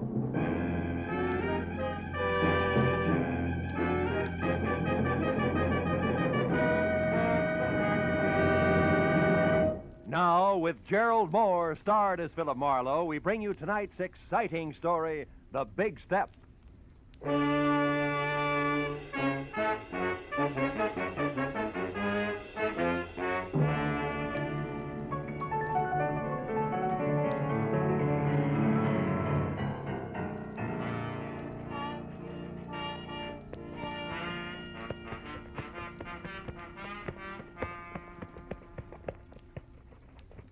Yes, sir, Mr. Marlowe. I always figure shoes are just like faces. How's that, champ? Well, they make it old and they make it wrinkled, but they're still okay as long as they got a shine on them. Yeah, it keeps that writing condition, huh, champ? Yes, sir. Hey, let me just spank up this one again, huh? Sure. Oh, come in. Mr. Marlowe? Yeah? Oh, excuse me. I didn't know you was busy. That's all right. Okay, champ. I guess that does it. Here you are. Oh, thank you, Mr. Marlowe. I'll see you tomorrow. Right.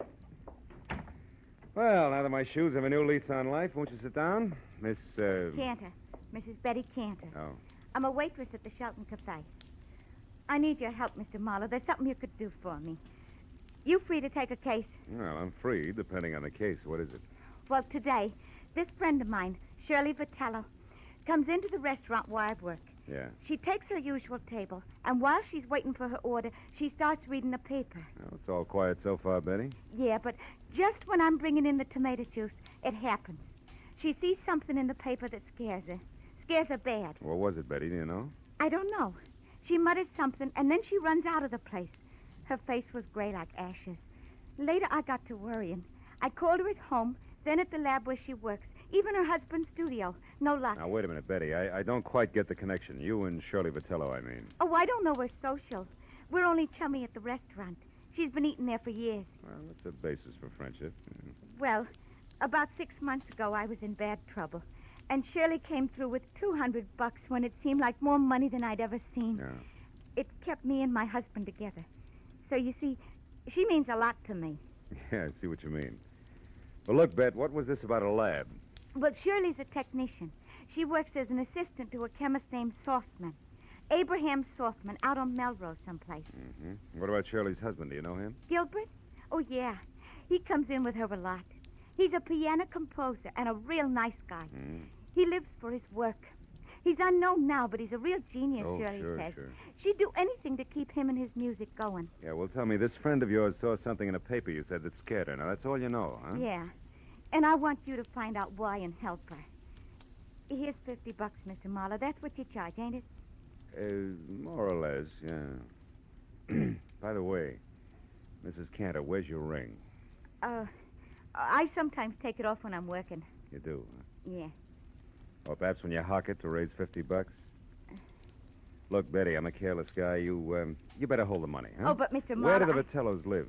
But Mr. We're in Marlowe... a hurry, Betty, remember? Where's the address? Well, it's 3140 Veteran Avenue. Mm-hmm. And in case you want it, Gilbert's studio is Benedict Canyon, 510. Thanks, Mr. Marlowe. And you call me at Empire 17087, huh?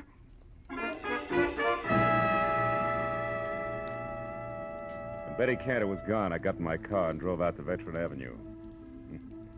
You know, she was a pathetic little creature. And with a little effort, she could have that touch and glow look. Oh, well. 3140 was one of those small but neat houses that grow like mushrooms overnight on a post-war California landscape. And it was locked, dark, and quiet. I went around to the back and started on the windows. The third one opened when I tried it. I climbed in, turned on some lights, and made the grand tour, then entered in the den. The only indication that anyone had been there all day was a current issue of the L.A. Star crumpled in a wastebasket. I pulled it out and started through it. On page 5, I found the hole where a 2-column story had been clipped out. And then somebody was at the front door. I started toward it, but changed my mind at the sound of the key in the lock. And instead moved back into the den and watched.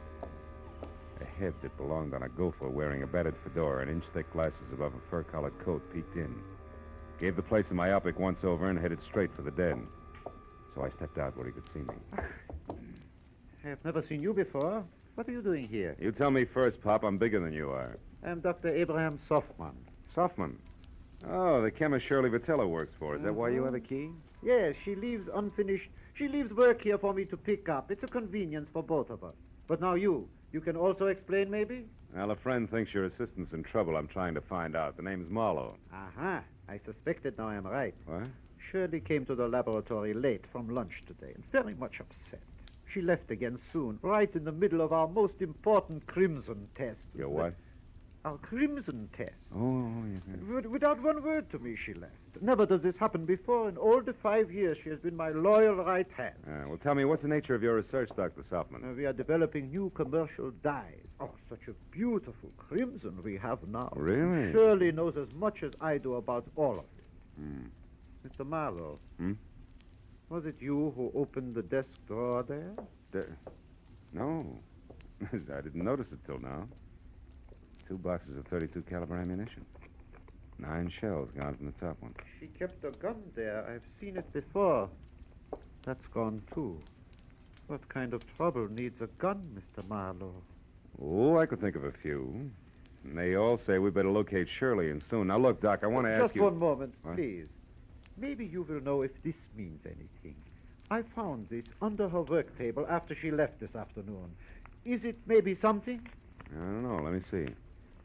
Empty reservation envelope from Federal Airlines, L.A. to New York, departure 11:35 tonight. Made out to Ruth Britton. Ruth Britton? Who's that? Well, I don't know her, but she must be something to Shirley. Perhaps this Ruth Britton is the trouble. Well, the airline number's here. Where's the phone? It's out there in the other room, there Oh. on the table. Yeah, I got it. Hudson 28610.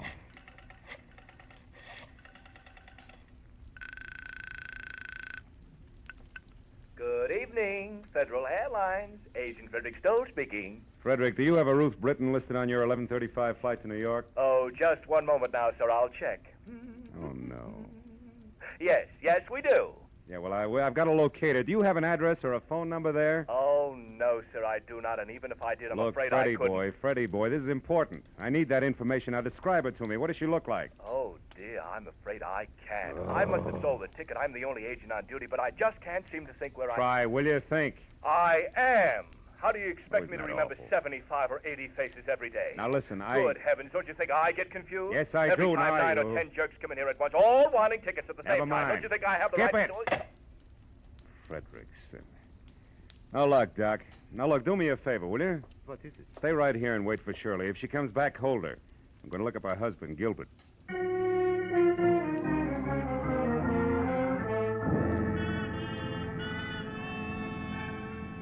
The first stop was a newsstand.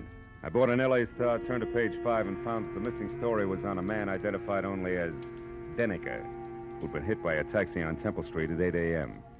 The only reason it rated 2 columns was that before he lapsed into unconsciousness, he told the ambulance crew from the Citizens Emergency Hospital that he knew he was going to die and wanted to clear his conscience by confessing a crime he'd committed. It ended with police standing by. I drove on into Benedict Canyon, wondering what kind of a bridge it was going to take to span the gap between a female chemist and a downtown traffic accident. I was still wondering when I got to number 510. All I could see of Gilbert Vitello's studio over the brush around it was something pseudo-Spanish that had been stuck onto a piece of vertical real estate by an optimist in the early 20s. The path had been opened from the driveway to the house, and as I walked to the door, the piano music from inside got louder, but not better. Even in the long-haired circle, that stuff needed a haircut. Hey! Hey! Vitello, break it up a minute, will you? What's the meaning of this outburst? I'm working and I won't be interrupted. Who are you? What do you want anyway? Take it easy, Mr. Vitello. My name is Marlowe. Betty Cantor sent me here because she's worried about your wife. The waitress worried about Shirley. Why? Well, she's in some kind of trouble. Have you seen her tonight? No, not since this morning, but that's not unusual. I often work late. My music is very demanding. Now, what gives that waitress the idea that Shirley's in trouble? Your wife's reaction to a newspaper story. It scared the wits out of her. About a taxi hitting a man named Dennica. Mean anything to you? Denny, Shirley worked with a fellow by that name once, I believe, but why would that story frighten her? Well, I was hoping you'd tell me. Do you have a gun? A little .32 pistol. It's at home. Why? It's gone. See here, what's this all about? Tell me the truth and be quick about Oh, it. shut up. Answer my question. All right. My wife was shocked by that item on Denniker. She isn't at home, she isn't at Softman's lab, and hasn't been all afternoon. And what's more, she's got a gun. That's all I know, except for one thing. Who's Ruth Britton? She's a friend of Shirley's from the East. She's been visiting relatives out here. Why? Nothing. Maybe Shirley's got a plane reservation for her, that's all. Mr. Marlowe, if that's all you have to offer, why don't you get out of here so I can go to work? I'm quite certain if Shirley were actually in trouble, she'd come to me for help. And incidentally, tell Betty Cantor to take some vitamins or something. She's becoming a meddlesome busybody. You know, there was a quality about Gilbert Vitello that made me want to sock him on the temperament with the heavy end of his grand piano. When I started down the path to the driveway, I forgot about him. Because a pair of headlights slashed through the foliage like a giant scythe. I ran to where I could see and watched the girl in a brown suit get out of a sleek new Hudson and start toward the house. Then she saw me. She backed away, then threw me one scared look and darted into a side path like a jittery cottontail. I followed as fast as I could, but it was home ground to her, and in 20 yards I was outclassed. I lost her at the corner of a sagging shed and stopped to listen for her footsteps. I heard something else, but not in time to duck. Oh!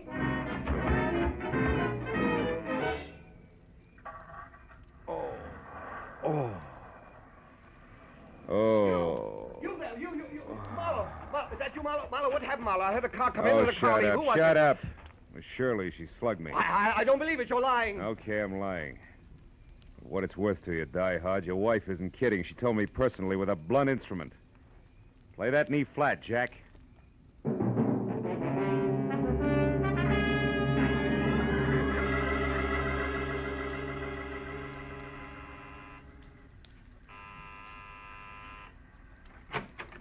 Mr. Marlowe, did you get something? Lumps. Oh, look at... How about you, Dr. Softman? No, nothing. Come in. Yeah. No one has come here. You found out something? Ever hear of a guy named Denniker, Doc?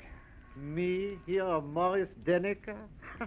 5 times in the past 3 years, Morris Denniker in Chicago has beaten me by introducing a new dye substance or a new process just days ahead of me. Huh. 5 times this happened. He's a dye chemist, too, huh? A brilliant one. I admire him. But why do you ask Listen, this me? is beginning to fit like a rubber glove. Denniker's in a hospital right here in L.A. He may not live, and he wants to confess to a crime. Here, look. What's Now, read it this? yourself. When Shirley saw that story, it threw her into a panic, and now it only figures one way. Your assistant has been selling your new developments to Denniker before you released them. No, it is not true. Shirley would not do this thing, not to me. Okay, Doc, we'll see. Now, look, why don't you go back to your lab and wait? I'm going to the hospital now and do some more fast addition. If it comes right, just don't forget you're a scientist, will you? Oh, I would not forget.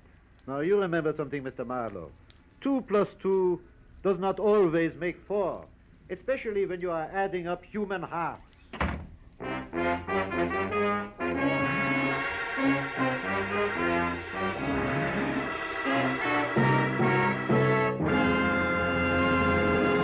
In just a moment, the second act of Philip Marlowe. But first, Wednesday's Wonderful on CBS, with Dr. Christian, Groucho Marx, Bing Crosby, and Burns and Allen all coming your way over most of these same CBS stations. This Wednesday, Brother Bob Crosby visits Bing. Gracie Allen stumps the income tax experts. Groucho will be on hand with his ad-libs and teams of opposition. And Dr. Christian makes a wily grandmother stick to the truth for once. So be listening this Wednesday, won't you? Now, with our star, Gerald Moore, we return to the second act of Philip Marlowe and tonight's story, The Big Step.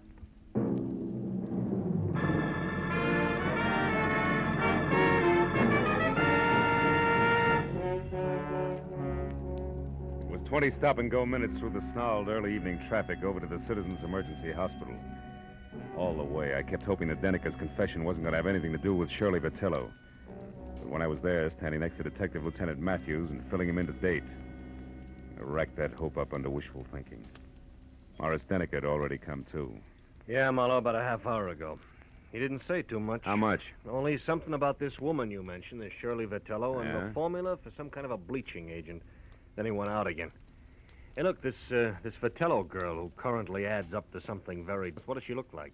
Oh, blonde, about 5'4", maybe 30. Wearing a dark brown suit, no hat? That's right. She been around? Yeah, I spotted her here in the hall about 45 minutes ago. Claimed Oh. she was a reporter, but she didn't make any small talk with the other news hands. I got a little suspicious. Just then Denica came to, so I went in there. When I came back out, she was gone. Hey, Marlowe, you know where we can pick her up? No, I don't, Lieutenant. Doesn't look so good for her. She could be pretty desperate right now. Like a quick trip to the country. Or like worse, she's got a gun, Matthews. And now with Denica starting to talk, very little hope left. I better be going. Where? Just going, Matthews. Hey, wait I'll a keep in minute. touch. Wait a minute. Look, we have a big organization, Mr. Marlowe. We're equipped to handle all kinds. We could do almost as good a job as you. Just keep that in mind, will you? Yeah. And I'm glad you said almost. So long.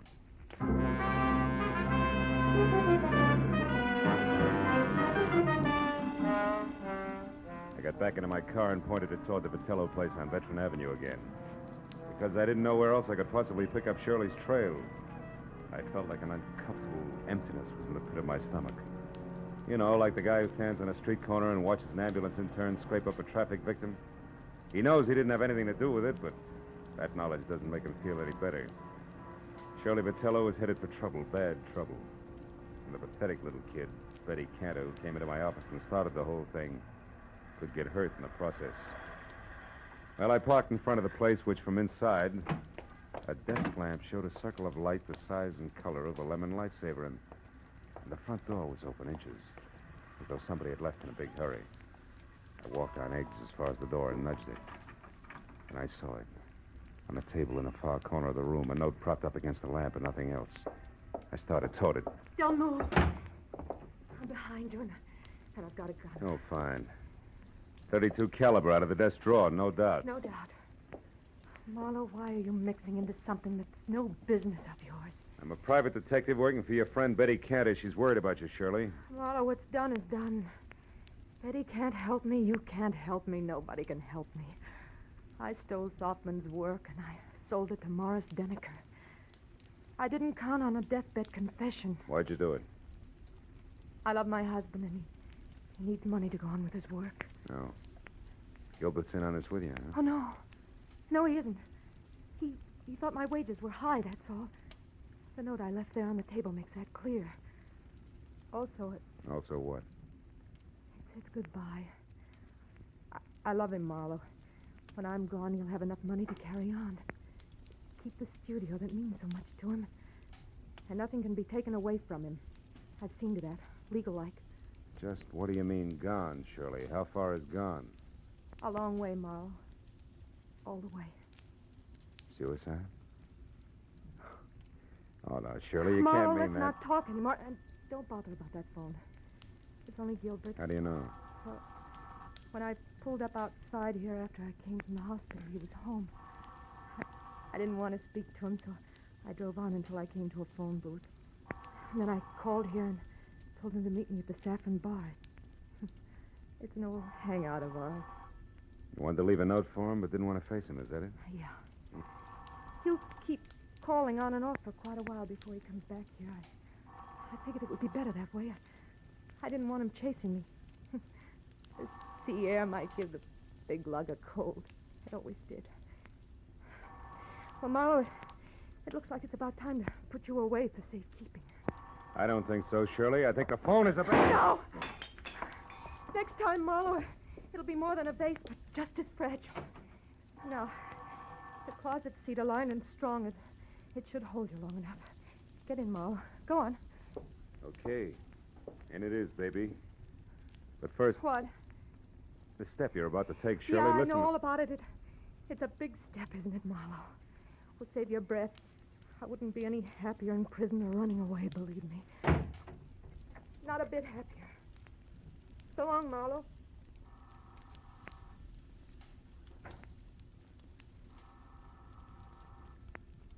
Nobody's home.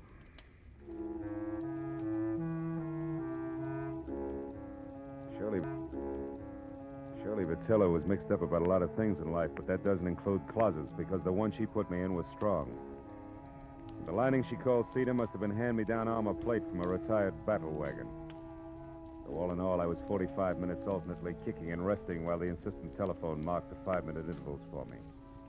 But finally, it was the wood around the lock that gave way. I was out. Hello? Hello, sir.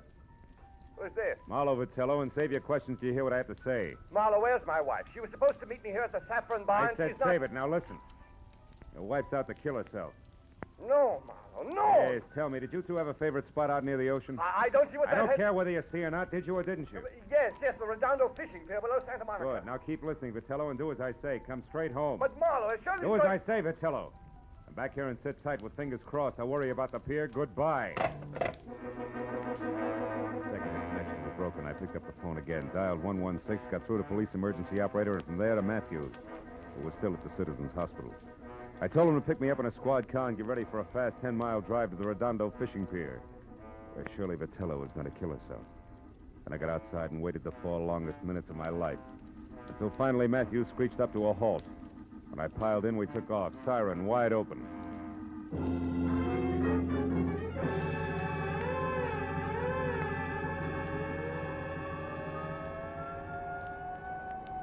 It'll be less than a minute now, Marlowe. Pier's only a couple of blocks away. Good. Better have Mooney kill that siren, Lieutenant. Jack, we want to come in quiet, Mooney. Okay, Lieutenant. Well, there she is. That tower's out on the pier. Yeah, Mooney, pull up here, will you? We don't want to scare her into something. Matthews. What? That crowd there, halfway out on the pier. There's a cop with her. Yes, so there is. You better drive right up, Mooney. Looks like we're too late, Phil.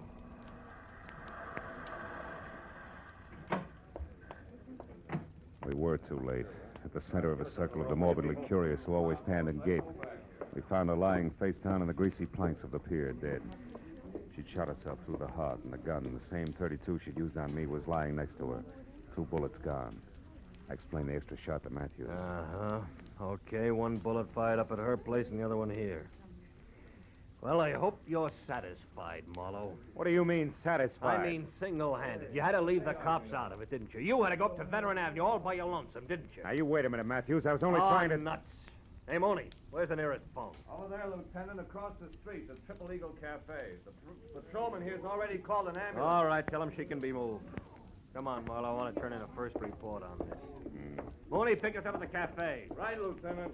Okay, boss. Okay, let's see. The Shirley Vitello was stealing formulas for those dyes from her boss and selling them to this Morris Dennicker. Yeah. All was rosy until Dennicker walked out in front of a taxi early this morning. That put him close to death and in the mood to talk. Also put Shirley Vitello on the spot. Hey, is that the place you want to phone from? Yeah. Look, one thing more, Marlowe. The girl's motive all the way through. She loved her husband. He loved his work. Yeah? Her, too? Yeah, after his work. So since he didn't make any dough, she stole to keep him going and close to her. There's the phone, Phil. Come on, will you? I may need you to fill in the blanks for me. Marlowe, I said I heard you. The phone can wait, Lieutenant. Come on over here. What? I want to talk to that piano player. Piano player? What about? The tricky way he has of playing Blue Skies. What? Yeah. Hey, Bud, that's all right. You got a mean left hand there. Yeah, I open in Carnegie Hall next week. Don't miss me. I'll try not to. It's just terrific what you do with that tune, you know? My own particular arrangement. Nobody else's, huh? Oh, nobody. I've been working on this arrangement for a week. That's all I wanted to know. Hey, Marlowe, what are you getting at? The phone, I've heard enough. Where'd you say it was, Matthews? Over there, the left of the bar. But Phil, what are we doing? What time is it, Lieutenant? 5 after 12. Marlowe, what is it? A switch, Matthews. A switch? Yeah, one that'll knock your badge off. Will you get a load of this? Oh, listen. Good evening, Federal Airwaves. Agent Frederick Stoll. Listen, speaking. Frederick, I'm the party who called before about the reservations for Ruth Britton on the 11:35 for New York. Oh, yes, I remember you. I'll probably... Never mind. It's police business, Freddie. Did the plane leave on schedule? Of course it did. But Miss Britton didn't make it, and she didn't bother to call and cancel her reservation. Thanks. I've heard enough. So far, so good, Matthews. Yeah, which means what? The Saffron Bar in Hollywood. Which means what? Shirley Vitello didn't commit suicide, Matthews. She was murdered.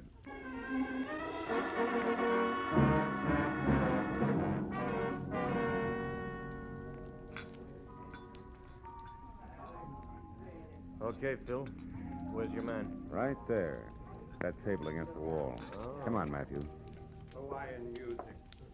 Sentimental rock. Degradation. Abomination. Oh, I don't think it's as bad as all that, Gilbert, old boy. Marlowe, you a cop, the most insensitive of all people.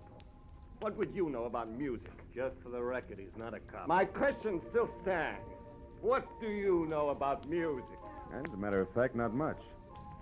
But you know, I'm fascinated by what they're doing with instruments these days. Really? Mm-hmm. What are they doing that might fascinate you? Well, For example, take that picture where the score is done by only one instrument, a zither. What's more, it doesn't sound like a zither. To a trained ear, a zither is a zither. You mean you can't make one instrument sound like another? Well, for example, a guitar like a piano? Don't be ridiculous. Now, wait a minute. Not so ridiculous. Why, only tonight I heard a guitar that sounded just like a piano. Real tricky arrangement it was, too. Sounded...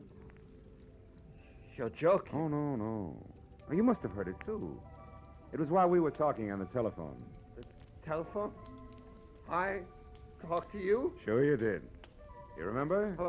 You said you were calling from here, the Saffron Bar, but the conversation was being scored by the pianist at the Triple Eagle Cafe at Redondo Beach. A real tricky arrangement in more ways than one. I didn't mean it. I didn't really want to. All right, what's the rest of it, Phil? He didn't want to quit his work and spend the rest of his life hiding in some forgotten corner of the globe. Which was her plan? Yeah. As I figure it, once Shirley knew she was finished, she decided they should both run for it. He was in on what she was doing all along. And the suicide note? That was part of her plan. Leave Puppy here and innocent with the money she got for her shenanigans. Then frame her own suicide, a trail that would lead us to the Redondo Pier, her hat and coat floating in the drink. And after a couple of days of searching, we say the tide probably carried the body out to sea. Closed case. That's right. In the meantime, she's flown to New York as Ruth Britton and is heading on from there. Hubby here to join her at a later date. Yeah, fine. Only Hubby double-crossed her and shot her so he can sit tight with the money right here. That's it, Matthews. Please, give me another chance. Oh, shut up. Wipe them dry, Matthews, and take them away.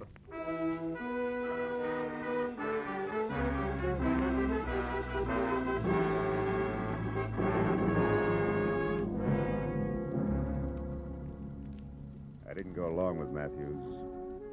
I didn't even bother about my car, which I'd left in front of the Vitello place. I'd had enough for one night. Not for the kind of person who'd hitch his wagon to a star, only if the twinkle he saw on the horizon was the reflection of a dollar sign. Oh, yeah, they were a pair, all right, the Vitellos. A pair who finally canceled each other out. You know what? I'm glad of it.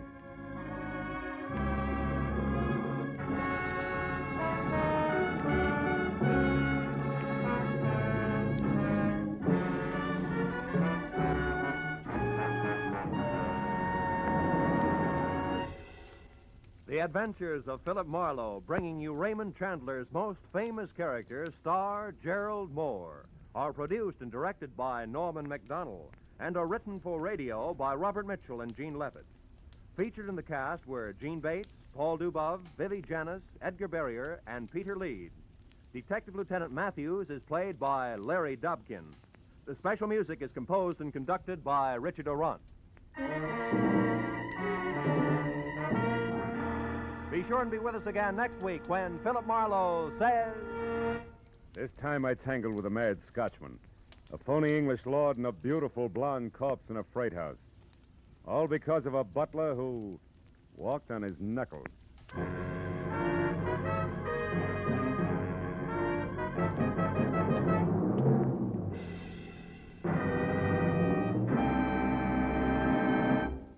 How about tying a mental string around your finger today to remind yourself to file your 1949 income tax return as soon as possible? The 15th of March isn't several miles down the road the way it used to be. It's almost at your front door. And you'd certainly get a scare if you came home one evening to find it sitting right smack in your living room saying smugly, "Well, you forgot to file your income tax return. What now, little man?" So why not set aside tonight as income tax night and file your 1949 return? This is Roy Rowan speaking. This is CBS, where Burns and Allen are heard every Wednesday night, the Columbia Broadcasting System.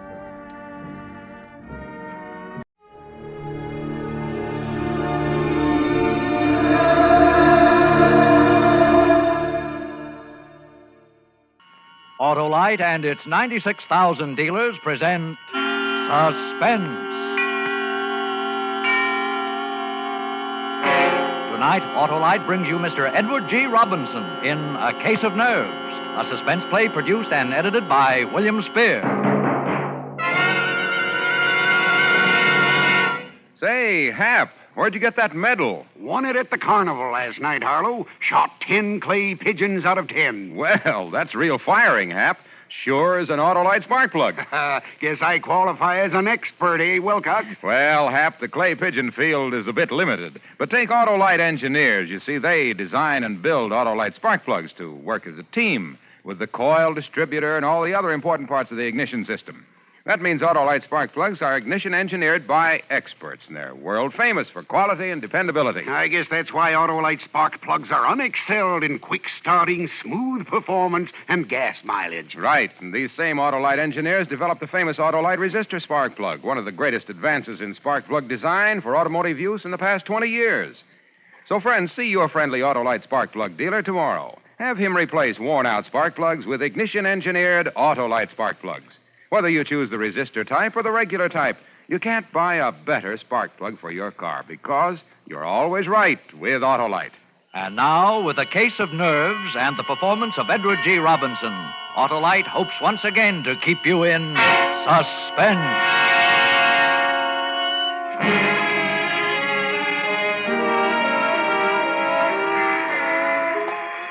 I got off the train in Toledo and walked through the station to the street. I passed up the waiting taxis and swung aboard a bus. Taxi drivers are likely to remember you, and I couldn't take a chance on that. I hadn't paid any attention to the bus. I didn't know what the line was or where it was going. It didn't make any difference. I didn't know Toledo very well anyway. I watched out the window, and when I came to a likely neighborhood, I got off. Strange, unfamiliar quarter of the city, and yet familiar because every city has neighborhoods like it. Drab, faceless houses looking almost alike. And then most of them drab men and women anxious to make $1 by renting a room. Now, this here is a nice room. It's the best one I got. There's windows on 2 sides. There's a nice soft bed. Well, I'll take it. How long you figure I'm staying? Oh, just overnight. I'll pay you now. Oh, well, that's $2, please. Yeah. Oh. What's the matter, mister? Are you sick? Yes, I'm very sick. Is there a doctor near here? Hey, you are sick. Yeah, I think I'll go to bed. That doctor. Oh, yeah. There's Dr. Martin just around the corner. He's young, but he's good. Well, would you call him for me, please? Ask him to come right up. Oh. Yeah, sure. Right away.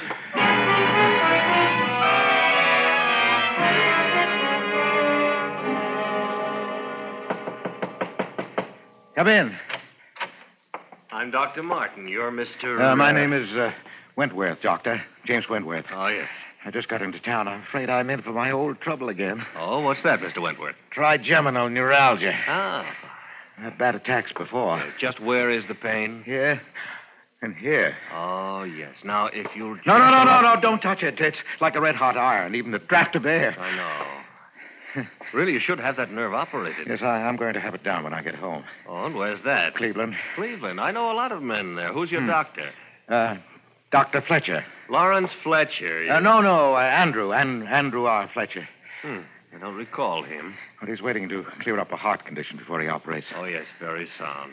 Now, how did this attack come on? Oh, the way they always do. I was shaving, and I touched the nerve with the razor. Oh, yes, the trigger point. It's very typical. Well, that doesn't help me when that nerve starts jumping.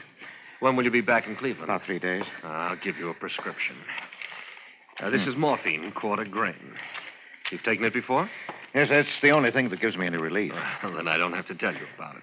I'll drop this off at the drugstore and have them send it up. Well, thank you, Doctor. Tell him to hurry. And I'd better give you a shot right now. You know, Doctor, I think the pain isn't so bad now. I don't like to take more than I have to. Oh, well, if you're sure you can get along. Well, yes, I can make out all right. I'll hold the tablets until later.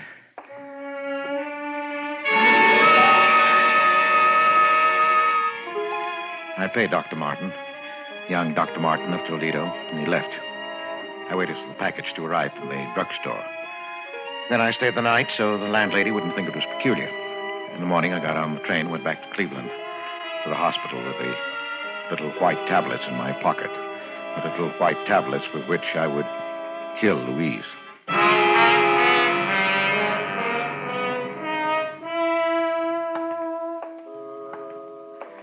It had been so simple to deceive the young, impressionable doctor.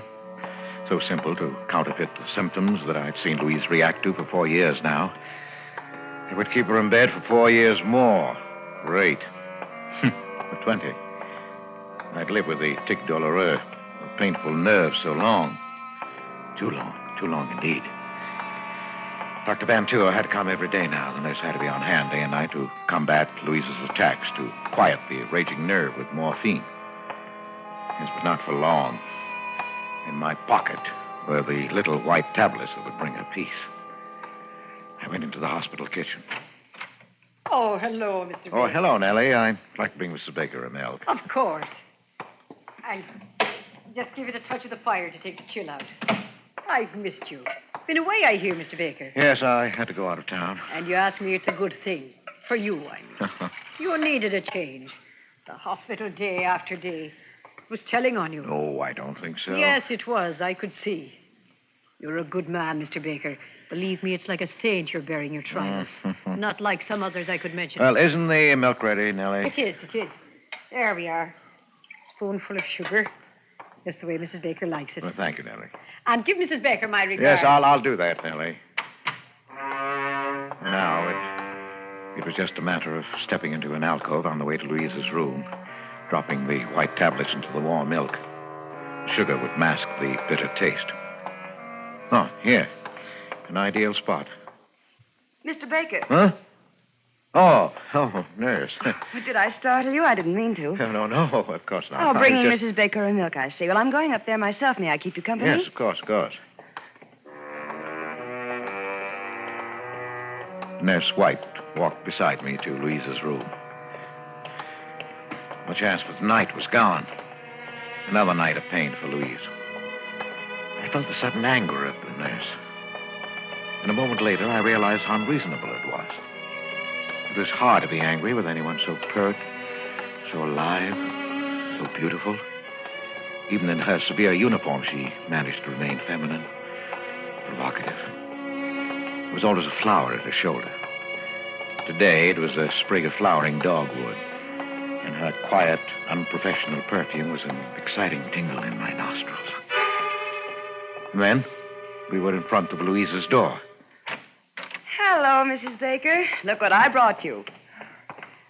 Albert, dear. Hello, darling. Oh, I'm so glad you're back, darling. I missed you. I missed you, too. Here's your milk. You never forget, do you, Albert? How was your day? Just fine. Wasn't it, Miss White? Oh, yes, Mrs. Baker. A very good day, all things considered. Well, I'm glad. I brought you something else, Louise. Oh, the locket. Oh, thank you, Albert, for remembering. Look, nurse, isn't it beautiful? Oh, it is. It's an old piece, isn't it? It belonged to my mother. I had to hunt all over the house for it. Whatever gave you the sudden notion you wanted it anyway? I don't know. I've had a feeling I'll be joining Mother soon. Oh, Louise, please don't talk that way. Now, Mrs. Baker, you're going to be up on your feet before you know it.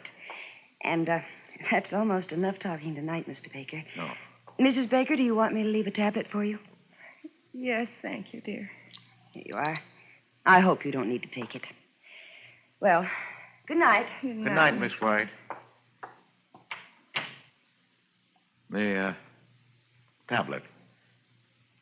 You've been taking it every night? Well, I try not to.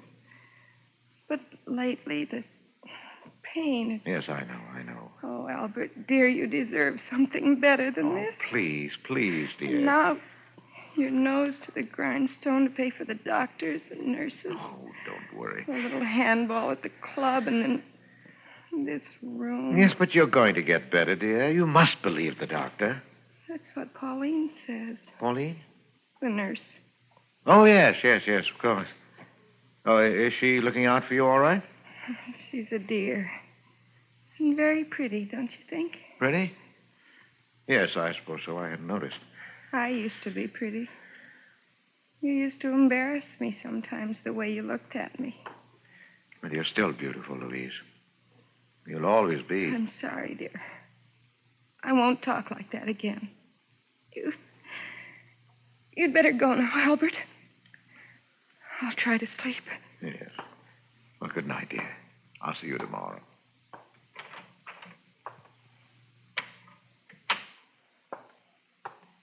Mr. Baker. Oh. Miss White. I thought you'd gone. I wanted to talk to you, Mr. Baker. Yes? It's about Mrs. Baker. She worries me. Her mental state is very low. You heard how she talked Yes. about her mother, the locket. Yes, I heard. She needs something, I don't know what, to snap her out of this mood. I just thought I'd mention it to you. Yes, thanks. Oh, where are you going? To put the morphine away.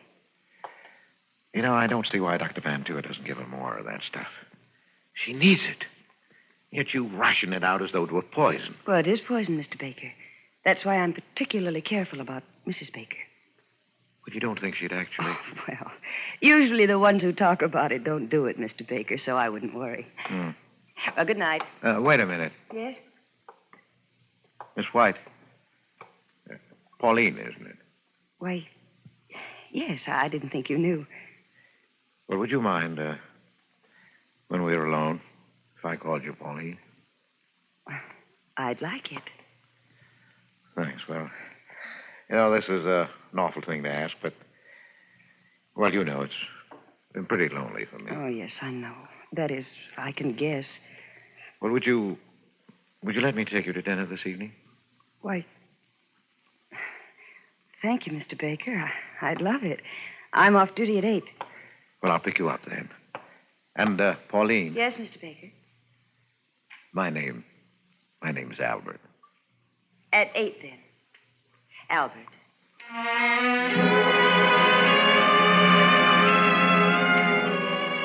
My heart sang. She was perfect. Everything was perfect. I had my poison. I had my witnesses.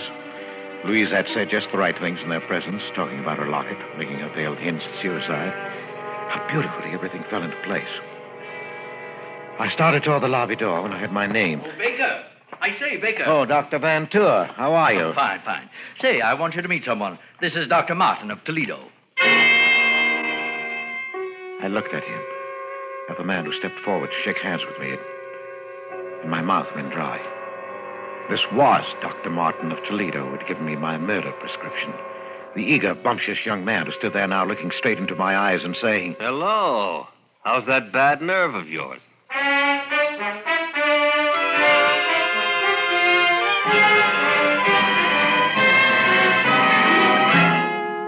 Autolite is bringing you Edward G. Robinson in A Case of Nerves, tonight's production in radio's outstanding theater of thrills, Suspense.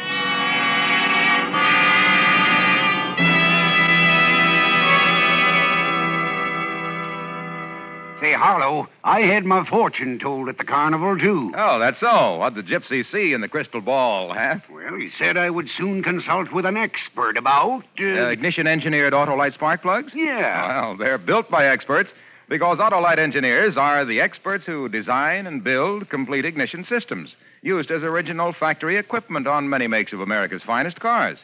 So naturally, they engineer Autolite spark plugs to work as a team with the coil, distributor, and all the other important parts of the ignition system. You mean, of course, they know how to build ignition-engineered Autolite spark plugs that can't be beat for quick starting, smooth performance, and gas mileage. Precisely. And it was these same Autolite engineers who developed the famous Autolite resistor spark plug, one of the greatest advances in spark plug design for automotive use in the past 20 years. Oh, that gypsy had nothing on you, Wilcox. Well, friends, see your friendly Autolite dealer tomorrow. Have him replace worn-out spark plugs with world-famous ignition-engineered Autolite spark plugs. Whether you choose the resistor type or the regular type, you can't buy better spark plugs for your car because you're always right with Autolite. And now, Autolite brings back to our Hollywood soundstage our star, Edward G. Robinson, in A Case of Nerves, a tale well calculated to keep you in suspense. I was caught flat-footed. I couldn't answer, couldn't even turn and hide. Dr. Martin stared at me a minute, unbelievingly, and then his jaw hardened. After a long time, he put out his hand. Because there was nothing else to do, I took it. Oh, this is Mr. Baker, Doctor. It's his wife who has this trigeminal condition. His wife, eh? Well, yes, of course. You didn't think I meant Mr. Baker, did you? He's as strong as an ox. Yes, I can see that. No. I ran into Dr. Martin in the doctor's lounge, Baker. He was telling me about a case he just saw in Toledo. Was Toledo, wasn't it, Martin? Symptoms were remarkably similar to Mrs. Baker's. Remarkably. I thought he might like to look in on Mrs. Baker. You don't mind? She's sleeping, I think. Oh, it's too bad. Well, another time, perhaps, eh, Doctor? Oh, yes, certainly, Doctor. Well, I've got to run. Glad I ran into you, Martin. Have lunch sometime, eh? Yes, glad to. I'll see you later, Baker. Yeah, sure, Doctor, sure. I'll have to be going myself now, Mr. Baker. Wait, Doctor. I want to talk to you. Don't see that there's anything to talk about. Yes, but there is. I want you to know that what happened in Toledo yesterday. You don't have to explain. I understand. You understand? You didn't say anything, Dr. Van Tour. Well, why should I? It's none of my business. None of your business? Of course. I admit I didn't have you tagged as an addict. Addict? Yes. You don't look like one, and that trick of refusing an immediate shot, well, I've got to hand it to you. You fooled me completely. And using your wife's symptoms. Very clever. I don't doubt you can get a supply whenever you need it with that routine. Oh, no. I assure you. Please, don't bother to lie to me. I guess I ought to thank you for teaching me that trick. It won't work again on this baby, believe me. And now, if you'll excuse me, Mr. Baker, or Mr. Wentworth, I'm heading for a spot of handball. Oh, wait. Yes? No hard feelings? No, of course not. Look, Doctor, if you really mean that about no hard feelings, and if you haven't got a partner, well, I play a pretty good game. That's what I call a switch, anyway. All right, hop in.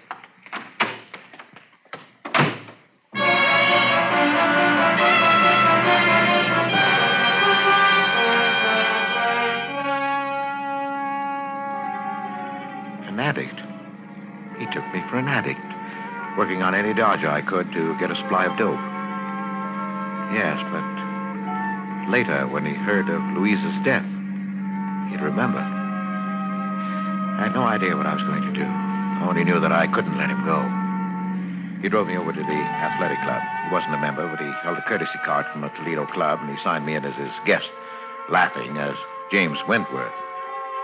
He was a fast man on the court, younger, too. I'd have had a hard time keeping up with him in any circumstances, but as it was, he beat me easily. I could think of only one thing, that he was dangerous. Dangerous, and I had to get rid of him somehow. It's a nice backhand you've got there, Baker. Wish I could handle those tough ones half as well. Well, never mind the compliments, Doctor. Just remember the final score and be satisfied. Say, how about a sweat out? They've got a good steam room here. Yeah, sounds good to me. Here, this way, then. Oh, take your towel. Oh, boy, this is hot. Sit on your towel. Yeah, good idea. That was lucky for me you came along. Place is dead today, not a soul here. Well, I enjoyed it. Hot, isn't it? Yeah. Say, Baker, you know, I misjudged you.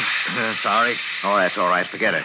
You know, you really could do something for your trouble. Yeah? We've got a sanitarium in Toledo that have been having pretty good luck with addiction lately. I scarcely heard him. I only realized that we were alone, clouded in steam, not even visible to any casually curious person looking through the glass square in the door. This was my chance. I'd never get another like it. Take nerve, of course. I picked up my towel. What are you doing? I'm sorry, Martin, but there's no other way.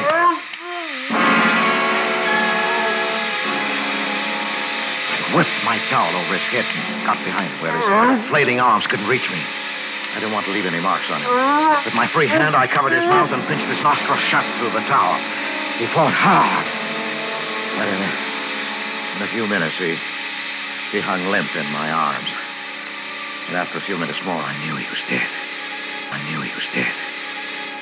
I left him there, hidden in the steam. In the locker room, I dressed quickly, parted my hair on the wrong side, and plastered it down in a way I'd never normally wear it.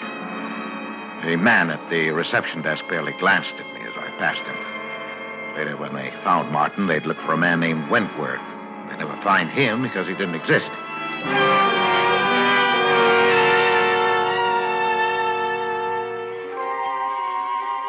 Wasn't even that close.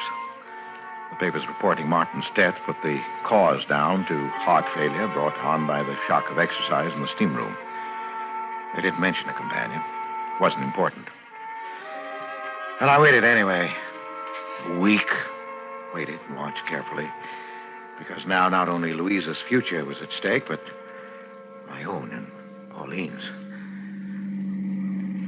There's the nurse's quarters, darling. You better not come any nearer. Oh, Pauline, dearest. I know, darling, I know. Oh, you must let go now. Oh, I'm late already. No. Albert. No, yes, dear. I'm leaving the hospital. I'm taking a job in Chicago. You know what? Yes. This is hopeless. I can't stand it. Taking care of your wife, smiling at her, seeing the two of you together. But you can't do it. I couldn't live without you. Now that I found you, What do you think this is going to do to me? But I can't. When are you going? I'm giving notice tomorrow. Tomorrow? Oh, my darling. Goodbye. Pauline!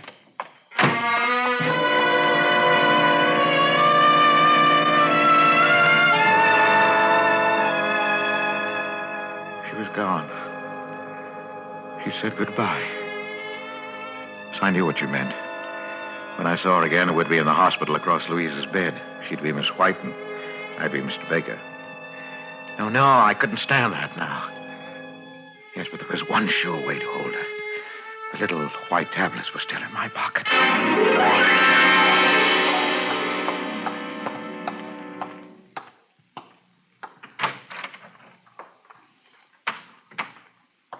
Louise? Albert, dear.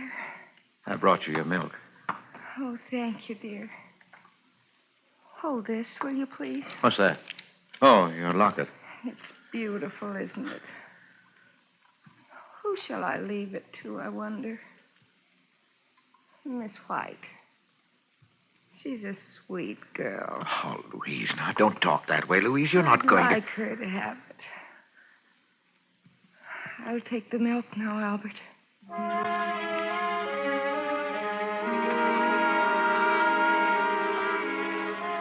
She drank it.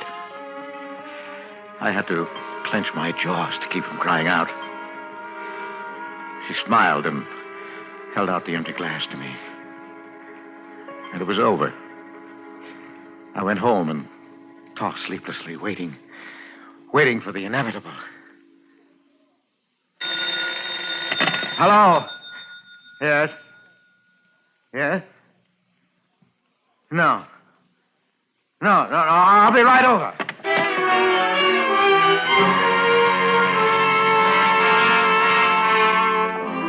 Dr. Van Tour was outside Louisa's room, and a white-faced Pauline and Nellie from the kitchen as I hurried up the corridor. Oh, Baker. Oh, Doctor, can I go in? No. Baker, your wife is dead. What? Dead? Oh, but I don't understand. I thought she was improving, that you planned to operate. She died of an overdose of morphine. Oh. Oh, Mr. Baker, I'm terribly sorry. I am too, Mr. Baker. Yes, but how could she get it? That's what I intend to find out. She took it in this glass of milk. There are traces left. Nellie here says you brought it up to her. I didn't want to, Mr. No, that's Baker. all right, Nellie. Well, of course I took it up. I did every night. Everybody in the hospital knows that. Yes, I knew it also. Was anybody in the room when you brought it? No. Just Louise. And you saw her drink the milk? No, Doctor. She didn't drink it then, not until after I'd gone. She did that frequently. Well, that's right, Doctor. Yes, I know that, too. Only last night, before she drank it, she managed to dissolve in it a lethal dose of morphine. I've checked the hospital supply. Every tablet is accounted for. We keep a very strict count, you know. Yes, I know that. Have you anything to say, Baker? Well, I hardly know. I'm stunned. Doctor, what do you mean? Surely you're not accusing Mr. Baker. I'm not accusing anyone. That will be up to the police. Now, wait a minute, Doctor. You're making a mistake. It seems perfectly clear. Yes, but I didn't kill her. Oh, no? Then how did she die? Well, she took her own life. She'd hinted more than once. Miss White, you remember? Yes, Doctor. I spoke to Mr. Baker about it myself. You know she was very depressed. That's true, nurse, but the morphine, it must have come from the outside, or we'd have missed it. No, wait a minute. The tablet you left for her each night. Yes, I ordered that. Well, what if instead of taking it, she saved it? Oh, Well, she must have. It's the only way it could have happened. Well, that's it, Doctor. It must be. For the past week, she's been exhausted and drawn in the morning, yet the tablets were always gone. Well, if that's the case, nurse, how does it happen that you failed to find them? She couldn't leave her bed. You bathed her and changed the linen every day. The locket. The locket? Yes. Yes, of course. You remember Miss White? She made such a point of asking me to bring it to her. And then the way she talked about joining her mother. Yes, I do. I do remember. She wanted you to have the locket, Pauline. It was her last wish. Now, where is it? I have it here. It's clutched in her hand. Let's...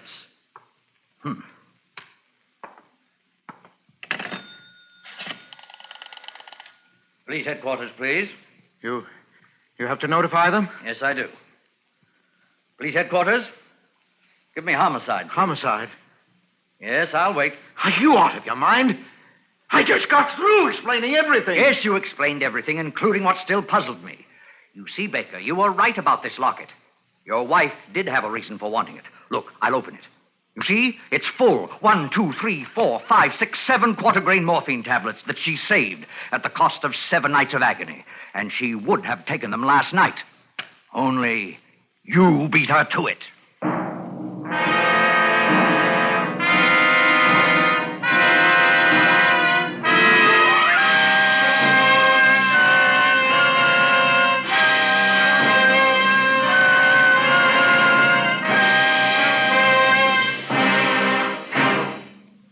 Suspense, presented by Autolite. Tonight's star, Mr. Edward G. Robinson.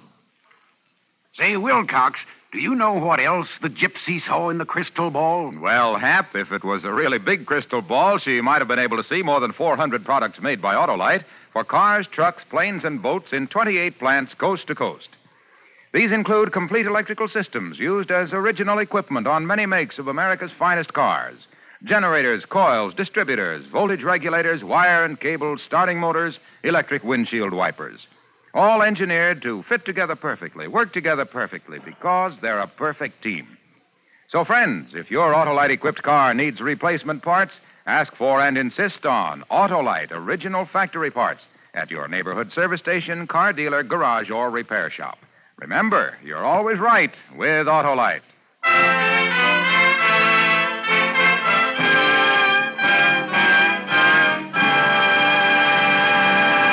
Next Thursday for Suspense, our star will be Charles Boyer. The play is called The Case of Henri Vibard. And it is, as we say, a tale well calculated to keep you in suspense.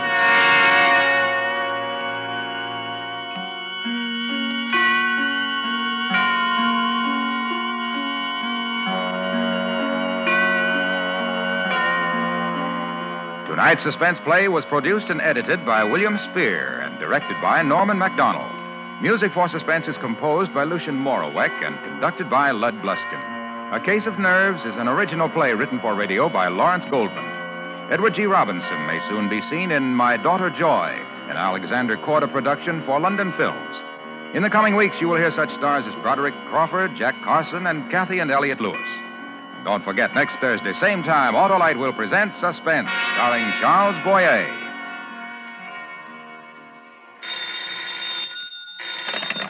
You can buy world-famous Autolite resistor or regular spark plugs, Autolite stay-full batteries, Autolite electrical parts at your neighborhood Autolite dealers.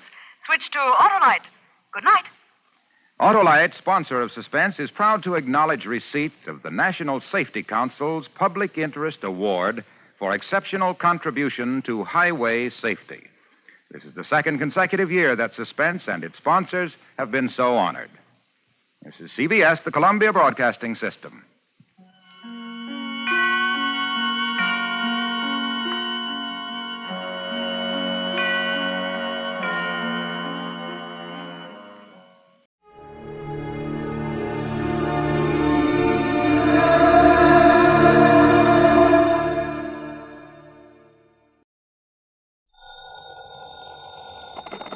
$20. Earl Poorman, Johnny, down here in Sarasota. Earl, so how's the insurance business down in Florida these days, to say nothing of the fishing? Well, why don't you come down here and find out for yourself? But now listen. I'm listening.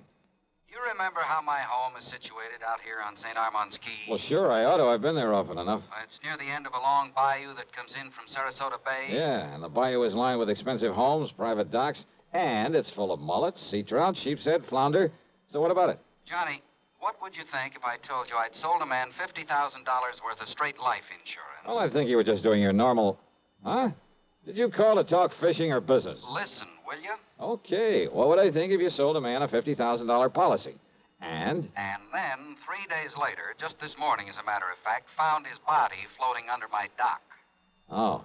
Okay, Earl. I think I'd better grab the first plane I can. That's what I think. And not to go fishing.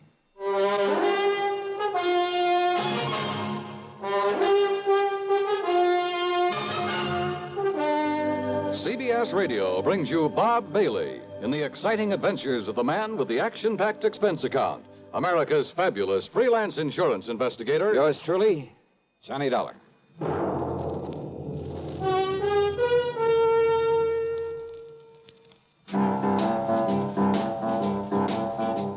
Talk about best-selling records. Here's a familiar tune about America's best-selling filter cigarette, Winston.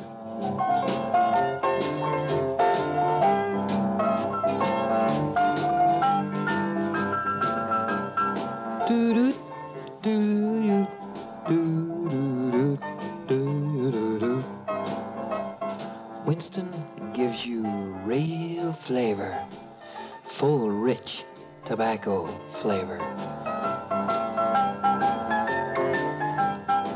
And you know, that's because only Winston has filter blend up front. Choice, flavorful tobaccos, specially selected and specially processed for filter smoking.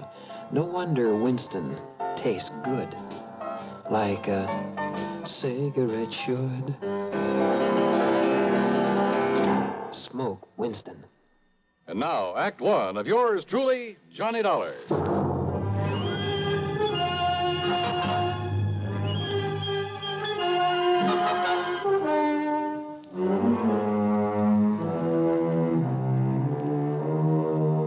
Expense account submitted by Special Investigator Johnny Dollar to the Tri-State Life and Casualty Insurance Company, Sarasota office. Following is an account of expenses incurred during my investigation of the Bayou body matter.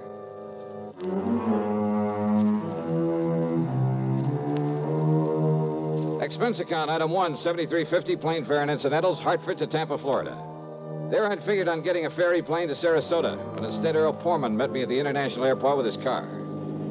Oh, Johnny, I'm glad you got down here so quickly. You realize I only phoned you about 5 hours ago? Yeah, Earl, I just finished my breakfast. Matter of fact, I called you before I even contacted the police. Then you probably aren't sure whether it was natural death or suicide or what, huh? We'll find out what the police have found out when we get to Sarasota.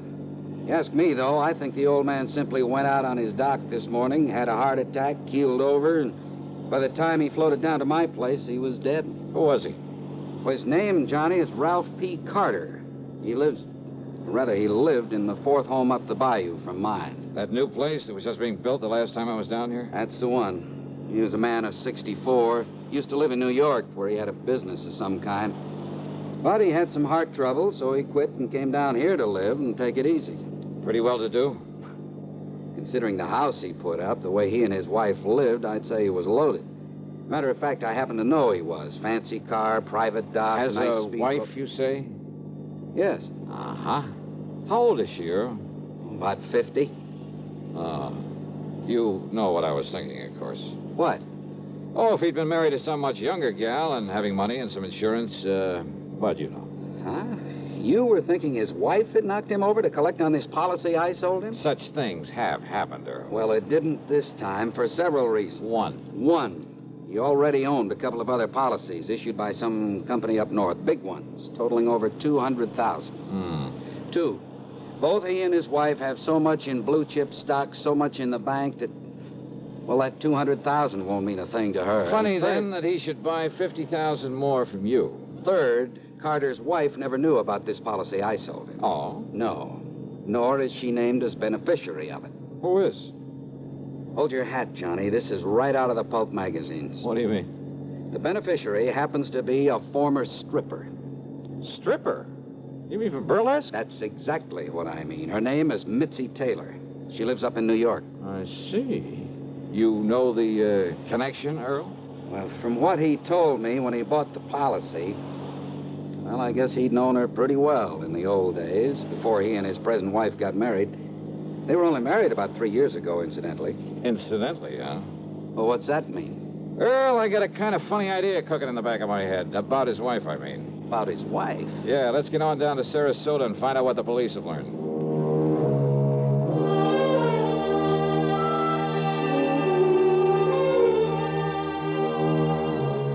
The police hadn't wasted any time. After recovering the body from the Bayou, they'd immediately turned it over to the coroner, Dr. Phillips.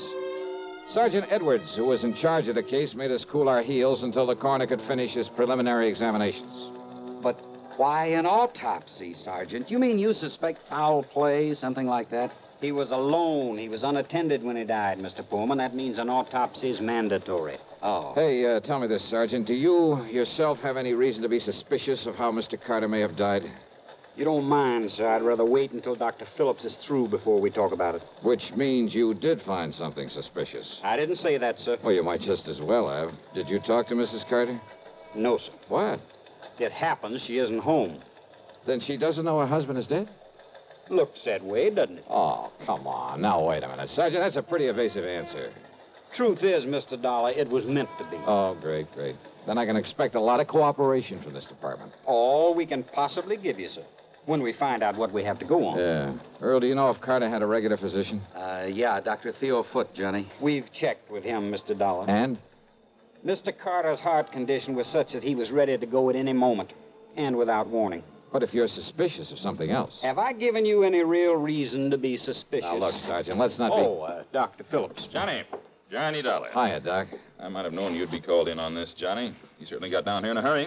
Mr. Pullman. Hello, Coroner. Did you find out anything, Doctor? You were right, Sergeant. I've got a lot more work to do, of course, before making out my report on this case, but there's no question about it. Mr. Carter died neither from a heart attack nor from drowning. Oh? What did kill him, Doc? He was struck so hard at the base of the skull that death must have been instantaneous. Murder, Johnny. And without question, the murder weapon was the wrought iron poker that you found there in his home. No reason for suspicion, Sergeant? Thanks, Doctor. I'll get out an APB on Mrs. Carter right away. I think you'd better. And, Mr. Dollar, I'm afraid you'll just have to wait around until we pick her up. You, want to bet on that?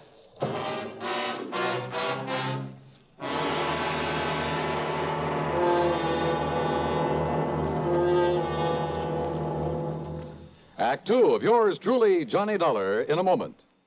Bonjour, I am Jacques Leroy, expert on the stereophonic phonograph. I will now clear up this whole subject. S'il vous plaît, listen to ordinary stereo. A girl crossing the street. Eh bien, now on Columbia Stereo 1. Ah, that was a pretty girl crossing the street. Quelle différence! The fantastic Columbia Stereo 1 phonograph gives you all the realism and excitement of a live performance. Oh, in a moment, mademoiselle. Oh la la. Oh, pardon. You see, only Columbia has exclusive stereo projection. Not just a few separated speakers, I know, but multiple speakers that send interlocking circles of sound through every inch of a room. See the Columbia phonograph, man, tout de suite. Columbia Stereo 1 portable start at $39.95. Consoles from $129.95. Attendez, ma chérie! Wait for me! And now, Act two of yours truly, Johnny Dollar and the Bayou Body Matter.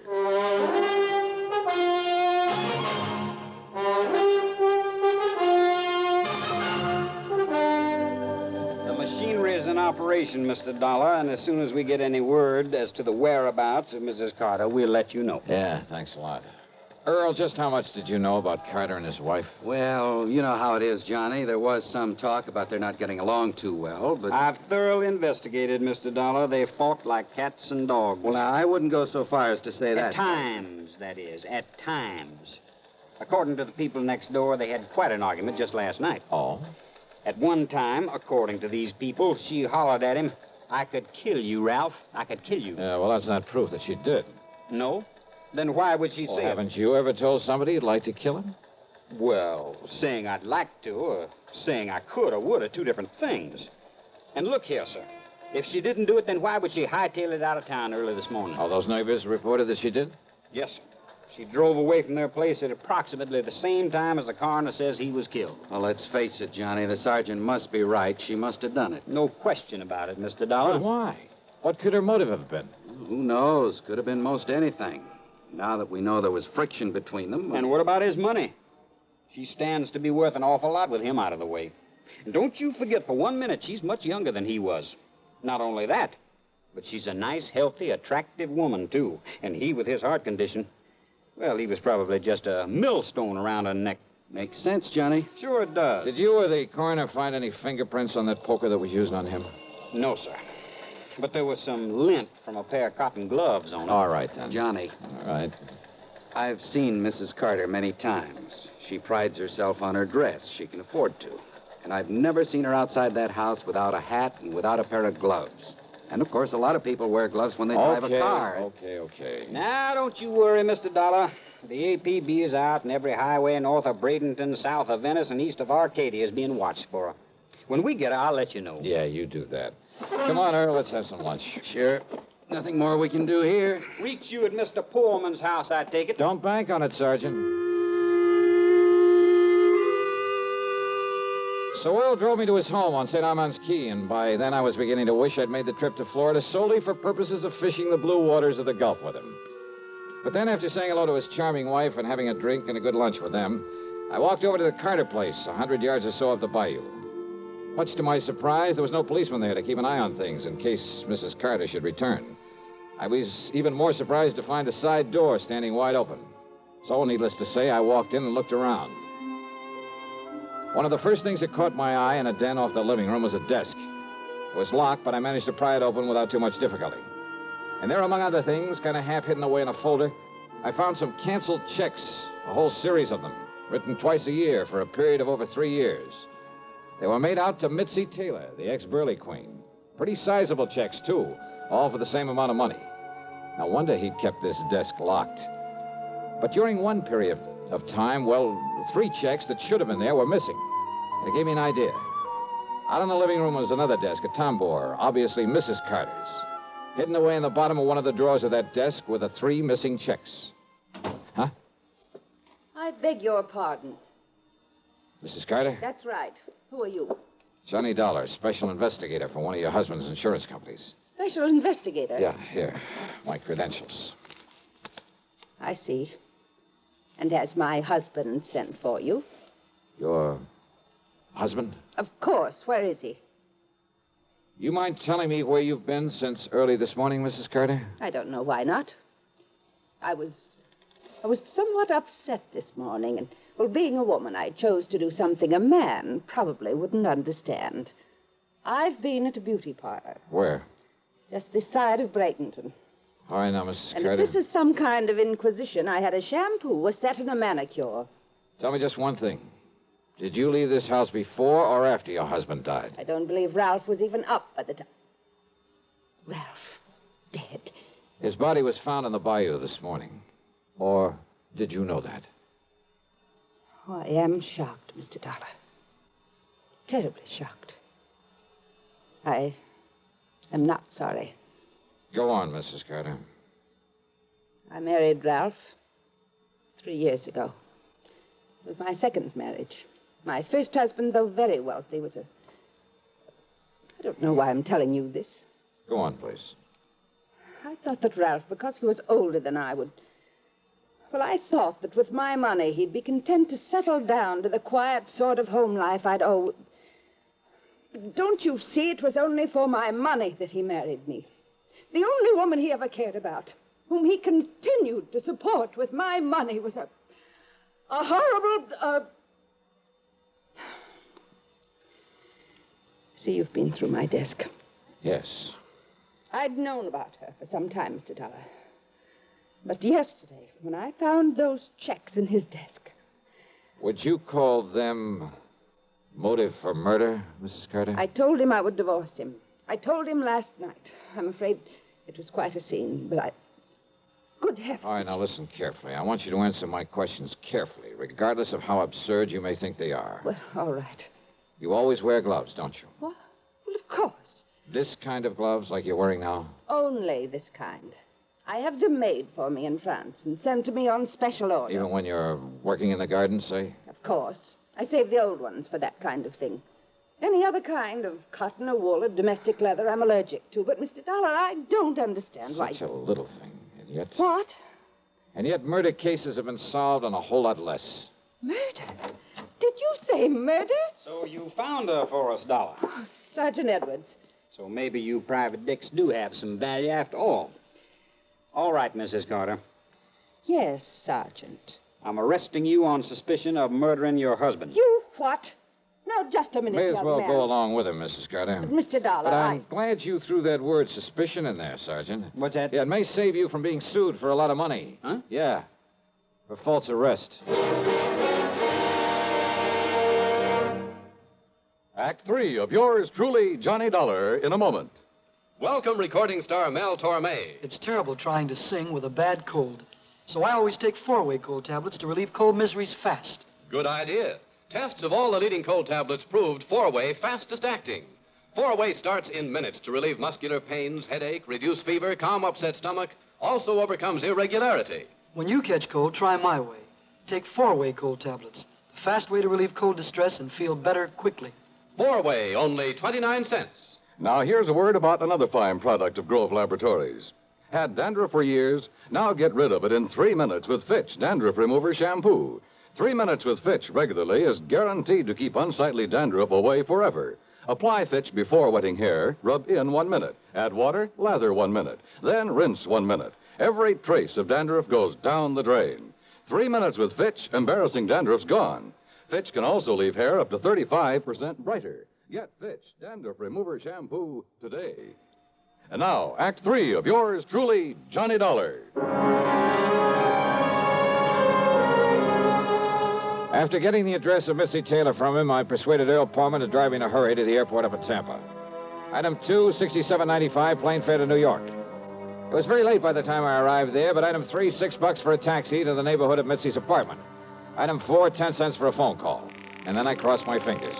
This was hardly the scientific approach to the solution of a murder case. I wouldn't get to first base if I had to identify myself over the phone, but she gave me a break. Hello? Mitzi? Yeah, that's right. This is... Louis? Yeah, Louis. What's the matter with you? Why are you talking like that? Gotta keep my voice down. Listen, didn't I tell you not to call me from down there in Florida? Come right back here. Louis, are you back here in New York already? Took a plane. Did you take care of Ralph Carter? Don't worry, baby. It'll be in all the papers. Okay. And come on over here and I'll pay you off. Sure. But then you're to clear out. You're to get out of this town as far away from me as you can. Sure. Okay. Come on over. Yeah, a real break. Now it was up to me to take the fullest possible advantage of it. Item 5, another dime for another phone call, this time to Lieutenant Randy Singer at the 18th Precinct. No question about it, Johnny. Old man Carter must have known that sooner or later his wife would catch on to all the money he's been giving his dame. Right. And maybe he was getting tired of sending out those checks. Right. So to get off the hook and still provide for Mitzi, he named her as beneficiary to a $50,000 insurance policy. Sure, his wife would know about it after he died, but she wouldn't be able to do anything about it. Yeah, but little Mitzi just couldn't wait, huh? Now, look, I don't anticipate any trouble with her, Randy, but if you're going to be around for a while, well, after I've wrapped it all up, I'll call you to come over and make the arrest, huh? Seems to me you have got it all wrapped up. Sit tight, Randy, and I'll call you.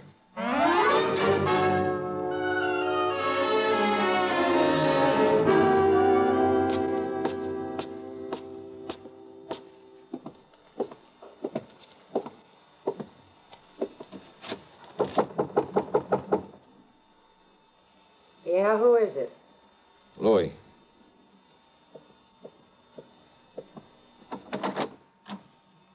Louis, huh? Do you mind if I come in, Mitzi? Now, who are you? Johnny Dollar, special investigator. Yeah? For who? The company that issued that $50,000 policy you are not going to collect on. You know something, Johnny? That's where you're wrong. Oh, you think so? Did you see Ralph Carter's body floating around in that bayou down there in Florida? His body floating around in that bayou down there in Florida? I'm afraid I didn't. Well, you should have, Johnny. Because then you'd know what you're going to look like floating down the dirty East River. Sorry, Mitzi, but, hey, wait a minute. How did you know Carter's body was thrown into the bayou? You took too long getting over here, Johnny, after that phony phone call. Come on in, Louis. Take care of him. What? One move for a gun and I blow your head off, mister. Go ahead, Mitzi. Take his gun away. Okay, got it. Now keep it on him while I take him apart so we can feed the fish out in that river. No, wait a minute. Huh? Wait till I close the door to the corridor so that... What? That's right, Mitzi. Don't bother. Cops, the cops. Drop it, Louie.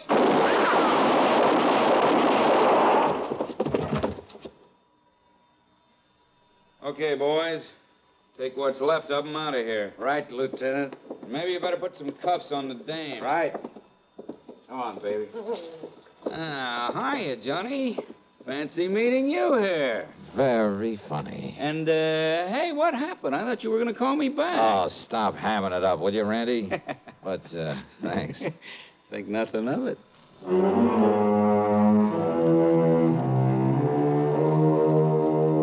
Louis managed to survive, and I understand that the way he shut up his mouth in the hospital, well, I understand he pretty much cinched the case against both himself and Mitzi.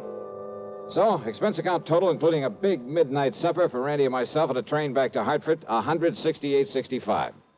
Yours truly, Johnny Dollar.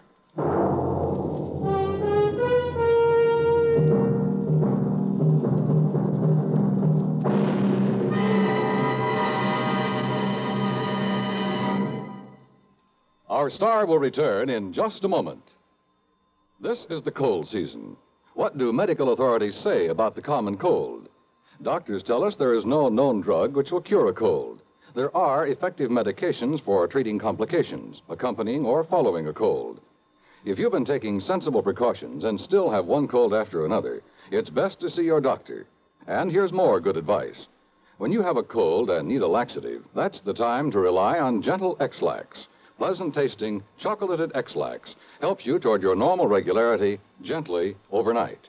X-Lax gets along with any cold remedies you may be taking, and X-Lax works where nature wants, in the lower tract, not the stomach. Taken at bedtime, X-Lax won't disturb sleep, gives you the closest thing to natural action the next morning. You're well on your way toward your normal regularity, without upset or discomfort. So when you have a cold and need a laxative, take X-Lax, the laxative you can use with complete confidence. X-Lax helps you toward your normal regularity gently overnight. X-Lax. Now, here's our star to tell you about next week's story. Well, next week I take another trip to Florida, and I still don't get a chance to go fishing. Instead, a lesson in how not to commit a murder. Join us, won't you? Yours truly, Johnny Dollar.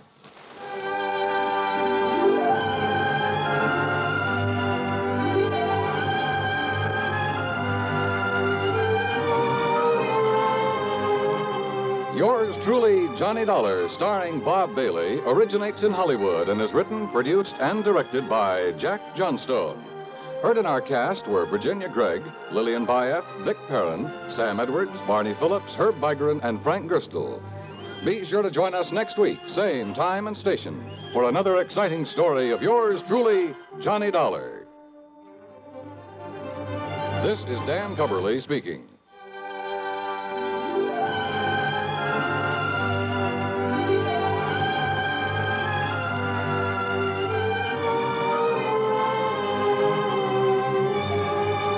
This is the CBS Radio Network.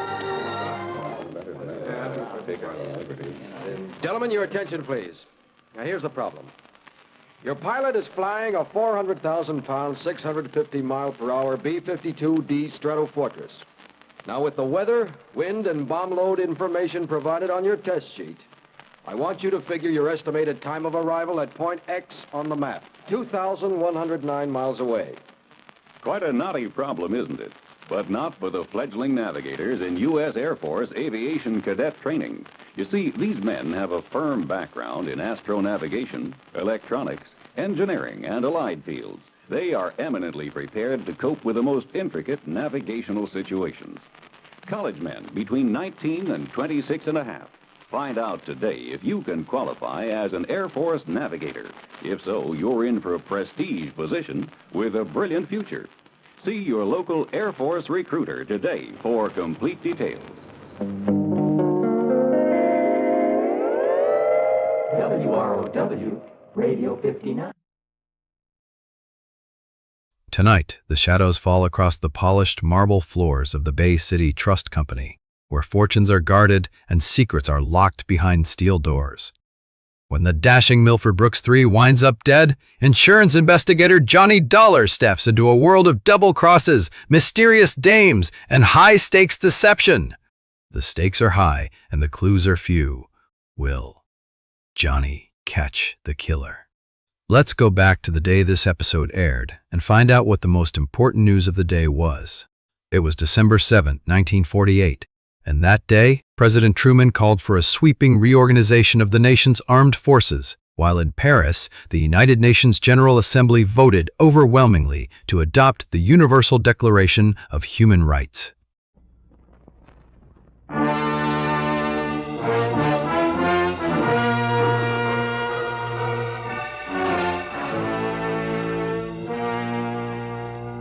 The Columbia Broadcasting System presents a thrilling new adventure series starring Dick Powell.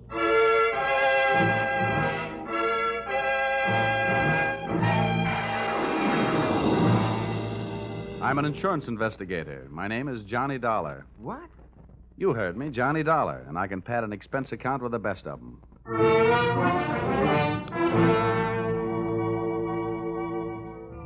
Yep, I'm a freelance insurance investigator, and I live in Hartford, Connecticut. At least that's where I pay rent. My work sees to it that I really live anywhere, except at home. I'm free, white, 34, and so forth. If you're interested in buying me Christmas presents, I take a size 42 suit.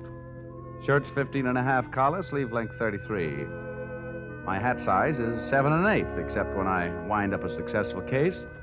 Then it runs about 7 3/8. At insurance investigation, I'm just an expert. At making out my expense account, I'm an absolute genius.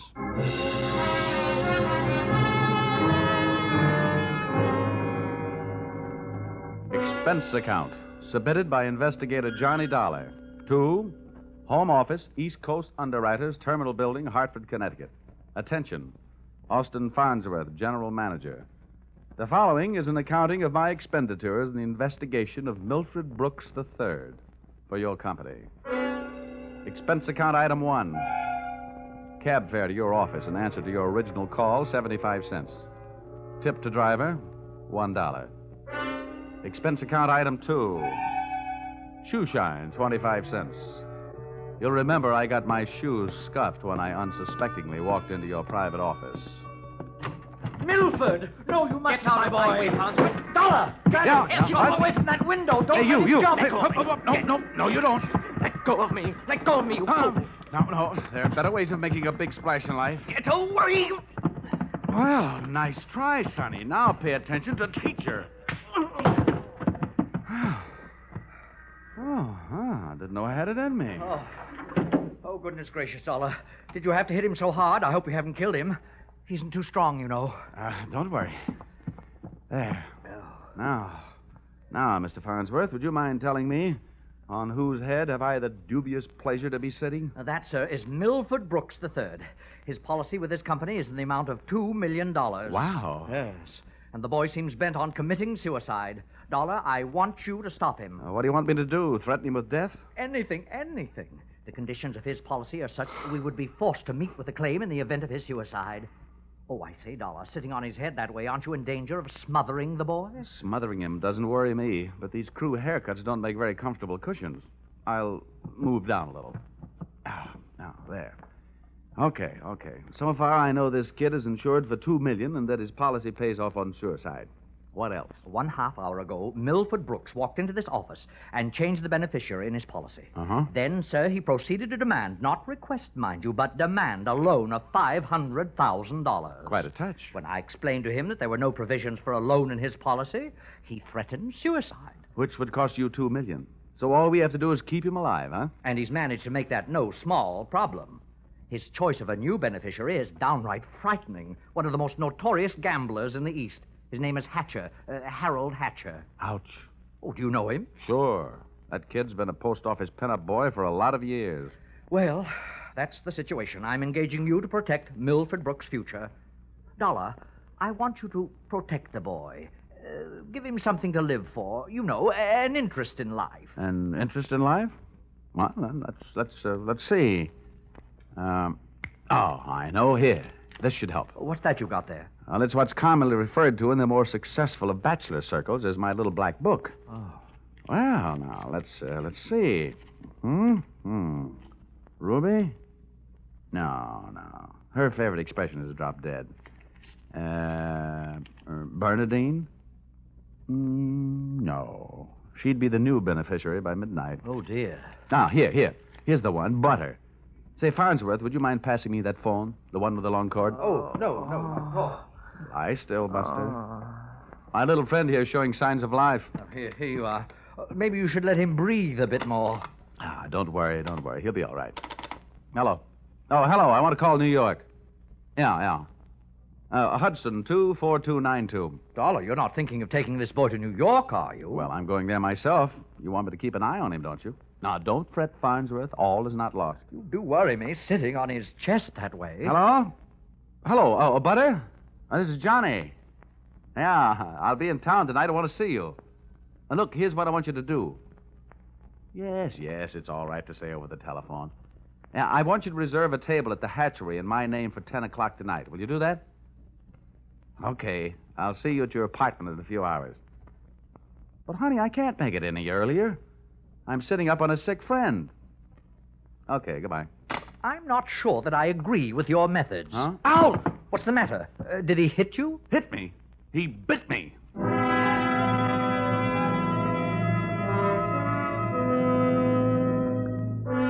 Expense account, item 3. Liquor, $18. Keeping Milford Brooks III peaceful seemed to be the immediate problem, and a bottle of rare old brandy seemed to be the immediate answer. I poured most of it into him, and by the time he started to tick again, he'd gone through the unusual process of going to sleep sober and waking up enchanted. I loaded him into my car, and we headed for New York. As we passed through New Haven, he opened one eye, looked up, saw the Yale bowl, and gave 3 cheers for old Eli. Ray. Oh, old Yale would sure be proud of you. Why anybody would want to insure you for $2 million is more than I can figure. My daddy loved me very much, and my mother loved me very much. Now, that's nice. And not only that, but I love somebody very much. And not only that, but I hate somebody very much. That's interesting.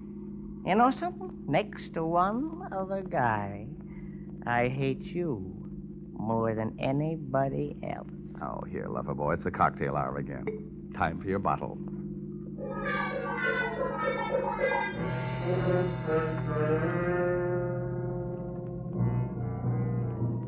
Rolling along the Merritt Parkway, I felt very much alone with my thoughts. And believe me, they weren't very pleasant company. The way it stacked up for me, Brooks had built up a fat gambling debt with Harold Hatcher and had been forced into making him his beneficiary. The suicide threat that he was holding over the insurance company was a little tougher to figure, unless he was trying to finance a trip for himself to get away from the man with a murder motive, Hatcher. My hungry little mind nibbled away on those unsavory morsels of food for thought all the way to Butter's apartment.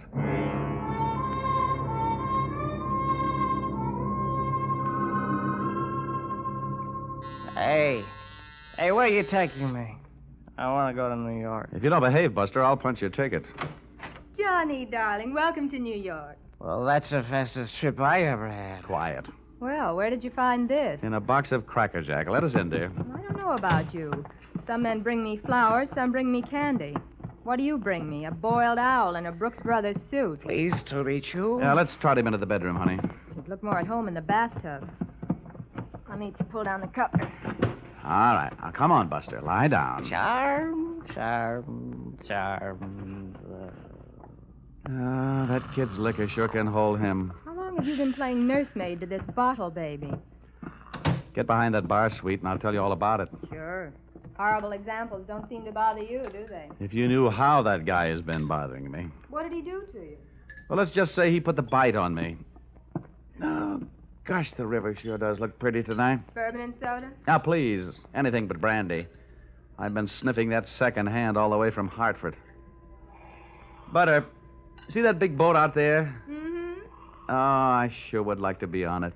With you, sailing off to faraway romantic places. Get with it, darling. That's the 125th Street Ferry. Oh. Here's your drink.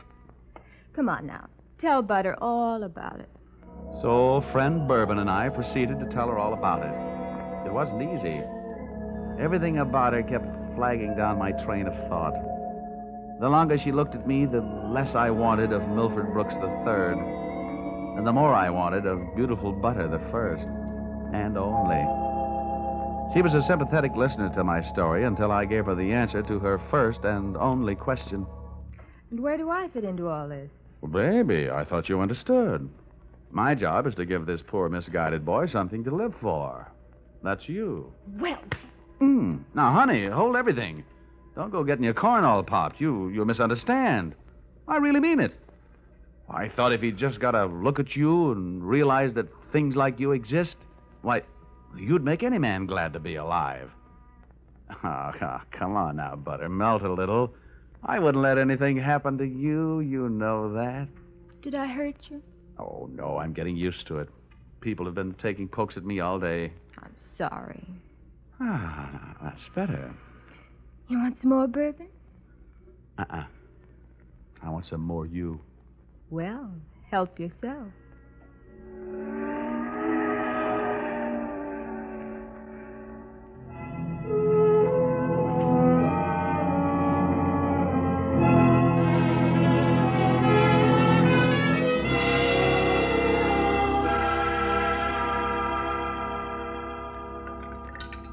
Honey, it's getting late. Let's make this the last drink.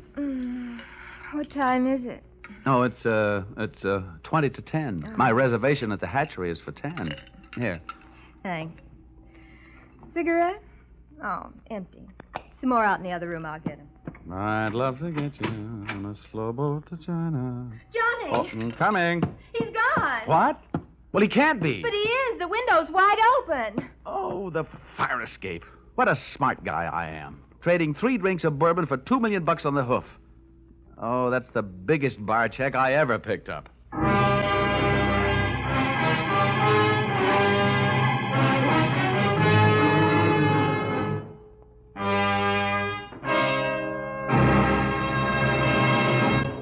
That's a big bar check for anyone to pick up. As a matter of fact, it's a bigger bar check than you've ever heard of anyone picking up before. And that should give you an idea of what to expect in the second act as you follow this new CBS series starring Dick Powell in the title role, yours truly, Johnny Dollar.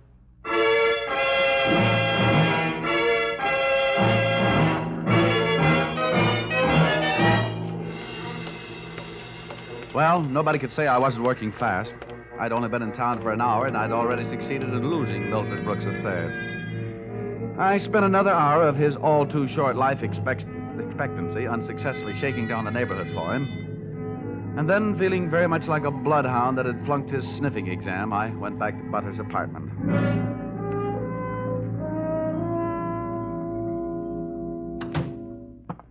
No luck, Johnny. Oh, sure, plenty of luck. All bad. Is there anything I can do to help? A kiss for luck. What are you going to do? Nothing. Just a little phone call.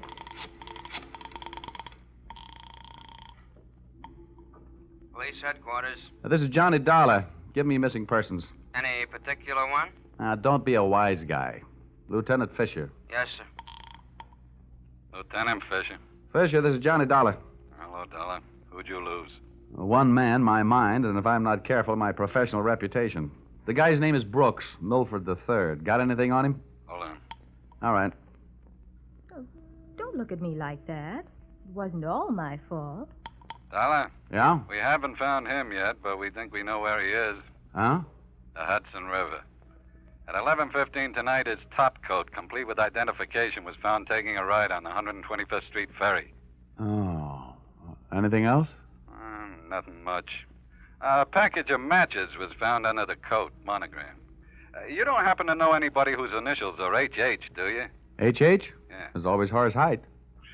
Wise. Thanks, Fisher. I'll check back with you later. I'll be here. H.H. Harold Hatcher. What are you mumbling about? Bad news? Looks like about $2 million worth. They found Milford's coat on the 125th Street ferry. You and your faraway romantic places. Very funny. I'll see you later, honey, and maybe about 11.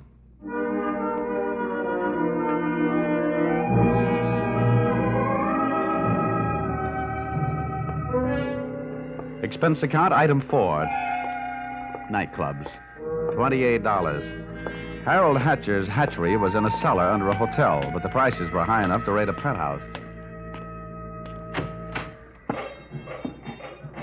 The club was draped in too much satin, its lady customers in too little. The decor was French provincial, the music was Brazilian, and the food was from Dixie. The drinks looked weak and the waiters looked strong. All in all, the joint was a sight for sore eyes, for making them sore. The only pretty thing in the place was a blonde. She came strolling up to my table, her hips unconsciously sending subtle little messages back to the rumba band. She opened her mouth, slid her tongue over her lower lip, and let a few warm, soft words slide out. Looking for someone? Well, you'll do until the real thing comes along. Sit down. Thanks. I won't have a drink. Well, I didn't ask you. My name is Janelle. Janelle? Wow, that's a nice name. I understand you were asking about Mr. Hatcher. Well, I asked if he was in. The waiter said he wasn't. Do you know him? More than somewhat. What do you want to see him about? A mutual friend, Milford Brooks. Uh-huh. I know most of the quiet-closed boys around here, so you want a cop. You don't look like the type that would be a society friend of the Brooks family, so what are you? I'll ignore that. Is Hatcher around? He might be. Then come on. Where's his office? The top of those stairs. Can I expect any trouble getting in? You won't have any trouble. How do you know? Because Harold sent me down here to look you over. Oh. I think you're all right. So, I've won myself the good housekeeping seal of approval, huh? Keeping a house with you would meet with my approval. I ran for my life. Had a slow walk up the stairs. When I located the door to Hatcher's office, I knocked once and went in. Come on in. Thanks. Oh, I'm Johnny Dollar. I was hired by East Coast underwriters to protect the interest of a kid named Milford Brooks III. Now, what's that supposed to mean to me? You know him, don't you? Well, he isn't exactly one of my boozing buddies. How much money does he owe you? Yeah, we've got him on the books for a few bob. Why? They picked up his topcoat tonight on the 125th Street ferry. He wasn't in it. It might have been suicide, or it might have been a knockover made to look like a suicide. What's your choice? What do you get off asking me about my choice? Where were you between 11 and 11:30 tonight? What's it to you? I thought you might like to rehearse some answers. The law will be asking some questions real soon now. I don't know why I should tell you, but I was driving around in my car getting some air. Oh, now, you'll have to do better than that. They found one of your match folders under Brooks' coat. You're out of your mind. Let me ask you. The kid owed me a couple of $100,000. You think I'm going around knocking off my own assets? Hatcher, I don't know whether you're stupid or bright. Don't worry about it. I know. What about that insurance policy? What insurance policy? Now, look, Hatcher, we're big boys. We both know that changing a beneficiary in an insurance policy is a legal transaction. That means witnesses. That means it isn't secret. What are you talking about? That you and East Coast underwriters and I know all know that Brooks made you the beneficiary in his policy and that you stand to come into $2 million when they fish out his body. I don't know anything about it. Motives don't come much bigger. I'm telling you, this is all news to me, and you and nobody else is going to make me move off that story. I feel the same about mine. It doesn't take a genius to know that Brooks didn't love you $2 million worth. There's only one logical reason for his making you the beneficiary. You forced him into it. Who'd believe anything else? Who cares? They'd have to prove it. And, brother, that can't be done. Now, how would you... Yeah. Okay, Rocky, thanks for the news. Take the inspector into the bar and buy him a drink. I'll be right down. Dollar, did you turn me in? They're here, huh? Yeah. No, I didn't turn you in. I'm not a cop. Here, have a cigarette. Thanks. Here's a light. Well, come on. Maybe they just want to sell me some tickets to the policeman's ball. For a guy in a hot spot, Hatcher was certainly a cool customer. I followed him out of the office, down the stairs, and back into the club. Janelle was sitting there right where I'd left her. And I thought to myself, now there's a gal who should never sit down. She looks so pretty standing up. Janelle, buy Mr. Dollar a drink. I have to go play 20 questions with some fellas in the bar. Sure, baby. Anything you say. Anything. I'll see you, Dollar. Yeah. How'd you make out? Well, you can never tell about a guy like that. He's a smart boy, strong, silent type. Wouldn't talk, huh? A real close-mouth act. About what? A real close-mouth act. About what? Oh, just a little doodad. $2 million life insurance policy. Wait a minute. That young Brooks kid? That's right. I knew it. Tried to tell him he'd get into trouble, but he wouldn't listen to me. Oh, you knew about it, huh? I suppose you also know what was behind it. Sure, Milford owed him some money. A lot of money. It's in writing. What kind of writing? The personal note that Brooks was going to get back if he made Harold beneficiary. Well, where is this note? Do I look like the kind of girl who'd put the finger on her boyfriend? You look like the kind of girl who'd do anything if she wanted to. Thanks. I'll give you a slight hint. It's in his office. You'll find it in the inside pocket of one of his suits in the wardrobe. What are you waiting for? I'll watch the bar. Nothing, sweetheart. Nothing at all.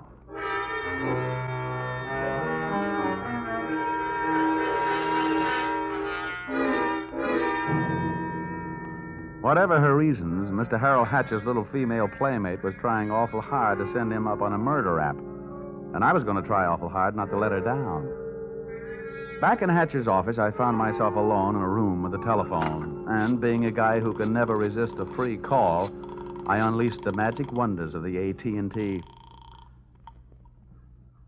This better be you, Johnny Dollar.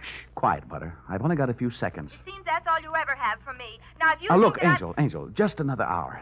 I'll get you a nice present. I don't care if you're another century. And as for presents, the last one you brought me was a drunk, and you even let him get away from me. Good night. Life presents a gloomy picture, ever downward toward the tomb. Having wasted those few precious moments of an already misspent youth, I decided I'd better get on my pony before Mr. Hatcher showed up. I found Milford Brooks' personal note in one of Hatcher's suits, all right. As a matter of fact, I found something in all his suits. A great big glimmer of light. Expense account, item 5. Taxi fare, $10. I left the office in a hurry, Janelle at her table and Hatcher at his bar. I got out of the club and into a taxi parked a half block down the street. There, I waited until my favorite suspect left the hatchery and piled into another cab, and off we went. On a chase that would have made Ben-Hur look like a plowing bee.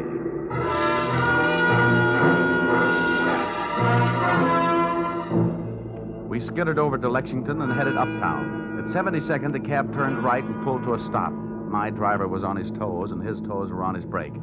We stopped, too, half a block behind. You want I should wait, huh? No, here you are. Keep the change. Hey, thanks.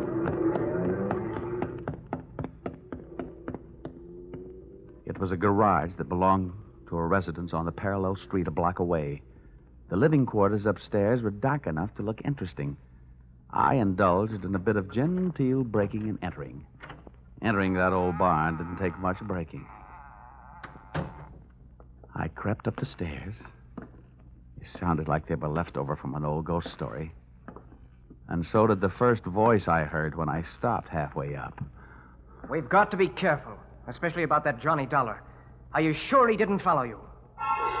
That voice sounded awfully dry to be coming from a guy who supposedly had spent most of the night snoozing in the bottom of the Hudson River. It was Milford Brooks III. Get up on your feet, Brooks.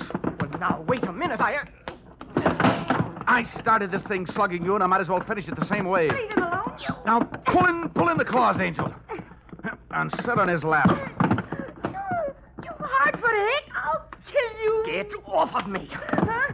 I should have known better than to get mixed up with a low-class female like you. Why, you punk. Now, hold it. We've pushed the lady around enough, Brooks. Tell me to be careful, will you? Why didn't you think of that before you led him here? Wipe your nose, little boy. Now, don't you go getting fat-headed, gorgeous. Neither one of you are exactly what I'd call masterminds.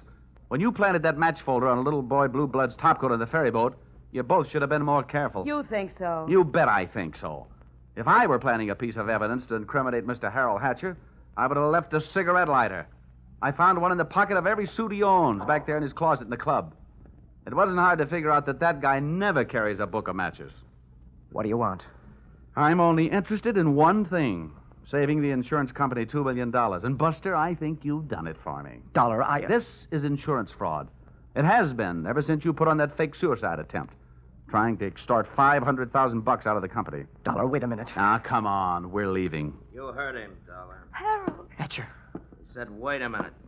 He wants to talk. Yeah, everybody wants to get in on the act. How did you get here? When the police in this town think maybe a guy's jumped off a ferry boat and nobody's seen him do it, they check the counters on the turnstiles at each end.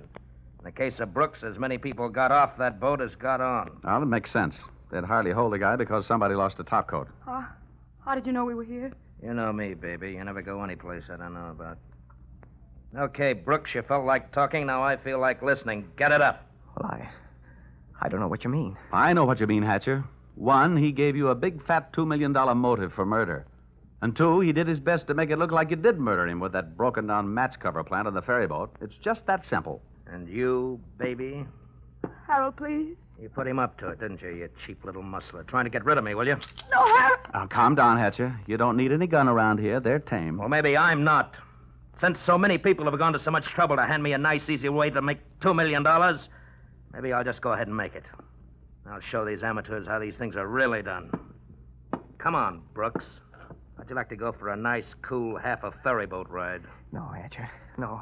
Look, it's her fault. I'll give you anything you want. You're wrong, sonny boy. You're going to give me everything. No.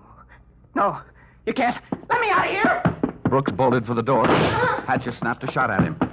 And I hit Hatcher with a do-or-die tackle from behind. The gun flew out of his hand. No, you don't. I beat him to it and swung it straight into his skull.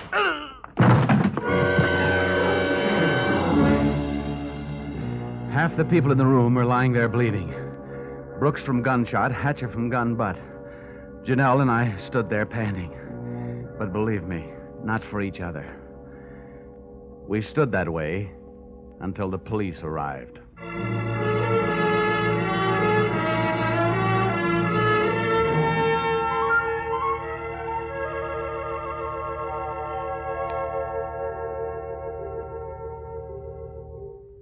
Dollar, it's beyond me. I sent you out to protect the life of a very important policyholder, and now where are we? Standing in a hospital corridor worrying about whether he's going to live or die. As far as I'm concerned, Mr. Farnsworth, you're only half right. I'm just standing in a hospital corridor. Oh, Dollar, you're heartless. Well, if you'd been bitten where he bit me, you wouldn't care if he lived or died either. I'm getting out of here. Well, where are you going? It'll be explained in my expense account under miscellaneous expense. Oh, don't fall over when you come to an item for $318. $318? For what? Not for what, Farnsworth? For whom?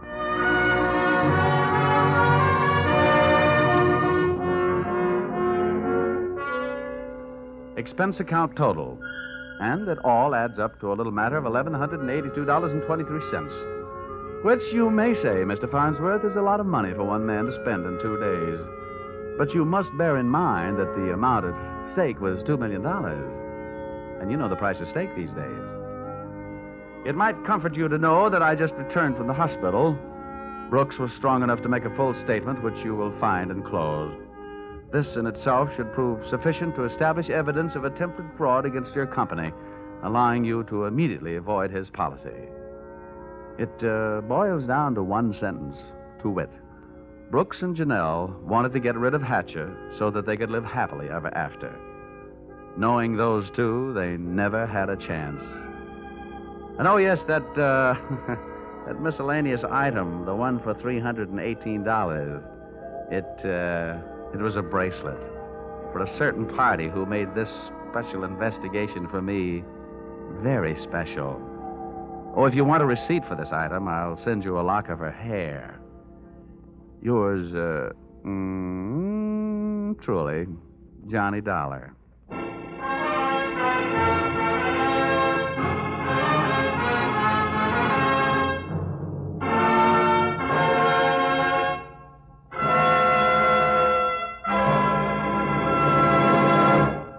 So, with the final signature on his expense account, Dick Powell as Johnny Dollar has just closed the books on his first adventure in this new CBS series. The script for tonight's broadcast was written by Paul Dudley and Gil Dowd, and the music was created and conducted by Dick Arant. The entire production was under the direction of Tony Leader.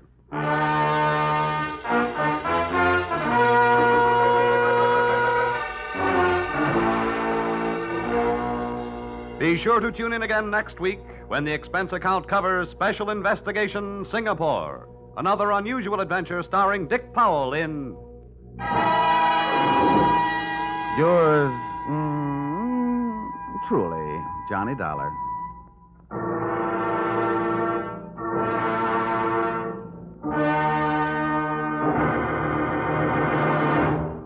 This is CBS, the Columbia Broadcasting System.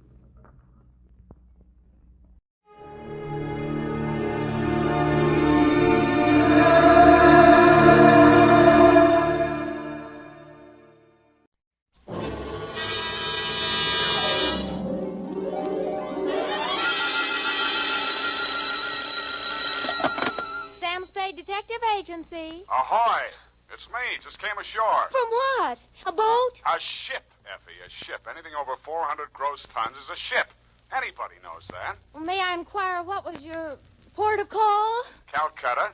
My, that was a quick trip. Well, Effie, I'll tell you, I got so homesick for you I couldn't stand it, so I assembled my gear and jumped ship. Why, Sam, how sweet. A fast there, gal. I'll be right down to dictate my report.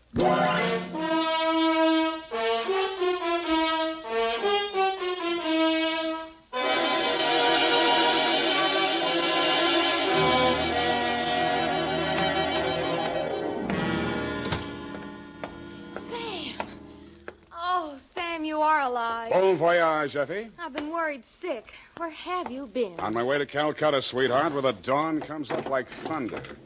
Sam, what are you talking about? Calcutta? And the flying fishes play.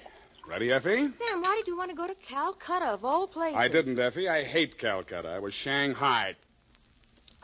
To, Mr. Philip J. Figg, purser, SS Lurine. How do you spell that, Sam? Lurene. Oh, that's pretty. Sam, how could you be shanghaied in this day and age? I mean, isn't it against the law? Stow it, Effie. You're pumping bilge water. Sam, I am not. From Samuel Spade, license number get 137596, when you have the time, regarding the Calcutta trunk caper.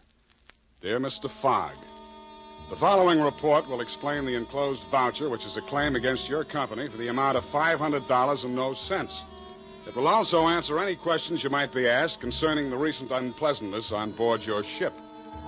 It all started yesterday morning in San Francisco when my secretary announced briefly and caustically that there was a lady outside who wanted to talk to me. I judged that she was worth talking to. She was. Your secretary let me in. Well, I'm glad she did. What can I do for you? I'm Marcia Hopkins. I see. Mrs. Marcia Hopkins. I see. However, my husband is dead. I see. It's about my sister that I've come to you, Mr. Spade. I'm dreadfully worried about her. Who's your sister? Miss Constance Pendleton. And she's become involved with a ne'er-do-well, a completely worthless scoundrel, and a real foreign bluebeard. All three? It's one man, Mr. Spade. A Bulgarian, Major Andrea Rodnik. They're going to be married this afternoon, and I'm positive that his only interest is in her money. I'm convinced that he's going to kill her soon after the ceremony. He's done it to other wives in Europe. I've warned Constance and pleaded with her, done everything I could to stop it. But she's completely infatuated with him and refuses to listen to me. Mm-hmm. What do you want me to do? Prevent the marriage if you can. Get the truth about Rodnik's background and face Constance with it. Oh, Mr. Spade, in some way you've got to make her realize the seriousness of the situation. He's a ruthless character. Well, do what I can, Mrs. Hopkins. Oh, thank you, Mr. Spade. Oh, I've felt so alone and helpless until now. Oh, really? But you will do everything you can, won't you? We've got to save her life.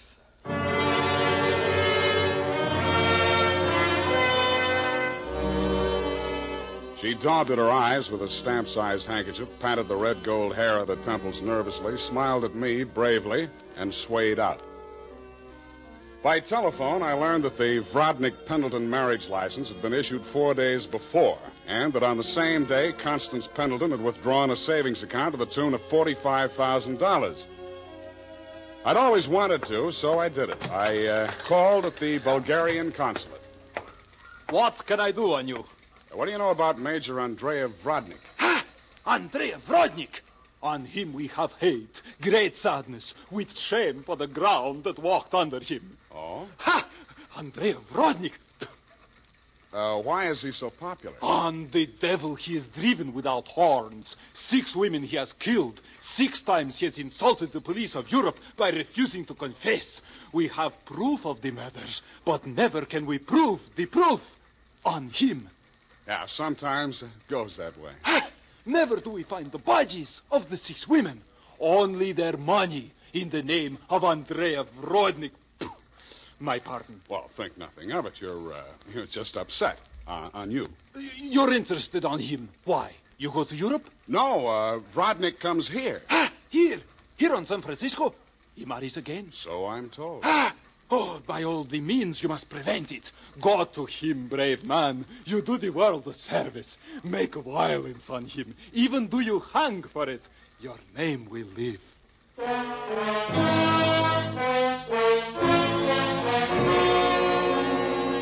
With those valiant words goading me on, I left. The farther I got into the caper, the more it looked as if Marcia's fears for Constance Pendleton were very real and very well-founded. When Constance opened the door of her hotel suite, I could see 3 trunks and a number of smaller pieces of luggage, all locked and ready to be taken out. Yes? Constance Pendleton? Yes? I'm a detective. My name is Spade. Detective? What do you want? I want to talk to you about that Bluebeard you're going to marry. Get out of here. You listen, I'll talk, and then I'll get out of here. I just left the Bulgarian consulate. Vrodnik has been accused of the murders of 6 women in Europe. Each of them were wealthy. Each of them married him, and each time Vrodnik came into all their money. Are you trying to blackmail me because of the lies about my fiancé's past? If you are, you're wasting your time. Well, no matter what I'm doing, I'm wasting my time. But to put you straight, your sister hired me, and I am now resigning. She's worried about you, not me. Then you should spend more time investigating your clients, Mr. Spade. You could have saved both of us some time. I have no sister. This is my wedding day. Goodbye, Mr. Spade.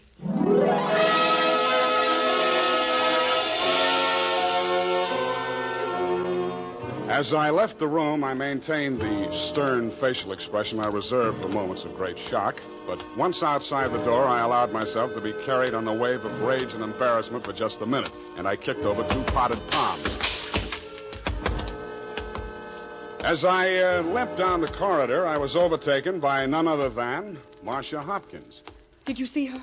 Let's talk about you first. Did you stop the marriage? Why did you really want that marriage stopped? But I told you. You told me you were her sister. Oh. She said she didn't have any sister. All right, Sam, I did lie to you about that.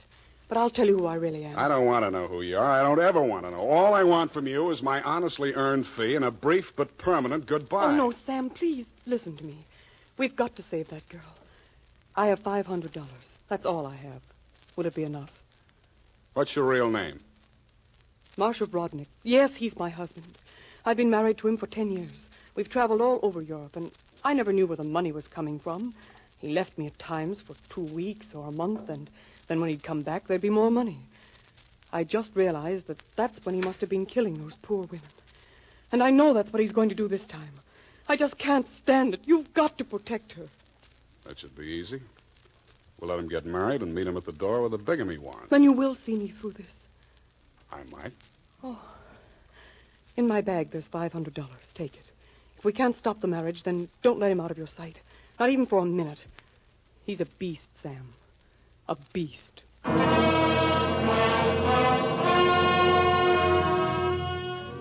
Marcia dropped me in front of the Beast's Hotel, and I climbed some fake marble steps to the 2nd floor and knocked at his door.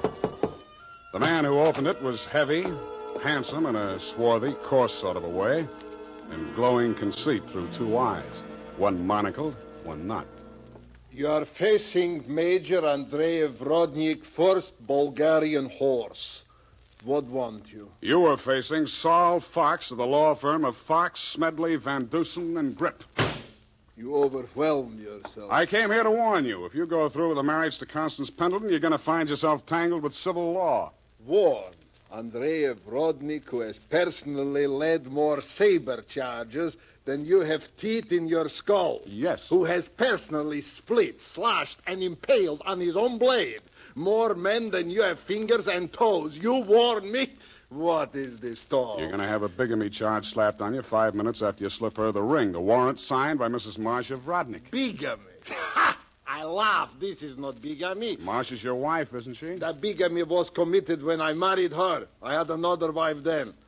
You call yourself a lawyer, then you know that only the 2nd marriage is bigamy. The ones following that are nothing but interludes. Okay, Major, go ahead and have your interlude. I'm just warning you. Oh, speaks. We are being married on Redwood City from a justice of the peace 1 hour previous.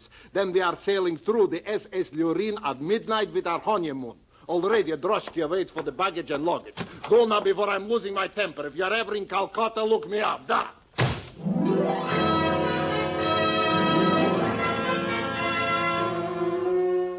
I could see the direct approach was getting me nowhere, so I decided to proceed by stealth.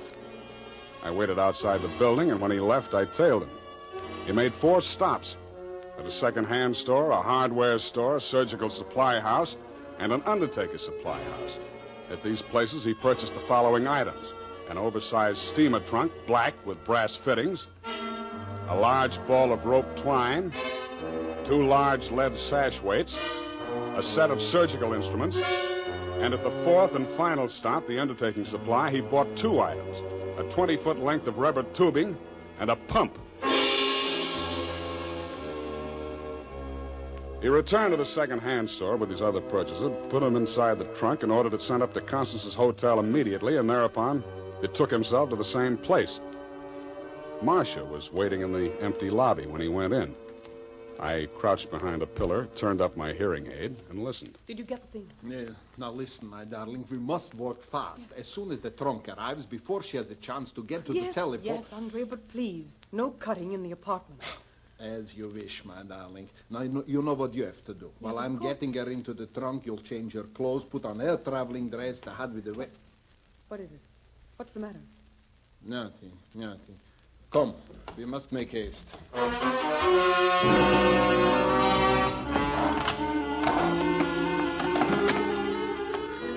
They made haste to the elevators, and I made haste to the row of house telephone booths around the corner and called Constance's room. Hello? Mrs. Rodnick? Speaking. Listen, get out of that room right away. Don't take the elevator. Go down the stairs. Who is this? What are you talking about? I haven't got time to explain, and you haven't got time to listen. All those stories about your husband are true. He's going... Hello? Hello? Are you still on the line? My hand clawed out to the door handle, but I couldn't reach it. I felt as if the walls were closing in around me, and just before it got dark, I had the crazy notion that I was inside Brodnick's big black trunk with the brass fittings. I could still hear Constance's voice way off in the distance, somewhere in the direction of Calcutta. I tried to shout to her, to warn her, and then the lid closed over me.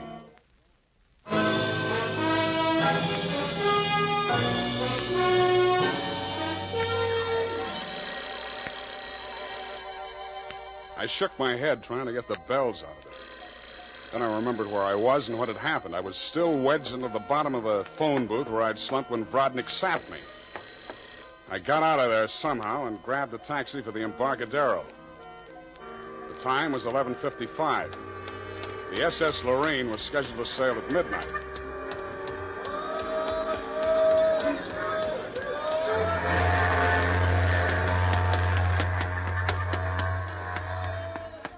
I was no sooner across it than they hauled up the gangplank and the ship started moving out of the berth. I didn't know where she was bound for, and I didn't much care. I checked the passenger list and found that Major and Mrs. Andreev Brodnick were in stateroom 12, A deck. 1 minute later, I was hammering on the door of stateroom 12. The woman in Brodnick's stateroom was Constance, and she was not in a trunk. I thought I told you to stop interfering in our affairs. Yeah, your husband told me to, but I didn't like the way he did it.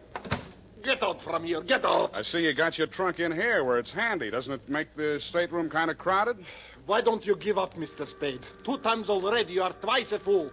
Marcia has no money to pay you, neither have I, even if she had the case. And believe me, she has not. Oh, why do you even bother talking to him, Andre? Mr. Spade, will you go now, or will I have to call the steward and make a complaint against you? I went. I still thought Marcia Hopkins was somewhere on that ship. I still didn't like the look of that trunk. I found the purser's office and went in. You looked at me as if you thought I was a stowaway, Mr. Fogg, and you were right. I'll have to make arrangements for you to ride back with a pilot, Mr. Spade. You realize, of course, that you're subject to a fine. Look, I don't want to do anything illegal. You know, it was just an impulsive thing.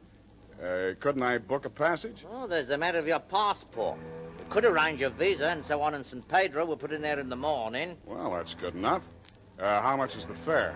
Oh, let me see. That's $483.87, exclusive of tax. Oh, hey, now, wait, I wasn't thinking of taking quite such an extensive voyage, you know. I just wanted to get a little sea air and... how much to Pedro? Well, I'm afraid you don't understand, Mr. Spade. This is not a coastwise steamer. Our first official port of call is Calcutta. Yeah, I know, but... Calcutta? That's in India. Well, don't you have something a little less expensive, like steerage or... There is only one stateroom available, number 14A deck. Take it or leave it. Okay, Calcutta.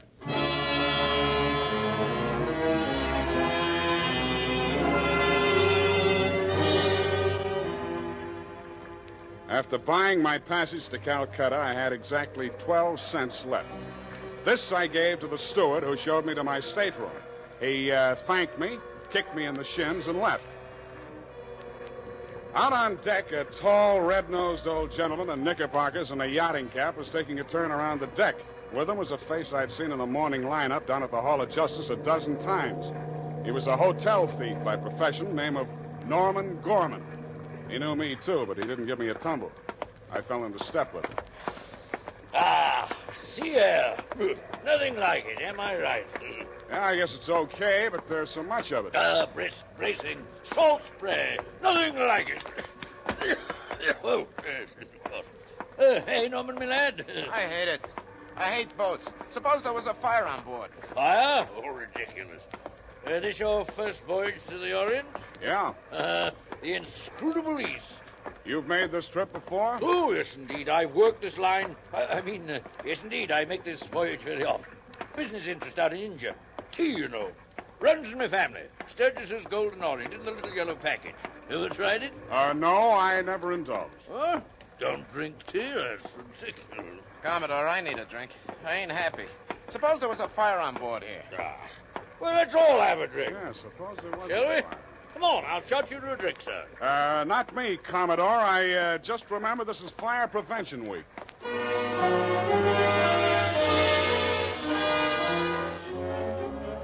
The nearest fire alarm to Brodnick's stateroom was on the companionway leading to the A-deck corridor. It was a glass-enclosed box with a small hammer hanging on a chain. I broke the glass and turned the key. In 3 seconds flat, the entire population of A-deck were shoving each other up the companionway, grabbing for life preservers as they went. The steward hammered on the door of stateroom 12, opened it, shouted inside, and Brodnick and Constance reluctantly came out. I ducked inside, grabbed the handle of the trunk, and started dragging it. When I got it into my stateroom, I broke the lock and lifted the lid. It was Marcia, all right. There was just time to see that before the stateroom door flew open and the ship's officer stuck his head in. I've been moving you. Didn't you hear the alarm? Why, no, I didn't. What's wrong? Never mind that. Here, take this life preserver. Get going now. Come Okay, on. don't touch me. It makes me nervous.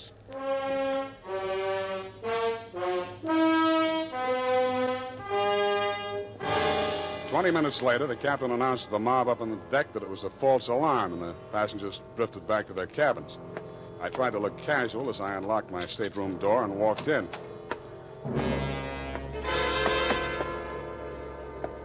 Then I stopped trying. The trunk was still there, but the lid was standing open, and it was empty. I went down to B deck and found the cabin occupied by Norm and the Commodore. That door was locked, so I kicked it in.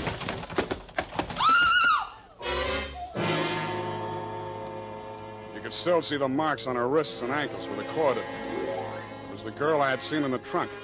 It was Marcia Hopkins, and she was very much alive. Oh, I'm sorry. I thought it was... Oh, what am I going to do? What am I going to do? You've got to help me, Sam. Why should I help you? He's crazy.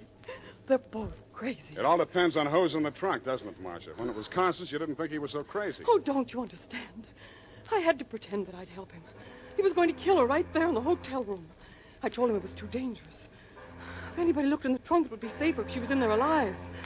So he finally agreed and said he'd wait until we got out to sea to kill her. And then he was Yeah, I going know to... about that. Oh, the idea was so awful, I couldn't stand it. I started to scream, and then he stuffed the gag in my mouth and tied me up. He must have used chloroform or something, because the next thing I knew, I was in the trunk. And that little dark man was leaning over me. He and that old man with the knickers. They brought me here. So they pulled a switch on you. You were the fall gal all along. Oh, you've got to believe me. It was the only way I could save her life. You're the only one I can turn to, Sam. That little thief and the old man, they'd deliver me dead if there was an extra $25 in it. Oh, say you'll help me, Sam. Please say it. Well, when you ask me like that, what else can I say? Oh, you do believe me, darling. You do believe me. Come on, let's get out of here. I'm sorry, Mr. Spade. Please step back inside. I promised my associate, Mr. Gorman, that I would not allow this young lady to risk her life by leaving this cabin. You're getting into this caper at the wrong end, Commodore. It's wound up. They've bungled it. It's no good anymore. You may be right. But you understand my position, sir. I can't take any chances. You've talked to Mr. Gorman? Norm? Yeah, I talked to him. He took you into his confidence? Stop making with the pistol, Commodore. You don't know how to use it anyway. Oh, heavens, Norm. You're as white as a sheet. What is it? Oh, he's sick. Go get a doctor. Yes, indeed. Right away. Listen, Spade. Take her with you. Get out of here. I don't want no part of this. You got it bad, Norm. I'm sick, I tell you. The way I had it sized, this was a clean caper, a snatch. I figured the dame here's an heiress or something. Maybe they drop her off in L.A., connect some ransom, and go on. I figured there was enough for all of us. Oh, but that creep, that Rodnick, he's crazy. He's a regular Jack the Ripper. Stop babbling, Norm. Tell me what happened, exactly what happened. I get a sinking feeling in my stomach every time I think about it. Well, I go in, see? He's very smooth, very businesslike. He offers me a drink. I accept it. He mixes a couple of highballs for me and the dame, then he starts talking. I guess she don't know all about it before this, because she gets just sick as I do. First, I think he's kidding. Then he drags out this set of cutlery like a doctor uses to operate on people. Only he's got something else in mind. The porthole, you understand? Oh, please. I don't want to hear anymore. Being as it's you he has in mind, I don't blame you. My stomach. Hey, Norm. Norm. Here he is, the ship's surgeon. Oh, dear me. What? Stand away from him, please. Help me get him into the bunk. Sure, Doctor. Take the shade off that light, please. Yes. He's dead, isn't he? Oh, yes, he's dead, of course. Who poisoned him? I didn't waste any time answering him. I grabbed him by the arm. Before he could object, I was pushing him up the companionway to A deck. It was probably too late to save Constance's life. She'd drunk the same poison, and I was pretty sure she had, but if I was going to nail him for the murder of Constance, I had to get there before the evidence vanished. We got there just in time. I don't need to tell you what we saw, and I'd rather not. Rodnick rose slowly to his feet, flicked his heels military fashion, and bowed very low. The ship's surgeon. How opportune. Perhaps you could advise me, Doctor. After all, I am, in all honesty, even still, a mere amateur at this sort of thing.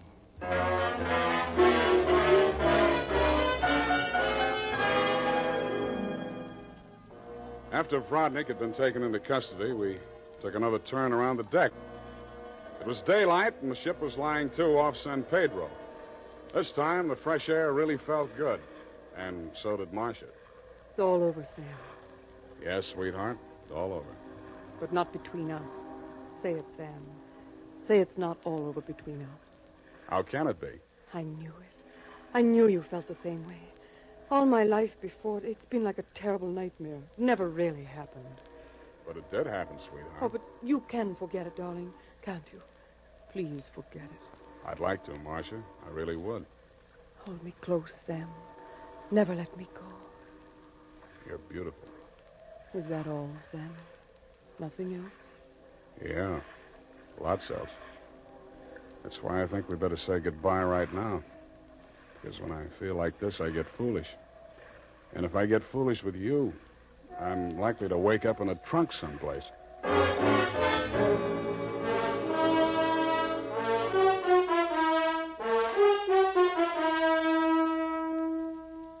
And that, Mr. Figg, is the true account of the Calcutta trunk caper.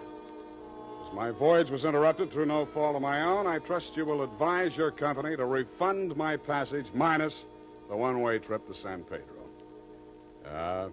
Period, and a report.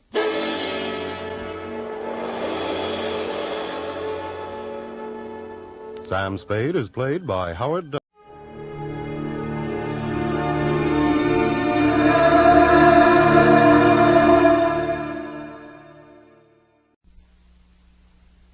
For your listening enjoyment, John Lund as Johnny Dollar. Then Turner, Johnny. How did your blood pressure react to hobnobbing with nobility? Well, so far, I don't feel a thing. How are you going to? Nothing like the beautiful Baroness Olga Jarvas to provide impact. How much of a jolt has she given you? Around $100,000, jewels and furs, stolen from a New York penthouse last night. But get this. 2 marriages ago, the Baroness was a Mrs. Thomas Bentley. Last week, Bentley filed a petition in bankruptcy. His commercial photography outfit's about $100,000 in the red. Well, one coincidence doesn't make a fraudulent claim. If you read the gossip columns at night, Why is that? then you'd know what beautiful Baroness has been seen billing and cooing with what broke ex-husband. Well, it's kind of late to scoop George Fisher now, but I'll try.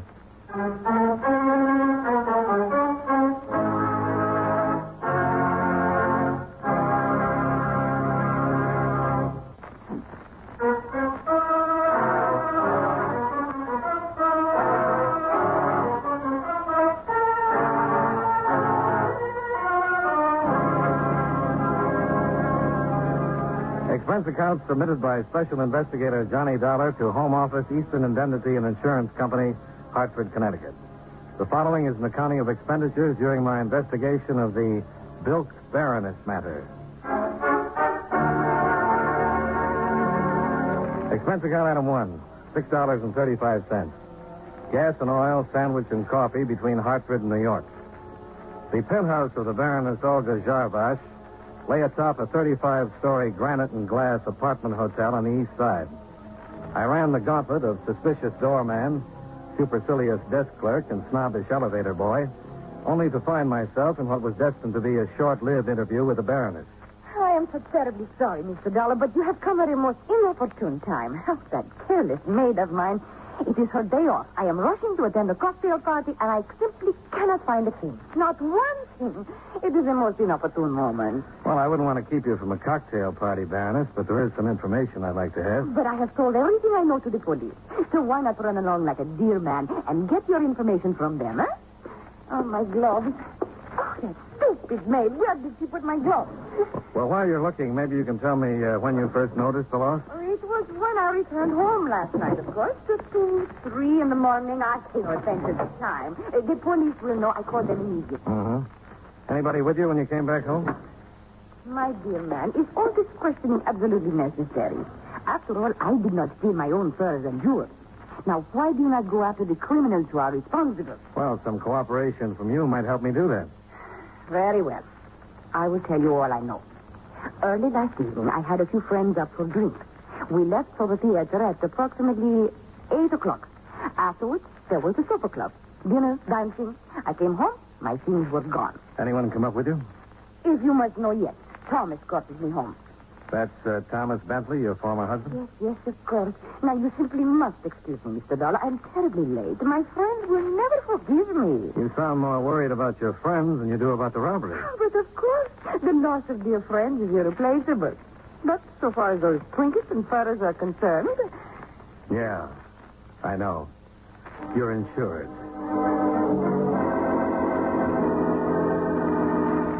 Expense account item 2, $15. 5 apiece to the employees I'd met on the way up. But outside of learning that Olga's penthouse was a gathering place for practically every screwball in New York, I came up with nothing. Things turned out a little better over at Center Street, where I met Lieutenant Lewison of robbery, who was in charge of the investigation. Looks like an inside job to me, Dollar. Well, what's the dope on it, Lieutenant? Only 2 doors to the penthouse, front and service. Neither one was forced. Service door bolted and double locked from the inside. So someone got in the front way with a key, huh? Seems reasonable. Outside of the furs and jewels, nothing else in the apartment was touched. Whoever did it knew exactly where to go. No ransacking. The job was well planned and well carried out. Mm-hmm. You got a list of those who have keys? No, you can't possibly narrow them down. The Baroness hands them out to her friends like tossing confetti at a New Year's party. We checked the obvious ones, maid, hotel employees. Haven't come up with a thing. There were 2 full-length coats, 2 jackets, and a stole among the missing furs. That's right. Well, now, the jewelry might not be too hard to handle, but how did anybody get out with a load of fur like that and not be noticed? I don't think it's possible. Another thing that makes it look like an inside job. The Baroness telling me she had some friends up last night? Yeah, she mentioned it. Didn't happen to mention Vasily Udescu, did she? No. Should she have? He was one of them. The doorman tells us that while the rest of the party came down around 8, Udescu didn't leave till 11:30. Might be interesting to know why, huh? Yeah, particularly in view of the fact he's got a record. Suspected confidence game on a Fifth Avenue jewelry store, suspicion of shoplifting furs, no conviction. Could be we'll close this as soon as we pick him up. Maybe. Why the doubt? You know something we don't? Yeah. I haven't had an easy case in 3 years. And I don't think you've had too many either.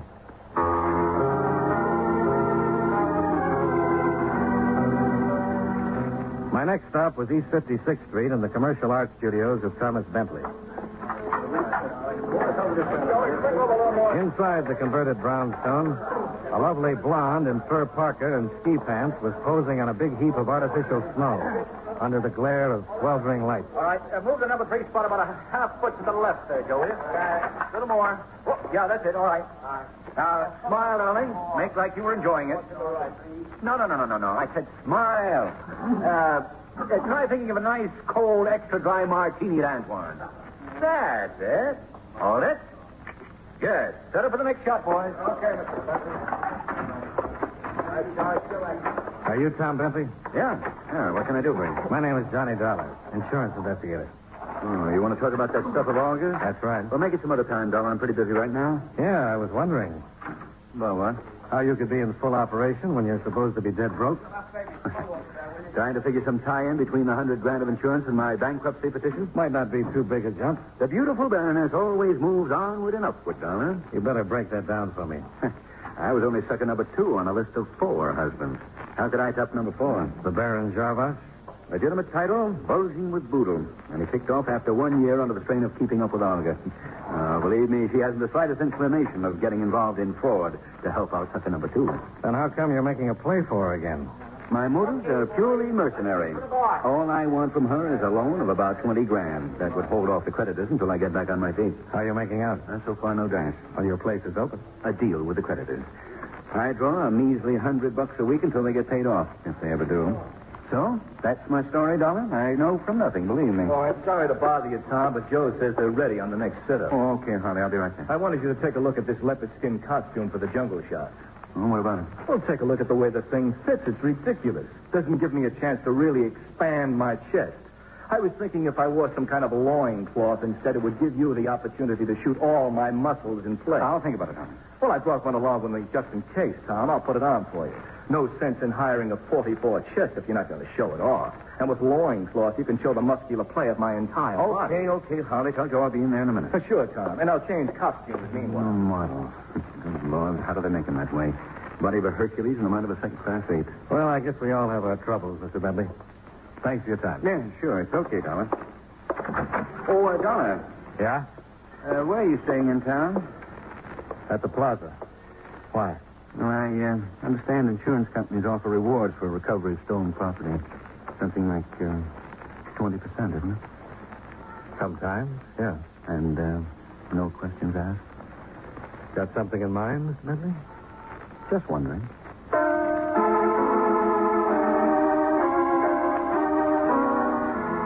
It was getting late in the day and time for the inner man to be cared for. So I headed for the Plaza Bar. En route, I stopped to telephone Lieutenant Lewison.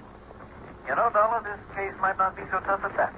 What have you come up with, Lieutenant? Vasily Udescu picked him up 20 minutes ago. Don't tell me he confessed. No, not that, baby. I didn't think it could be that easy. No, it's not. We'll just have to be satisfied with the stolen jewelry we found in his apartment.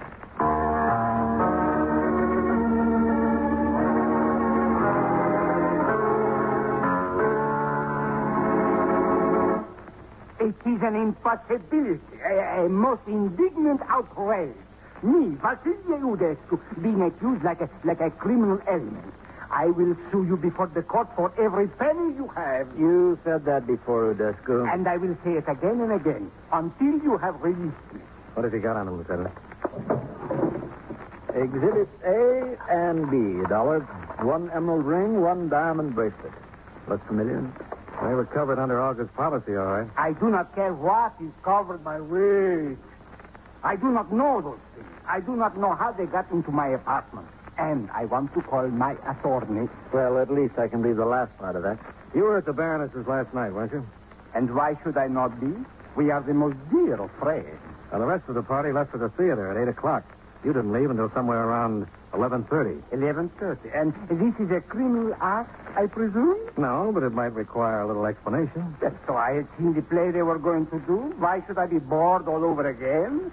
I remained there, comfortable, having some drinks until it was time to join them at the Leglon. Uh-huh. How'd you get the furs out of the building? I took no furs nowhere out of no building. How about the rest of the jury? I know nothing about you. And I will say no more until I have talked to my attorney. So. Okay, Udescu. This way. In here. Sergeant Ryan will let you make the call. After he gets through, Ryan, book him on suspicion of robbery. Believe me, you will regret this, Lieutenant. I will commence proceedings to sue you as well. Yeah, okay, Udescu. What do you think, Dolar? Well, you've got enough to book him on. Meaning it's not enough for you? No, not quite. How do you figure? Well, that bracelet appraises around 10,000, the ring around 3.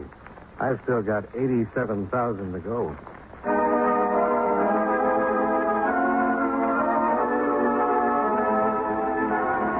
Expense account item 3, $1.50. Double scotch at the Plaza Bar. I could have saved the double. Halfway through, I was called to the phone. John Bentley, Dollar. Can you come over here to the studio right away? Why? I've got something for you on Olga's robbery. Oh, what's that? I just happen to know where the loot is. I'll be right there, Bentley.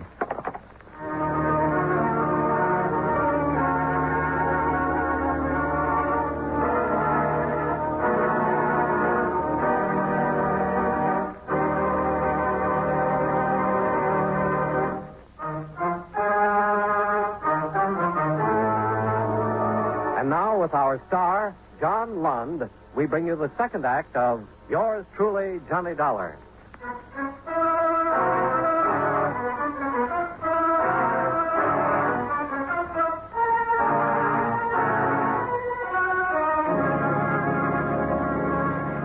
I put in a call to Lewison, and after violating some minor traffic regulations and the composure of a few New York drivers, I pulled up in front of Tom Bentley's studios. The headquarters car was parked out in front, and Lewison was waiting for me just inside. It didn't take you very long, Dollar. No, I caught all the lights. Mm-hmm. Where's Bentley? Back here. The funny thing about people, Well, what's that? if they'd stop trying to chisel the law, they'd save themselves a lot of trouble. See what I mean? Yeah. Size of the hole in him looks like it came from that .375 Magnum Winchester on the floor over there. A rifle of that caliber is more suited for hunting elephants than a job like this. Then they probably used it as a prop. Looks like they were taking some jungle shots in the studio. Adds a few complications, doesn't it?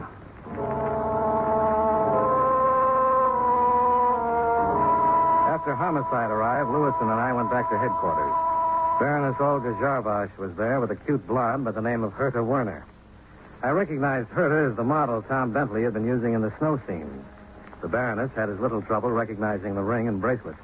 But of course they are mine, Lieutenant. Most definitely mine. I cannot understand how Vasily could do such a thing. Such a wonderful dancer, such marvelous parties. Oh, that he should do something like this is positively heartbreaking. I have a formal complaint sheet here, Baroness. I'd like you to sign it. But of course I will. Imagine Vasily doing such a thing to me. Turning out to be a common thief this way. Of course I will sign it. Maybe you're being a little hasty about this, Olga. Oh? What makes you say that, Miss Werner? I was just thinking. Lieutenant, you found the bracelet and ring in Vasily's apartment? That's right. I don't suppose they were in that teakwood cabinet in the den, were they? What makes you think that? Olga, remember that party at Vasily's a week or 10 days ago? The crazy one where he got the idea for that taffy pull? How could I forget? It was the best party we had all season. A simply wonderful one. What are you driving at, Miss Werner? It's simple enough, Lieutenant. If you've ever been to a taffy pull. Yeah, rings sort of get in the way, don't they? Bracelets can, too, if you're really in the mood for it. Oh, but of course. How forgetful can I be? Of course, the ring and bracelet were in the way. So you took them off and put them in that teakwood cabinet? Yes, that is exactly what I did. I had completely forgotten about them. How sweet of you to remember that. You reported them missing on that itemized robbery list you gave us. Oh, naturally I did, Lieutenant. There was a robbery. They were missing. Of course I included them. Oh, Oh, poor dear Vasily. What an injustice I nearly did to him. To think I was about to sign a complaint that he was nothing but a common thief. Oh, but now everything will be all right for him again. Yeah. Miss Werner's got a remarkable memory for the whereabouts of other people's jewels.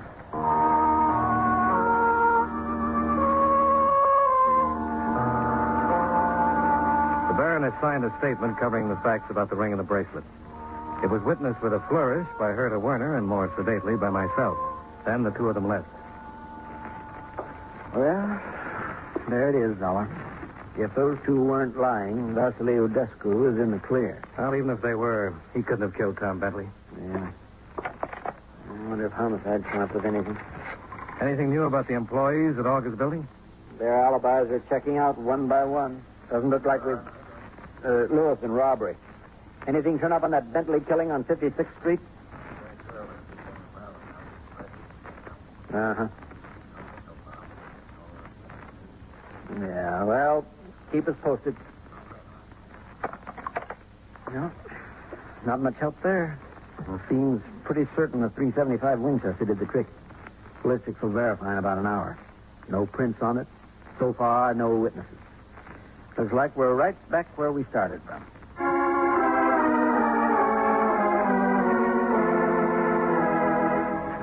Expense account item 4, $1.45, cab fare. Driving my own car, I knew I'd never have found that little back street on the far side of Greenwich Village.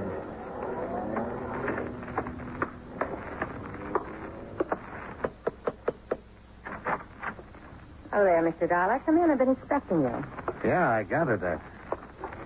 You look like the type who'd be sharp enough to get what I meant back at police headquarters.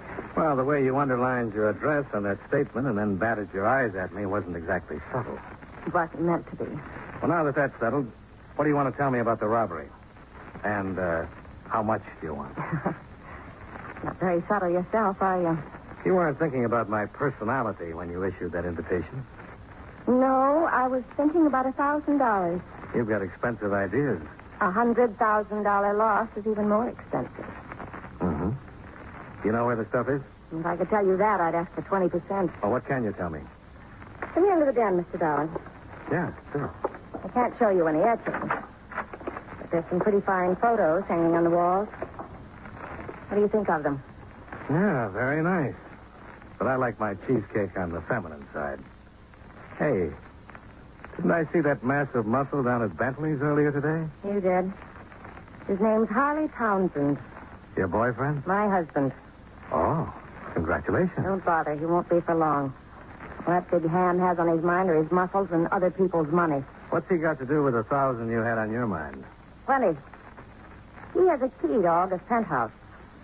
He was with a dinner party last night, only he left late around about 12:30 and came back at 1:30 with Tom Bentley. Starting to add up to 1,000, Mr. Dollar? Not yet. Then try this. Tom Bentley called him around 7 tonight. Harley blew up. Said he wouldn't settle for 10,000 when he could get 50. And Bentley better wait for him and get over there. And he tore out of here fast. And he took some of these cartridges with him.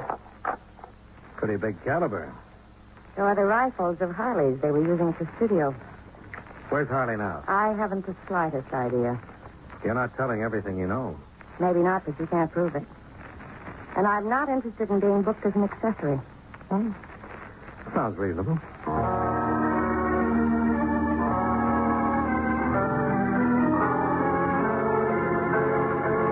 Expense account item 5, $1.75. Cab fare back to Center Street. So Herta Werner came up with something, huh, Dolar? Well, if $1,000 is the going price on selling out husbands, she is. Might tie in at that if Harley and Tom Bentley worked it together. Bentley wants to take a safe $20,000 for turning his stuff back, and Harley objects with a .375 Winchester. I can't think of a neater answer. We'll check it out when we pick Harley up. Not much we can do until then. We could try to figure how those furs got out of the building without being seen. I got a couple of possible answers. They could have been worn out on some woman's back or smuggled. Smuggled out by an employee. Uh-huh. Say, a lot of those buildings have their service pickups at night, don't they? Yeah. Saves traffic jams. Why? Well, somebody posing as a cleaner or storage man could have carried him out without anyone paying too much attention. I thought of that too, Dollar. Trouble is, the side seat the service entrance opens on was torn up for repairs. No service calls or deliveries were made yesterday or last night. When is that repair job supposed to be over? Sometime late this afternoon or tonight. Why? Well, then maybe our boy could still use the serviceman gag. Not unless the stuff is still in the building. You know, that's a thought, Lieutenant.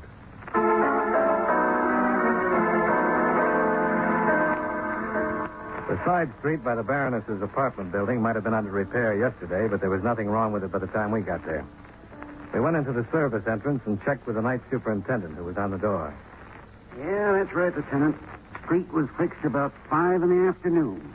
Been getting regular service calls since then. Do you keep a checklist of those calls? Yeah, sure thing. Right over here. Check 'em in and out.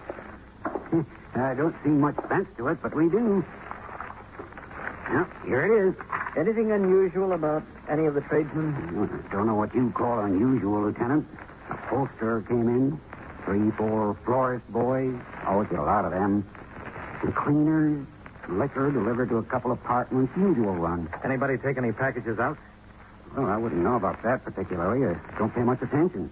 Coming in and out all the time. Guess maybe the laundryman's going to take something out, though. He usually does.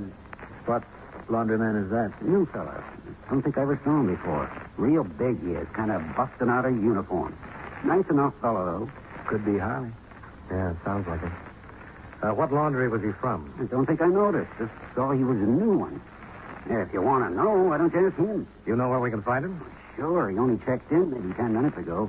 Probably down in the basement laundry room right now. The laundry room, lined with wooden storage compartments and cluttered up with washing machines, dryers, and tubs, looked like a mad welter of confusion under the dim night lights.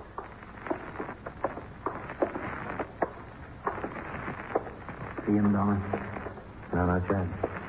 He's got to be down here somewhere. There's no other way out. One of the storage compartments. Yeah, down at the end.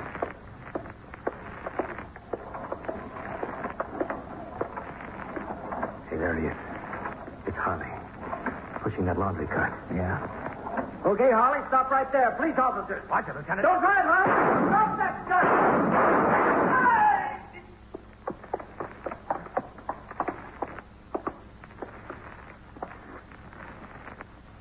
He should have listened, Lieutenant.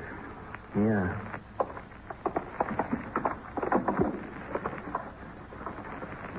There they are, Dollar. The fur is under this laundry. Jewelry, too. Must have kept them in an empty storage room overnight. Uh-huh. You know, one of us had better sharpen up on the target range. There's a bullet hole through the sleeve of this mink. That'll cost your outfit something, Dollar. Well, under the circumstances, I don't think they'll mind.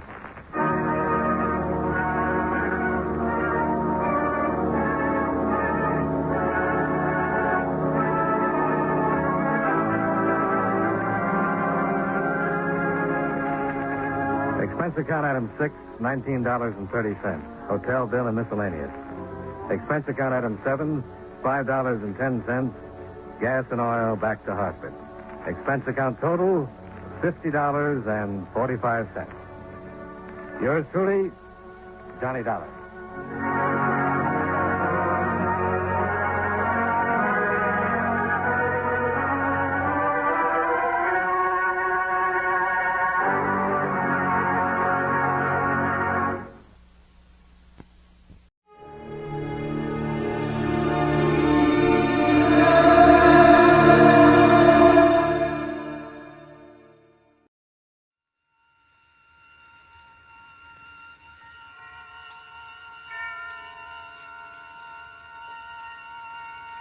The Columbia Network takes pleasure in bringing you Suspense.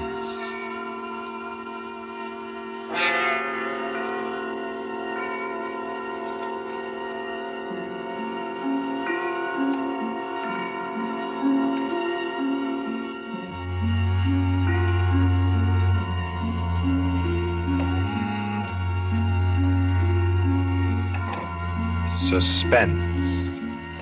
Columbia's parade of outstanding thrillers, produced by William Spear and scored by Bernard Herrmann. Notable melodramas from stage and screen, fiction and radio, presented each week to bring you to the edge of your chair, to keep you in suspense.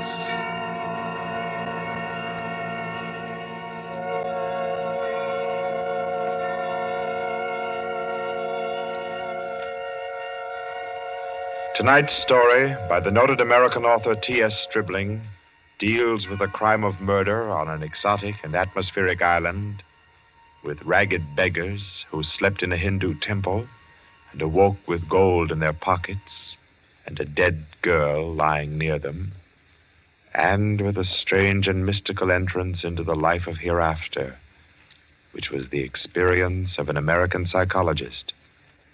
For your suspenseful listening, we invite you to join us for A Passage to Benares.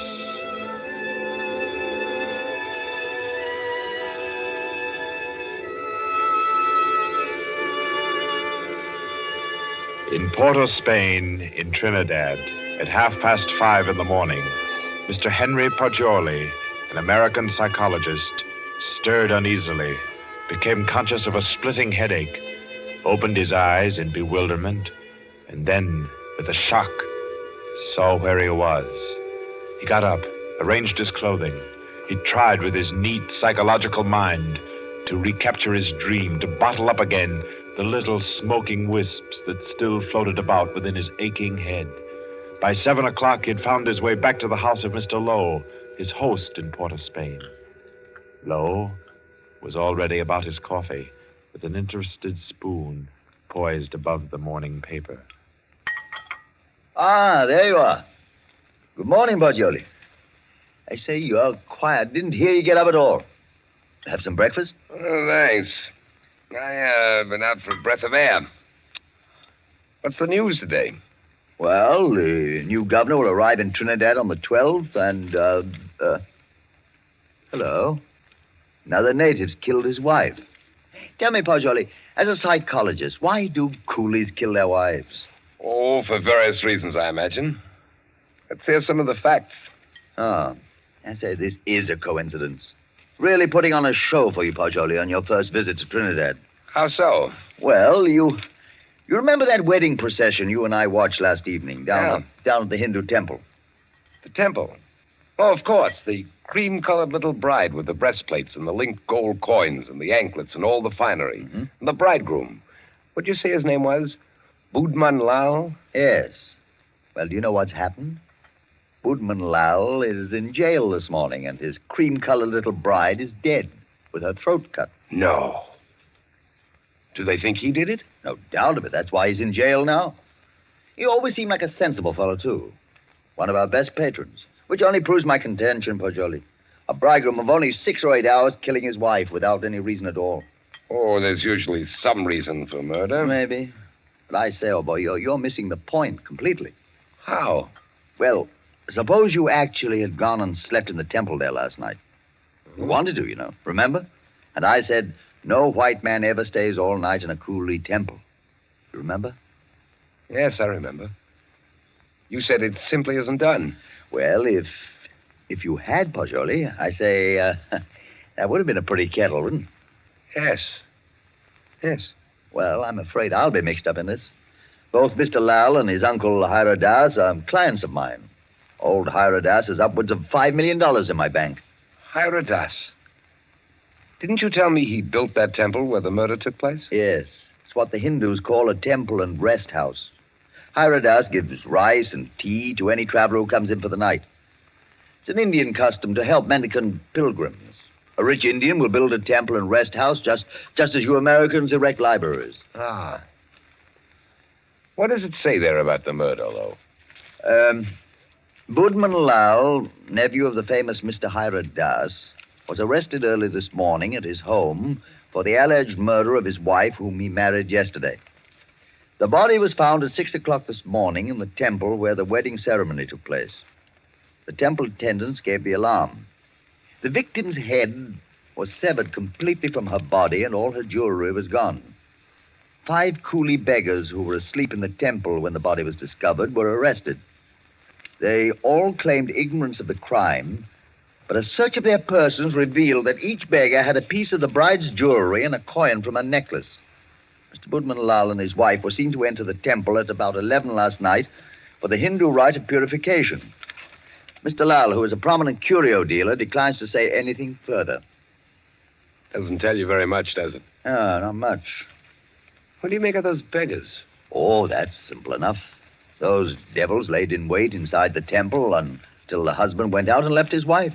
Then they murdered her and divided the spoil. Ah, but she had enough bangles and geegaws to give a dozen to each man. Yes, you're quite right, Pajoli. That's a fact. Why should they continue sleeping in the temple after they'd killed her if they did murder her? Well, why shouldn't they? They knew they'd be suspected, and they couldn't get off the island without capture, so they thought might as well lie down again and go back to sleep. You may be right, Lowe, but that doesn't look like the solution to me. Well, I'm satisfied that's how it occurred. You mean the beggars killed her? Mm-hmm. Well, I don't think so. I rather fancy that the actual murderer took the girl's jewelry and went about the temple thrusting a bangle and a coin in the pockets of each of the sleeping beggars to lay a false scent. Oh, come now. That's laying it on a bit too thick, Butcher. My dear Lowe, that's the only possible explanation for the coins in the beggars' pockets. I say, oh, boy, you've had lots of experience in these things. Come along with me, and we'll go up and see Mr. AFRTS and see if we can't help his nephew. I'll be glad to. But we'll go to the temple first. Then we'll call on Mr. AFRTS.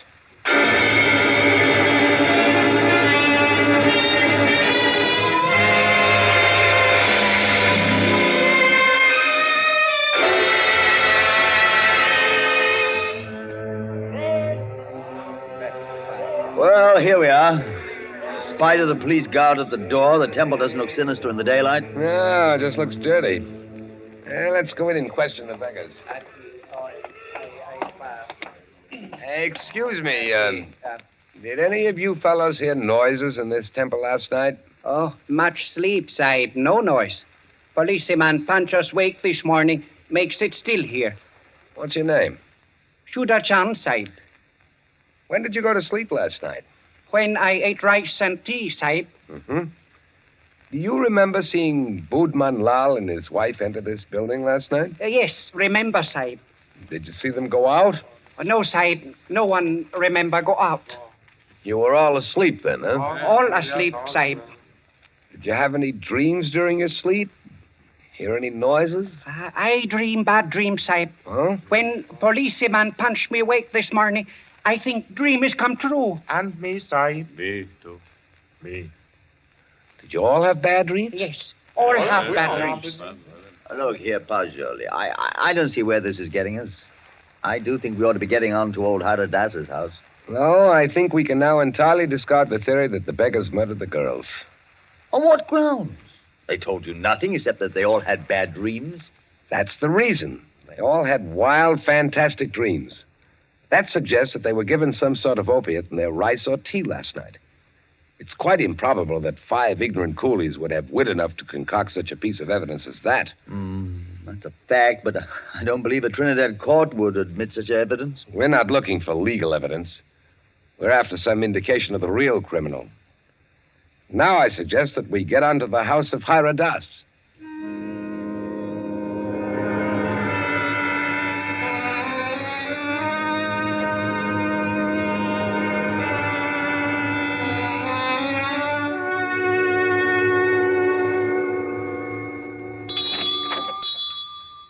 Please come in, gentlemen. I've been expecting you.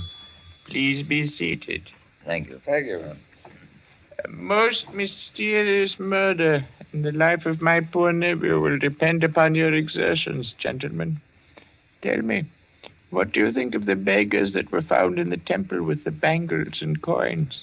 Well, I'm afraid my judgment of the beggars will disappoint you, Mr. AFRTS. Huh? My theory is that they're innocent of the crime. Really? Why do you say that? Because they told me of dreams they had. And all their dreams were very nearly identical. You are not English, sir. No Englishman would have thought of that. No, I'm American with a backlash sprinkling of Italian. My name's Paggioli. What is your profession, Mr. Paggioli? You are a detective? No, Mr. Das. I'm a psychologist. Ah, your soul is at least groping after knowledge. However, it gropes as a blind worm, Mr. Paggioli, and we must find the criminal who committed this crime, and thus restore my nephew Boodman Lal to liberty. You can imagine what a blow this has been to me after I arranged this marriage for my nephew. You did? Arranged a marriage for a nephew who is in his 30s? Yes, Mr. Paggioli. I wanted him to avoid the pitfalls into which I fell. He was unmarried, and he'd already begun to add dollars to dollars. I did the same thing. And now, look at me. An empty old man in a foreign land. What good is this house where men of my own kind can't come and sit with me, and when I have no grandchildren to romp and play? No. I've piled up dollars and pounds. I've eaten the world, Mr. Paggioli, and found it bitter. Now here I am, an outcast. And why don't you go back to India, Mr. AFRTS? Why, Mr. Paggioli, my mind is half English. If I should return to Benares, I'd walk about thinking what the temples cost. How much was the value of the stone set in the eye of Krishna's image? If I would ever be one with my own people again, Mr. Paggioli, I must leave this Western mind and body here in Trinidad. That's very interesting and moving, but we were discussing your nephew, Boodman Lal. Wait. In searching for the criminal, I would suggest you look for a moneyed man. Let me tell you my suspicions, and you can work out the details. What are they? I went out to the temple this morning to have the body of my poor murdered niece brought here to my villa for burial. I talked to the 5 beggars, and they told me there was a 6th sleeper in the temple last night. Was there indeed? Yes, Mr. Lowe. A white man. A white man? Yes, Mr. Lowe. All 5 of the coolies and my man, Guka, told me it was true. But, Mr. AFRTS, decapitation is not an American mode of murder. American? I was speaking generally. I mean, a white man's method of murder. That is indicative in itself. I meant to call your attention to that point. It shows the white man was a highly educated man who had studied the mental habits of other peoples than his own. So he was enabled to give the crime an extraordinary resemblance to a Hindu crime. But what motive could a white man have? Possibly robbery, Mr. Paggioli. Or if he were a very intellectual man, he might have murdered the poor child by way of experiment. A murder for experiment? Yes, Mr. Lowe. To record the psychological reaction. Why, I can't entertain such a theory as that, Mr. AFRTS. Oh, no. It is too far-fetched. However, it is worth investigating, is it not? Yes, but I'll begin my investigations with the man Guka. By all means, Mr. Paggioli. And in your investigations, gentlemen, hire any assistance you may need. Draw on me for any amount. I want my nephew exonerated, and above all things, I want the real criminal apprehended and brought to the gallows.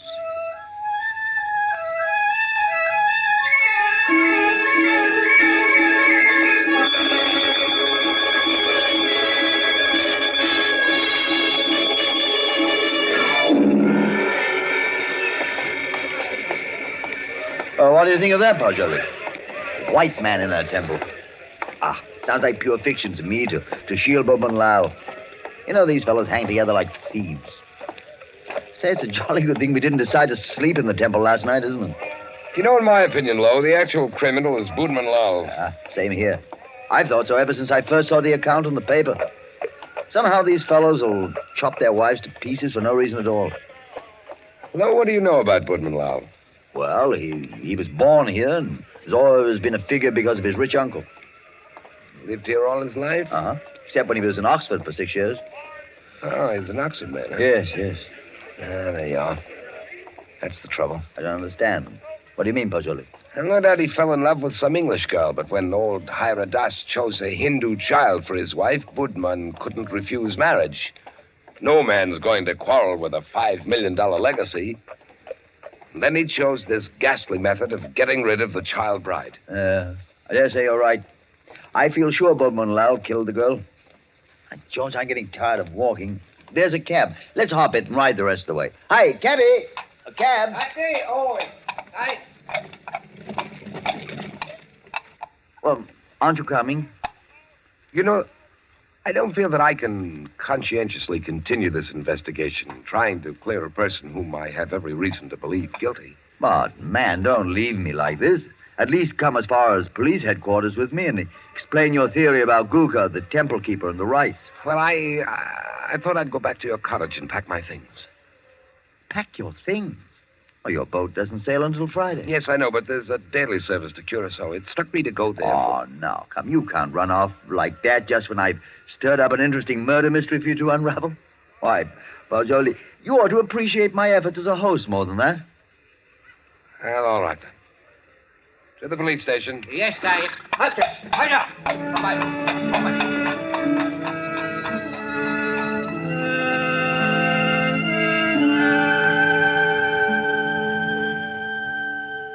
Chief Vickers, this is my friend, Mr. Pajoli. Mr. Pajoli, Mr. Vickers is chief of Trinidad's police force. How do you do? How do you do? Chief Vickers, I've asked Mr. Pajoli's counsel in the Budman Lal murder case. He's already developed a theory as to who is the actual murderer of Mrs. Budman Lal. So have I. Now, in this matter, Chief Vickers, I want to be perfectly frank with you. I'll admit we're in this case in the employ of Mr. AFRTS and are making an effort to clear his nephew, Budman Lal. We felt confident you'd use the skill of the police department of Port of Spain to work out a theory clearing Budman Lal just as readily as you would to convict him. Our department usually devotes its time to conviction and not to clearing criminals. Yes, I know that, but if our theory will point out the actual murderer... What is your theory? Mr. Pajoli's deduction is based on the dreams of the men who were found in the temple. So Mr. Pajoli's deduction is based on dreams. It would be a remarkable coincidence, Mr. Vickers, if 5 men had lurid dreams simultaneously without some physical cause. It suggests strongly that their tea or rice was doped. Now, if you find out what soporific was used, then have your men search the sales record of the drugstores in the city to see who has lately bought such a drug. You will find the murderer. Uh-huh. How do you like Trinidad, Mr. Pajoli? I'd like it very much indeed. You've just arrived, haven't you? Yes. In what university do you teach back in the States? Ohio State. A chair of criminal psychology in an ordinary state university? I'm not a professor. I'm simply a docent, and I haven't specialized on criminal psychology. I quiz on general psychology. You're not teaching now? No, this is my sabbatical year. You look young to have taught in the university 6 years, but then you Americans start young in your land of specialists. Now, Mr. Pajoli, I suppose you're wrapped up heart and soul in your psychology. I am. You'd do anything in the world to advance yourself in the science. I rather think so. Especially keen on original research work. That's what he is, Chief Vickers. Do you know what he asked me to do yesterday afternoon? No. What, Mr. Lowe? Oh, I don't think we ought to burden Mr. Vickers with our household anecdotes. Oh, but I'm really curious. Just what did Mr. Pajoli ask you to do yesterday afternoon, Mr. Lowe? Oh, well, really nothing at all. It was just a little psychological experiment he wanted to do. And did he? And did he do it? Oh, no. I wouldn't hear of it. Oh, as unconventional as that? Oh, it was really nothing at all. I think I could guess your anecdote if I tried, gentlemen. About a half an hour ago, I received a telephone message from my man stationed at the temple to keep a lookout for you and Mr. Pajoli. A lookout for us? Yes, because one of the coolies under arrest told him that Mr. Pajoli slept in the temple last night. Oh, but that's not true. That's exactly what he didn't do. He suggested it to me, but I said no. You remember, Pajoli, you didn't do it. Did you, Pajoli? Did you? You see, he did. Gentlemen, I had a perfectly valid and important reason for sleeping in the temple last night, and so I can only ask your sympathetic attention to what I'm about to say. Go on. You remember, Lowe, you and I were down there watching a wedding procession. Well, just as the music stopped and the procession entered the building, suddenly it seemed to me as if they'd vanished. Naturally, they'd gone into the building. No, I don't mean that. I'm afraid you won't understand what I do mean. That the whole procession had ceased to exist, melted into nothingness. You see, that's really the idea in which the Hindus base their notion of heaven, oblivion, nothing. Yes, I've heard that before. Well, our medieval Gothic architecture was the conception of our Western heaven, and I thought perhaps the Indian architecture had somehow caught the motif of the Indian religion, suggested nirvana. That's what amazed and intrigued me. That's why I wanted to sleep in the place. I wanted to see if I could further my shred of impression. Does that make any sense to you, Mr. Vickers? We are not interested why you went, Mr. Poggioli. We know a murder took place in the temple. You can't think that I committed a horrible murder as an experiment. You intellectual chaps do some pretty weird things, Mr. Poggioli. Why, only the other day I was reading about two young intellectuals. What? Yes, these fellows I read about also tried to turn an honest penny by their murder. I don't suppose you happened to notice yesterday that the little bride, Maila Ram, was almost covered with gold bangles and coins? Of course I noticed it. But I had nothing whatever to do with her. I did sleep in the temple. By the way, you say you slept on a rug just as the coolies did. Yes, I did. And you didn't wake up either, Mr. Poggioli? No. Then did the child's murderer happen to put a coin and a bangle in your pockets, just as he did the other sleepers in the temple? I don't know. I haven't looked in my pocket since then. Then please do so now, Mr. Poggioli. Oh, yes. Here they are, Mr. Vickers. You don't happen to have any more, do you? No. I've already been through all my pockets, and I haven't any more. Well, that's something. Of course, you might have expected just such a questioning as this and provided yourself with these 2 pieces of gold, but I doubt it. Somehow, I don't believe that you're an experienced enough man to think of such a thing. However, we shall see. I suppose you have no objection, Mr. Poggioli, to my accompanying you over to have a little search of your baggage in Mr. Lowe's cottage?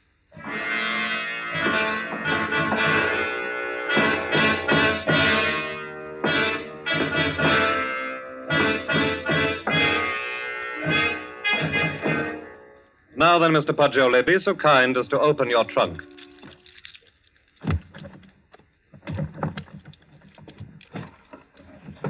Good heavens.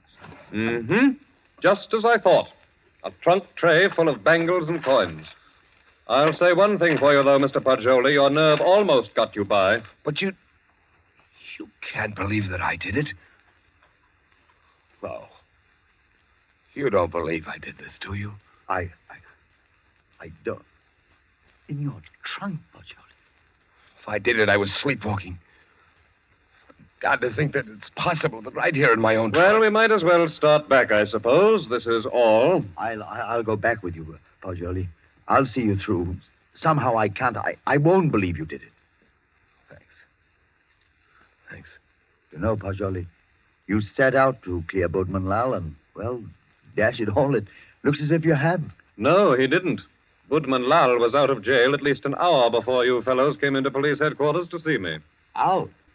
You mean that you turned him loose? Yes. How's that, Chief Vickers? Because, Mr. Lowe, he didn't go to the temple at all with his wife last night. He went down to Queen's Park Hotel and played billiards till 1 o'clock. He called up a few friends and proved that easily enough. My word, that leaves nobody but... Yes, Poggioli. I don't know anything about it.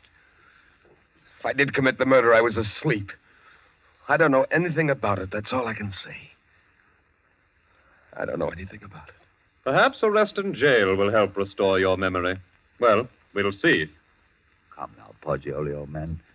Don't be too downhearted. I promise you, I'll do everything I can.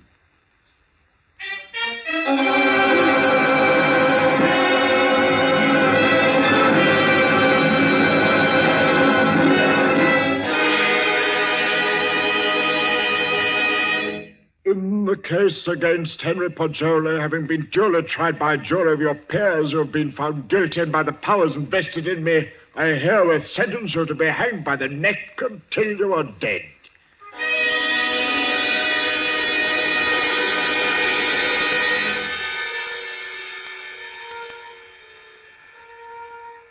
To recall a lost dream is the most tantalizing task ever a human brain was driven to. But if I lie still long enough on this bunk, perhaps I can recapture the dream I had in the temple last night. Yes. It seems to me that the image on the altar moved, and suddenly the dome overhead was opened and left me staring upward into a vast abyss, where I was alone in endless space, where all creatures and all matter that had ever been or ever would be were wrapped up in me, Pacioli. That was my dream. That's an odd thing. 6 men dreaming the same dream in different turns. There must be a physical cause for such a phenomenon.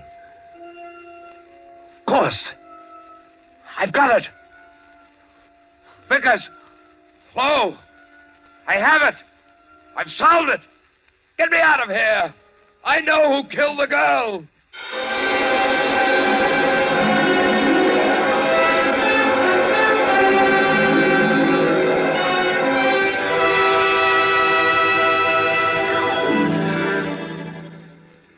What is it, my friend? I know who murdered the bride. Old AFRTS did it. Now listen. Go tell Vickers to take the gold he found in my trunk and develop all the fingerprints on it. He'll find AFRTS's prints. Also tell him to follow out that opiate clue I gave him. He'll find AFRTS sent a man to put the gold in my trunk. See if they don't find brass or steel filings in my room where the scoundrel sat and filed a new key. But they've already done that long ago. They have? But certainly. And old AFRTS confessed everything. Though why a rich old man like him should have murdered a pretty child is more than I can see. But why did he pick on me as a scapegoat? Oh, he explained that to the police. He said he picked on a white man so the police would make a thorough investigation and be sure to catch him. He did? Aye. But what I can't see is why the old boy wanted to be caught and hanged. Why didn't he commit suicide? Why? I know why. Because according to his religion, in that case his soul would have returned in the form of some beast. He wanted to be slain because he expects to be reborn instantly in Benares with little Maila Ran as his bride instead of his nephew's. He hopes to be a great man with wife and children. All the things he was not here in Trinidad. Yes. You must be right. Why didn't you come and tell me about AFRTS's confession the moment it occurred? What do you mean keeping me here when you know I'm an innocent man? Why didn't you tell me before this? Because I couldn't. Old AFRTS didn't confess until a month and 10 days after you were hanged.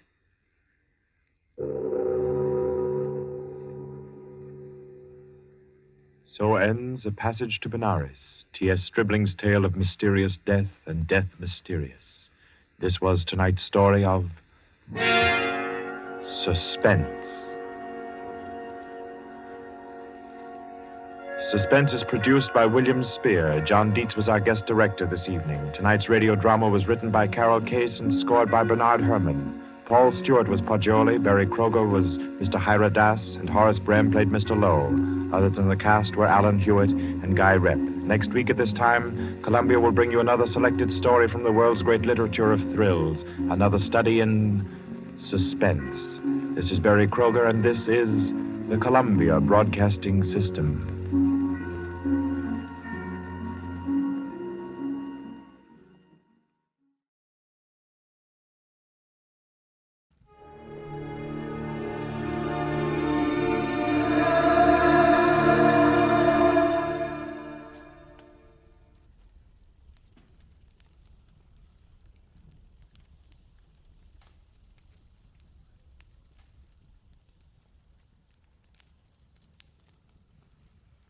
Get this and get it straight. Crime is a sucker's road, and those who travel it wind up in the gut of the prison of the grave. There's no other end, but they never learn. This time it started as a routine search for a rich girl's fiancé, and the trail led to a silent house haunted by a face at the window and blood in an open cedar chest. But before it was over, it became a search for a corpse that wouldn't sit still. From the pen of Raymond Chandler, outstanding author of mystery, comes his most famous character and crime's most deadly enemy, as we present The Adventures of Philip Marlowe.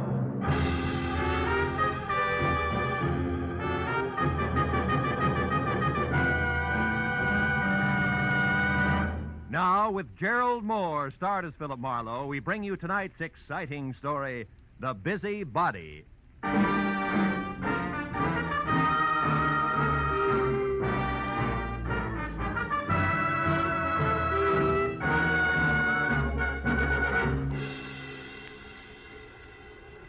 Phone jerked me up off my back and out of the sports page at 9:30 in the evening of an already too long day. On the other end was a warm, feminine voice, edged with the kind of self-assurance that means money, and lots of it. But the words were both hurried and panicky, so after I hung up, I reluctantly waded through the sports section with my feet instead of my eyes and headed for the coffee shop at Franklin and Bronson, where my new client, who had identified herself as Liz Stewart, said she'd be waiting. A pair of blue eyes at a table in the corner measured me from haircut to shoelaces, so I took the cue and walked over. After we introduced ourselves, I was waved into the chair opposite her. She leaned toward me and started with a rush. Mr. Marlowe, I've got to find a man named Dean Howard as soon as possible. Not exactly a new switch. He's my fiancé. We plan to notify my Uncle Hanley of our engagement tonight. Who is Uncle Hanley? Uncle Hanley Stewart of Stewart Aluminum. Okay, go ahead. Dean Howard was to meet me at 7, but he didn't show up. Mm-hmm. And then about 7:45 he called. He started to tell me something that he referred to as a horrible mistake, but before he could get it out, we were cut off. Well, I tried to call him back. coffee? Hmm? Coffee. No. Okay. I tried to call him back, but there was no answer. So I went to his house, but it was locked and dark. And yet his car was still parked outside. Uh-huh. Well, look, Miss Stewart, why don't you save yourself $50, go home and wait for an apologetic phone call, huh? What do you mean? Well, this stacks up as being a case of cold feet or a little celebration that got out of hand. Either way, there's nothing to worry about. I've come to you for help, Marlowe, not a pat on the head. Okay, I'll assume it's my error for the moment. How long have you known this Dean Howard? Well, I met him at a party about 3 months ago. Mm-hmm. Uncle Hanley and I both liked him tremendously right from the first. I suppose you've considered the possibility of another woman? Well, of course, I'm not a child. I can see that. Well, Dean has been deeply troubled for the past week. He wouldn't tell me why, but I'm certain that this business tonight is tied in with it. Something's wrong, and I want you to find out what it is. All right, but I'm no leg man for Cupid, so if it turns out to be nothing more than a guy's heart beating in double time, I drop it. Fair enough? Fair enough.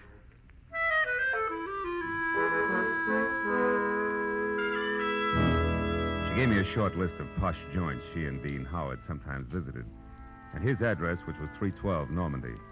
She said I could reach her at home, which was 28 Roxbury Drive in Beverly Hills.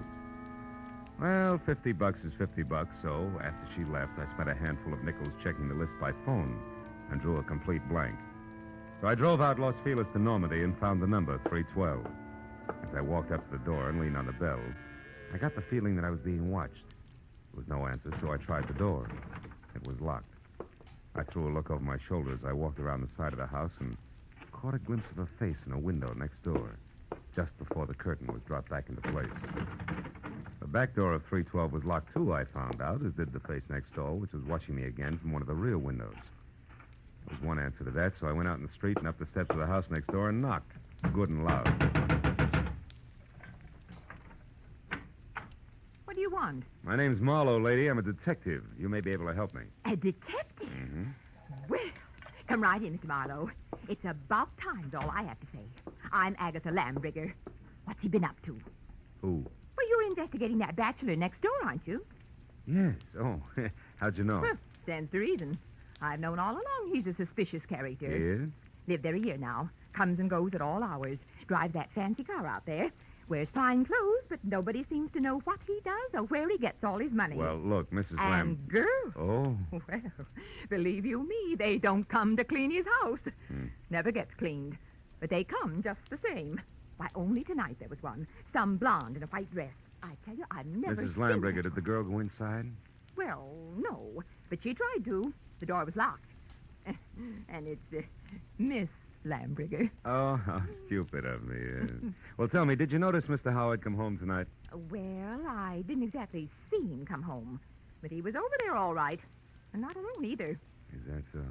Another girl? No, it was only some man. Oh. But it still bears out what I've been saying, because I just happened to glance out of my window at this one here across from that one of his, you see. Yes, sir. Well, a light was on over there, and I could look straight down a hallway.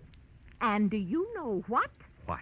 Those two grown men were roughhousing like a pair of hoodlums in that hall. Wrestling they were, like ordinary ruffians. I tell you, I never saw the like. I got a good look at him, and I'd certainly know him if I saw him again. Well, how'd the fight come out? Fight? Yeah. What the... Oh, the fight. Well, I can't say about that. My phone rang. It was Lenore Crowley. She simply talks her ear off you when she gets does. started. So when I finally got back to the window, when I happened to look out again, it was dark over there. So I never did find out what actually happened. But Yes, I well, think thanks that he- very much for your help. I really must run. Oh, and another thing.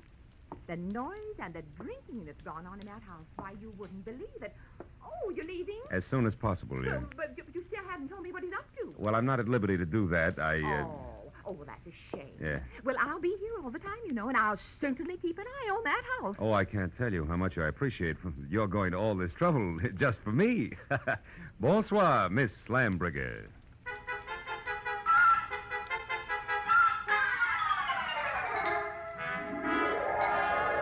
I backed out of that wind tunnel, got in my car, and drove noisily around the corner. Then I cut my lights, turned quietly into an alley behind the house, and stopped.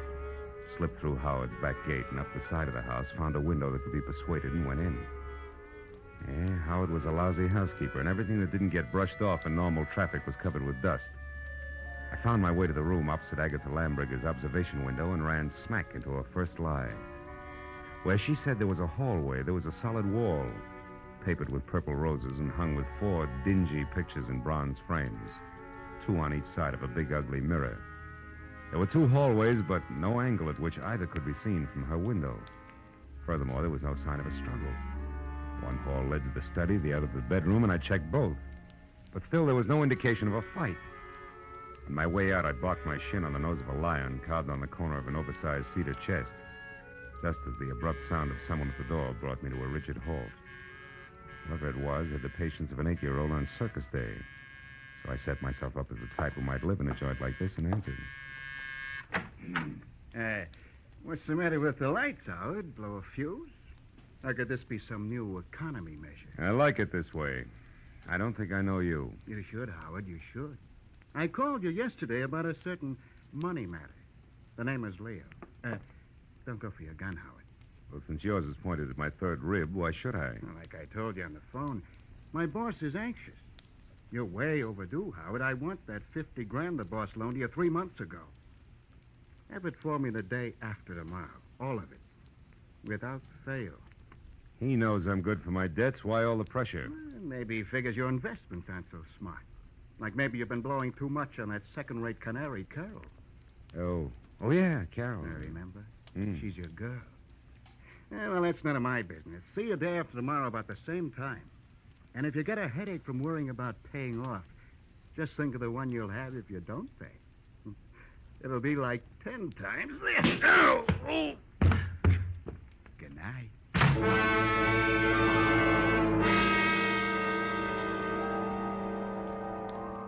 The .45 in his hand caught the side of my head, and I went out cold. When I opened my eyes, the room had shrunk until there wasn't enough space left to stretch out in.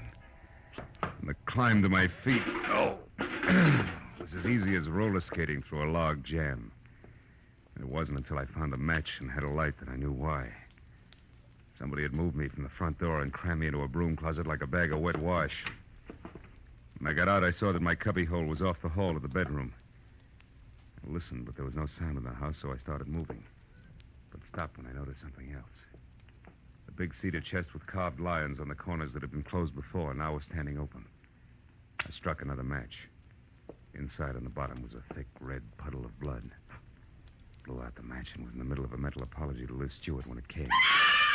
I ran for the front door in time to see Agatha charge out of the driveway and down the street. Stark terror twisting her face. Help! Help! Hey, Miss Lambrigger, hold it! Oh, Mr. Marlowe! Mr. Marlowe! What is it? What happened? I saw him, Mr. Marlowe. I saw him. Up by the alley near the hedge.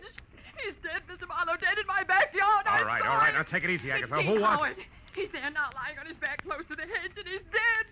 What'll we do? Come on, we'll have a look. You can show me where he is. Well, all right. He's happened to look out my rear window, and I saw something move. The dogs had been getting in my pansies lately, and I thought this was another. So I came out to chase him away. That's when I saw the body. It's right back here. It's gone. Mm-hmm. Now, look, Miss Lambrigger, I've got a headache. I'm getting a little tired of this. You saw a body here just like you saw a fight in a hallway from your window. You're so anxious to be in the middle of things, you'd make up any kind of a story. No, I'm not. No, I'm not. I saw that fight, and I saw Dean Howard's body, too. It was here, I tell you. Where? Show me exactly. Well, right about there, I'd Oh, say. sure. And I suppose it... Hey, wait a minute. Yeah. My apologies, baby. There is something here. Could be blood. Here's 2 dimes and a bar receipt from the tulip room on the strip. Oh, good heavens. What'll you do now? Raid the place? You can use my phone. Thanks, but until we know where the body is, we better play it cagey. Now, let's keep this a secret between us. That'll take a lot of courage, I know, but I can trust you, can't I? I won't open my mouth to a soul, Mr. Well, that's Marlowe. great. That's splendid. Now, you better go inside and stay there until you hear from me. Who knows? You may yet be a heroine, Miss Lambrigger.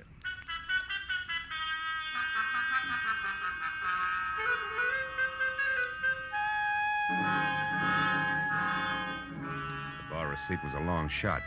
When I was still 2 blocks away from the tulip room, I knew it had paid off because a fluorescent banner, 4x12, draped over the front of the squat square building, extolled the vocal virtues of one Carol Cody. I parked across the street, went in, and found a dressing room door and knocked. She distinctly said, "Come in," but when I did, I thought the room was empty, until a small handful of spangled satin costume hopped up from behind a screen in the corner. I made a sight-unseen introduction. It was only a moment later that a tall brunette, filling a white silk blouse and snug, dark slacks, stepped out, tossed a few pounds of glossy black hair away from her face, and gestured me into a chair. Which paper did you say you were from, Marlowe? I didn't, honey. I'm a private detective. I can't use it. Don't give odds on it, baby. Not yet, anyway, huh? Let's talk first. For instance, what's with you and Dean Howard? Dean Howard is a low-crawling thing. That's strange. Had it you loved him? I did until tonight when I found out that he has 2 heads. That's so he can lie and keep a straight face with one while he laughs up his sleeve with the other. Nuts to him. Nuts to Liz Stewart and her money, and nuts to you. I hate Dean Howard enough to kill him, and I might just do that. I don't think you will, no, because somebody beat you to it. You mean Howard's dead? Looks that way, yeah. I'm not sure because he won't stay in one place long enough. Well, if you're trying to shock me, you're wasting your time. I'm not sorry. I think we've got company. Keep talking, I'll get him. As you say, my friend, the music business is just as lousy as any other dodge, and I can prove it. Come here. You're a good listener, Bud, so join the party. Who are you? Why are you listening out there? Come on. No. Just a minute. I wasn't listening. I was looking for you, Marlowe. I'm Ward Odom, Mr. Henry Stewart's assistant. You're doing fine. Don't stop now. Well, ever since I learned that Miss Stewart hired you, Marlowe, I've been trying to talk to you. I followed you here from that place on Normandy because I must know what you found out so far. Why? What business is it of yours? Because, Mr. Marlowe, I doubt very much that you even know of the robbery. Robbery? What robbery? More than $40,000 worth of negotiable securities was stolen from Mr. Stewart's safe this evening. You get all your information at keyholes? And I have reason to believe that the man you're looking for took them. Of course, I don't dare accuse him without proof of his relationship with Liz, Mr. Stewart's niece. If I were wrong, it would cost me my job. Odom, did Liz know about the robbery when she hired me? Why, of course. Oh, brother. Look, see this? Her name is Carol. She's involved right up to her mascara in the whole mess. Don't let her out of your sight till I get back. Me? Why, you cheap shot. Shut up. And as for being cheap, I'll take care of you when I get back.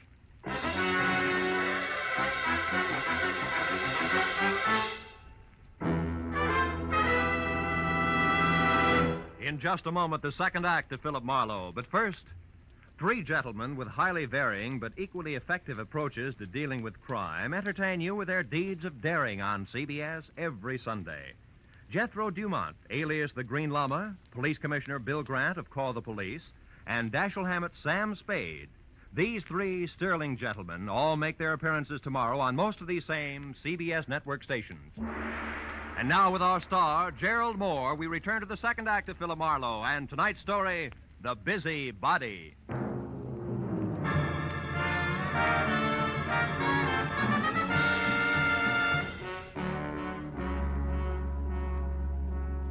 After convincing Ward Odom that his greatest contribution to the cause would be staying close, but not too close to the violent lady in slacks, I piled into my car and started for Beverly Hills in a beautiful liar named Liz.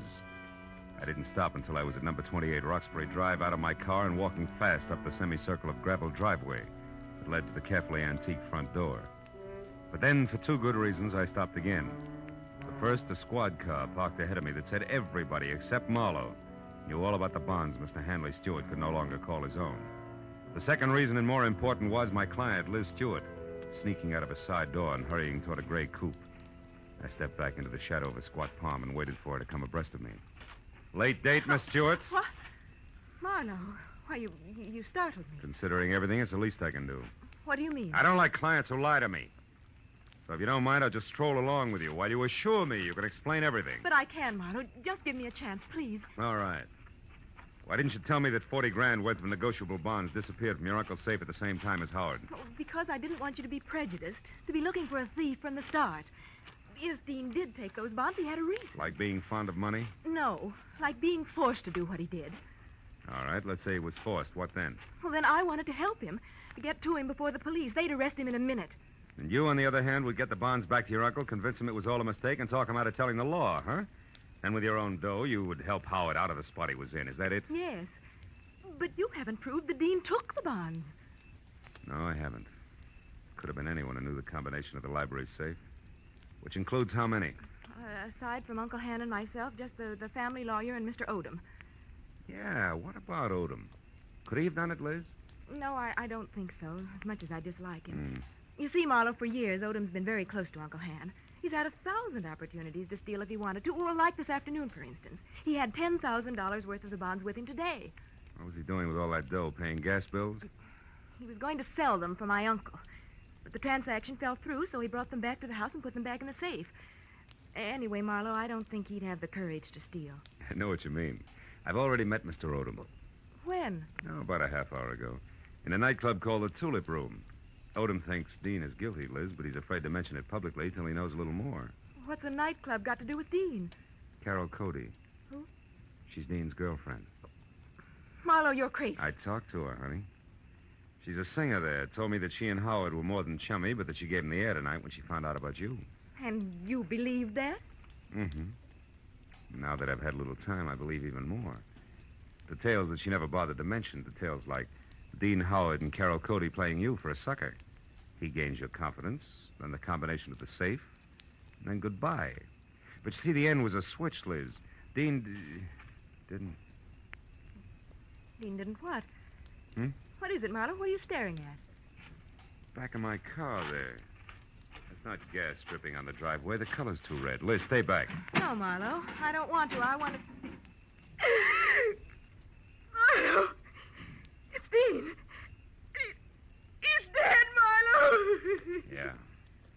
That, Liz, is the switch I was talking about. I think Dean Howard not only crossed you, but Carol Cody as well. She did it! She killed him! She killed him because she... All right. Now listen. Get inside. Tell the police about this. Do you hear me? But first, give me a 5-minute lead. I'll take your car. I want to get to Carol Cody before the law does. Without saying another word, Liz Stewart, her face drawn and streaked with tears, handed me the keys to her car and turned and walked slowly back to the house. I took one long look at the blood-soaked shirt front on the body I had been a step behind all night. Then got into Liz's car and pointed it back toward the Tulip Room. 20 minutes later, when my knock on the locked dressing room door brought no answer, I had kicked my way in. Alone and half-conscious in the middle of the floor was Ward Odom, the man I'd assigned to stand sentry over the brunette. Oh, Marlowe, she tricked me. Asked for a cigarette, and I went to light it. She swung. It adds, Odom, and you're lucky she let it go at that. It was more permanent in Howard's case. Oh, then you found his body, Marlowe. Yeah, in the trunk of my car. Oh, how awful. And she did all that, this Carol Cody? Yes and no. She must have had help, Odom, because, first of all, it takes something stronger than a shot in the car, at the rate that Howard was being moved. And second, an old crow named Agatha Lambriger saw a man roughhousing with Howard over at his own place, not a woman. You mean there was a witness to the murder, Marlowe? Well, more or less. And you have no idea who the murderer is? No. And that, Odom, is all the more reason why I want to catch up with Carol Cody. Happen to know where she lives? Well, yes, at the Grayfield Apartment Hotel on North Havenhurst Drive. North Havenhurst. It's a room 118. And I think that it's... Marlowe, wait, my top coat is gone. What? Yes, and she was wearing slacks, remember? Marlowe, maybe she's leaving town disguised as a man. It's a point, Odom. I still think I'll try the apartment hotel first. Come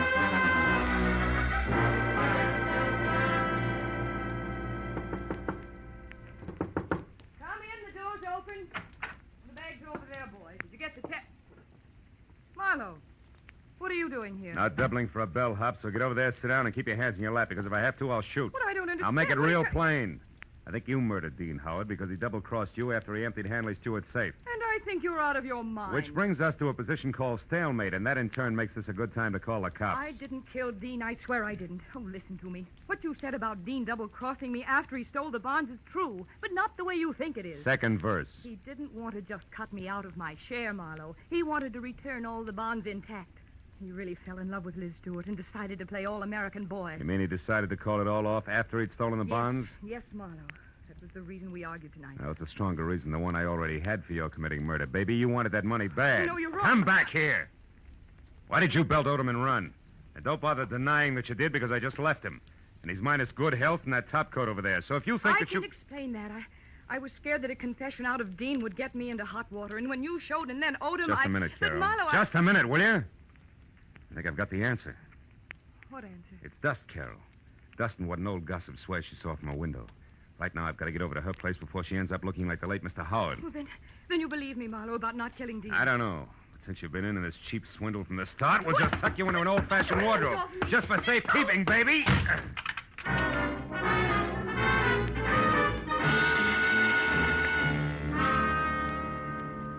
Outside in Liz's car, I slammed my foot down hard against the accelerator and didn't ease up until I screeched to a stop, away from 310 North Normandy, where I knew murder was scheduled to happen again.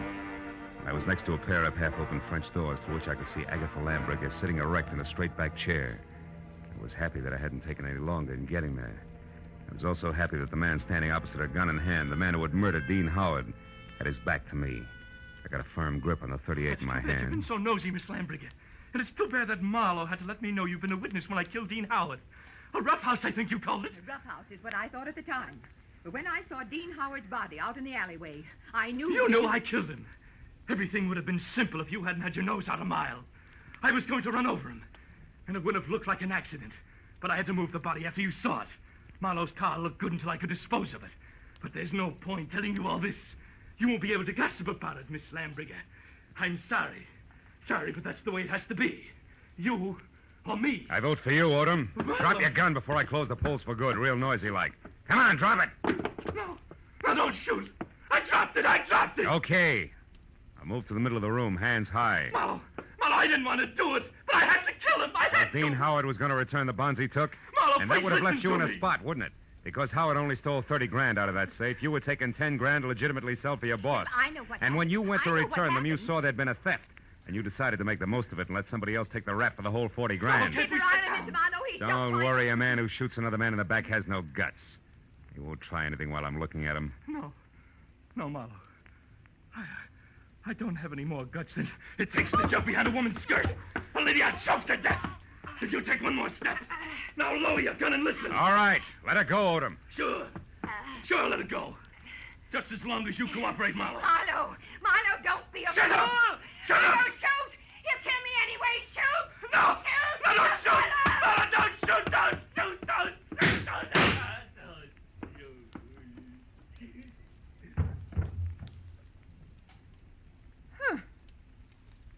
You were right, Marlowe. No guts.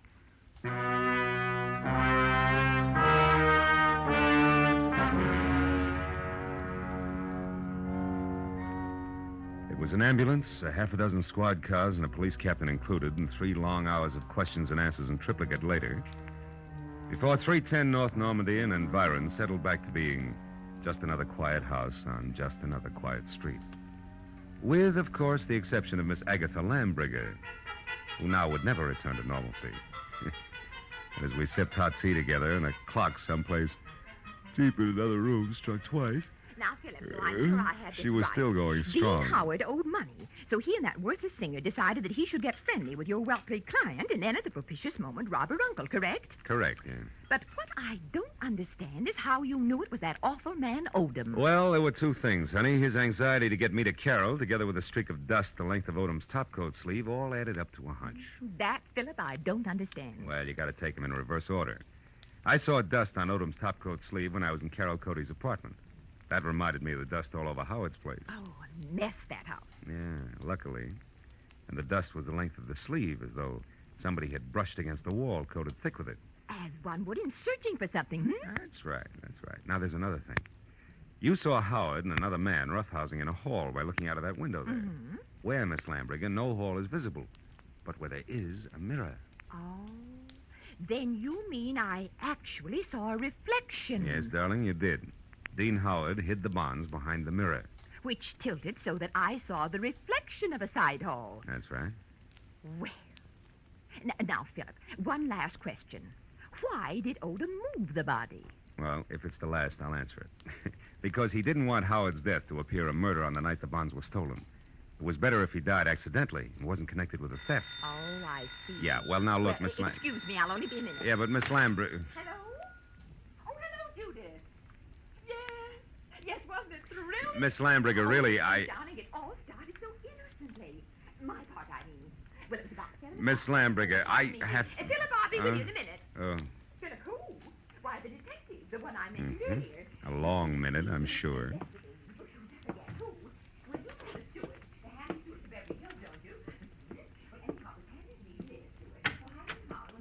Goodbye, girl.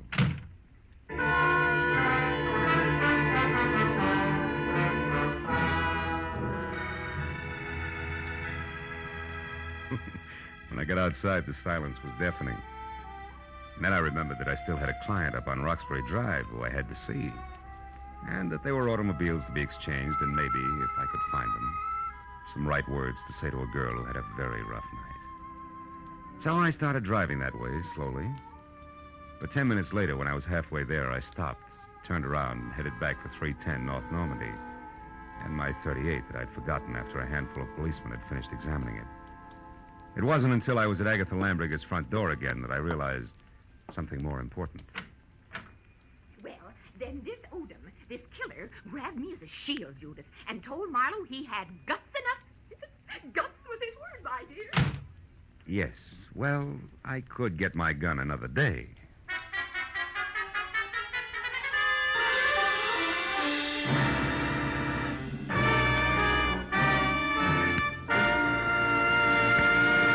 The Adventures of Philip Marlowe, bringing you Raymond Chandler's most famous character and star, Gerald Moore, and are produced and directed by Norman MacDonald.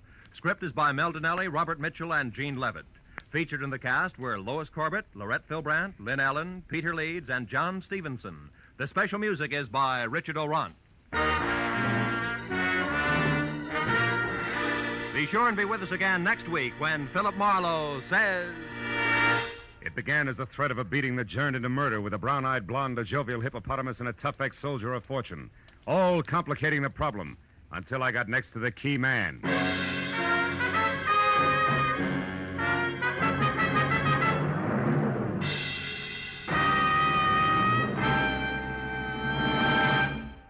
Will you be listening when $51,000 go on the block during Sing It Again tonight? $26,000 in fabulous prizes for solving the mystery of the Phantom Voice, and additional $25,000 in cold, hard cash for answering only one more question about the Phantom. There's many another prize, too, for unriddling the smart, tuneful little riddle songs that keep Sing It Again moving at a terrific clip for the hour that it's on the air. It'll be here a little later on most of these same CBS network stations. This is Roy Rowan speaking. Stay tuned now for Gangbusters, which follows immediately over most of these same CBS stations. This is CBS, the Columbia Broadcasting System.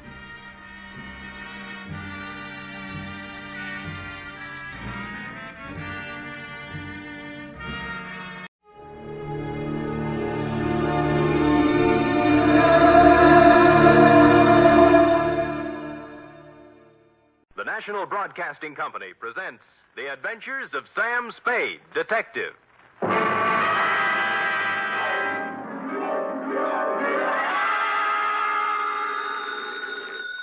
Sam Spade Detective Agency. Hi. Sam? Who else? Did you wind it up, Sam?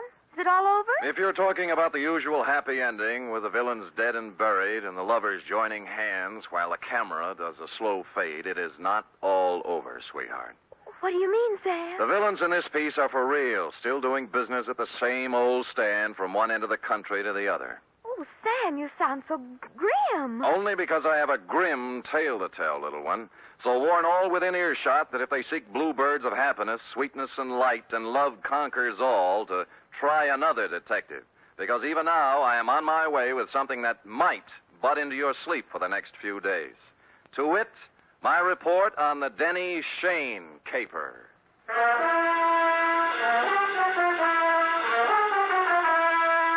For NBC, William Spear, radio's outstanding producer, director of mystery and crime drama, brings you the greatest private detective of them all, starring Stephen Dunn in The Adventures of Sam Spade.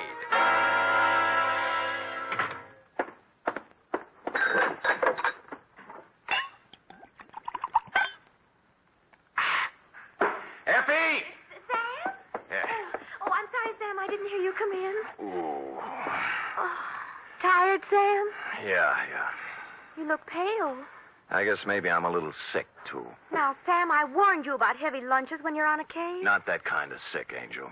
This kind starts at your shoe tops, runs up your backbone, and kicks around in your head till you're... Where's the book? Right here, Sam. Okay. The date, fill it in. 2 John Q. Public. From Samuel Spade, license number 1375596. Subject, the Denny Shane caper. Dear John Q.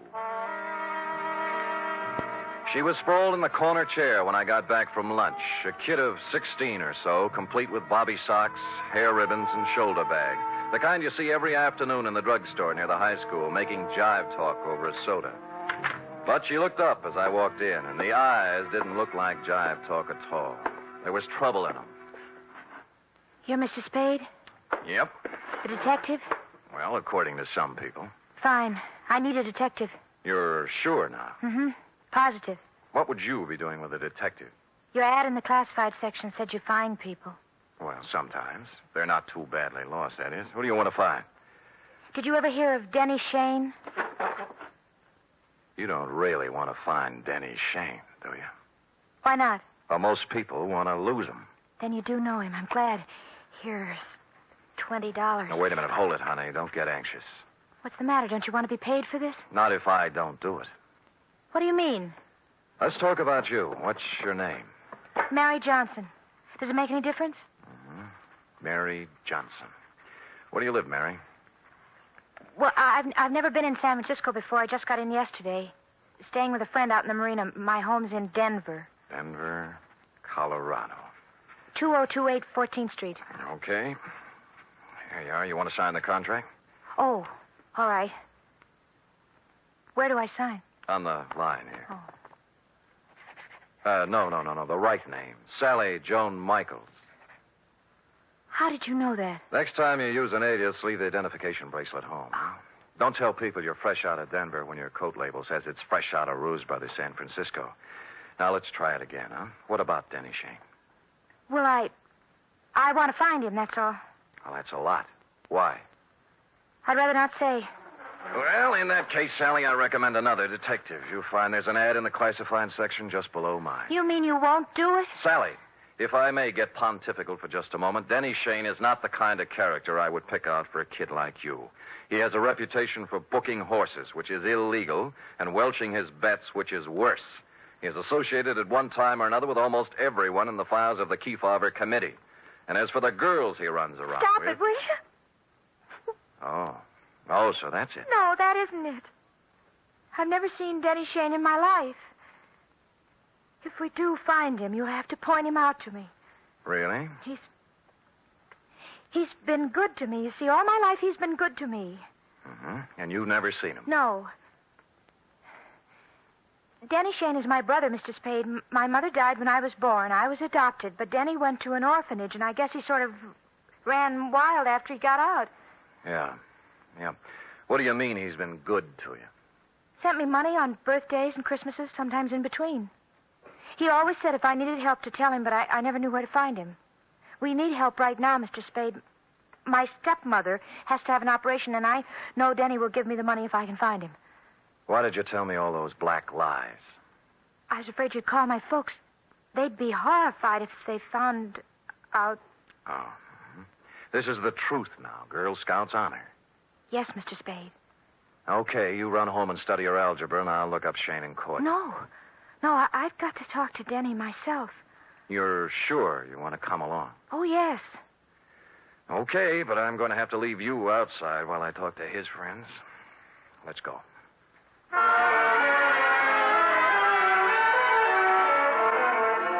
I hadn't seen Shane since 3 years ago when he conned a client of mine out of $3,000 on a phony mining stock deal. I knew it was waste motion, but I checked the hotel where he was living then and found he was long gone. Came next in the following order: one gambling joint in South City, one saloon in the Mission, and one very dubious apartment on Turk Street, run by a charming wench wearing wedgies, culottes, and peach brandy. She gave me a peachy smile. Oh, Denny Shane? Don't step on your laughs. You seen him lately? Funny you asking about Denny. I saw him yesterday. First time in 2 years coming out of Augie Dano's. Oh, who's Augie Dano? Runs his gym exercise studio, reducing setup on Sutter Street. You know, work a little, lose the middle. Get it? Yeah, I got it. But anyway, thanks.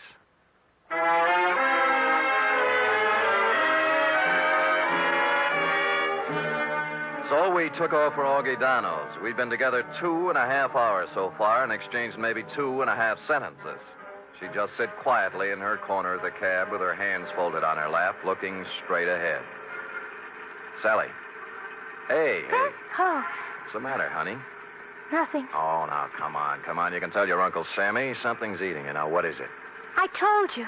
You're sure it has nothing to do with Denny and you? We settled that. I don't know, did we?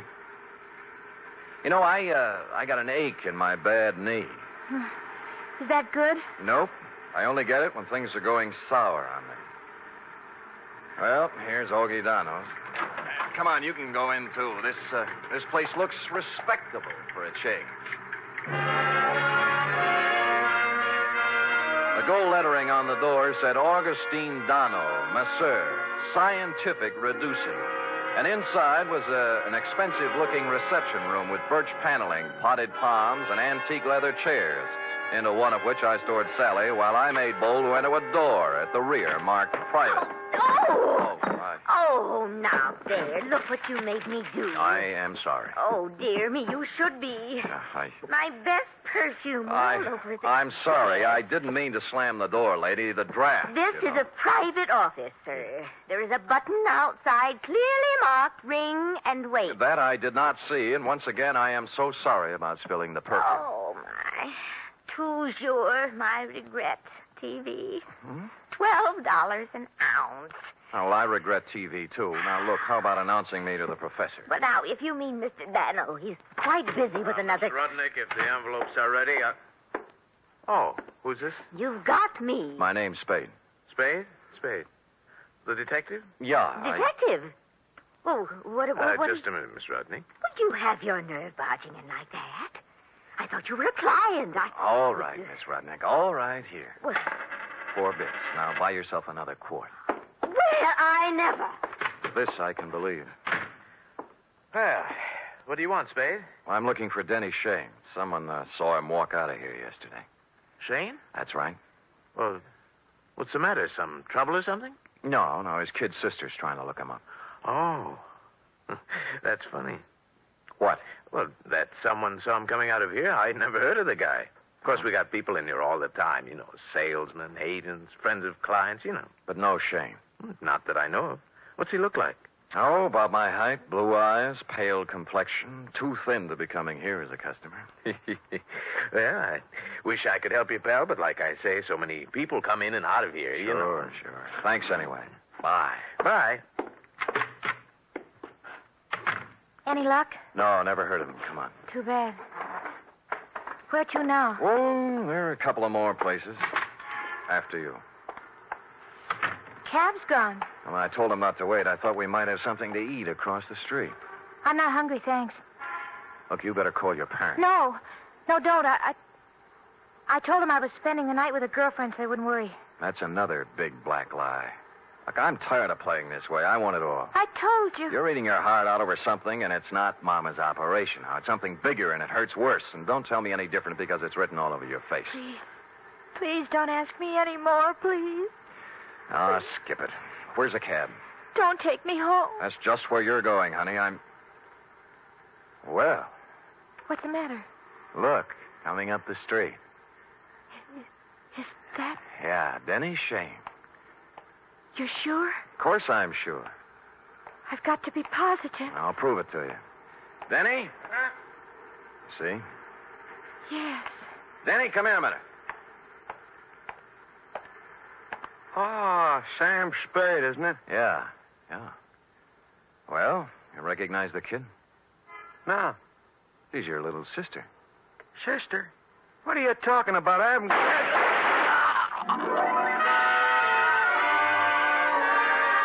It all happened in less than a second. So hard, so fast, so horrible, it froze me in my tracks. The shoulder bag flew open, there was an automatic in her hand, and then Denny Shane was dead on the pavement, and she was turning toward me, her face a sick gray color, handing me the gun, handle first. There. It's done now. You can take me to the police.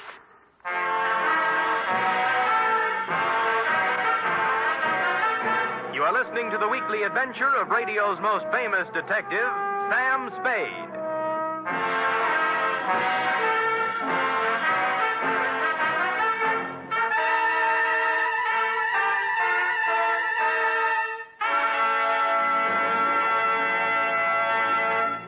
Three chimes mean good times on NBC. Whether it's comedy, music, or drama you're after, you'll find it on The Big Show this Sunday. The dynamic Tallulah is your hostess, and her guests include Fred Allen, Jimmy Durante, Vivian Blaine, Jane Morgan, and Rudy Valley. You're invited every Sunday to The Big Show. And this Sunday also brings you a 1-hour adaptation of F. Scott Fitzgerald's exciting novel, This Side of Paradise, presented by Theater Guild on the Air and starring Richard Widmark and Nina Foch.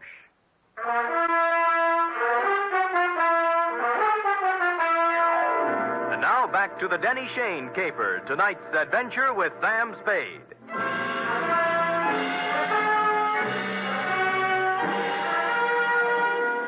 I won't try to give you the play-by-play for the hour following the shots on Sutter Street because I was in no shape to remember things in sequence. In less than a minute, we were in the center of a milling crowd. Cars jammed up. Horns began to blow. Then the morgue wagon and a squad of homicide dicks and flashbulbs going off like firecrackers. And Sally standing them all off with a frozen gray expression on her face that never changed. While I stood at her elbow, me, Sam Spade, who'd seen Lord knows how many murders, with rubber in my knees and a feeling in my stomach like I was going to be sick. Finally, the squad car picked us up and headed for Dundee's office. Mr. Spade, Yeah? I've been waiting for you to ask me why I did it. I thought I'd leave that for the professionals. It won't do any good to ask me, Mr. Spade. Please tell him that, will you? It'll save all of us a lot of trouble. Everything I told you was a lie. I had to make a take to reach you in some way because I didn't know what he looked like. I hope you know what kind of a stew you jumped into, Sally, because from here on it's going to be pretty tough. I don't care what they do to me. I've had nothing to live for a long time now. What do you mean? Sounds stupid, doesn't it? 16 years old and nothing to live for. Ah, Sally. Tell them not to ask me any questions. Tell them I'm guilty. Sentence me or do whatever they do. I'll never tell them why. I'll never tell them why.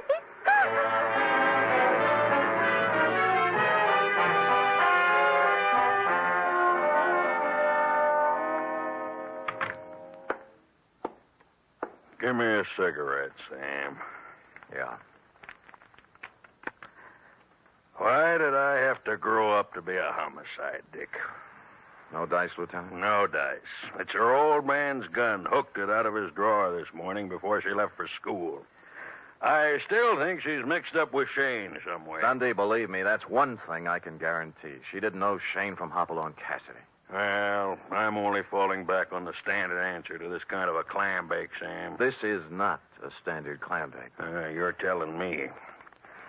You know, Sam, it kind of scares you What the Sam Hill's happening to our kids? A 16-year-old girl still in high school walking up to someone on the street? Shut up, Dundee. Oh, I'm sorry. It's got me, too. She's resting on the couch in there. Stick around till I get back. I gotta go down and wait for her folks.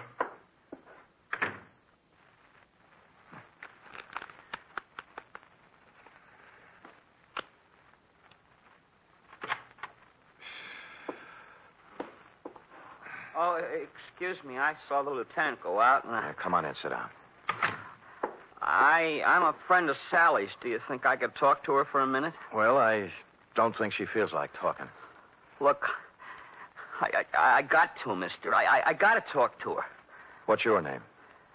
Eddie Tucker. I go to school with Sally. I've been waiting for 3 hours outside for a chance to talk to her. Can't I, please? What's it about? It's kind of personal. Okay, through the door there. Oh, thanks. And leave it open. Yes, sir. The minute he went in, I slid along the wall into a corner between the door jamb and a file case. And through the doorway, I could see them both in a mirror on the far wall of the inner office. Sally, What are you doing here? I had to see you, Sally. I heard about it, and I had to see you, that's all. You're wasting your time, Eddie. It's all over and you know it. You shouldn't have done it, Sally. You know what I promised you. I know what you promised me all the other times, too. This was for keeps, honest. So were the other times. All right, look. Look at this, see? Out the window. Watch. Now do you believe me? Eddie, it's not your fault anymore. I don't blame you, honest.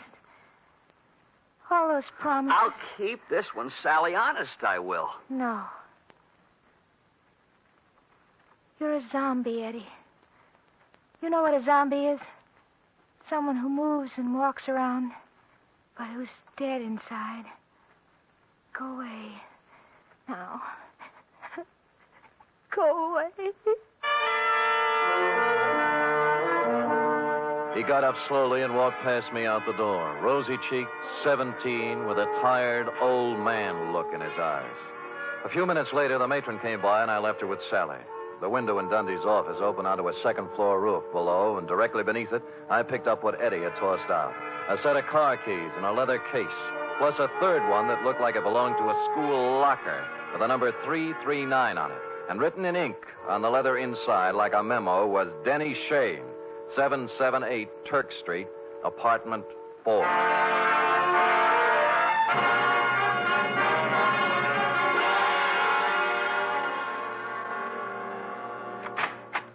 Hello, kids. Oh, well, it's you again. Yeah. Well, hold it, Jack. Aren't you going to wait for an invitation? You done me wrong this morning, honey. About Denny? Yeah. Said you hadn't seen him in 2 years. I told you about Augie Dano, didn't I? Anyone told you about Denny Shane? No great loss. Pax for biscuit. Oh, would you like a drink? Thank you, no. Now, what about... I had it coming to him sooner or later. Never made an honest buck in his life. How did he have it coming to him? Like he got it, like they all get it. What was his racket? Numbers. You know how it works? You buy a number and... Yeah. How do you know all this?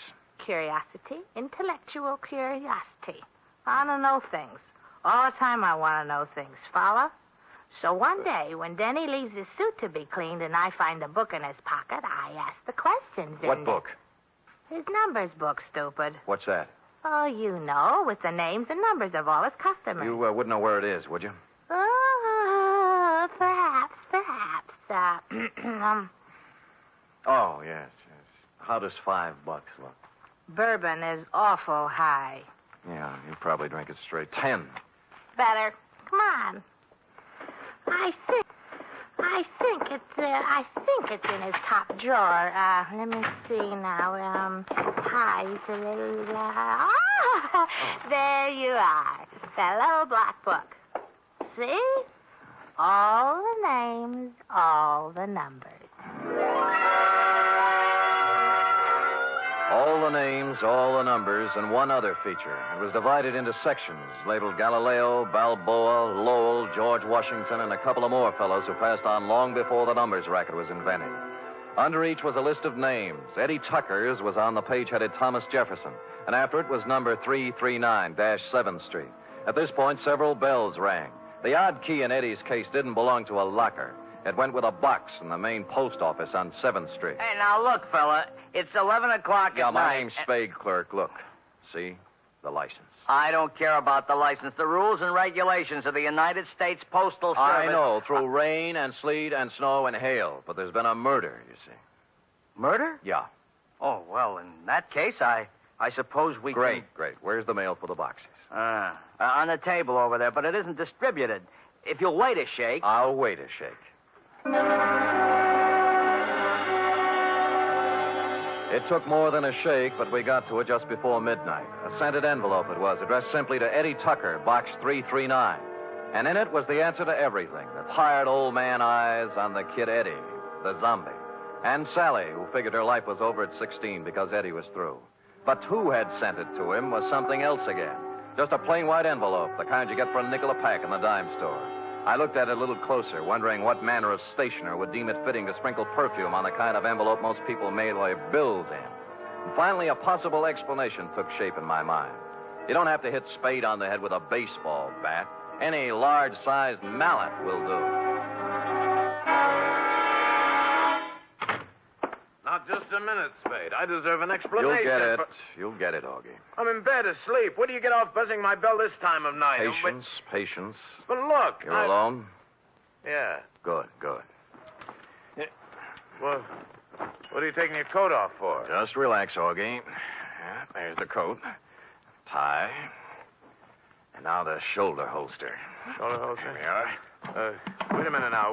What is all this? Well, you know the old saw, Augie. Work a little, lose the middle. What I need is exercise. Great. All right, you come around to the studio sometime.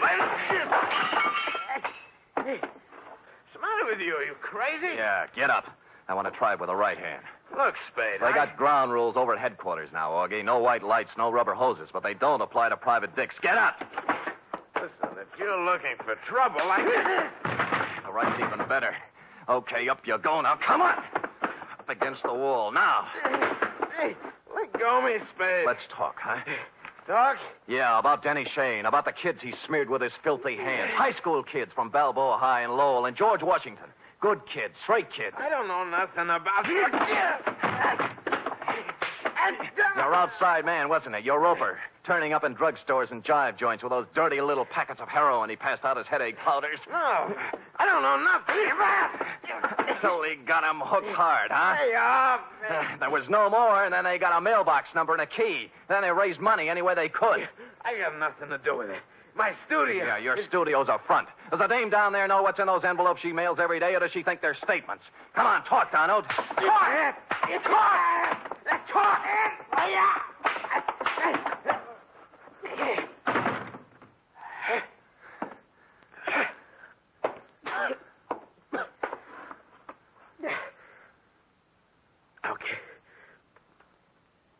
Okay. I'll talk. Which he did, a full hour's worth in Dundee's office, and a harrowing tale it was. I felt like printing up 1 million copies and mailing it out to every father and mother in the country.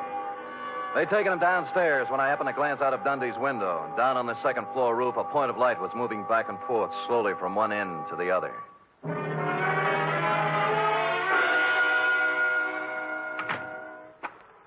Eddie. Where are they? Where are those keys? I've got to have them. Here. Oh, thanks. My car. I couldn't get home in my car, you see. You don't need to kid keys. me, Eddie. I know all about it. Oh. I can't do anything about myself, Mr. Spade. I'm helpless. What she said. Zombie. You're not helpless. You can't handle it alone, maybe, but you're not helpless. Other guys have licked it, and you can, too, if you want it bad enough. I want you. Honest. Good, that's all you need. And we'll take care of the rest. Let's go, huh?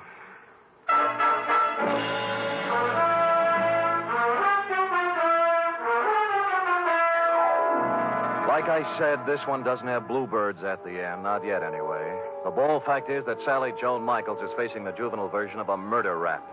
However, the best criminal lawyer in town has volunteered to defend her, and the state will be represented by the most half-hearted prosecution that ever set foot in the courtroom. Eddie Tucker is entering a sanitarium tomorrow, making him luckier than some of the other kids in that little black book.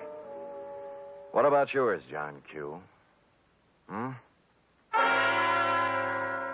Period. End of report. Well? Oh, I don't know what to say, Sam. I feel so awful. I guess I better not make any comments at all. Me too, sweetheart. Let us lose ourselves in our work. Me in this cheap novel you were reading, and you in the merry chatter of that 1906 model Oliver. Scoot.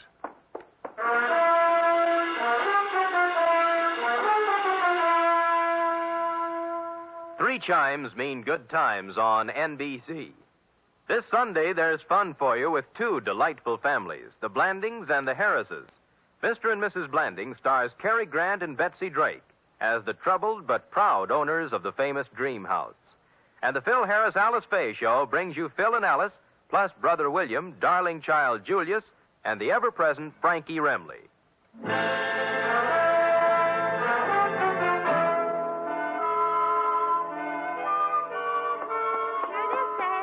Amazing.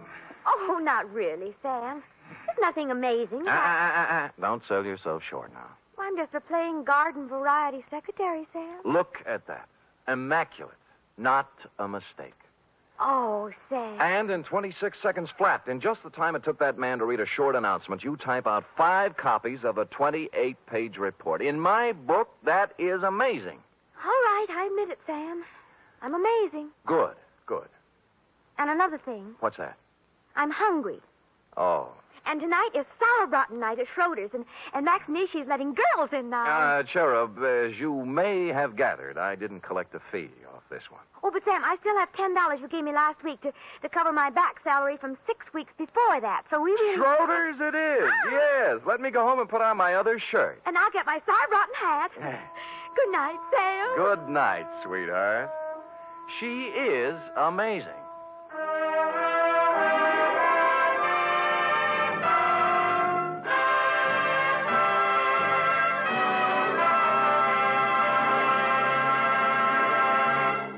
The Adventures of Sam Spade are produced, edited, and directed by William Spear. Sam Spade is played by Stephen Dunn. Lurene Tuttle is Effie.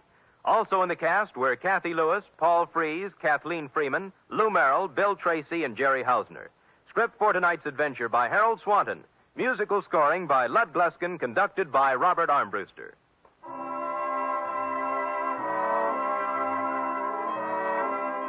Join us again next week, same time, for another adventure with Sam Spade.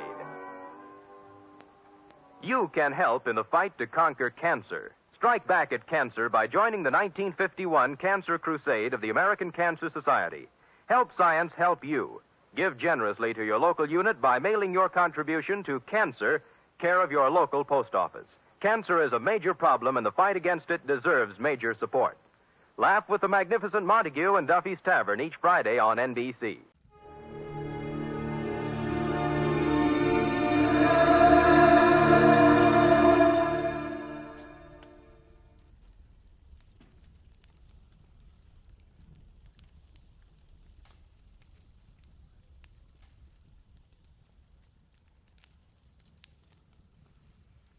Get this and get it straight. Crime is a sucker's road, and those who travel it wind up in the gut of the prison of the grave. There's no other end, but they never learn. This time it started as a routine search for a rich girl's fiancé, and the trail led to a silent house haunted by a face at the window and blood in an open cedar chest. But before it was over, it became a search for a corpse that wouldn't sit still. From the pen of Raymond Chandler, outstanding author of mystery, comes his most famous character and crime's most deadly enemy, as we present The Adventures of Philip Marlowe.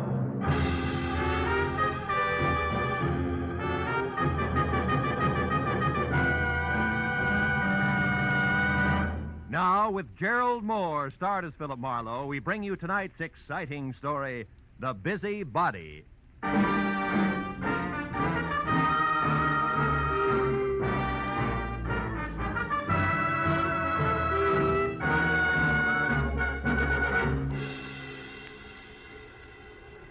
Phone jerked me up off my back and out of the sports page at 9:30 in the evening of an already too long day.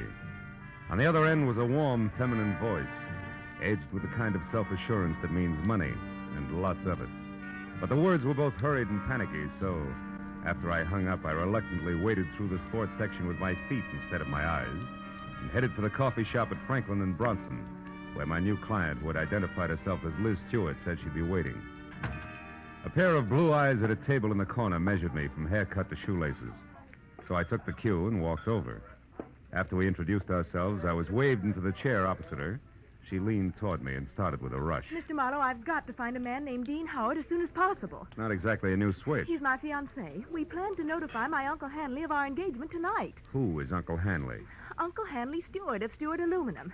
Okay, go ahead. Dean Howard was to meet me at 7, but he didn't show up. Mm-hmm. And then about 7:45 he called.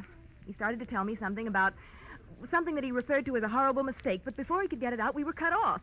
Well, I tried to Want call him some coffee? Coffee. No. Okay. I tried to call him back, but there was no answer. So I went to his house, but it was locked and dark. And yet his car was still parked outside. Uh-huh. Well, look, Miss Stewart, why don't you save yourself $50, go home and wait for an apologetic phone call, huh? What do you mean? Well, this stacks up as being a case of cold feet or a little celebration that got out of hand. Either way, there's nothing to worry about. I've come to you for help, Marlowe, not a pat on the head. Okay. I'll assume it's my error for the moment. How long have you known this Dean Howard? Well, I met him at a party about 3 months ago. Mm-hmm. Uncle Hanley and I both liked him tremendously right from the first. I suppose you've considered the possibility of another woman? Well, of course, I'm not a child. I can see that. Well, Dean has been deeply troubled for the past week. He wouldn't tell me why, but I'm certain that this business tonight is tied in with it. Something's wrong, and I want you to find out what it is. All right, but I'm no leg man for Cupid, so if it turns out to be nothing more than a guy's heart beating in double time, I drop it. Fair enough? Fair enough.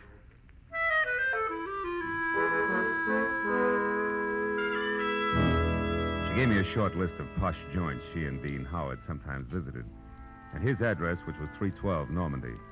She said I could reach her at home, which was 28 Roxbury Drive in Beverly Hills. Well, $50 is $50, so after she left, I spent a handful of nickels checking the list by phone and drew a complete blank. So I drove out Los Feliz to Normandy and found the number, 312. As I walked up to the door and leaned on the bell, I got the feeling that I was being watched. There was no answer, so I tried the door. It was locked. I threw a look over my shoulder as I walked around the side of the house and caught a glimpse of a face in a window next door, just before the curtain was dropped back into place. The back door of 312 was locked, too, I found out, as did the face next door, which was watching me again from one of the rear windows. There was one answer to that, so I went out in the street and up the steps of the house next door and knocked, good and loud. What do you want? My name's Marlowe, lady. I'm a detective. You may be able to help me. A detective? Mm-hmm. Well, come right in, Mr. Marlowe. It's about time's all I have to say. I'm Agatha Lambrigger. What's he been up to? Who? Well, you're investigating that bachelor next door, aren't you? Yes. Oh, how'd you know? Stands to reason. I've known all along he's a suspicious character. Yes? Lived there a year now. Comes and goes at all hours. Drives that fancy car out there. Wears fine clothes, but nobody seems to know what he does or where he gets all his money. Well, look, Mrs. And girls. Oh. Well, believe you me, they don't come to clean his house. Never gets cleaned. But they come just the same. Why, only tonight there was one. Some blonde in a white dress. I tell you, I've never Mrs. seen Lambrigger, did the girl go inside? Well, no. But she tried to. The door was locked. And it's Miss Lambrigger. Oh, how stupid of me. Yes. Well, tell me, did you notice Mr. Howard come home tonight? Well, I didn't exactly see him come home. But he was over there all right. And not alone either. Is that so? Another girl? No, it was only some man. Oh. But it still bears out what I've been saying. Because I just happened to glance out of my window at this one here across from that one of his, you see. Yes, sir. Well, a light was on over there. And I could look straight down a hallway. And do you know what? What? Those two grown men were roughhousing like a pair of hoodlums in that hall. Wrestling they were, like ordinary ruffians. I tell you, I never saw the like. I got a good look at him, and I'd certainly know him if I saw him again. Well, how'd the fight come out? Fight? Yeah. What Well, I can't say about that. My phone rang. It was Lenore Crowley. She simply talks her ear off you when she gets does. started. So when I finally got back to the window, when I happened to look out again, it was dark over there. So I never did find out what actually happened. But Yes, I well, think thanks that he... very much for your help. I really must run. Oh, and another thing. The noise and the drinking that's gone on in that house. Why, you wouldn't believe it. Oh, you're leaving? As soon as possible, yeah. But you still haven't told me what he's up to. Well, I'm not at liberty to do that. Oh, well, that's a shame. Yeah. Well, I'll be here all the time, you know, and I'll certainly keep an eye on that house. Oh, I can't tell you how much I appreciate you're going to all this trouble just for me. Bonsoir, Miss Slambrigger.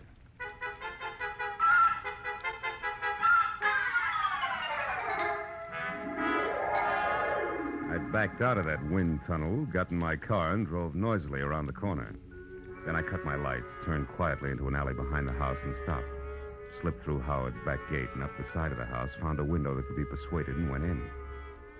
Yeah, Howard was a lousy housekeeper, and everything that didn't get brushed off in normal traffic was covered with dust. I found my way to the room opposite Agatha Lambrigger's observation window and ran smack into her first lie. Where she said there was a hallway, there was a solid wall, papered with purple roses and hung with 4 dingy pictures in bronze frames, 2 on each side of a big, ugly mirror. There were 2 hallways, but no angle at which either could be seen from her window. Furthermore, there was no sign of a struggle. One hall led to the study, the other to the bedroom, and I checked both. But still, there was no indication of a fight. On my way out, I blocked my shin on the nose of a lion carved on the corner of an oversized cedar chest, just as the abrupt sound of someone at the door brought me to a rigid halt. Whoever it was had the patience of an 8-year-old on circus day. So I set myself up as the type who might live in a joint like this and answered.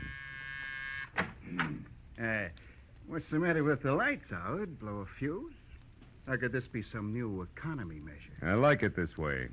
I don't think I know you. You should, Howard, you should. I called you yesterday about a certain money matter. The name is Leo. Don't go for your gun, Howard. Well, since yours is pointed at my third rib, why should I? Well, like I told you on the phone, my boss is anxious. You're way overdue, Howard. I want that $50,000 the boss loaned you 3 months ago. Have it for me the day after tomorrow. All of it. Without fail. He knows I'm good for my debts. Why all the pressure? Well, maybe he figures your investments aren't so smart. Like maybe you've been blowing too much on that second-rate canary, Carol. Oh, yeah, Carol. I remember. She's your girl. Yeah, well, that's none of my business. See you day after tomorrow about the same time. And if you get a headache from worrying about paying off, just think of the one you'll have if you don't pay. It'll be like 10 times this. Oh! Good night.